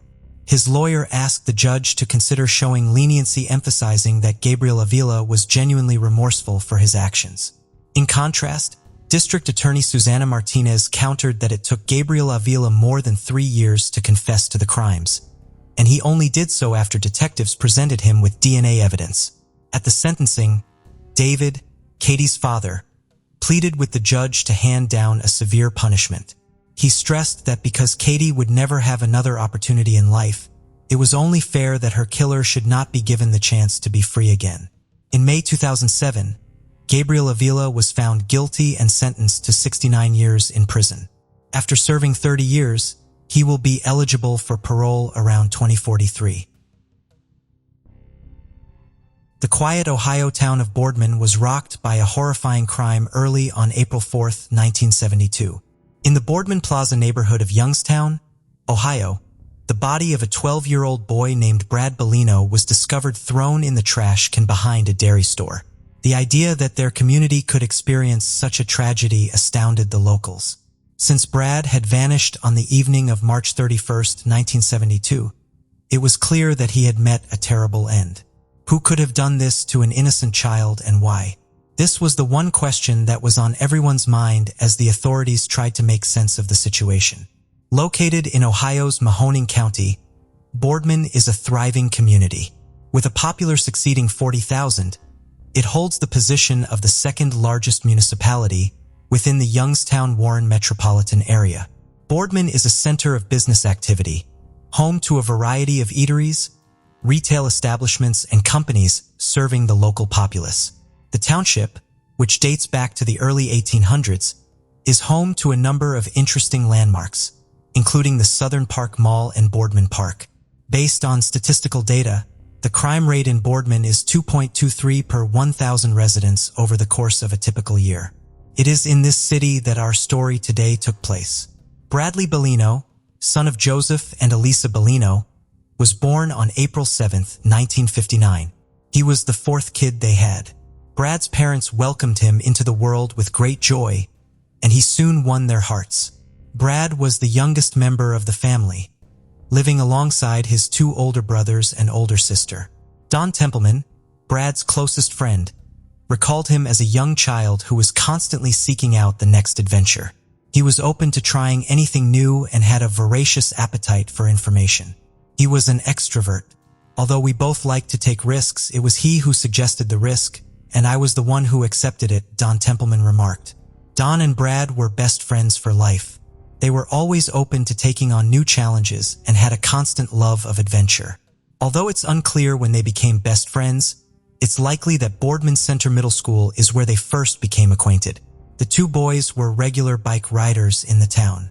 They occasionally hitch rides as well, Brad being the more daring of the two. There was a rock and gem store not far from Brad's house. The two boys frequented the shop often because they were fascinated by rocks and enjoyed studying them. Their mutual love of baseball bonded them even more. When we started playing baseball together, I was the pitcher and he was the catcher and my dad was the coach, Don recalled in an interview. The two boys started spending nights at each other's houses on a regular basis over time. Being only 3 miles apart made it easy for Brad and his friend to hang out whenever they wanted. On Friday evenings, Don would usually go to Brad's house and then walk together to the nearby movie theater. They alternated Saturdays, with the boys staying the night at Applewood Acres at Don's house. They would converse and play games for hours on end, long into the night. I was more naive and he was more worldly, I think, because of his older brothers. He would educate me on aspects of life I was unaware of, Don remarked. They would go to church with Don's family on Sunday mornings. Don's mom would usually offer Brad a ride home afterward. These weekends held unadulterated joy and camaraderie for Don and Brad. The two friends were fully enjoying life, taking advantage of their youth and all the adventures it had to offer. But then something unexpected happened that would completely alter the situation. Over the Easter break on Friday, March 31st, 1972, 11-year-old Don and 12-year-old Brad spent the day together. The two boys went on their customary adventures and wandered the town that Friday. But when they realized a brown van was following them everywhere they went, what had started out as a fun day quickly took a worrying turn. They dismissed it at first as a coincidence, but when they saw the van for the fourth time, their good humor turned to panic. Aware of possible danger, they made the decision to return to Don's home. Returning home also seemed prudent, especially since the sun had begun to set. After arriving at Don's home on Teakwood Drive, Brad grabbed his phone and called his brother to let him know he would be spending the night. But just as Brad was getting comfortable for what should have been a fun evening, the phone rang. The caller was his father, Joseph, who insisted on his going back home right away. Brad had to tell Don he had to leave and return home after receiving this unexpected call. Brad was unable to get a ride home from Don's mother, who was at the grocery store at the time. He was forced to return home alone because Don's father was confined to bed due to the flu. Brad bid his friend farewell and left the house at 7:30 p.m. It never occurred to Don that that would be his last encounter with his closest friend. Are not entirely consistent. What is known, though, is that when Brad's father, Joseph, came home late that evening, he had no idea his son had gone missing. It was his assumption that Brad had returned safely from his friend's house and was sound asleep inside. However, Brad's mother, Elisa, was completely oblivious to the events taking place at home that fateful day as she worked in Cleveland. On the Saturday that followed, Joseph slept until noon. But as soon as he got up and started to go about the house, he knew something wasn't right. Brad was not in the house. Concerned, he called the Templeman's house. It didn't take him long to find out that Brad had left their home the previous evening at 7:30 p.m. He ended the call and started looking for Brad around the neighborhood, but he was unable to find him. He reported his son missing to the Boardman Police Department out of desperation. Concern was raised when word of Brad's disappearance quickly spread throughout the small town. Local newspapers joined the search after the news eventually attracted the attention of the media. In the hopes that someone would recognize the missing boy, they published a thorough description of him.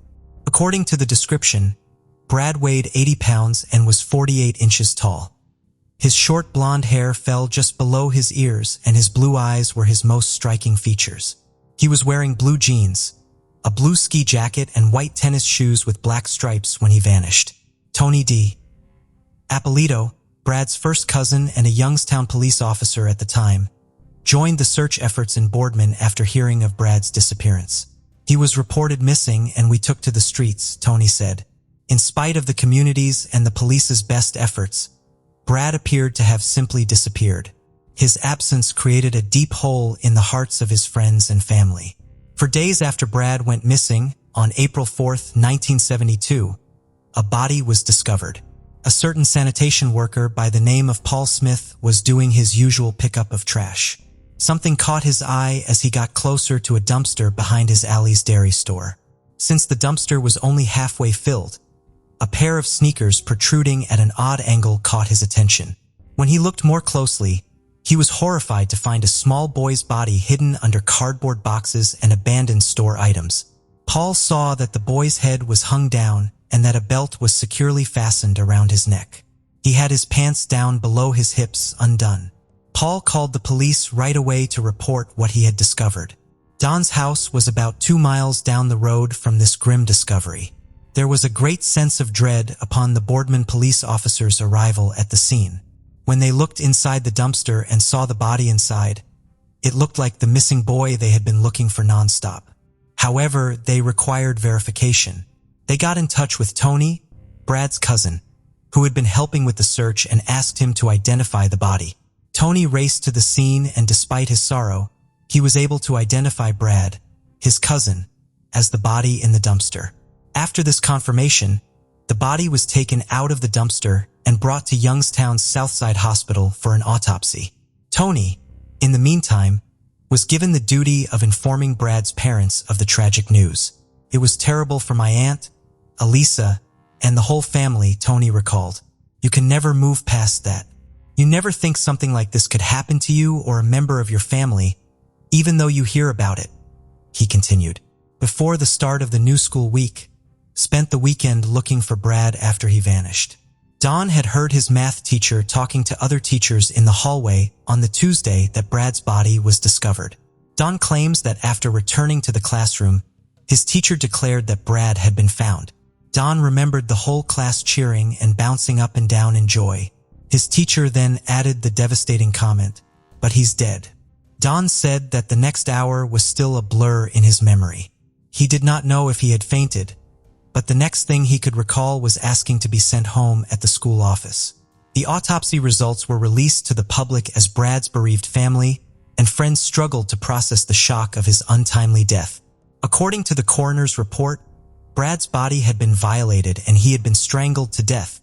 Additionally, the report stated that Brad had died at 9 p.m. on Saturday, April 1st, over 24 hours after his last known location.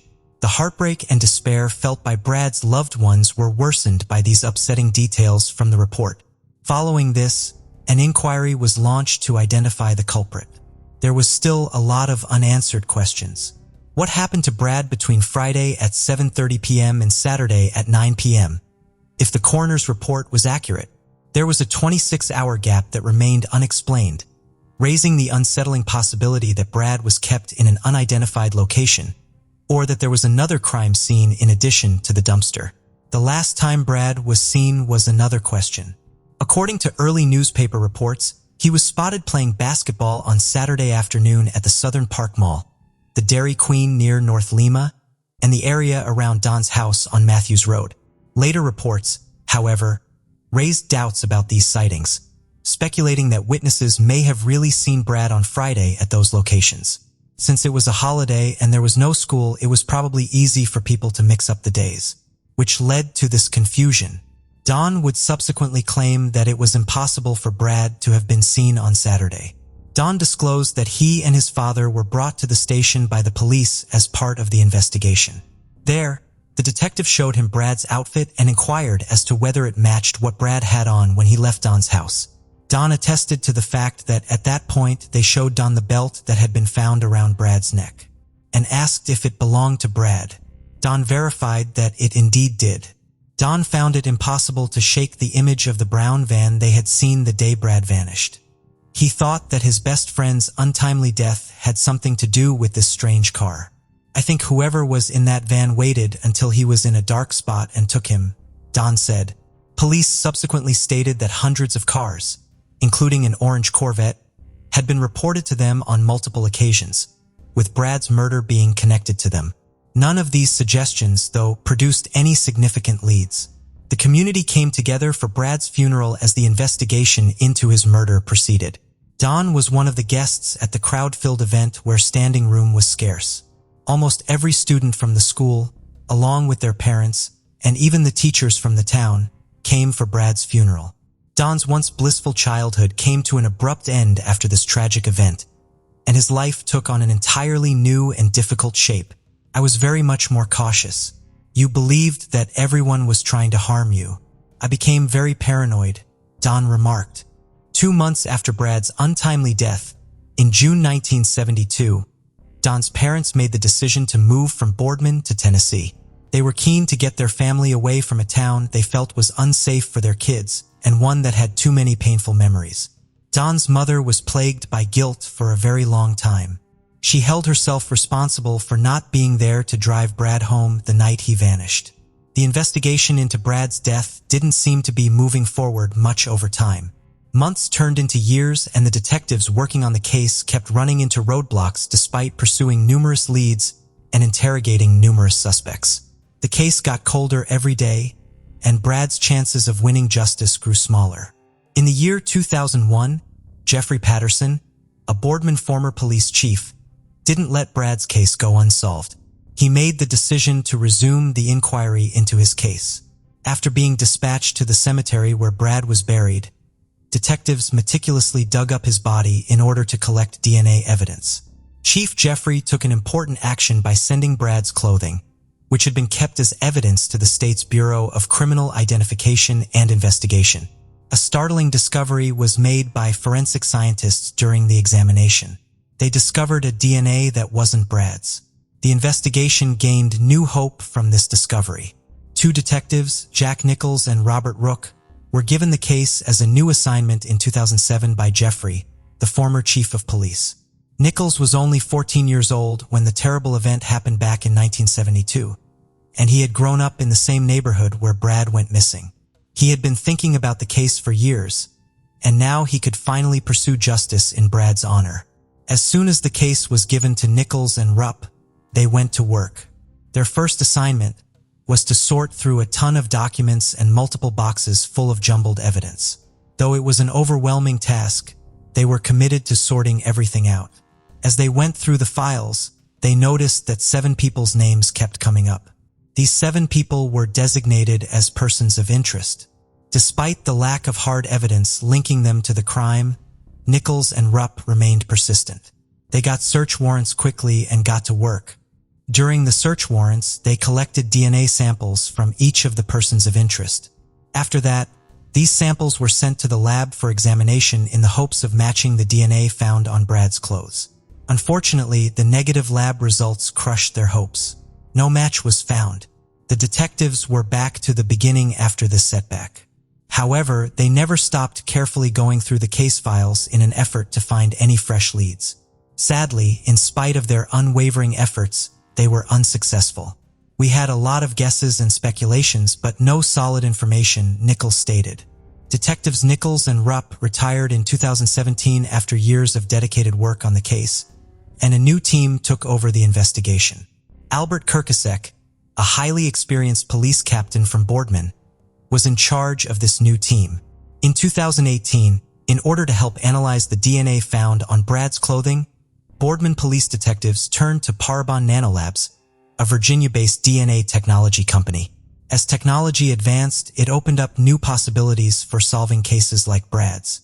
According to the criminal profile Parabon gave the Boardman police, they were probably looking for a man of European descent with fair, or very fair skin, freckles, brown or hazel eyes, and black or brown hair. The list of possible suspects was then reduced by Parabon using familial DNA to identify a group of people who had similar family histories or physical traits. Detectives collected DNA samples from individuals identified by Parabon as potentially having familial ties to the unidentified suspect over the course of the next 4 years. They worked non-stop. They were able to narrow down their search to certain branches of the extended family tree and rule out others thanks to the results of those DNA tests. In the end, with the help of a DNA test, they narrowed in on a man known as Joseph Norman Hill. Investigators searched far and wide for Hill's relatives in order to collect DNA samples for analysis. In the end, the findings showed a 98.2% chance that the DNA on Brad's clothes belonged to Hill. At last, the investigators had solved the case and found the guilty party. But there was a major setback. The man identified by DNA testing, Joseph Norman Hill, was no longer alive. He was 79 years old when he lost his fight with cancer in 2019. And to make matters more difficult, his body had been cremated. Detectives were unable to confirm his involvement with additional tests on his remains due to this regrettable turn of events.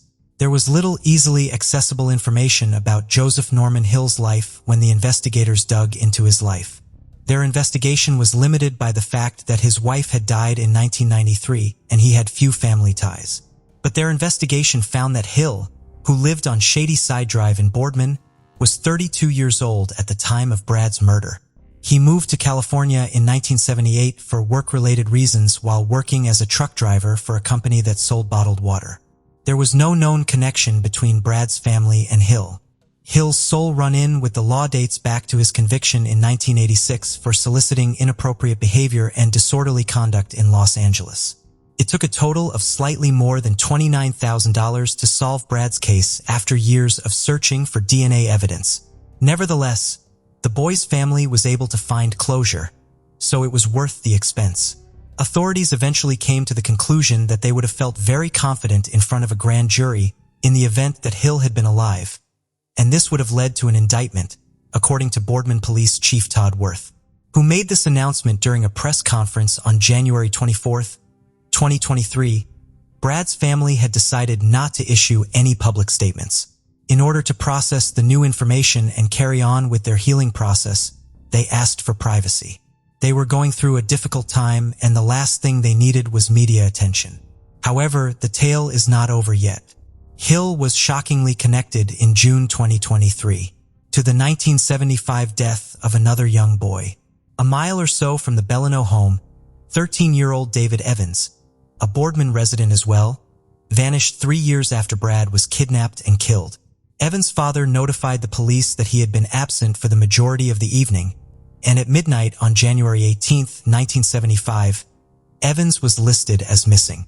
Evans, who had been absent for over 6 hours, had diabetes. Sadly, for days later, he was found dead and frozen on his back in the backyard of a house on Crestline Place in Boardman. According to the autopsy, Evans had a puncture wound on his lower back and fractures to his left forearm bones. These wounds had been caused following his passing. The report also mentioned several abrasions on his upper back and face. A profile found on Evans' underwear matched Hill's DNA after multiple DNA tests were done on his clothing, which were preserved by the police, proving his connection to this second murder. The fact that Brad's murder and Evans' murder have been solved after more than 50 years demonstrates the commitment and tenacity of law enforcement personnel, as well as the remarkable developments in DNA technology. Even though the offender will never face justice in a court of law, the community and the families of the victims benefit greatly from knowing who he is. Case of Autumn Taggart. In 2018, Autumn Taggart was a single mother living in Windsor, a city near the US-Canada border. She resided about a mile from the border that separates Michigan, USA, from Ontario, Canada, with her 9-year-old son, Gavin. On Saturday, June 9, 2018, Autumn, Gavin, and Chris Sherwin, Gavin's father and his Autumn's ex-husband, spent the afternoon together. Despite their breakup, Autumn and Chris had remained on friendly terms, prioritizing their co-parenting of Gavin to minimize the negative effects of their divorce. By the late afternoon, they went grocery shopping together. Afterward, which Chris drove Autumn and Gavin to the building where they lived on the 3rd floor. After saying goodbye, Chris returned home. Before bed, Gavin played video games with his mother. He had no idea later that night would turn into a terrifying nightmare. Later that night, while it was still dark, Gavin woke up to a strange noise. He opened his eyes to find an unfamiliar man standing next to his bed. The stranger instructed Gavin to close his eyes and go back to sleep. Then he left Gavin's room.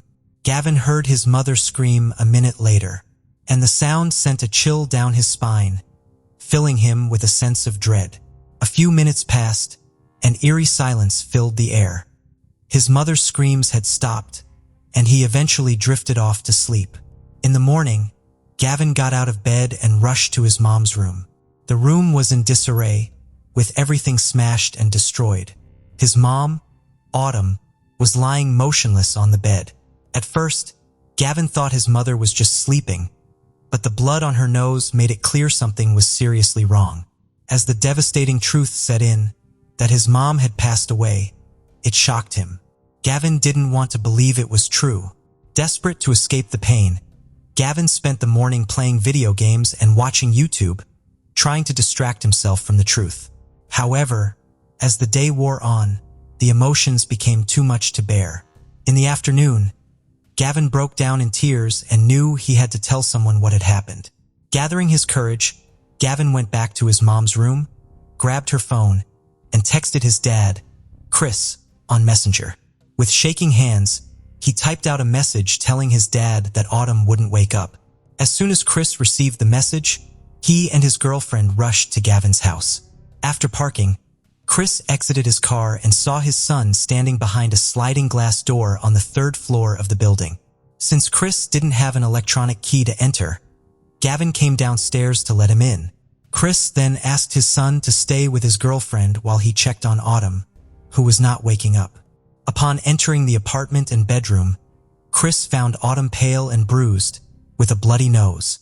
He immediately called 911, and the police and ambulance responded to the scene. However, the paramedics declared Autumn dead due to the severity of her injuries and evidence of a struggle in the bedroom, ruling out the possibility of an accident. As investigators searched the apartment for evidence, a specialist interviewed Gavin to gather more information. The boy revealed that a stranger had entered their house and told him to go back to sleep. He reported hearing his mother's screams, which eventually stopped. Gavin also described the man he saw in his room, recalling that the man was of average height, white, and had disheveled hair, appearing as though he had just woken up.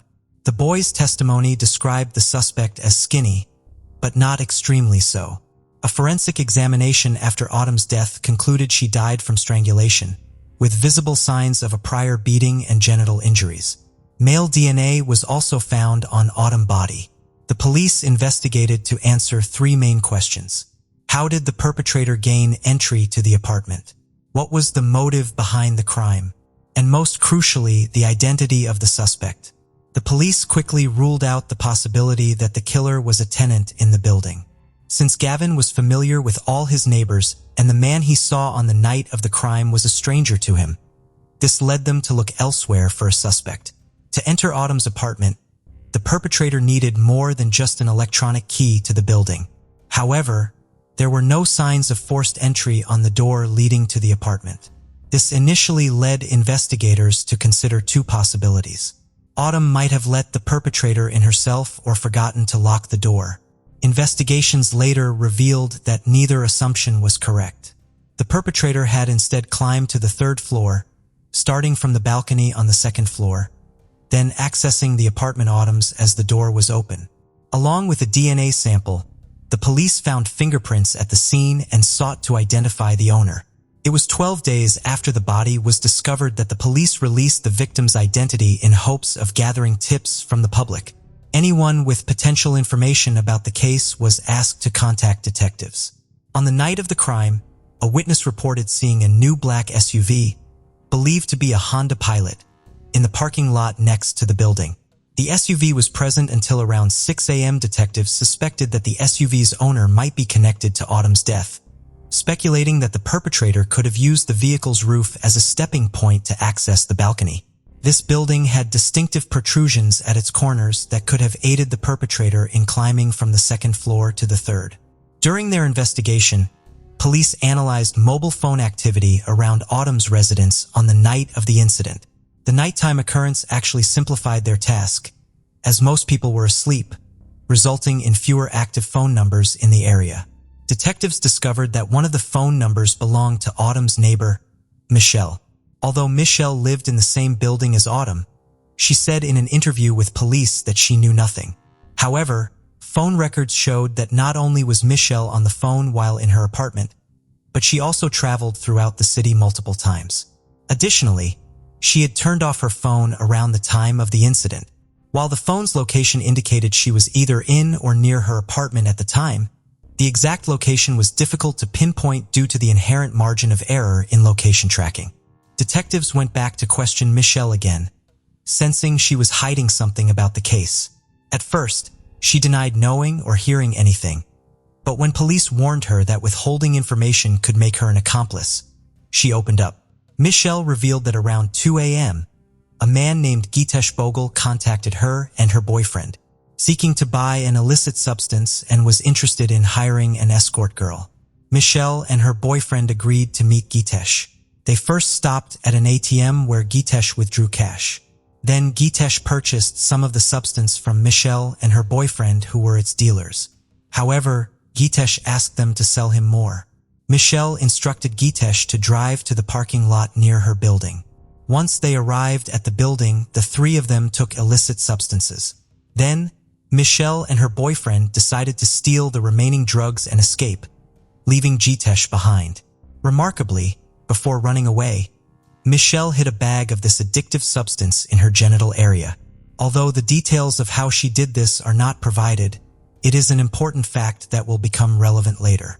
According to Michelle, she and her boyfriend grabbed the substance and some of Gitesh's cash and ran to the building's entrance. They then entered their apartment and locked themselves in, remaining quiet and keeping the lights off. Since Gitesh didn't have an electronic key, he was unable to enter the building.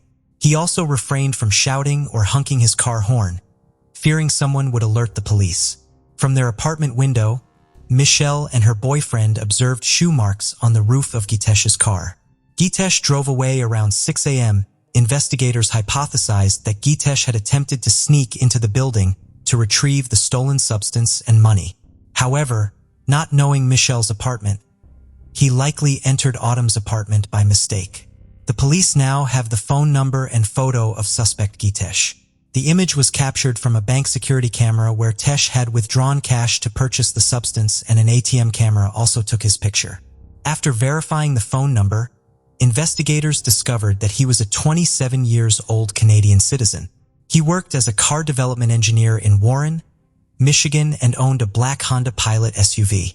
Initially, Tesh regularly commuted to Windsor, Canada by crossing the river via bridge or tunnel. However, authorities tracked his movements, revealing he had left Canada on the morning of June 10th, the day Autumn died, and he has not returned to the country since.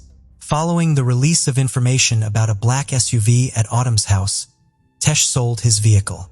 The Canadian police collaborated with their American counterparts, learning that Tesh planned to relocate from Michigan to Washington state.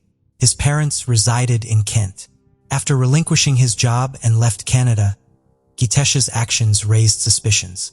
Nevertheless, the police required concrete evidence to make an arrest and facilitate his extradition to Canada. To investigate Autumn's death, the Windsor police sought assistance from the U.S. National Security Agency to track Gitesh's movements. A DNA sample found on Autumn's body likely belonged to the suspect Gitesh, but a confirmed match was needed. Gitesh, attempting to evade detection, made several attempts to disguise himself. He shaved his beard and wore blue contact lenses to alter his appearance. However, Gitesh eventually made a mistake. During a visit to a bar in Warren, he left behind a used glass, which U.S. agents seized to obtain his DNA. The comparison of Gitesh's DNA to the DNA on Autumn's body took time, but the outcome was predictable.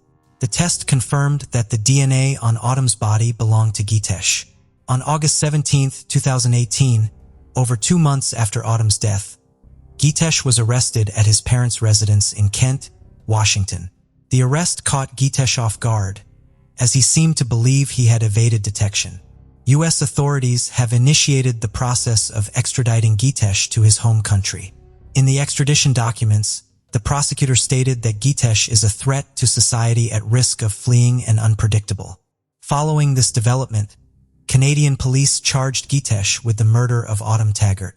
Due to national restrictions, it was not until November 2021 that Gitesh's trial took place. The trial was held across 3 separate courtrooms. In the main courtroom were the judge, the prosecutor, the jury, Gitesh, and Gitesh's defense team, all present for the proceedings. 2 additional courtrooms were equipped with large screens to broadcast the trial to Autumn's family members and other attendees. During the trial, Gitesh pleaded not guilty to the first-degree murder charge. He claimed that Autumn's death was accidental.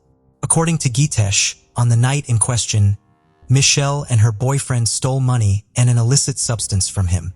The incident upset Gitesh, prompting him to exit his vehicle and pursue Michelle. However, due to his intoxication from consuming a substantial amount of alcohol and substances, Gitesh's memory of that night's incident is very limited. He recalled entering Autumn's apartment after climbing onto the balcony. However, he claimed he mistook her for Michelle, someone he believed had previously robbed him on he finding Autumn asleep in her bed. Autumn woke up and screamed, but Gitesh immediately ordered her to be quiet. However, she continued to scream, and in an attempt to silence her, he covered her mouth with his hand. Unfortunately, this action caused Autumn to suffocate. Gitesh later claimed that he did not realize he had caused Autumn death until her screaming stopped. He attempted to revive her with CPR, but it was unsuccessful. Additionally, Gitesh did not recall how Autumn sustained genital injuries or how he left her apartment.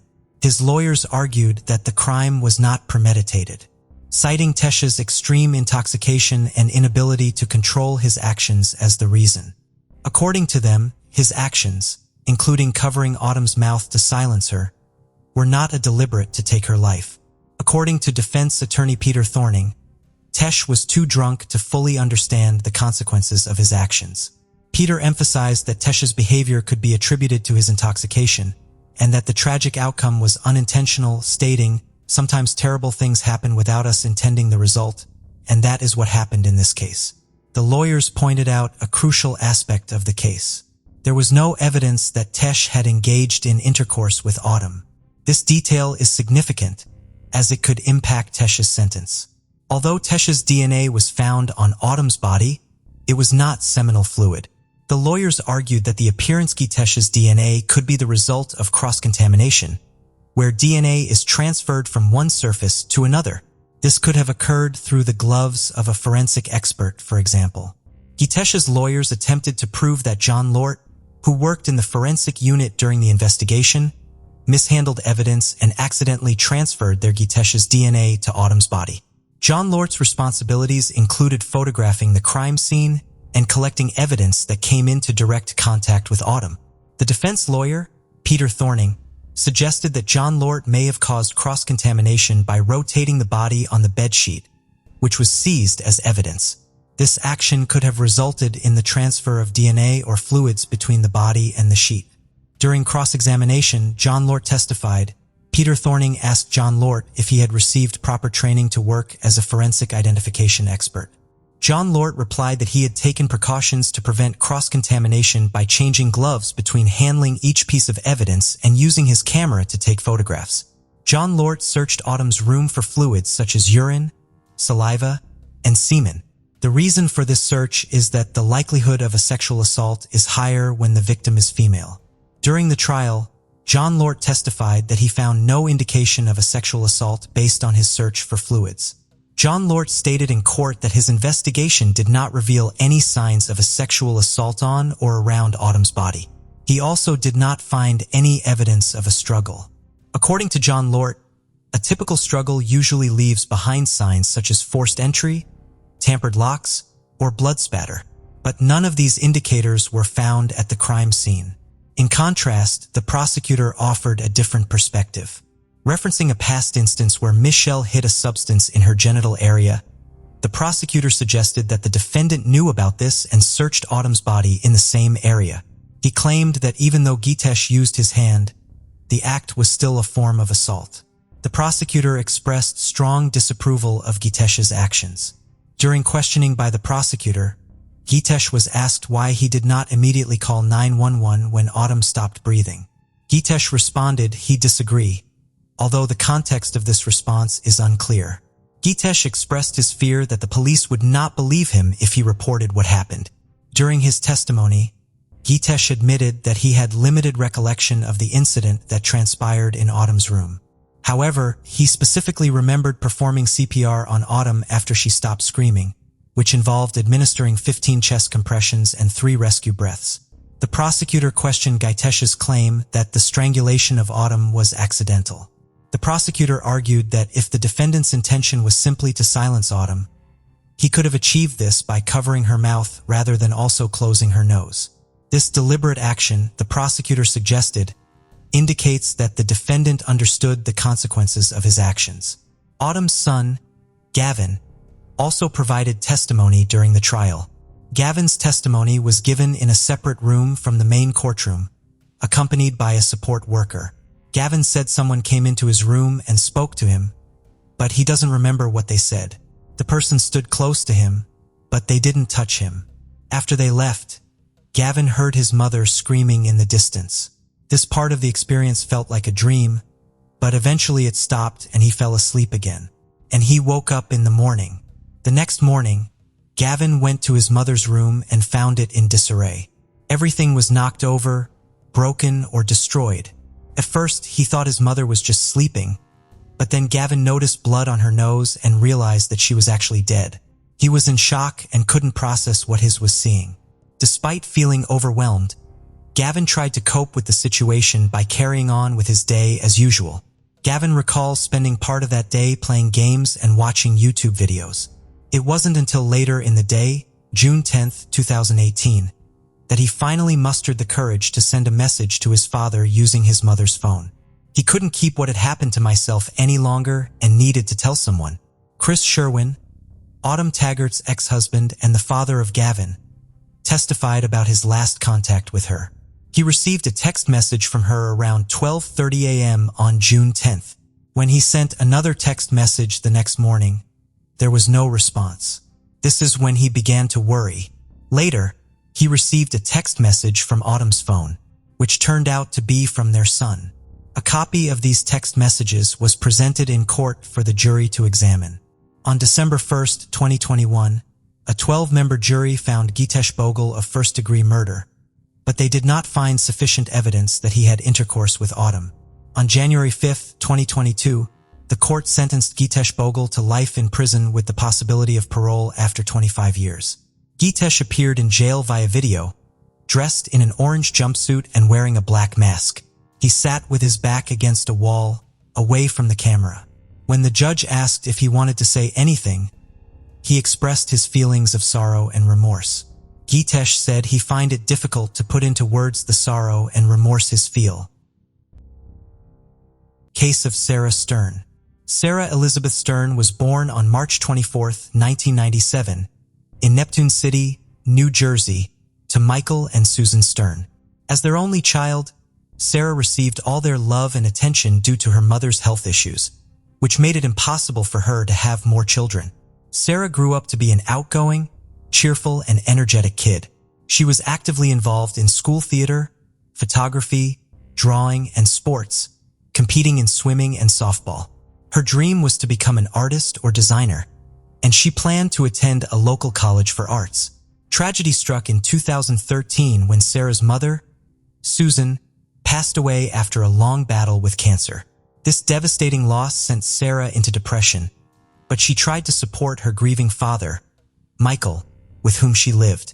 They found comfort in their dog, Buddy, whom Sarah adored. Sarah's life was finally taking a turn for the better. After graduating from college, she planned to apply to a prestigious university in New York. Before that, she had always dreamed of traveling the world, with Canada being her top destination. She even considered living there for a while. Meanwhile, Michael Stern frequently traveled out of state for work, sometimes for weeks at a time. But he never worried about leaving his daughter Sarah alone at home, because she was a responsible and independent young adult, and their town was known for being quiet and safe. However, during one of Michael's business trips in December 2016, trouble arose. On the night of December 3rd, around 2:30 a.m., a taxi driver called the police station to report an abandoned car on the Belmar Bridge along Highway 35. The area was deserted and rarely visited at night, making the empty vehicle immediately suspicious. The taxi driver, who was taking a shortcut home over the old bridge, had stopped to check if anyone needed help when he saw the car parked by the side of the road. Finding the car empty and no one around, he called the police, suspecting that the driver might have abandoned their car to jump into the water below, a tragic but not uncommon occurrence at that spot. The police found an abandoned silver sedan on a bridge with the keys still in the ignition, but no signs of blood or struggle. They suspected that the owner might have gone there to commit suicide by jumping into the river. After checking the car's ownership, they found it belonged to 85-year-old Lily Stern, who lived in the same town.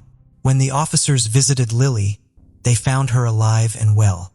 She told them that she hadn't driven for years due to poor eyesight, and that her 19-year-old granddaughter, Sarah, used the car. Lily tried to call Sarah, but her phone was turned off. Lily then gave the officers her son's address, where Sarah lived, and mentioned that her father was away on a work trip. When the police went to the house, they found the back door open, which was concerning. After searching the house, they didn't find anything suspicious, except for a locked-in dog whining. In one of the bedrooms, the house was in order, with no signs of struggle, blood, or evidence of an intruder. However, Sarah was nowhere to be found. Michael Stern rushed home on the first available flight after learning about the situation. When he arrived, the homeowner informed him that nothing was out of place or missing, including all of Sarah's personal belongings, such as her passport, driver's license, and mobile phone, which she always carried with her. The police shared their initial theory with Michael, suggesting that Sarah might have gone to the bridge intending to jump, and asked if he had noticed any signs of suicidal thoughts or self-harm attempts. Michael admitted that Sarah had struggled with depression after her mother's passing, but with support from family, friends, and her studies, she had recovered. She had ambitious plans for her future, including becoming a designer and traveling the world. Despite this, on the night of December 3rd, Sarah disappeared from her home, and her car was found abandoned on the bridge just hours later. These were the known facts, and the investigation now needed to focus on identifying who Sarah had been in contact with that day, what conversations she had, and who was the last person to see her. After Sarah Stern's disappearance, early witnesses came forward to reveal that she had spent most of December 2nd with her childhood friend, Liam McAtasney. As the last person to see her, Liam had valuable information that could help solve the mysterious case. The police quickly decided to interview him to gather details and piece together what had happened that day. When the police arrived at Liam's house, they met his mother, who told them that her son was sleeping after working a night shift. At the officer's request, she woke Liam up, who seemed puzzled by the situation. Upon learning about Sarah's disappearance, Liam was shocked and confirmed that they had indeed spent the previous day together. He agreed to go to the police station to give a statement. Liam and Sarah attended college together and decided to skip their last 2 lectures on Friday morning. After classes, they went back to her place where they spent the day playing video games, chatting, and discussing their future plans. They left her house twice, once to get food from a nearby fast food restaurant, and again to visit a local supermarket around 7 p.m. Liam then left Sarah's house to start his night shift at a 24-hour store and didn't see her again after that. When questioned about Sarah's mental state, Liam shared that she had been struggling with depression since her mother's death. She was torn between wanting to end her life or running away to start fresh. Liam also revealed that Sarah had difficulty communicating with her father and finding common ground with him. Although Liam didn't rule out the possibility that Sarah might have taken her own life, he mentioned that she had recently considered moving to Canada and had even exchanged some money for Canadian dollars. This was later confirmed when a small amount of Canadian currency was found in her bedside table drawer, although it wasn't enough to cover much. Preston Taylor, a close friend of Sarah's and her prom date, corroborated Liam's statement. He added that Sarah was struggling with depression and speculated that she might have either run away to Canada or jumped off the bridge. By the end of the conversation, Preston was overcome with emotion, expressing his deep affection for Sarah. The idea that Sarah had fled to Canada or elsewhere was quickly ruled out, as she didn't have her passport and couldn't have left the country. Investigators then focused on the possibility that Sarah might have jumped off the bridge, and a massive search effort was launched in the river. The strong current in the area complicated the search, as it could have carried a body far from the bridge.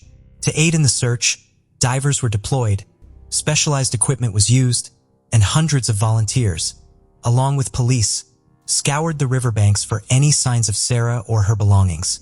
Liam and Preston were among the volunteers who actively helped search for Sarah.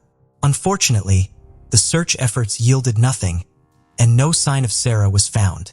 As a result, the authorities decided to continue interviewing people who knew Sarah well, which led to the discovery of a strange inconsistency. Sarah's friends and classmates described her as being in great spirits, with none of them aware of any problems she had with her father. In fact, she often spoke about him in a warm and loving way. However, after she disappeared, her friends Liam and Preston seemingly took on the role of grieving relatives, garnering sympathy from many.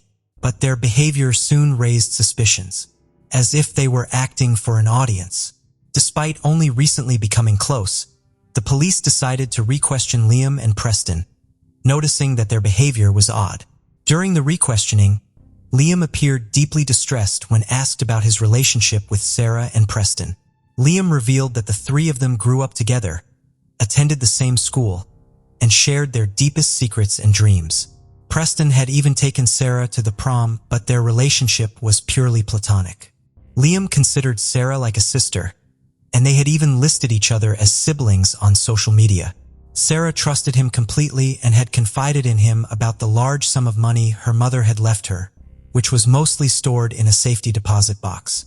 Sarah supposedly distrusted her father, who she thought wanted the money for himself, so she kept it in the bank with plans to withdraw it later, to escape to Canada. However, Michael Stern disputed this story, providing a different account. According to Stern, his wife had been saving money for their daughter's future expenses, such as education, a wedding, or a home since Sarah's birth. They stored the cash at home in a shoebox, which contained old and worn bills that didn't seem significant at the time. After his wife's passing, Stern gave the box of money to Sarah, advising her to deposit the old and worn bills into the bank. Sarah followed his advice, putting some of the money in her checking account for daily expenses and renting a safety deposit box for the rest. She intended to use the money to fund her university education and travel the world. Michael firmly denied any claim to the money for his own use. The discovery of the missing student's large sum of money led investigators to suspect that someone might have targeted her for financial gain. They decided to investigate her financial transactions, including her safety deposit box and bank records. The investigation revealed that Sarah had withdrawn a substantial amount of money from an ATM just a few days before she disappeared. She also visited her bank to withdraw cash from her safety deposit box. The detectives were surprised to find that Sarah was not alone during her bank visit. Bank surveillance footage showed that Liam accompanied her. This raised new questions, as Liam had failed to mention this visit during previous questioning. When asked about it, Liam hesitated before explaining that Sarah trusted only him and had asked for his accompaniment because she was afraid to carry a large amount of cash home alone. His explanation seemed reasonable and his behavior appeared natural. A security camera at a house opposite the Stern residence captured footage of the street and neighboring yards. The footage showed that Liam stayed at Sarah's house until 7 p.m., then left for work and didn't return. The silver sedan was seen leaving the garage around 11 p.m. that night. About a month after Sarah's disappearance, an acquaintance named Anthony came to the police station with a disturbing story. Unaware of the events, Anthony had been out of town for several weeks. It turned out that Anthony had been classmates with Sarah, Liam, and Preston, and after graduation pursued a passion for filmmaking, remaining in touch only with Liam, who shared his interest in cinema. About a month and a half before Sarah disappeared, Liam visited Anthony and they spent an evening brainstorming ideas for a teenage horror movie. Liam came up with a plot where a girl tells a friend about a large sum of money she has, and the friend gains her trust before strangling her and dumping her body in a river. Anthony liked the idea, and they wrote a couple of pages of the script that night. Anthony later moved on to another project, forgot about the story, and left town to work as a camera assistant on a film shoot. When he returned, Liam unexpectedly called him. Asking if the police had questioned him about anything, Anthony was surprised by the question and learned about Sarah's disappearance and the suspicious circumstances surrounding it. He decided to go to the police himself. The authorities instructed Anthony to have an open conversation with Liam and try to get him to confess. To do this, Anthony invited Liam to work on a project that required renting expensive camera equipment. Knowing Liam's desire to be in a movie, Liam took the bait and suggested they meet in person to discuss the details. The police installed a hidden camera in Anthony's car and told him to carefully get Liam to confess when they met. When Liam got into the car, he looked around cautiously, then handed Anthony an envelope containing $2,000 in old bills, saying it was for the filming equipment. Anthony asked where Liam got the old money, and Liam hesitated before admitting that it belonged to Sarah, saying that he and Preston had taken it from her house because the dead don't need it. Although Liam didn't provide further details, his admission was enough evidence for the police to arrest him and Preston on suspicion of being accomplices. Preston agreed to cooperate with the authorities and made a deal with the prosecution. He admitted to helping his friend Liam cover up the evidence and dispose of Sarah's body, but claimed he did not participate in the murder itself. According to Preston, Liam had planned to steal Sarah's inheritance as soon as he found out about it. Sarah had kept the inheritance a secret, even from her best friend, but revealed it to Liam when she started planning a trip to Canada. Liam convinced her to withdraw the money from the bank and keep it in a home safe, and even borrowed a significant amount from her before the murder. When Sarah's father was away on a business trip, Liam put his plan into action. He promised Preston $25,000 to help him, but planned to do the actual killing himself. Liam convinced Sarah to withdraw the money, and then spent the day with her, waiting for the right moment to strike. He locked her dog in another room, approached Sarah from behind, and strangled her. The crime unfolding was more complicated than anticipated. Initially, Sarah, being athletic and strong, put up a fierce struggle until she lost consciousness. However, she would occasionally show signs of life, making it difficult for the perpetrator to be certain of her demise. It took around half an hour to confirm that Sarah had stopped breathing. After leaving Sarah's house, Liam went to work, at which point Preston entered the house through the back door. Avoiding the camera's view, Preston dragged Sarah's body to the garage and cleaned up the room. A few hours later, returned to Sarah's house, took a small safe from her room, and placed the body in the car. He drove away carefully to avoid being captured on the neighbor's camera. Liam met Preston at the bridge, where they disposed of the body in the river. They wiped down the steering wheel and drove back to Liam's house in Preston's car to divide the stolen money. However, they were disappointed to find only $110,000 in the safe, rather than the expected $100,000. Despite this, they decided not to spend the old bills immediately to avoid raising suspicion. Preston buried the safe in a local park, and they only used the money Sarah had withdrawn from her account. Despite confessing, Liam McAtasney denied involvement, trying to blame his friend instead. His lawyer claimed he was innocent, suggesting Taylor had acted alone. Since Sarah's body was never found and her disappearance was still unclear, there was a small chance she was still alive, having vanished without her belongings. However, a search of Liam's house found a key matching the buried safe. Identified by Preston, the trial lasted over 2 years, but despite the lack of a body and Liam's denials, his guilt was proven through evidence. The script written months before the incident, the key found in his home, his recorded words in Anthony's car, and the old bills he provided all contributed to the verdict. Furthermore, fingerprints of both Preston and Liam were found inside the safe, and a colleague testified that Liam was absent from work that night, asking to be covered. Liam McAtasney was sentenced to life in prison without parole. His accomplice, who did not directly participate in the crime, received an 18-year sentence for obstructing justice and hindering the investigation. Montreal, a vibrant city in Canada, nestled on the banks of the St. Lawrence River, captivates with its unique blend of old-world charm and modern dynamism. Home to over 1.7 million people, this cultural melting pot embraces diversity and celebrates its multicultural heritage. French and English coexist harmoniously, painting the city with a bilingual tapestry of languages. From the stunning architecture of Old Montreal to the bustling neighborhood of Plateau Mont-Royal and Mile End, every street exudes a vibrant energy. And this is the backdrop to the chilling story of Sharon Pryor. On the chilly day of February 9, 1959, in the vibrant city of Montreal, Canada, a girl named Sharon Kim Pryor was born. Her parents, Yvonne and George Pryor, were filled with boundless joy at the arrival of their firstborn. Yvonne, born in England, had migrated with her parents to settle in Point St. Charles, locally known as the Point, a neighborhood in the borough of Les Shores West, in the city of Montreal, Quebec, Canada. It was there that she met George, a dedicated soldier in the Canadian Armed Forces. Despite his devotion to duty, love intervened, and their connection grew into marriage. Overjoyed by their union, Yvonne and George eagerly awaited the arrival of their first child. Their anticipation reached its pinnacle on Sharon's birthday, as they welcomed a beautiful baby girl into their lives. Sharon's innocent face and radiant smile brought immense happiness to her parents' hearts. But fate had more in store for the Pryor family.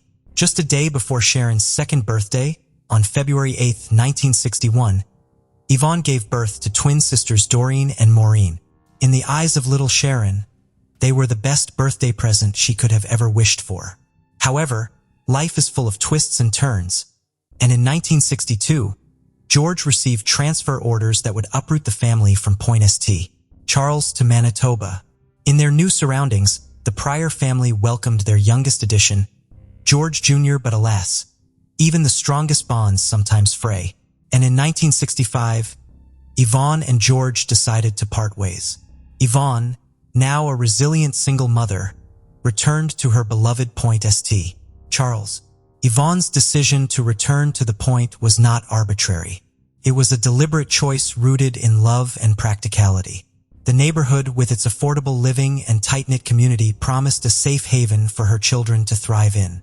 From an early age, Sharon exuded a gentle, caring nature that extended to the world around her. Animals found solace in her presence, as she often took in strays, tenderly nursing them back to health. Her twin sisters Doreen and Maureen often reminisced about Sharon's dreams of becoming a veterinarian. Sharon, initially reserved, discovered a welcoming community that embraced her. The Boys and Girls Club provided a space where her interests thrived, particularly through her active involvement in floor hockey and artistic pursuits. In the midst of their teenage years, Sharon discovered solace in the presence of a young man named John. Their love story held a touch of destiny, as John had been Sharon's secret crush since the fourth grade days. As time passed, their friendship deepened and blossomed into a profound romance. Sharon also had a close-knit circle of friends, whether it was roaming the streets of Point St. Charles, discovering hidden nooks and crannies, or gathering at the local hangout spot to revel in carefree conversations. Their bond was unbreakable. Through it all, Sharon remained grounded and appreciative of her mother, Yvonne, who had selflessly devoted herself to the well-being of her children. Sharon recognized the sacrifices her mother had made and cherished the unwavering love and guidance she provided. On the eve of Easter, Saturday, March 29, 1975, 16-year-old Sharon Pryor's day unfolded with a sense of anticipation. As the clock struck 1 p.m., Sharon had begun her Easter weekend by completing her morning routine: breakfast, washing up, getting dressed, and tidying her bed. Meanwhile, her mother, Yvonne, headed out for some last-minute Easter dinner shopping. Jojo, Sharon's 11-year-old brother, and Stephen, the 4-year-old foster child, were still eager to search for Easter eggs, wanted to make the day extra special for them. With creativity in mind, Sharon decided to make and paint Easter eggs. She boiled 8 eggs and left them cool. At 3 p.m., Yvonne returned home and joined Sharon at the kitchen table, watching her paint the eggs. Sharon asked if the paint would dry in time for the next day. Yvonne suggested painting half the eggs in the egg cups and finishing the rest later. Around 3:45 p.m., Sharon realized it was time to pick up her Leo Boys jacket from the Boys and Girls Club. The Boys and Girls Club provided opportunity for children to play in a variety of sports, from basketball to hockey, without it costing the families anything. And when it started in 1952, the association consisted of 2 teams made of 30 or more children, and every child got a green Leo's jacket. That was earned through selling raffle tickets. Sharon had sold enough raffle tickets to get her very own jacket. Excited, she asked Yvonne if she could take Stephen with her. Yvonne agreed and off they went. Unfortunately, when Sharon arrived at the club, they did not have her size. Disappointed, she received a receipt to claim it another day. She thought about getting a smaller size for Stephen, since he needed a fitting spring coat. On her way back, she dropped off her friend's jacket. Back home by 4:15 p.m., Sharon continued painting the remaining Easter eggs. Then around 4:30 p.m., the Reverend paid a visit to their home. He greeted them and brought them a large box of chocolate turtles for everyone to enjoy. They gathered around the kitchen table, and while Sharon painted, she asked her mom if they had a book about the Easter Bunny to read to Stephen. The Reverend suggested that Sharon share the true story of Easter, and she gladly accepted the opportunity. Between 6 and 7 p.m., Sharon's close friend, who happened to live on the same block as her, arrived at her house. They had known each other since they were both 5 years old, forming a deep bond over the years. Despite their long-standing friendship, they didn't frequently spend time together with Sharon's group of friends, likely due to attending different high schools. As Sharon excitedly shared her plans to go to Marina's Pizzeria, they indulged in lighthearted banter and playful teasing. Her friend couldn't help but laugh at the amusing sight of Sharon constantly changing her tops and scrutinizing herself in the mirror, striving to achieve that perfect look. Ultimately, after much deliberation, Sharon decided to borrow one of her mother's tops, adding a touch of familiarity to her ensemble. Marina's Pizzeria, a local hangout located on the corner of Wellington and Ash Avenue, held a special place in Sharon's social circle. It served as a popular meeting spot for her friends, where they could gather and engage in lively conversation about various topics, such as boys and the latest music trends. The restaurant was conveniently located just 5 short blocks away from Sharon's house. As Sharon prepared to leave, she bid farewell to her mother, who reminded her to be cautious. Worried about the rainy weather, Sharon contemplated whether to wear her brown suede jacket, fearing it might get damaged. Her mother assured her that it was merely drizzling outside and not enough to harm the jacket, alleviating her concerns. With a final goodbye to her mother, Sharon headed out the door, her mother's cautionary words lingering in her mind. Outside, her friend was already waiting on the sidewalk. She kindly offered to accompany Sharon on her walk to Marina's, but Sharon politely declined, appreciating the gesture nonetheless. Crossing the street, Sharon embarked on her journey, excited about the evening of fun and camaraderie that awaited her at the beloved pizzeria. Sharon's friends eagerly anticipated her arrival, but to their surprise, she never showed up. They assumed that she had accompanied John and the other boys they usually hung out with to a hockey game. However, when the game ended and the boys arrived at the restaurant, Sharon was nowhere to be found. In fact, none of them had seen her throughout the entire night. Meanwhile, back at Sharon's home, the situation mirrored the confusion and worry. Sharon had surpassed her curfew without any communication to her mother, leaving her concerned. Yvonne grew increasingly anxious as this behavior was completely out of character for her daughter. Determined to ensure Sharon's safety, Yvonne decided to stay awake and wait for her return. As the clock struck 1:30 a.m., Yvonne found herself positioned in the living room, anxiously peering out the window while the twins from their bedroom window joined in the watchful vigil. Sadly, there was no sign of Sharon the following morning. Yvonne embarked on a mission to gather information, reaching out to Sharon's friends and even contacting John. However, none of them had any knowledge of Sharon's whereabouts or had seen her recently. The lack of information only deepened Yvonne's concern and heightened the mystery surrounding Sharon's disappearance. During one of the calls, Yvonne spoke with Sharon's friend, Mary, and she shared disturbing information with her. Mary told Yvonne that a woman named Cheryl Vav had been attacked on Ash Avenue after 7 p.m. Yvonne couldn't help but worry upon hearing this news, as the direction in which the assailant fled could potentially intersect with Sharon's path. Cheryl, the victim of the attack, recounted the terrifying incident. The assailant had brandished a knife and forcibly grabbed her. Fortunately, before he could cause harm, another passerby intervened, scaring off the attacker. Cheryl provided a description of the assailant, mentioning his blue eyes, a mustache with squared corners, and a low, calm voice. She noted that he was wearing blue jeans, a dark blue ski jacket, and black shoes with pointed toes. Learning about this attack heightened Yvonne's anxiety, considering the possibility that Sharon might have encountered the same assailant. To gather more evidence was brought in to identify her attacker, but her certainty wavered, making it difficult to press charges against anyone. Yvonne grappled with the fear that her daughter may have fallen victim to a similar assault. The lack of concrete information and the uncertainty surrounding Sharon's whereabouts only intensified her worry and further emphasized the urgency of finding her. In a desperate attempt to find Sharon, a massive search operation was initiated, mobilizing hundreds of residents who combed the streets, hoping to locate the missing 16-year-old girl. Despite the collective efforts, the search yielded no results. Yvonne, consumed by worry and desperation, took to the television, appealing to the community for any information that could lead to Sharon's safe return. Unfortunately, this plea also failed to provide any substantial leads or progress in the investigation. As the days passed, a disheartening sense of uncertainty settled upon everyone involved. Some individuals began to speculate that Sharon may have chosen to run away, but her family adamantly rejected this notion. They couldn't fathom the idea that she would willingly abandon the life she loved, a life encompassing her family, friends, and boyfriend. Furthermore, there were no apparent indications or clues suggesting that Sharon had planned to leave her life behind. Notably, she had left behind her bus pass and money at her family's house before embarking on her visit to the pizzeria. Amidst the mounting despair, Yvonne and her family clung to the hope that Sharon would be found safe and sound.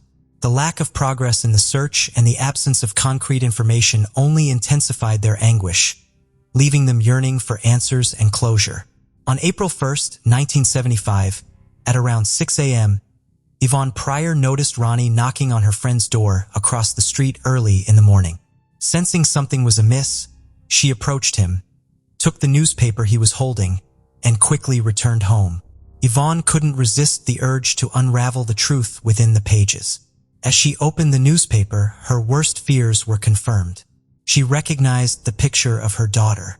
She uttered with certainty, "I knew it was her. I knew her shoes." The photograph displayed a body lying in the snow, discovered in Longwell Field, a city approximately 25 minutes away from their neighborhood. Devastated by the news, Yvonne immediately contacted the police to seek confirmation, although she was too distraught to personally identify the body. Instead, she entrusted her brother with the painful task. Ultimately, it was confirmed that the body found was indeed Sharon. The entire community in the Point, including her friends, came across the story in the newspaper, and like Yvonne, they were convinced of the tragic truth. Sharon's life had been brutally taken. Sharon's body was discovered by Jacques Beltran, a beekeeper. Jacques had received word that the gate to his apiary had been left open, which was highly unusual.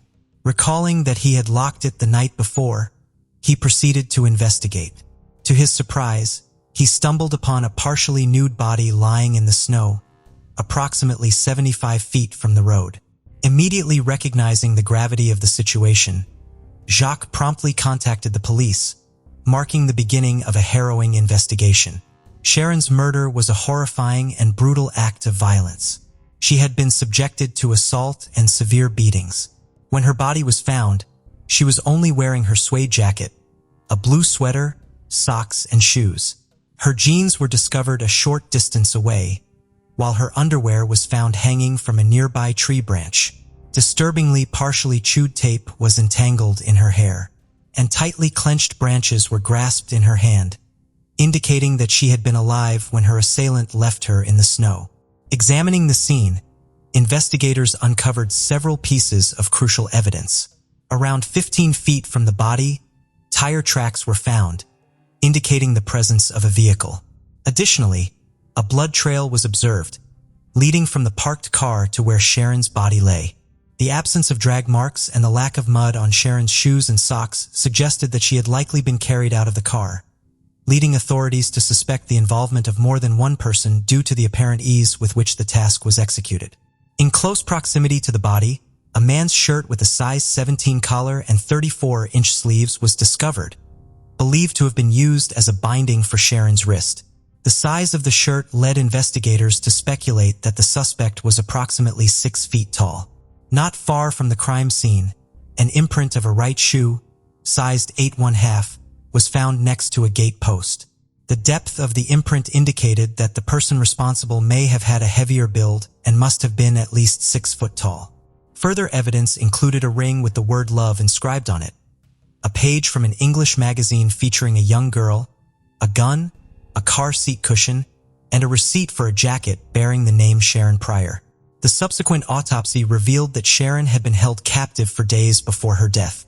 The estimated time of her demise was approximately 20 hours prior to the discovery of her body. The coroner's examination exposed a crushed chest, possibly from the killer kneeling on it, resulting in internal hemorrhaging.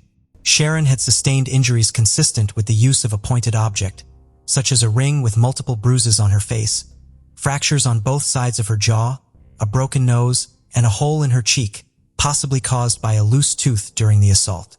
On April 4, 1975, a somber gathering took place at St. Matthew's Presbyterian Church, as approximately 200 mourners gathered to bid farewell to Sharon Pryor and pay their final respects. The atmosphere inside the chapel was heavy with grief and sorrow, as friends, family, and members of the community came together to mourn the tragic loss of a young life. The mourners, deeply wounded by the cruel fate that had befallen Sharon, joined in solidarity to offer their support and condolences to her grieving family. The chapel was filled with a mixture of tears, heartache, and profound sadness as they grappled with the pain of losing someone so young and full of promise. During the service, memories of Sharon were shared, capturing her vibrant spirit, cherished moments, and the impact she had made on those around her. The eulogies and tributes served as a poignant reminder of the void left behind her untimely departure. As Sharon was laid to rest, the weight of the tragedy and the senseless act of violence that took her life hung heavily in the air. After the missing persons report was filed, the investigation into Sharon's abduction and murder was commenced by Detective Sergeants Jacques Dutrice and Renat Lacombe from the Longville Police Department. The detectives developed a theory that the killer had driven the vehicle onto the field and disposed of Sharon's body there. They believed that the killer had returned to the vehicle to retrieve Sharon's jeans and underwear, which were found in different locations the same day as when her body was discovered. The heavier jeans had fallen to the ground, while the underwear ended up on a tree branch. This led the investigators to speculate that the killer was familiar with the local area. The field where Sharon's body was discovered belonged to a beekeeper and was usually padlocked. However, the padlock had been left unhooked, allowing the killer to drive their truck onto the frozen ground. Although the vehicle got stuck in the mud at one point, the frozen mud left behind tire tracks that the police hoped to use to identify the killer's vehicle. The remote location of the crime scene was believed to have been chosen because the field would not be used by the beekeeper until late spring. It appeared that the killer had expected Sharon's body to remain undetected in the frozen field for an extended period. Based on the evidence, the police suspected the involvement of more than one person in Sharon's abduction and murder. They found a trail of blood leading from the tire tracks to where Sharon's body had been dumped. Since there was no mud on Sharon's shoes, it was deduced that she had been carried the entire distance of 15 feet, possibly by 2 individuals. One theory considered by the detectives was that Sharon had accepted a ride from someone, possibly a passing trucker, on her way to the restaurant and had been attacked and left in the field. Another theory proposed that Sharon had been abducted and held captive for 3 days before being killed and her body being disposed of. Greg McCreary, a profiler who had worked with the FBI, dedicated his efforts to developing theories surrounding the Sharon Pryor case. Through his analysis, McCreary formed several conclusions about the attacker. He believed the perpetrator to be a younger individual, possibly in his 20s, who was likely residing in the local area with his parents. McCreary also posited that this wouldn't have been the attacker's first offense. He likely had prior experience. Additionally, McCreary suggested that the same assailant who attempted to harm Cheryl could very well be the person responsible for Sharon's murder. He explained that when killers enter their hunting mindset, they become more inclined to take risks, such as committing a second abduction. McCreary considered the probability of 2 separate individuals intending to abduct women simultaneously in the same small low-crime area to be statistically unlikely. Therefore, it seemed more plausible that the attacker was the same in both cases. The profile further emphasized that the attacker's familiarity with the area, particularly the disposal site. Since these locations are considered high risk, the assailant would have needed to know the exit points and choose a place that was familiar and provided comfort. McCreary also identified signs of sadistic behavior in the attacker, such as holding a victim captive for days aligned with the sadist pattern. Understanding this pattern can potentially assist in narrowing down the list of suspects. McCreary explained that sadists typically seek compliant victims within their social circle. They initially appear nice and charming, particularly to vulnerable young women. Over time, they become increasingly demanding, exerting control and eventually resorting to degrading and violent behavior. Once compliant victims are no longer available, they may turn to escorts or individuals known for being strange or violent. When even that avenue is exhausted, they resort to hunting strangers. Based on his analysis, McCreary advised the police to investigate individuals with a history of minor domestic arrest or solicitation, as they could potentially fit the profile of Sharon's killer. He also noted that the assailant on the street, who used a knife to try to abduct Cheryl, lacked strong interpersonal skills. This indicated that the attacker knew he couldn't manipulate her with sophisticated deception and resorted to violence instead. The wounds found on Sharon's face further suggested that her killer lacked the skills necessary to maintain control, leading him to rely on violence. McCreary concluded that since the abduction seemed to be carried out by a stranger, the perpetrator would likely be classified as a serial offender.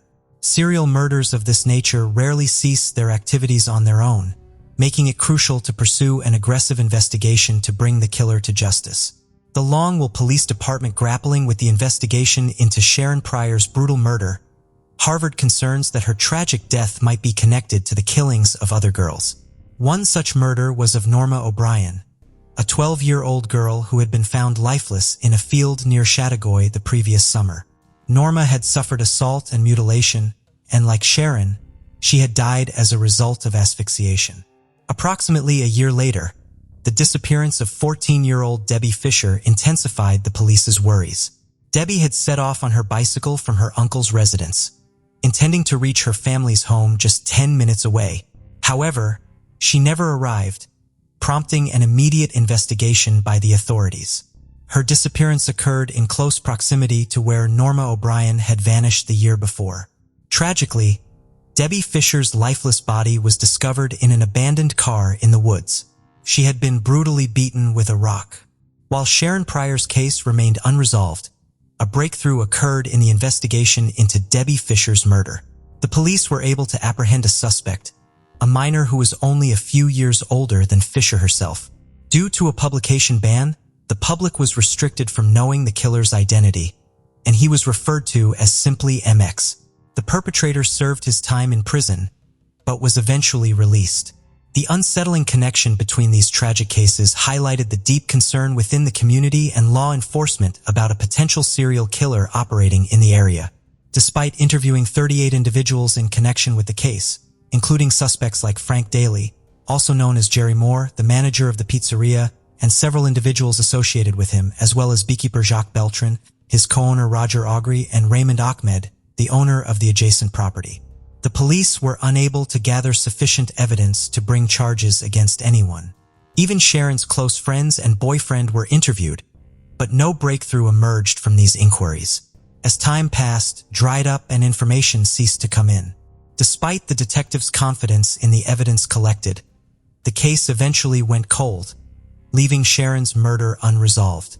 In the year 2000, Yvonne wrote a letter to the police, requesting a review of evidence in Sharon Pryor's case. Yvonne hoped that the advancements in technology could shed new light on the investigation. However, her request was denied a week later, as the police had discarded the majority of the evidence in 1995. This news left Yvonne feeling hurt and distraught, but she persisted in asking the police to locate Sharon's clothing, which fortunately had been preserved. The clothing was analyzed, and finally, the police obtained a DNA sample that did not match Sharon's. In July 2004, the police received a tip regarding a garage space where Sharon might have been held captive. The garage was situated behind an apartment building, and the hope was to find some of Sharon's DNA for further investigation. 3 samples were collected, but unfortunately, none of matched Sharon's or the profile of her murderer. An update in 2012 involved an anonymous donor, increasing the reward to $10,000 and establishing a dedicated phone line for tips. This development sparked speculation among the public, suggesting that new information had surfaced. Another avenue explored was the hypnosis session conducted on the woman who saved Cheryl Waugh, hoping to extract additional details from that fateful day. Following the session, the police presented her with several photos and one man stood out to her. The man in question was William Patrick Fife, a convicted Canadian serial killer responsible for the deaths of 5 women in Montreal, although he claimed to have killed as many as 9. Fife's first known killing occurred in 1979, which didn't align with Sharon's case in 1975. There was no evidence connecting Fife to Sharon Pryor, and it remained unclear if the police had compared DNA or thoroughly investigated this lead. Over the years, amateur investigators have attempted to link Sharon's murder with others and have brought forth alleged confessions. One such confession was mentioned in the book The Hard Road by Peter Edwards, which briefly references Sharon's murder and implicates a member of the Montreal Satan's Choice motorcycle club named Mike French. However, these claims and suspects have remained speculative and no definitive evidence has emerged to support them. Despite the speculation and the various leads explored throughout the years, Sharon Pryor's case remained unresolved, leaving her family and community seeking answers and closure. Between July and August 2019, DNA samples from the suspect at the crime scene, including samples from Sharon Pryor's clothing, were sent to Parabon Nanolabs, a company based in Ruston, Virginia, that develops nanopharmaceuticals and provides DNA phenotyping services for law enforcement organizations. The purpose was to get a prediction result from the DNA sample, and the prediction result matched a man with fair skin or very fair skin, green or hazel eyes, brown hair, and a selection to other freckles. Then in June 8, 2022, a significant breakthrough was achieved when Montreal Laboratory analyzed the suspect's Y chromosome DNA in comparison with the Pisces database.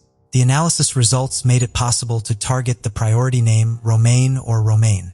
Franklin Romain, who had addresses in Montreal and Longueville in the 1970s, emerged as a potential suspect. The tire tracks found at the crime scene were compatible with the vehicle registered under Romaine's name in Montreal.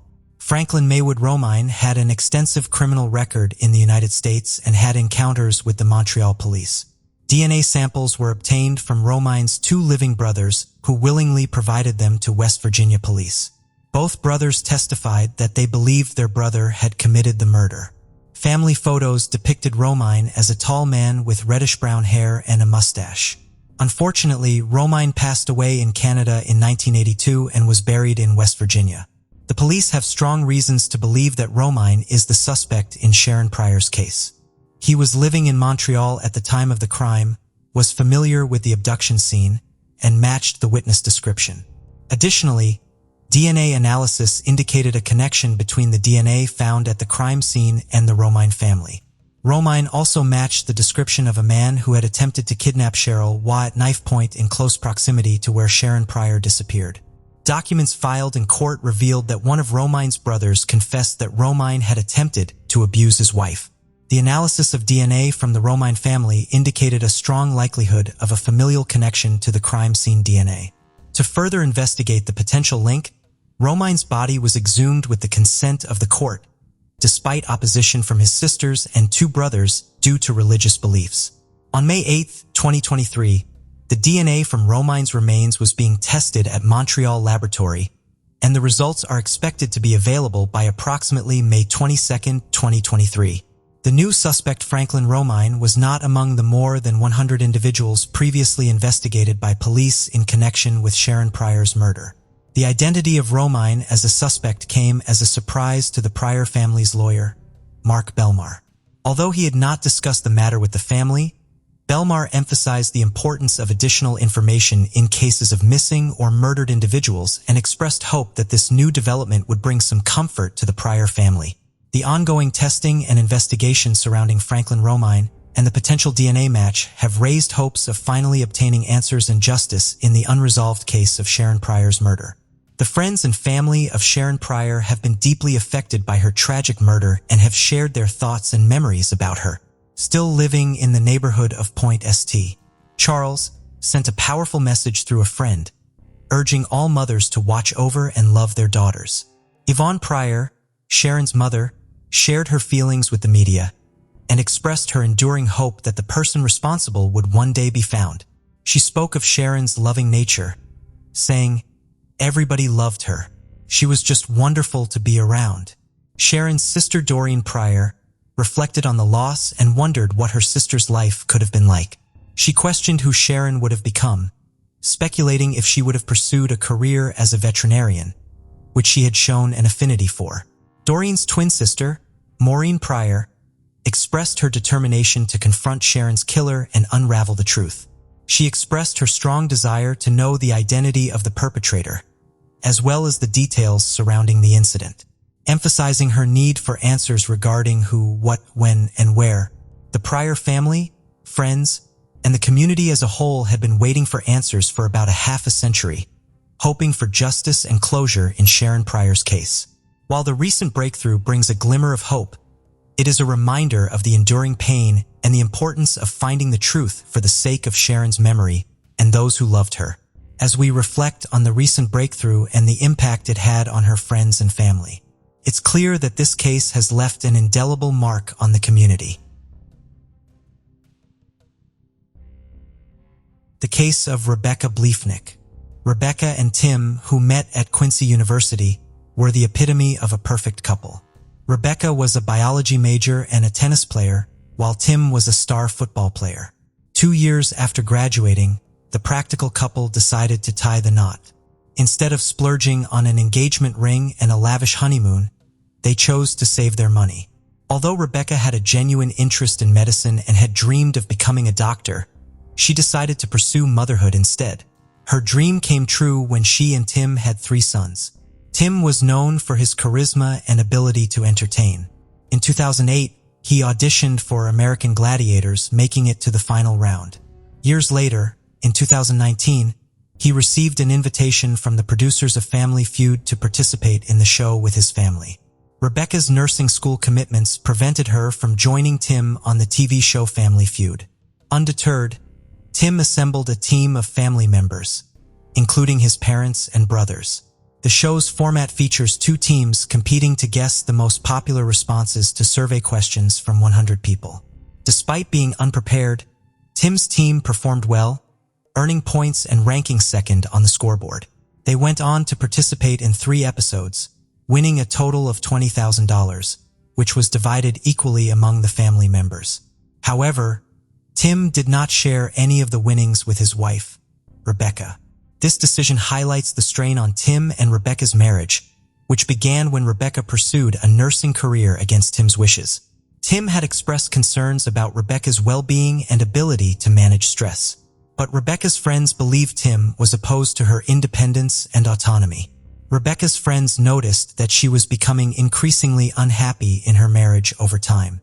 At first, her marriage to Tim was relatively happy for about 5 years. But then Tim started to become more controlling and manipulative. Despite Rebecca's hard work in her nursing studies and job, Tim didn't pull his weight at home, leaving Rebecca to handle most of the responsibilities. Rebecca realized that their marriage was struggling and wanted to fix it, so she suggested that they go to marriage counseling together. She believed that counseling could help them find solutions and improve their relationship. However, Tim refused to go despite Rebecca's efforts to save their marriage. In January 2021, after 11 years of marriage, Tim suddenly filed for divorce, which caught Rebecca off guard. She had been committed to working through their issues, but Tim had already made up his mind. He moved out of their family home and into a new house across town, leaving Rebecca to pick up the pieces. Tim and Rebecca's divorce was extremely contentious. They were unable to agree on anything, and their communication broke down completely. The couple disputed several issues, including who would get custody of the children, how they would divide their property, and how much alimony one would pay the other. Things escalated to the point where Tim felt threatened and applied for a court order to protect himself from Rebecca, alleging that she was stalking and harassing him. Rebecca had a different view of the situation, accusing Tim of harassment. She shared her concerns with friends through text messages describing incidents where Tim yelled at her, pushed her in front of their sons, and threw things. Rebecca feared Tim might do something drastic to take her children away, which alarmed her sister, who knew Rebecca's fears were valid and that she needed help to protect herself. Rebecca then filed for an order of protection against him, claiming he entered her home without permission and lied about their interactions. However, the judge denied both Rebecca and Tim's requests, instead ordering them to stay away from each other's homes, except during child custody exchanges. In February 2023, Tim told the police he wouldn't return a gun, calling Rebecca a derogatory name. At the time, Rebecca and Tim's 3 sons, age 12, 10 and 5, was staying with Tim at his home, just a mile from Rebecca's residence. Their divorce was set to be finalized in just 1 week. Tim contacted Rebecca's father the next day, worried because he couldn't reach Rebecca, and she had failed to pick up the boys from school as planned. Given Rebecca's dedication as a mother, her father suspected something was seriously wrong. Concerned for Rebecca's safety, her father rushed to her house. When he arrived, he entered the house, calling out to Rebecca, but received no response. He went upstairs to her bedroom, where he found a disturbing scene. Rebecca lay on her back, covered in blood and gunshot wounds. After Rebecca's father discovered her body in the bathroom, detectives and forensic experts arrived at the house. They began by carefully examining the outside of the property, searching for clues. Their investigation revealed that the suspect had probably entered the house by forcing open an upstairs window in one of the children's bedrooms. The discovery led investigators to believe that the suspect used a patio chair to gain access to the house and climb up to the roof. By retracing the suspect's likely path, they went to Rebecca's bedroom, where they found the door had been violently kicked in or broken. The state of the door suggested to investigators that the suspect had forcibly entered the room, probably in search of Rebecca. Evidence indicated that Rebecca had tried to barricade herself in the bathroom, but the suspect had pursued her and caught up. Ultimately, the suspect shot Rebecca inside the bathroom. During their search of the bathroom, where Rebecca's body was found, investigators stumbled upon her cell phone. Upon examining Rebecca's phone, investigators found a 911 call dialed at 1:11 a.m. This led them to form a theory about the events of that night. They believed that as the suspect chased Rebecca through the house, she tried to call for help, but accidentally dialed a wrong number before she could try calling 911 again. The misdialed call at 1:11 a.m. suggested to investigators that the suspect had knocked the phone out of Rebecca's hand. They believed Rebecca was likely killed around this time. However, when police questioned Rebecca's neighbors, none of them remembered hearing any noise around 1:11 a.m., which raised suspicions among the investigators. A thorough search of Rebecca's house revealed that her murder was not a botched burglary, as nothing was stolen. Despite this, the perpetrator left behind significant evidence. One notable discovery was a partial shoe print found near the point where the suspect entered the house. The shoe print discovered at the crime scene could be crucial in identifying the type of shoe worn by the suspect, including its make and model, as well as providing details about the size and shape of their feet. The presence of 8-9mm shell casings and small pieces of shredded plastic near Rebecca's body also provide significant leads for the investigators. Despite collecting these key pieces of evidence, the investigators were unsure how to interpret their findings. To gain more insight, they decided to send the evidence to forensic laboratories for further analysis. Specifically, they wanted to determine if any of Rebecca's personal belongings matched the evidence found at the crime scene. The investigation began when Rebecca's father found her lifeless body in the bathroom of her home. Upon arriving at the scene, investigators carefully examined the exterior of the house, leading them to identify how the perpetrator gained entry by prying open an upstairs window in one of the children's bedrooms. Here's what likely happened. The suspect used a patio chair to climb up to the roof and entered the house. The investigators retraced the suspect's steps and found that the bedroom door had been violently kicked in or broken, suggesting the suspect had forced their way in, probably looking for Rebecca. It seems Rebecca tried to barricade herself in the bathroom, but the suspect caught up with her. Unfortunately, the suspect shot and killed Rebecca in the bathroom. The investigators found Rebecca's phone near her body and examined it. They discovered that she had dialed 911, but mistakenly entered an extra digit, 91126, at 1:11 a.m. This discovery helped the investigators piece together the events. They believe Rebecca was desperately trying to call for help as the suspect chased her through the house, but she accidentally dialed the wrong number.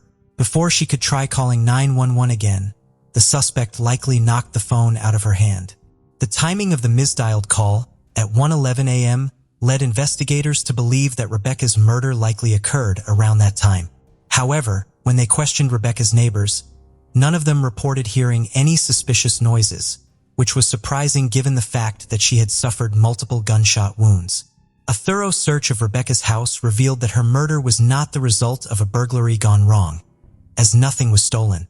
Despite this, the perpetrator left behind a significant amount of evidence. One crucial discovery was a partial shoe print near the point of entry, which could help identify the brand and model of the shoe, as well as the size and shape of the suspect's foot. The crime scene also yielded 8-9mm shell casings, and small pieces of shredded plastic were found scattered near Rebecca's body. After gathering all the evidence, the investigators were unsure what to make of their findings, so they decided to send the said evidence to forensic laboratories for further analysis. The detectives wanted to determine if any of the evidence found at the crime scene matched Rebecca's belongings. A neighbor had installed a security camera on the side of their house after their car was broken into a year earlier. The camera was directed towards the neighbor's driveway, which shared a boundary with Rebecca's home, and was set to turn on and alert the neighbor whenever it detected movement. Although the camera didn't capture anything significant on the night of Rebecca's death, it did record something unusual the previous day at 1:05 a.m. The footage showed a person walking down the driveway towards the back of Rebecca's house, a potentially crucial discovery in the case. About 48 minutes after the initial sighting, the same individual was seen walking in the opposite direction. Interestingly, Rebecca's neighbor had captured a similar incident on their camera about a week prior, on February 14th. After reviewing their security footage, Rebecca's neighbors noticed a suspicious dark-clad figure lurking around her house on Valentine's Day, prompting them to alert her immediately. Upon learning about the mysterious figure, Rebecca became increasingly paranoid. Although she claimed not to have seen anyone on her property, she had heard unsettling voices in her backyard the previous night, which frightened her. Based on the security camera footage, the police expanded their search to neighboring houses to gather more evidence of the dark-clad individual. Their search led them to a house near the Quinney Bus Barn, where they found footage of a person riding a bike, dressed in dark clothing, heading towards Rebecca's house. These videos confirmed the description of the mysterious person seen in the original driveway footage, providing a clear consistency in the suspect's appearance. After analyzing the recorded times of the videos, detectives suspected that the person on the bike was the same individual seen in Rebecca's driveway footage. Although Rebecca's neighbor's security camera didn't capture footage of the mysterious person on the night of her murder, officers found footage of someone on a bike riding towards Rebecca's house just before and after the incident. This person matched the description of the individual seen lurking in Rebecca's driveway in the days leading up to her murder. While the video evidence was helpful in the investigation, its poor quality limited the information it provided. The detectives couldn't identify the person in the video due to the grainy image, making it difficult to determine their gender. However, they did notice one distinctive feature. The bike had no reflectors on its wheels. When Rebecca's sister heard that she was murdered, only one person came to mind as a suspect: Rebecca's estranged husband, Tim. Rebecca's sister, who had a first-hand account of the contentious divorce between Rebecca and Tim, shared this information with the detectives working on her sister's case. The detectives suspected Tim of murdering Rebecca, especially since her murder happened just a week before their divorce was due to be finalized. During the investigation, they made a crucial discovery. A bike with no reflectors on its wheels, similar to the one seen on security footage, was found just a block from Tim's house. This discovery increased the suspicion surrounding Tim, leading the detectives to obtain a search warrant for his home.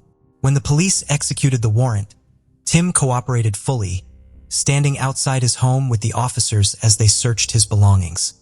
On March 13, 2023, 2 weeks after Rebecca's murder, Tim was arrested and charged with her murder. When his mugshot was released, Rebecca's family and friends were shocked by his appearance, which was very different from the clean-cut man they had known. Tim's friends and family were shocked by his disheveled appearance, which they attributed to the emotional toll of his recent divorce.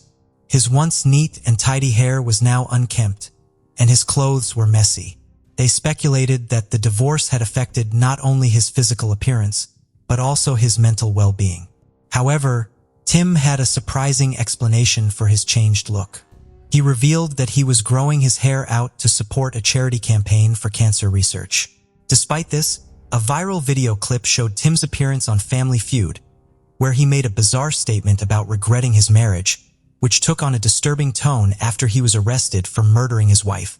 Many people believed that Tim's comment on Family Feud was a strange and unsettling prediction of what would eventually happen. They thought it showed that he had hidden feelings about his wife and was a sign that something bad was happening in their relationship. When the police looked into Tim's phone, they found that he had made a fake Facebook account under the name John Smith. During their investigation, they discovered that Tim had been searching for a specific type of bicycle on Facebook, a blue Schwinn bike with no reflectors on the wheels.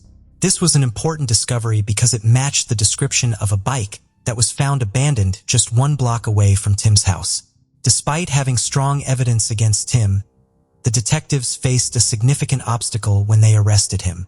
Tim was held in jail without the possibility of bail, but he requested a quick trial, which is his right under the law. Prosecutors were required to bring the matter to trial within 90 days of Tim's arrest. The prosecution faced a significant challenge in convincing a jury beyond a reasonable doubt that Tim murdered Rebecca due to the absence of a confession or DNA evidence. Juries typically look for these 2 key elements in criminal cases. To prove Tim's guilt in the murder of his wife Rebecca, the prosecution faced a significant challenge. Exactly 3 months after Rebecca's tragic murder in her home, Tim's trial began on May 23, 2023. During the trial, the prosecution presented several key pieces of evidence found at the crime scene. One notable piece of evidence was the shredded plastic fragments discovered around Rebecca's body. The prosecution argued that these fragments came from an owl's grocery bag. Further investigation revealed that similar bags were found in Tim's house. The prosecution alleged that Tim used these bags as a makeshift silencer when he shot his estranged wife multiple times. They claimed that the bags were used to muffle the sound of the gunfire, preventing it from being heard by others. The prosecution also presented DNA evidence, suggesting that Tim left behind DNA while using the Aldi bags. An expert testified that it was highly likely Tim contributed to the DNA found, and that his DNA could not be ruled out as a match for the DNA found under Rebecca's fingernails. The prosecution presented evidence suggesting that a crowbar found in Tim's basement might have been used to force open the window at the victim's house on the night of the murder. Although an expert testified that there were microscopic similarities between the crowbar and the window's prime arc, she couldn't conclusively say that the crowbar was involved. To build a stronger case, the prosecution presented records of several searches made on Tim's phone, including how to open my door with a crowbar, how to make a homemade pistol silencer, how to clean gunpowder off your hands, and average police response time in Quinny. The prosecution's expert witness testified that she compared the shell casings found at the crime scene to those found at Tim's house during the investigation. Her analysis revealed that 27 of the casings from Tim's home were fired from the same 9mm weapon used to kill Rebecca. When investigators searched Tim's house, they didn't find Rebecca's 9mm gun, which he had refused to return to her. Tim claimed he hadn't seen the gun in months before Rebecca's murder. During the trial, the defense had the opportunity to call witnesses but chose not to. After the 6-day trial, the jury took 4 hours to reach a guilty verdict, and Tim was sentenced to life in prison without parole. Despite claiming innocence and planning to appeal, Tim is behind bars, and Rebecca's family believes justice has been served. During the sentencing hearing, Rebecca's family read impact statements. One of her sisters addressed Tim, telling him how his actions affected his son's well-being. She stressed that his choices were causing his sons to suffer. Rebecca's sister vowed to keep her memory alive for her 3 sons, even after her passing. Kalamazoo County, Michigan. In the vibrant landscape of the 1990s, Kalamazoo County, Michigan was a place where hard work, strong relationships, and a shared commitment to progress defined the way of life. As of that period, the population of Kalamazoo County, Michigan stood at 223,411. It was a melting pot of people with different aspirations. Against the backdrop of this dynamic county, the 1990s unfolded as a transformative decade with one crime defining its history. The fateful day was November 17, 1990, a rather warm day in Kalamazoo County. A group of hunters were on their way to catch a good game in the Fulton State Game area. Among them were Bobby Brown and his stepfather, Doug Estes.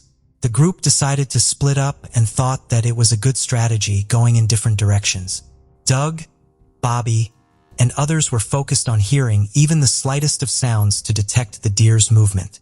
Winter days were often quiet, so when the sound of 2 gunshots echoed, it caught the attention of the group and the nearby residents. Just a few minutes after it, Helen Knops, a local resident, and her son heard a car screech off into a ditch just down the road from her house. Was this a coincidence, or could it be related to the shots that were recently fired? The timing and proximity could not have been a coincidence, but the fact remained that gunshots were not unusual in the area. Concerned and curious, Knops and her son approached the car and saw a man behind the steering wheel. Covered in sweat, he seemed nervous, and the look on his face was plain unfriendly. Knops thought he needed help, so she offered to call a tow truck for him, but he refused, saying that he ended up in the ditch because a deer had suddenly appeared and crossed the road. While the reason seemed genuine, after all, people used to come here and hunt deer, there was something amiss. He seemed to be in a hurry to leave, and Knops thought he was pretending to be calm, which was odd. She offered to call the police, but the man in the car was not at all seeking any help. He expressed disinterest in involving law enforcement, confident that someone else would fix his car, and just like that he drove away. But the echoes of the gunshots were still fresh. Bobby Brown thought that his stepfather had caught the deer because the sound came from the direction he went. Almost excited to congratulate him, he went on in the same direction and found Doug lying on his back on the ground in a pool of blood. The direction that Doug was hunting, I assumed he got a deer, so I decided I'd slowly walk back up. It was such an unusual sight that the first thought Bobby could muster was if it was a prank that Doug was trying to play. As reality sunk in, he could not believe what he was looking at. But there had been 2 gunshots. Could have meant that Doug was shot twice, however, he had only 1 bullet wound. The other possibility was that someone really tried killing him by firing 2 simultaneous shots and missed one. But when Bobby looked around in a frantic state, his eyes landed on another thing that he could not believe. There was another body lying face down. He checked for Doug's pulse first, but there was no hope. So he quickly ran over to the other man's body and rolled him over, but he was clearly dead. There was nothing Bobby could do. He ran off to ask for some help and quickly informed the police. The stage was set for a thorough investigation by the police, who arrived promptly to scrutinize the unsettling events that unfolded on that fateful day. The officers confirmed the presence of the two bodies that Bobby had already informed them about. The first job at their hands was to identify the victims, and soon enough the police knew who they were. Since Bobby had called the police, he had already identified his stepfather, Doug, and the other man was Jim Bennett, was a nature lover and was on a solo hunt that day. Both Doug Estes and Jim Bennett were hid in the back at close range through their hunting licenses. The weird thing was that the men had been shot using different firearms. One theory was that they had shot each other somehow, mistaking each other as the deer they had been looking for. The first issue was that both of them had been shot in the back, so it was almost impossible for them to hit the mark. And the second inconsistency arose when ballistic tests showed that Jim's muzzleloader was fully loaded and Doug's gun was nowhere to be found at the site. But that was only the first stage of confusion. The case was assigned to now retired Detective Bruce Wiersma and Sergeant Roy Ballett. Wiersma was overwhelmed by it as he was not experienced in homicide cases, let alone double homicide. The area had not even witnessed murder cases in a long time. However, Wiersma decided to be thorough with the details to ensure a proper procedure. As the investigation proceeded, they found out that Doug and Jim were strangers to each other. They had gone out to hunt separately, and it was only a coincidence that they were both killed at the same time. The detectives were already clueless. What could have been the motive of the kill? Had the victims been acquaintances, a mutual friend could have been identified. But now that there was no connection between them, it was all the more difficult to understand the case. But all hope was not lost, as their suspicions started building on Bobby Brown, the stepson of one of the victims. The detectives initially believed that the killings occurred because the target was Jim. According to them, Bobby had planned to rob him, but the robbery went wrong, and somewhere along the way, Doug was killed too. The police suspected that since Bobby's plan did not work, he had to call the police. Both Estes and Bennett's family believed that their loved one was not the main target, and Bobby's intentions and motives did not line up with the crime. No matter what the family said, the detectives' suspicion radar was on alert. To look for any evidence that they had missed earlier, the police decided to search the crime site again and ask the neighbors if they heard or saw something suspicious that day. Sure enough, the neighbors had heard the gunshots, but the testimony given by Helen Knops provided a new angle to the story. She helped the officers create a composite sketch of the man whose car landed in the ditch. The mystery man was becoming a suspect, but there was no way to link him to the crime.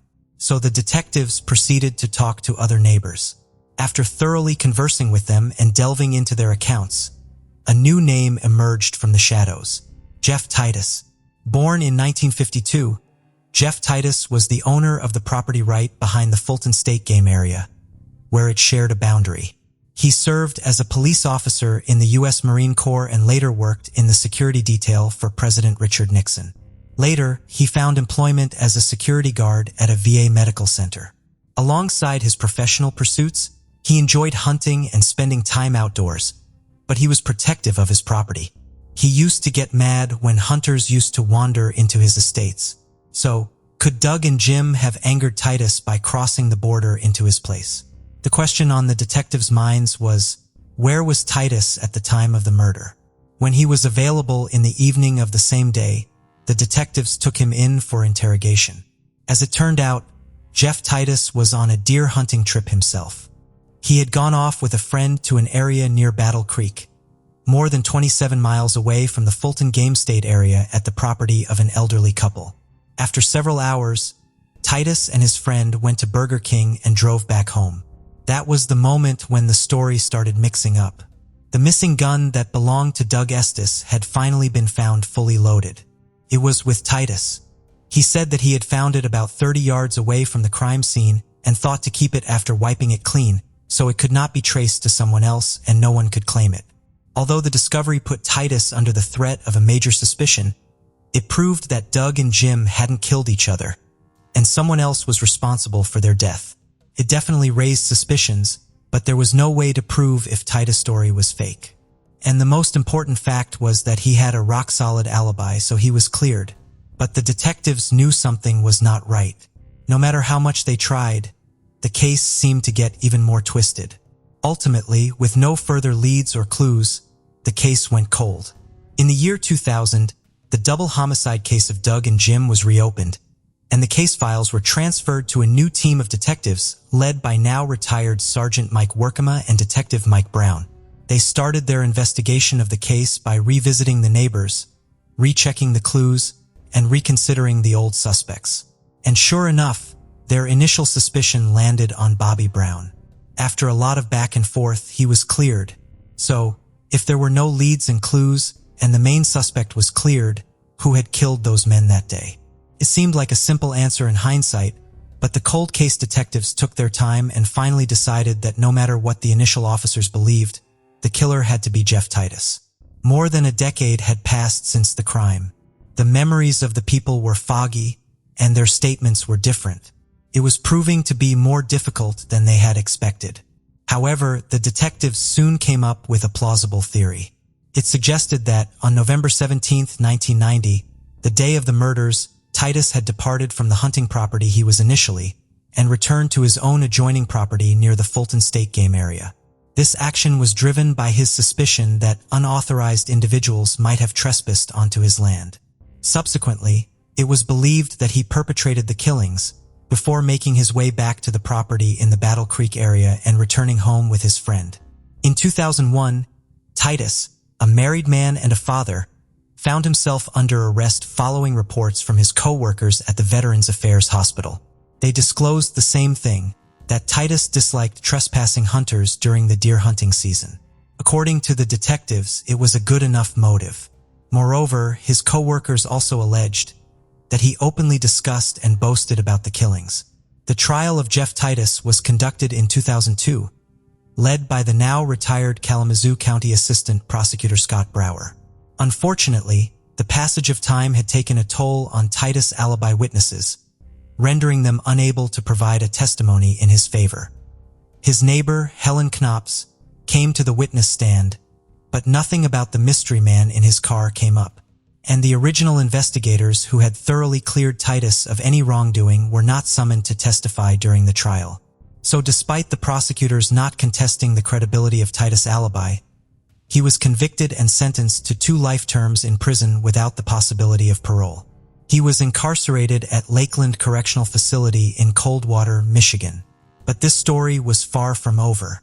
During Titus' legal defense, led by attorney William Fett, a notable addition to the team was Howard Swabash, a recently retired polygraph examiner from the Michigan State Police. It was revealed that Swabash had been hired as a private investigator by FET.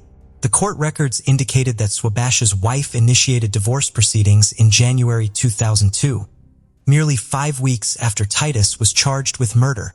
The allegations of marital infidelity caused the marital breakdown of their marriage, although the identity of the other woman involved was kept hidden. On the eventful Halloween day of October 31st, 2002, 3 months after Titus' conviction by a jury, his wife Julie paid him a visit at Saginaw Prison, accompanied by their daughter and the private investigator Swabash. Julie informed Titus that she intended to file for divorce as they had not gotten along for years. The public records indicated that Swabash and Titus' ex-wife Julie eventually married in Florida in April 2005, merely 3 years after Titus' conviction, marking a surprising turn of events that raised questions about their connection and its potential impact on the case. Retired Sergeant Roy Ballett, who served with the Kalamazoo County Sheriff's Office, played a significant role in the initial investigation that led to Titus being cleared of suspicion in 1990.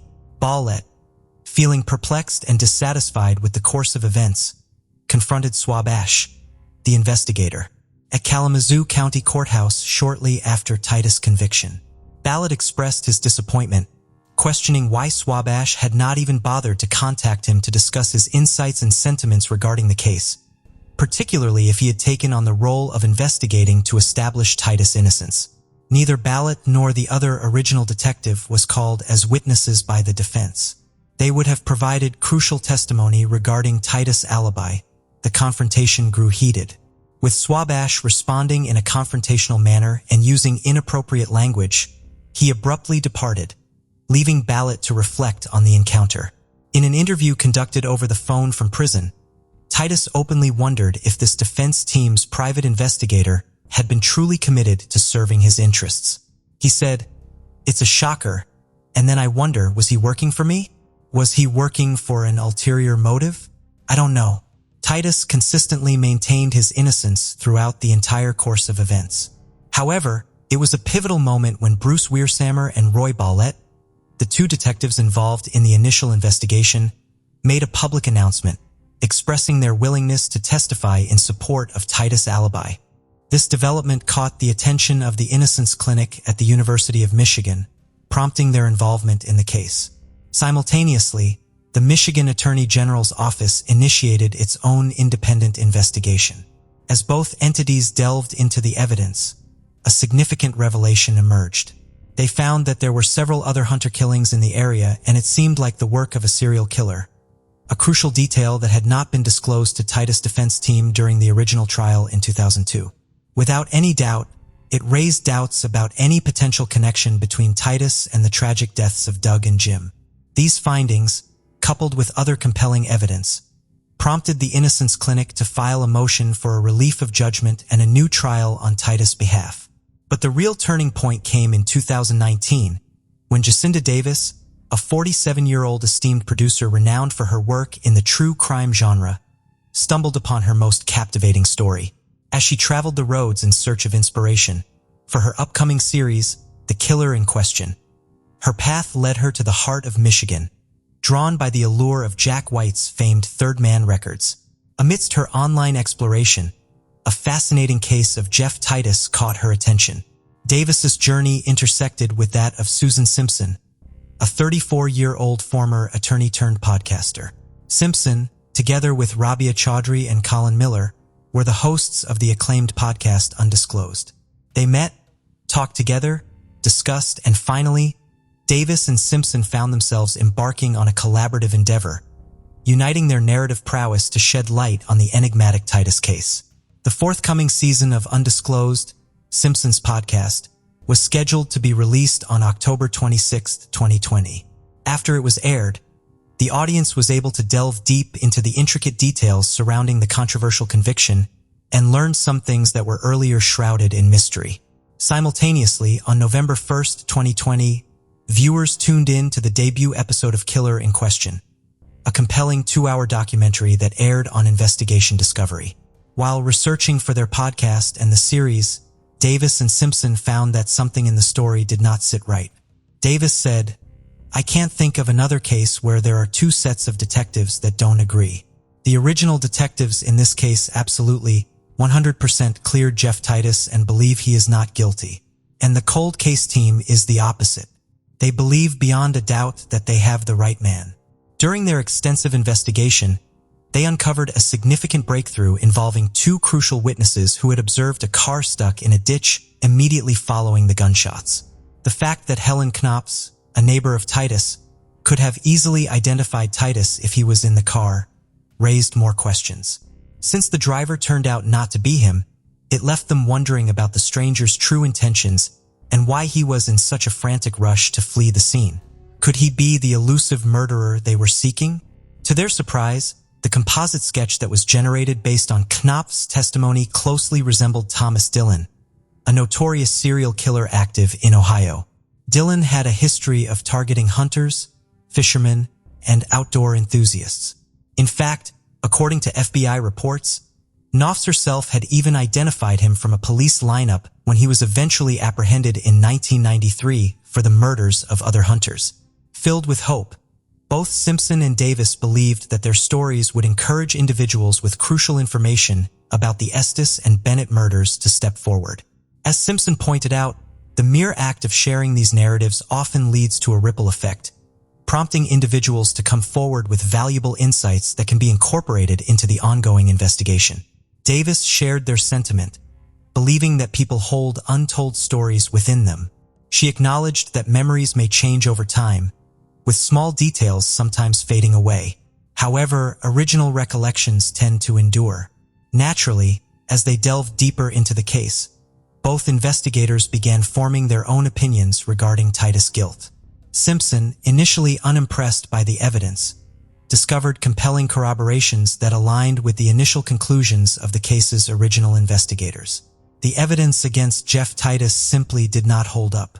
Since 2019, Titus case has undergone comprehensive review by the Conviction Integrity Unit within the Michigan State Attorney General's office.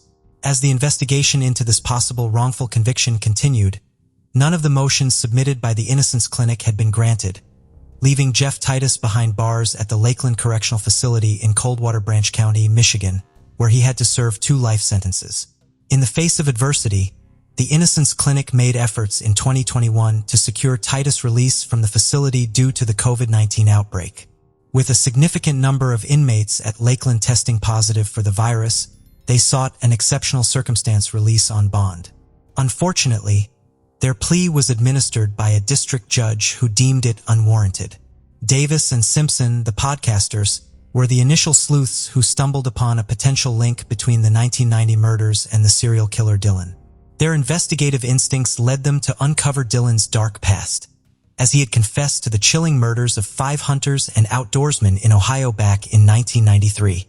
Additionally, Dylan had been a prime suspect in another killing in Pennsylvania and divulged to his cellmate about his involvement in the deaths of 2 hunters in a county that he believed law enforcement would never tie to him. Although Dylan met his demise in prison on October 21, 2011, his connection to the case presented a compelling lead. Driven by their determination, Michigan Innocence Clinic Director David Moran embarked on a mission, making his way to the Kalamazoo County Sheriff's Office. Moran dedicated an arduous 6 hours meticulously sifting through the archives of the file room. With each document examined, the puzzle pieces began to align, shedding light on a potentially significant breakthrough in the investigation. As Moran continued his search for the truth, he unexpectedly found a special folder hidden deep in the archive. The folder was thin and held around 30 interesting pages. On the outside, it had the words "serial killer" written lightly in pencil. As Moran read through the pages, he became more and more convinced. These documents contained valuable information about Dylan and could be the key to their success in solving the case. What added another layer of astonishment was the realization that these vital documents had never been disclosed to the defense. It appeared that the prosecutor's office remained oblivious to their existence, leaving an unsettling gap in the knowledge presented during the trial. This discovery ignited a spark of hope within Moran, fueling his belief that their pursuit of justice was on the path to victory.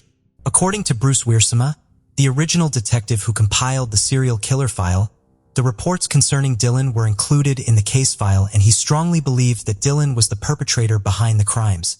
On the other hand, Mike Workema, the retired cold case sergeant, stated that he never came across that particular file.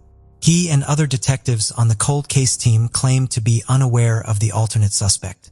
However, a police report surfaced among court documents indicating that at least one of the cold case detectives had knowledge of the file.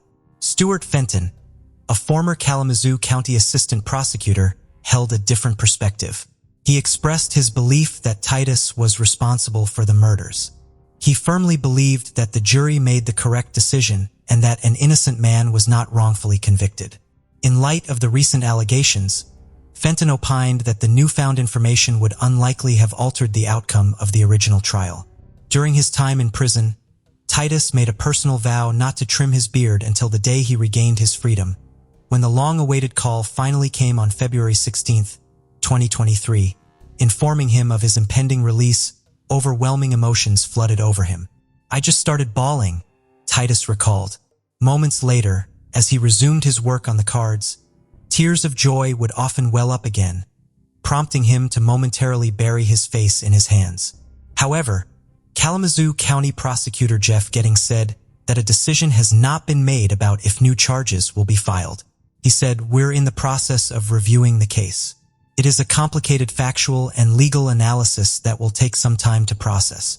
On February 24, 2023, 71-year-old Jeff Titus was released from prison after spending more than 2 decades in prison for Doug Estes and Jim Bennett's 1990 murder case. His conviction was overturned. Titus said that, "It's been 22 years waiting for this day, and it should have never happened in the first place. I'm just ecstatic and overjoyed to finally be out where I can get out and do something. I want to see my grandkids.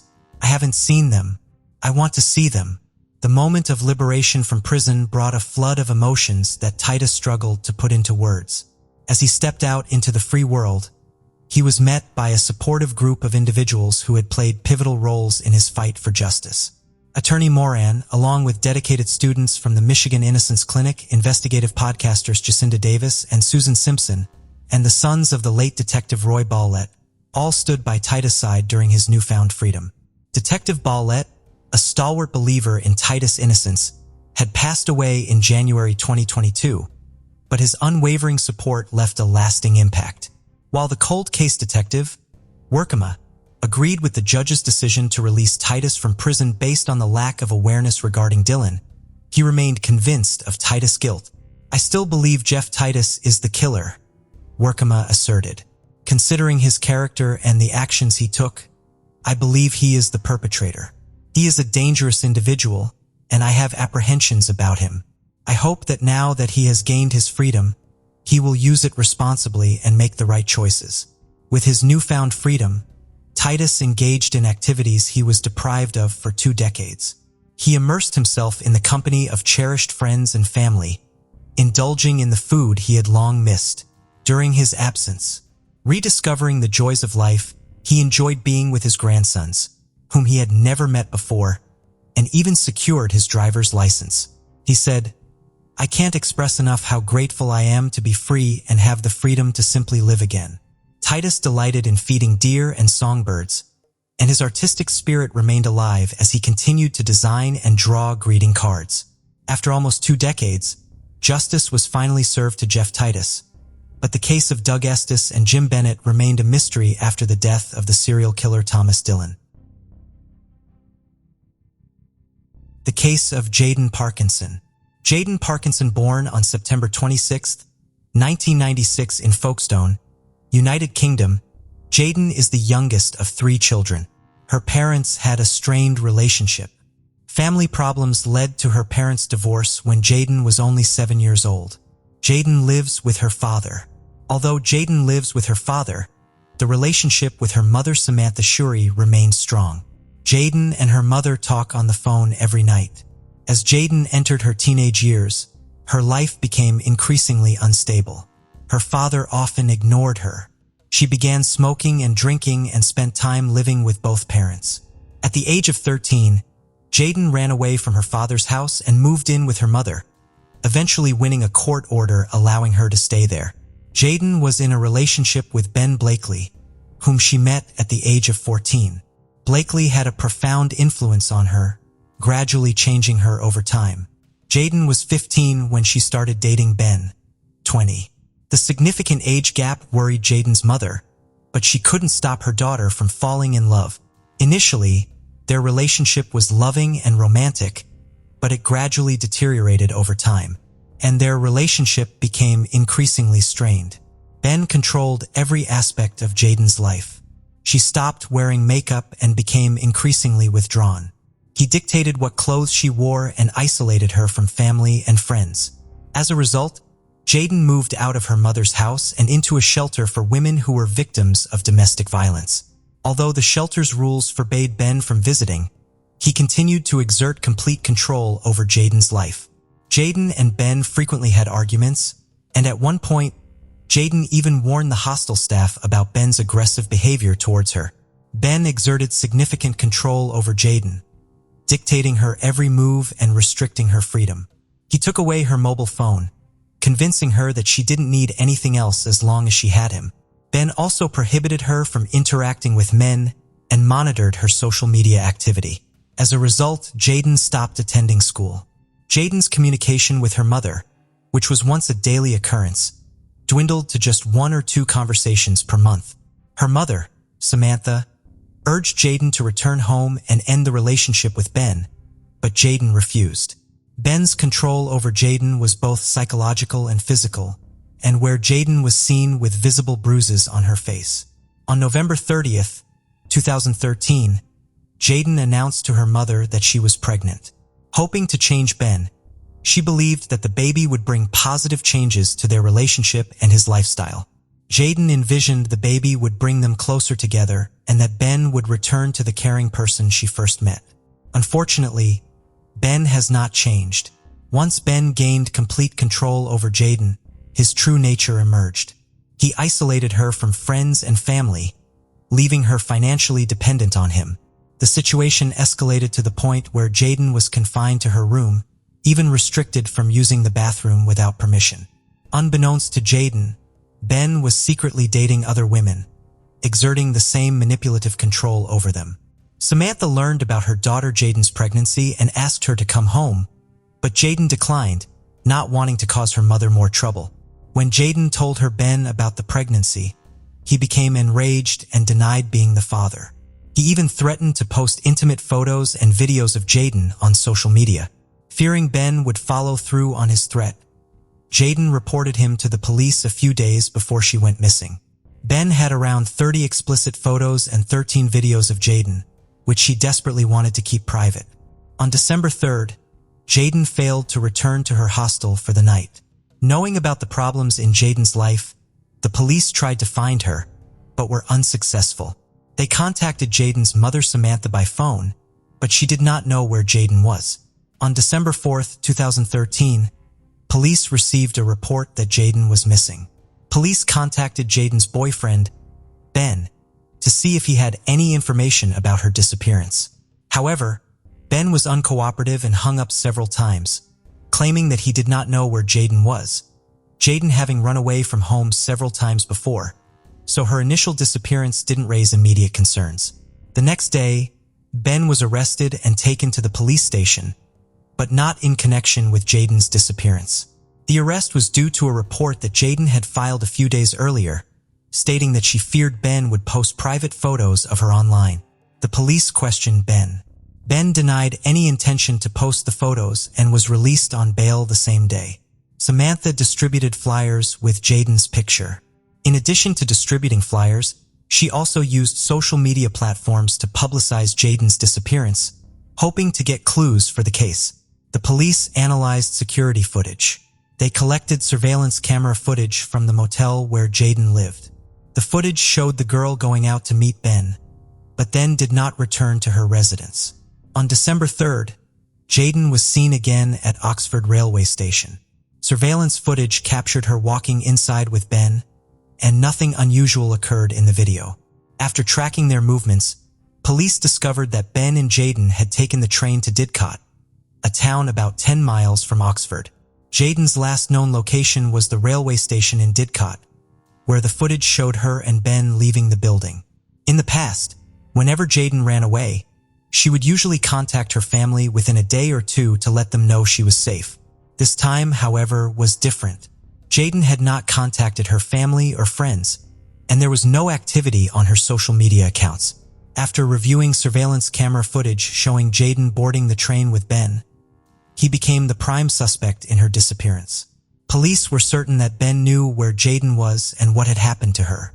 The footage revealed that Ben returned to the train station alone, and there was no further sighting of Jayden. 1 week later, on December 10, 2013, Ben Blakely was arrested by the police. Police wanted to question Ben to find out what happened to Jayden after they left the train station in Didcot together. At that point, the police had not ruled out the possibility that Jayden might be hiding of her own free will or that Ben might be holding her. During the interrogation, Ben displayed confidence. He claimed to have no knowledge of Jayden's whereabouts. According to Ben, he and Jayden had broken up, and she was now in a relationship with someone else. Ben suggested that the police should focus on speaking with Jayden's new boyfriend, as he believed this person might have more information about her disappearance. Ben appeared indifferent to Jayden's situation, saying that the fact that they had broken up and Ben had a new girlfriend made her situation irrelevant to him. He suggested that the police check Jayden's social media accounts to gather information about her recent activities and interactions. Ben Blakely was arrested on suspicion of kidnapping and murder, despite Jayden still being missing. The police interviewed Jayden's friends to see if she might have gone to a safe location, but they found out that Jayden had distanced herself from her friends after she started dating Ben. As a result, no one knew if she had a place to hide. During the search for Jayden, a taxi driver from Didcot provided vital information to the police. On December 4th, at around 1 a.m., the taxi driver picked up a passenger on a dirt road. The passenger, a young man with a large, heavy suitcase covered in mud, needed help lifting the suitcase into the taxi. The taxi driver became suspicious and wondered if he had accidentally witnessed a crime. The investigation revealed that the person who called the taxi was Ben Blakely's mobile phone. When questioned further, Ben refused to answer any further questions. Analysis of his phone location records showed that Ben had visited a number of locations in Ditka, including a disused rural shed where a taxi had picked him up that night. A team of police officers and sniffer dogs searched the shed as part of the investigation. It was also discovered that Ben and Jaden had visited the shed earlier. Police found a bracelet matching Jaden's near the scene. Trained sniffer dogs indicated the presence of a body inside the shed, but Jaden's body was not found. This led police to suspect a large suitcase was involved when Ben got into the taxi. Police have appealed to the public for assistance, asking anyone who saw a man carrying a large suitcase in World Didcot to come forward. Meanwhile, officers have conducted interviews at nearby homes to gather more information. Footage from the train station showed that Ben and Jaden were not carrying suitcases, which led police to wonder where Ben got the suitcases.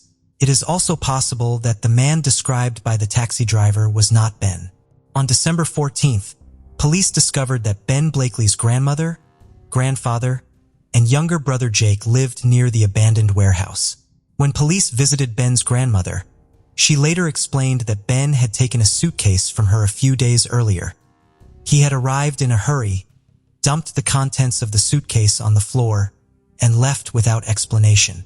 Ben's grandmother said he returned home 2 days after Jaden went missing and threw his mountain bike into the shed. However, the bike was dirty when he returned. She also reported that 2 shovels were missing, only to reappear later, covered in a thick layer of dirt. The presence of the 2 shovels raised questions about Ben's intentions and the potential involvement of an accomplice. Notably, Ben and his younger brother Jake Blakely, 17, were also acquaintances of Jaden. Witnesses reported seeing Ben and Jake riding mountain bikes together. As the investigation began, police found sufficient cause to suspect Jake of being involved in the crime and subsequently arrested him. The suitcase that Ben had returned to his grandmother's barn was sent to a laboratory for analysis to determine if it contained Jaden's DNA. Based on the available evidence, police developed a theory that Jaden was killed in an abandoned barn, then placed in the suitcase and moved to another location for burial. However, searching for Jaden's body in the vast fields surrounding Didcot seemed challenging. To help narrow down the search area, the police used aviation to aid in the investigation and estimate the likely location of Jaden's burial site. Through aerial photography, police identified 10 locations with significant recent changes in soil surface. The police initially examined several sites, but found no leads on Jaden's body. Before they could inspect all 10 locations, a new lead emerged when Jake Blakely began cooperating with police. He directed them to check his uncle's grave at a local cemetery in Didcot, near All Saints Church. This cemetery was one of the original 10 locations, although it was considered a low priority due to the common occurrence of soil changes in cemeteries. Police secured the cemetery after receiving information from Jake Blakely, who suggested that Jaden's body might be buried in his uncle's grave. This method of concealment had never been seen by police before. Jake and Ben's uncle reportedly died in 2006. The new developments in the case have attracted widespread media attention, as this is the first case in the country where a victim's body was concealed in an existing grave. A tent was set up in the cemetery to facilitate a forensic examination. Following this setup, Jaden's family received devastating news. Her body had been found in the grave of Ben and Jake Blakely's uncle. The body was found without clothes, and no jewelry was present.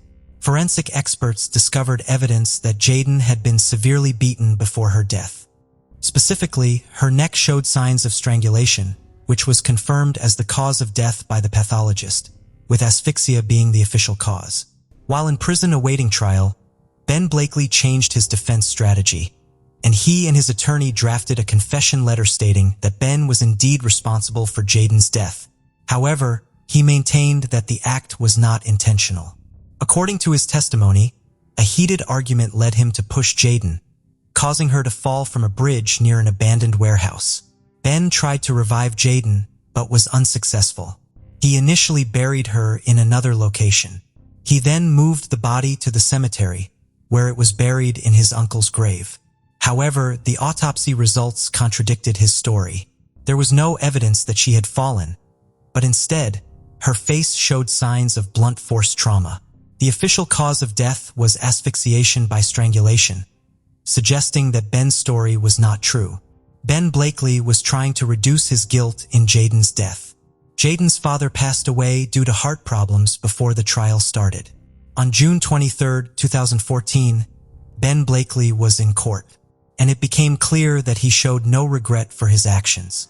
His behavior was provocative and aggressive, revealing his indifference to taking the life of Jaden and her unborn child. During the 4-week trial, it was revealed that Ben Blakely from Reading, Berks, had a history of being a violent and controlling partner. 3 of his previous girlfriends testified against him, sharing their experiences of being in abusive relationships with him. They reported that he would confiscate their phones, physical assault them, and even grab them by the throat if they responded back or if he suspected them of cheating. Throughout the trial, Ben received multiple warnings from the judge for using profanity in the dock and on the witness stand, where he repeatedly shouted at the prosecutor, Richard Leam. His outbursts were so intense that Jaden's mother and other family members were forced to leave the courtroom in tears on multiple occasions. The judge, Patrick Eccles, was also pushed to his limits. He ordered Ben Blakely to be taken to the cells to continue the trial without him. Jake Blakely, who was under 18 at the time, said he had no idea what was inside the suitcase and thought he was burying weapons or dead animals. He was persuaded by his brother, Ben, who promised him an Xbox console and $100 in exchange for carrying out the mission. The prosecutor alleged that the crime was premeditated, suggesting that Ben Blakely intentionally took Jaden to a secluded location where he could commit the crime without being seen. It is believed that Blakely's actions were driven by a desire to control Jaden's life, which was disrupted by her pregnancy and her desire to start anew. Ben Blakely, who did not want to become a father, Jaden's mother, Samantha Shrewsbury, has spoken out in support of creating a domestic violence registry. In an interview with Sky News, she expressed her desire to prevent other families from experiencing similar tragedies. She recalled the traumatic experience of identifying her daughter's body and stated that the memory would haunt her forever. In the year leading up to Jaden's death, Samantha believed that Jaden was the target of Ben's abuse. Samantha remembers an incident where Ben came to Samantha's apartment building the day after he verbally and physically abused Jaden. He managed to enter the building and banged on the door, demanding to see Jaden. Samantha refused to let him in, and in response, he spat on Samantha before leaving. That same day, Jaden went outside to smoke, and unfortunately, Ben found her.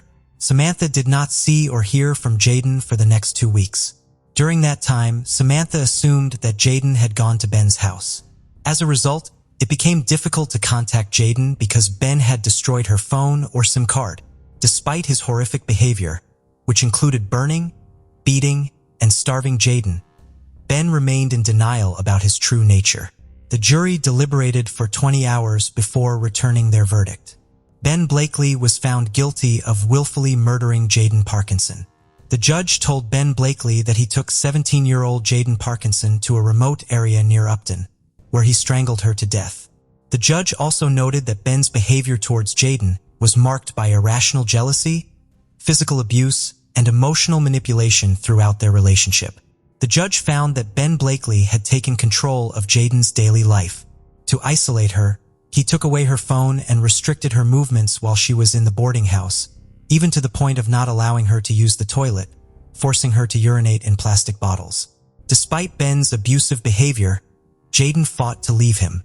Jaden finally found the courage to end their relationship last November. Ben threatened to share intimate photos of the two of them publicly. The court sentenced Ben Blakely, who was sentenced to life in prison for attempted murder. Ben's younger brother, Jake Blakely, was sentenced to 3 years in prison for perverting the course of justice. Case of Cecile Bloch. 3.5 decades after the chilling and mysterious murder of 11-year-old French girl Cecile Bloch, the veil of secrecy was finally lifted by the revelation of DNA evidence. Unveiled alongside this newfound truth after the 35-year hunt was a horrifying connection. The same malevolent hand that took Cécile's innocence also stained France with the blood of other victims during the dark period. From 1986 to 1994.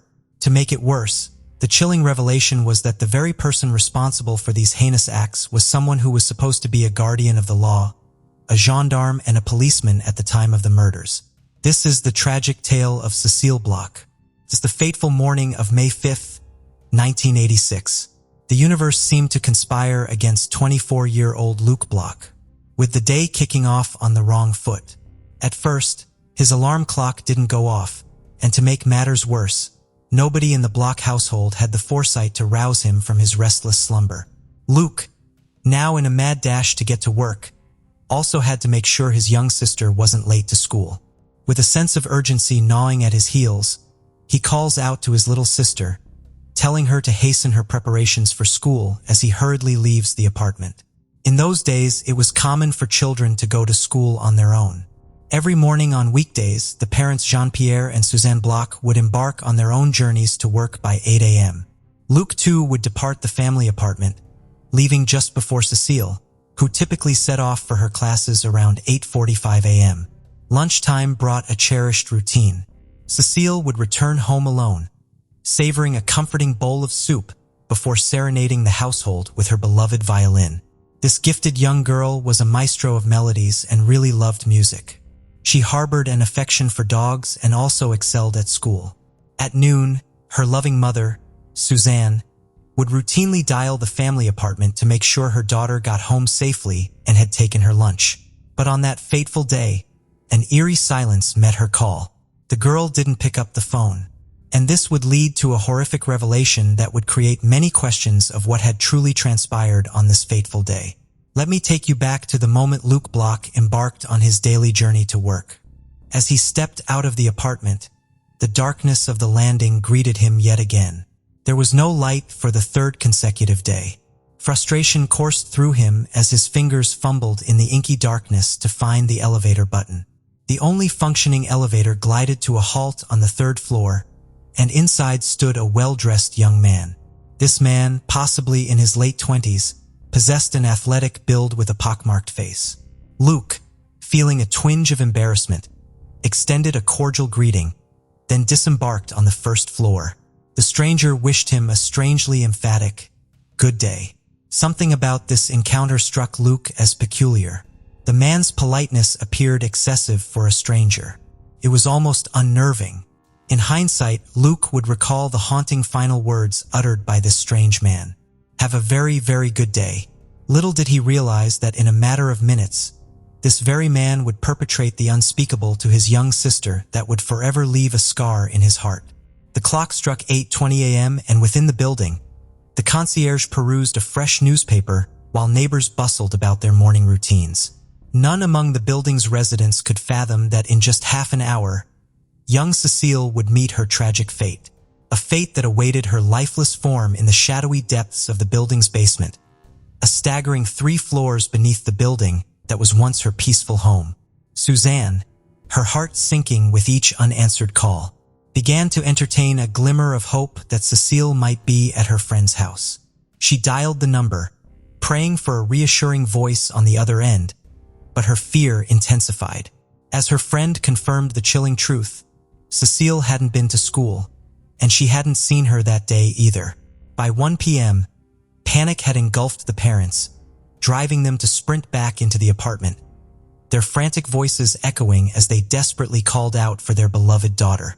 Cécile was nowhere to be found. Suzanne's gaze fell upon her daughter's absent school bag, a sign that she had indeed departed. But to where? Meanwhile, Jean-Pierre initiated a series of agonizing calls to local hospitals. Their anxious pleas met with the same heartbreaking reply. No girl matching Cécile's description had been admitted. In the building's lobby, the parents beseeched the concierge to aid in the search for their missing child. With urgency fueling their every step, they raced to the police station, scouring the nearby streets and playgrounds as they went. Cécile was known for her unwavering attendance at school, and there were no significant issues at home to explain her absence. The question loomed large. Why had she left and where had she gone? The concierge, now joined by two concerned neighbors, embarked on a painstaking search of the building floor by floor, inching their way downwards, but the haunting truth remained. Cecile had vanished without a trace. All that remained was to descend into the foreboding cellar. The first room they entered was empty and devoid of any answers, while the second room stood locked. They then entered the third room, a chamber of forgotten clutter that obscured any immediate revelation. The room was a chaotic maze of forgotten possessions, a lot of junk from years past, so densely entangled that nothing could be seen at a single glance. In a breathless moment, a flashlight pierced the darkness, casting a feeble glow upon the basement's desolation. At first glance, it appeared vacant, but just as they were about to retreat, at the corner of his eye, one man caught a glimpse of something amiss in the periphery. A grimy, time-worn carpet that seemed to conceal something beneath it. He summoned the others, a glimmer of dread tugging at their hearts. Unfortunately, they found who they were looking for, but not the way they hoped they would find her. Outside the house, police cars and an ambulance had already arrived at the scene when Cecile's parents returned. They rushed past the gathered crowd in the basement. It was too late. The innocent life of young Cecile had already been taken, her innocence brutally shattered. The wheels of justice began to turn, as a relentless investigation was launched into the heart-wrenching homicide. The grim investigation unveiled a chilling timeline. The malevolent intruder had infiltrated the block, lingering within its walls, and shared a sinister 40-minute encounter with Cecile, with witnesses testifying that he had departed the building at 9:20 a.m. They all echoed a hauntingly consistent description of the suspect. A dark-haired young man, aged between 25 and 30, his face marred by the cruel reminders of severe acne scars, the very same man who had exchanged strange pleasantries with Luke that morning. Drawing from the accounts of 6 witnesses and Luke's recollection, the police conjured a rough sketch of the malefactor, which found its way onto the pages of newspapers across France. While investigators managed to secure the assailant's biological material and ascertain his blood type, the nascent era of DNA forensics limited their progress.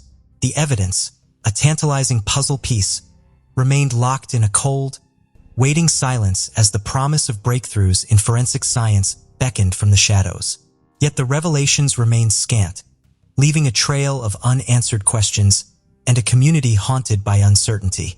Just a month prior, the city had shuddered at the news of a similar predator haunting their midst. A man bearing an uncanny resemblance to the malefactor now under investigation had assaulted an 8-year-old girl in an elevator. Yet miraculously she had survived to share her harrowing tale with investigators. This brave child, known only as Sarah, recounted how the man had cunningly posed as a police officer during the ordeal. What sent shock waves through the community were the eerie parallels emerging in 3 additional sexual assault cases. In these grim chapters, the assailant employing the same sinister ruse had targeted a 26-year-old woman and 2 young girls aged 11 and 14. Each victim had fallen prey to his apparent police identification card and the menacing glint of handcuffs, tools of restraint that he employed with chilling precision. The authorities were gripped by a sense of urgency as they grappled with the unsettling question. Was this a deceitful ploy to gain the trust of unsuspecting victims, or was he actually a police officer? Their suspicions were stoked not only by the violence inflicted upon his victims, but also by the chillingly calculated tactics he employed. A nagging intuition lingered among investigators, a conviction that this malefactor was no ordinary criminal. Their gut told them he was either a sworn officer or a gendarme, a belief that would later be chillingly confirmed. However, capturing this predator was far from straightforward, as he continued to elude the clutches of justice with diabolical cunning. Despite widespread distribution of the sketch to the local population, it proved futile in unmasking the perpetrator. By the close of 1987, a sinister shadow had been cast over a number of crimes, all attributed to this man based on his distinctive appearance and chilling demeanor. The investigation remained in an agonizing deadlock for years, swinging back and forth between closed and reopened status. In a cruel twist of fate, The latest DNA tests conducted in a bid for justice yielded inconclusive results, shrouding the identity of the perpetrator in a veil of impenetrable darkness. Tragically, the parents of the young victim never lived to witness the moment of reckoning. Suzanne met her untimely end in a devastating traffic accident in 1989, while Jean-Pierre departed the world in 2011. Their hearts bore the heavy burden of never knowing the face of the monster who had stolen their beloved Cecile away forever, leaving a haunting legacy of unresolved pain and injustice. The embers of the unresolved mystery began to rekindle, lighting the way for the determined cold case detectives. They uncovered a piece of evidence that sparked a glimmer of hope. The killer, known to drive a white car, had once been a member of the prestigious gendarmerie. His chilling history culminated in a final crime committed near a gendarmerie training center. The techniques he used displayed the unmistakable signs of police and military training. In 2021, the police made a bold move. They called in around 750 former police officers who had worked in the Paris area during the time of the crimes. Among them was the very man who had evaded justice for so long, who was called in for questioning on September 29, 2021. The investigators' goal was clear: to collect the DNA of these suspects, hoping fervently that the murderer might finally be identified among them. The plot took a harrowing twist on September 24th, when a summons landed in the hands of a man, compelling his appearance for questioning on September 29th. The demand extended further, requiring the surrender of a DNA sample. However, in a startling turn of events, the narrative pivoted on September 27th when the man's wife reported him missing. As the clock ticked relentlessly towards the fateful date, the puzzle was far from complete. 2 days later, on September 29th, 2021, in a quiet town in the south of France, tragedy struck in the form of a suicide. François Verrev, a 59-year-old man, chose to end his own life, leaving behind a farewell note that laid bare a haunting confession. Among its chilling lines, it read, "I admit being a great criminal who committed unforgivable acts until the end of the 1990s. In a heart-wrenching conclusion, DNA tests revealed the somber truth. The man authorities had hunted relentlessly for years. The pockmarked man, the elusive predator, was unmasked as François Verrev. However, much about his background remained shrouded in mystery. Born on January 22, 1962 in France, he had grown up under the stern gaze of a strict father, a stepmother, and 2 stepsisters. His biological mother had succumbed to the ruthless grip of the flu. In his youth, he had harbored an unsettling fascination with horror movies, perhaps offering a glimpse into the darkness that would later consume him. In 1983, François embarked on a new chapter as he moved to Paris and joined the National Gendarmerie. By June 1985, he had married and took it upon himself to construct a family home from the ground up, a testament to his ambitions. In the eyes of a former friend, he wore the dual masks of kindness and decency, but his temper lurked just beneath the surface, a volatile element that could erupt without warning. Behind this facade, however, lay a chilling truth. He was completely the opposite of the positive traits he may have portrayed to others. For innocent young girls had suffered beneath his sinister hand, miraculously escaping his clutches, all except for young Cecile Bloch. François' malevolence didn't stop there. In 1987, he cold-bloodedly murdered 2 adults, 38-year-old Gilles Politi and his devoted housekeeper, Irmgard Muller. Armed with crucial DNA evidence, investigators embarked on a gripping journey, determined to unravel the secrets of a malefactor whose dark deeds seemed endless. They fervently believed his sinister trail of crimes extended far beyond those already uncovered, driving them to delve deeper into unsolved cases, searching for hidden connections that could reveal the full extent of his reign of terror. Unfortunately, earthly justice may never hold him accountable for his atrocities, and retribution seems out of reach. The specter of his deeds looms large, leaving the question of inevitable justice to the realm beyond. As this harrowing tale unfolds, we are left with unanswered questions, wounds that may never fully heal, and the haunting presence of a man who committed unspeakable acts. François Verrev may have evaded earthly justice, but his actions are forever etched in the indelible ink of infamy. Amidst the darkness, a glimmer of hope stands as a testament to the relentless tenacity of those who pursued answers. With advancements in DNA technology, the truth emerged from the depths of despair. In the afterlife, in the realm beyond, justice may yet find its elusive mark, allowing the innocent souls scarred by his malevolence to finally rest in peace. In the shadow of these chilling revelations, let us remember all those who suffered at the hands of this predator.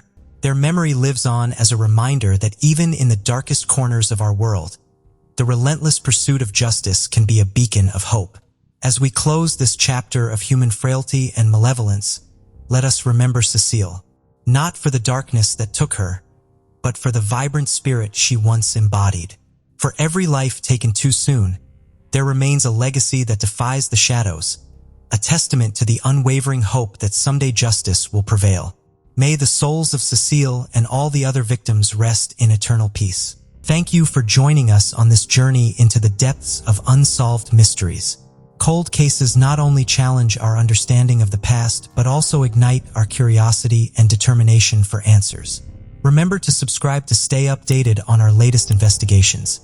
And if you have any information regarding the cases we've covered, don't hesitate to reach out. Together, we can shed light on the shadows of the past and bring closure to those who seek it.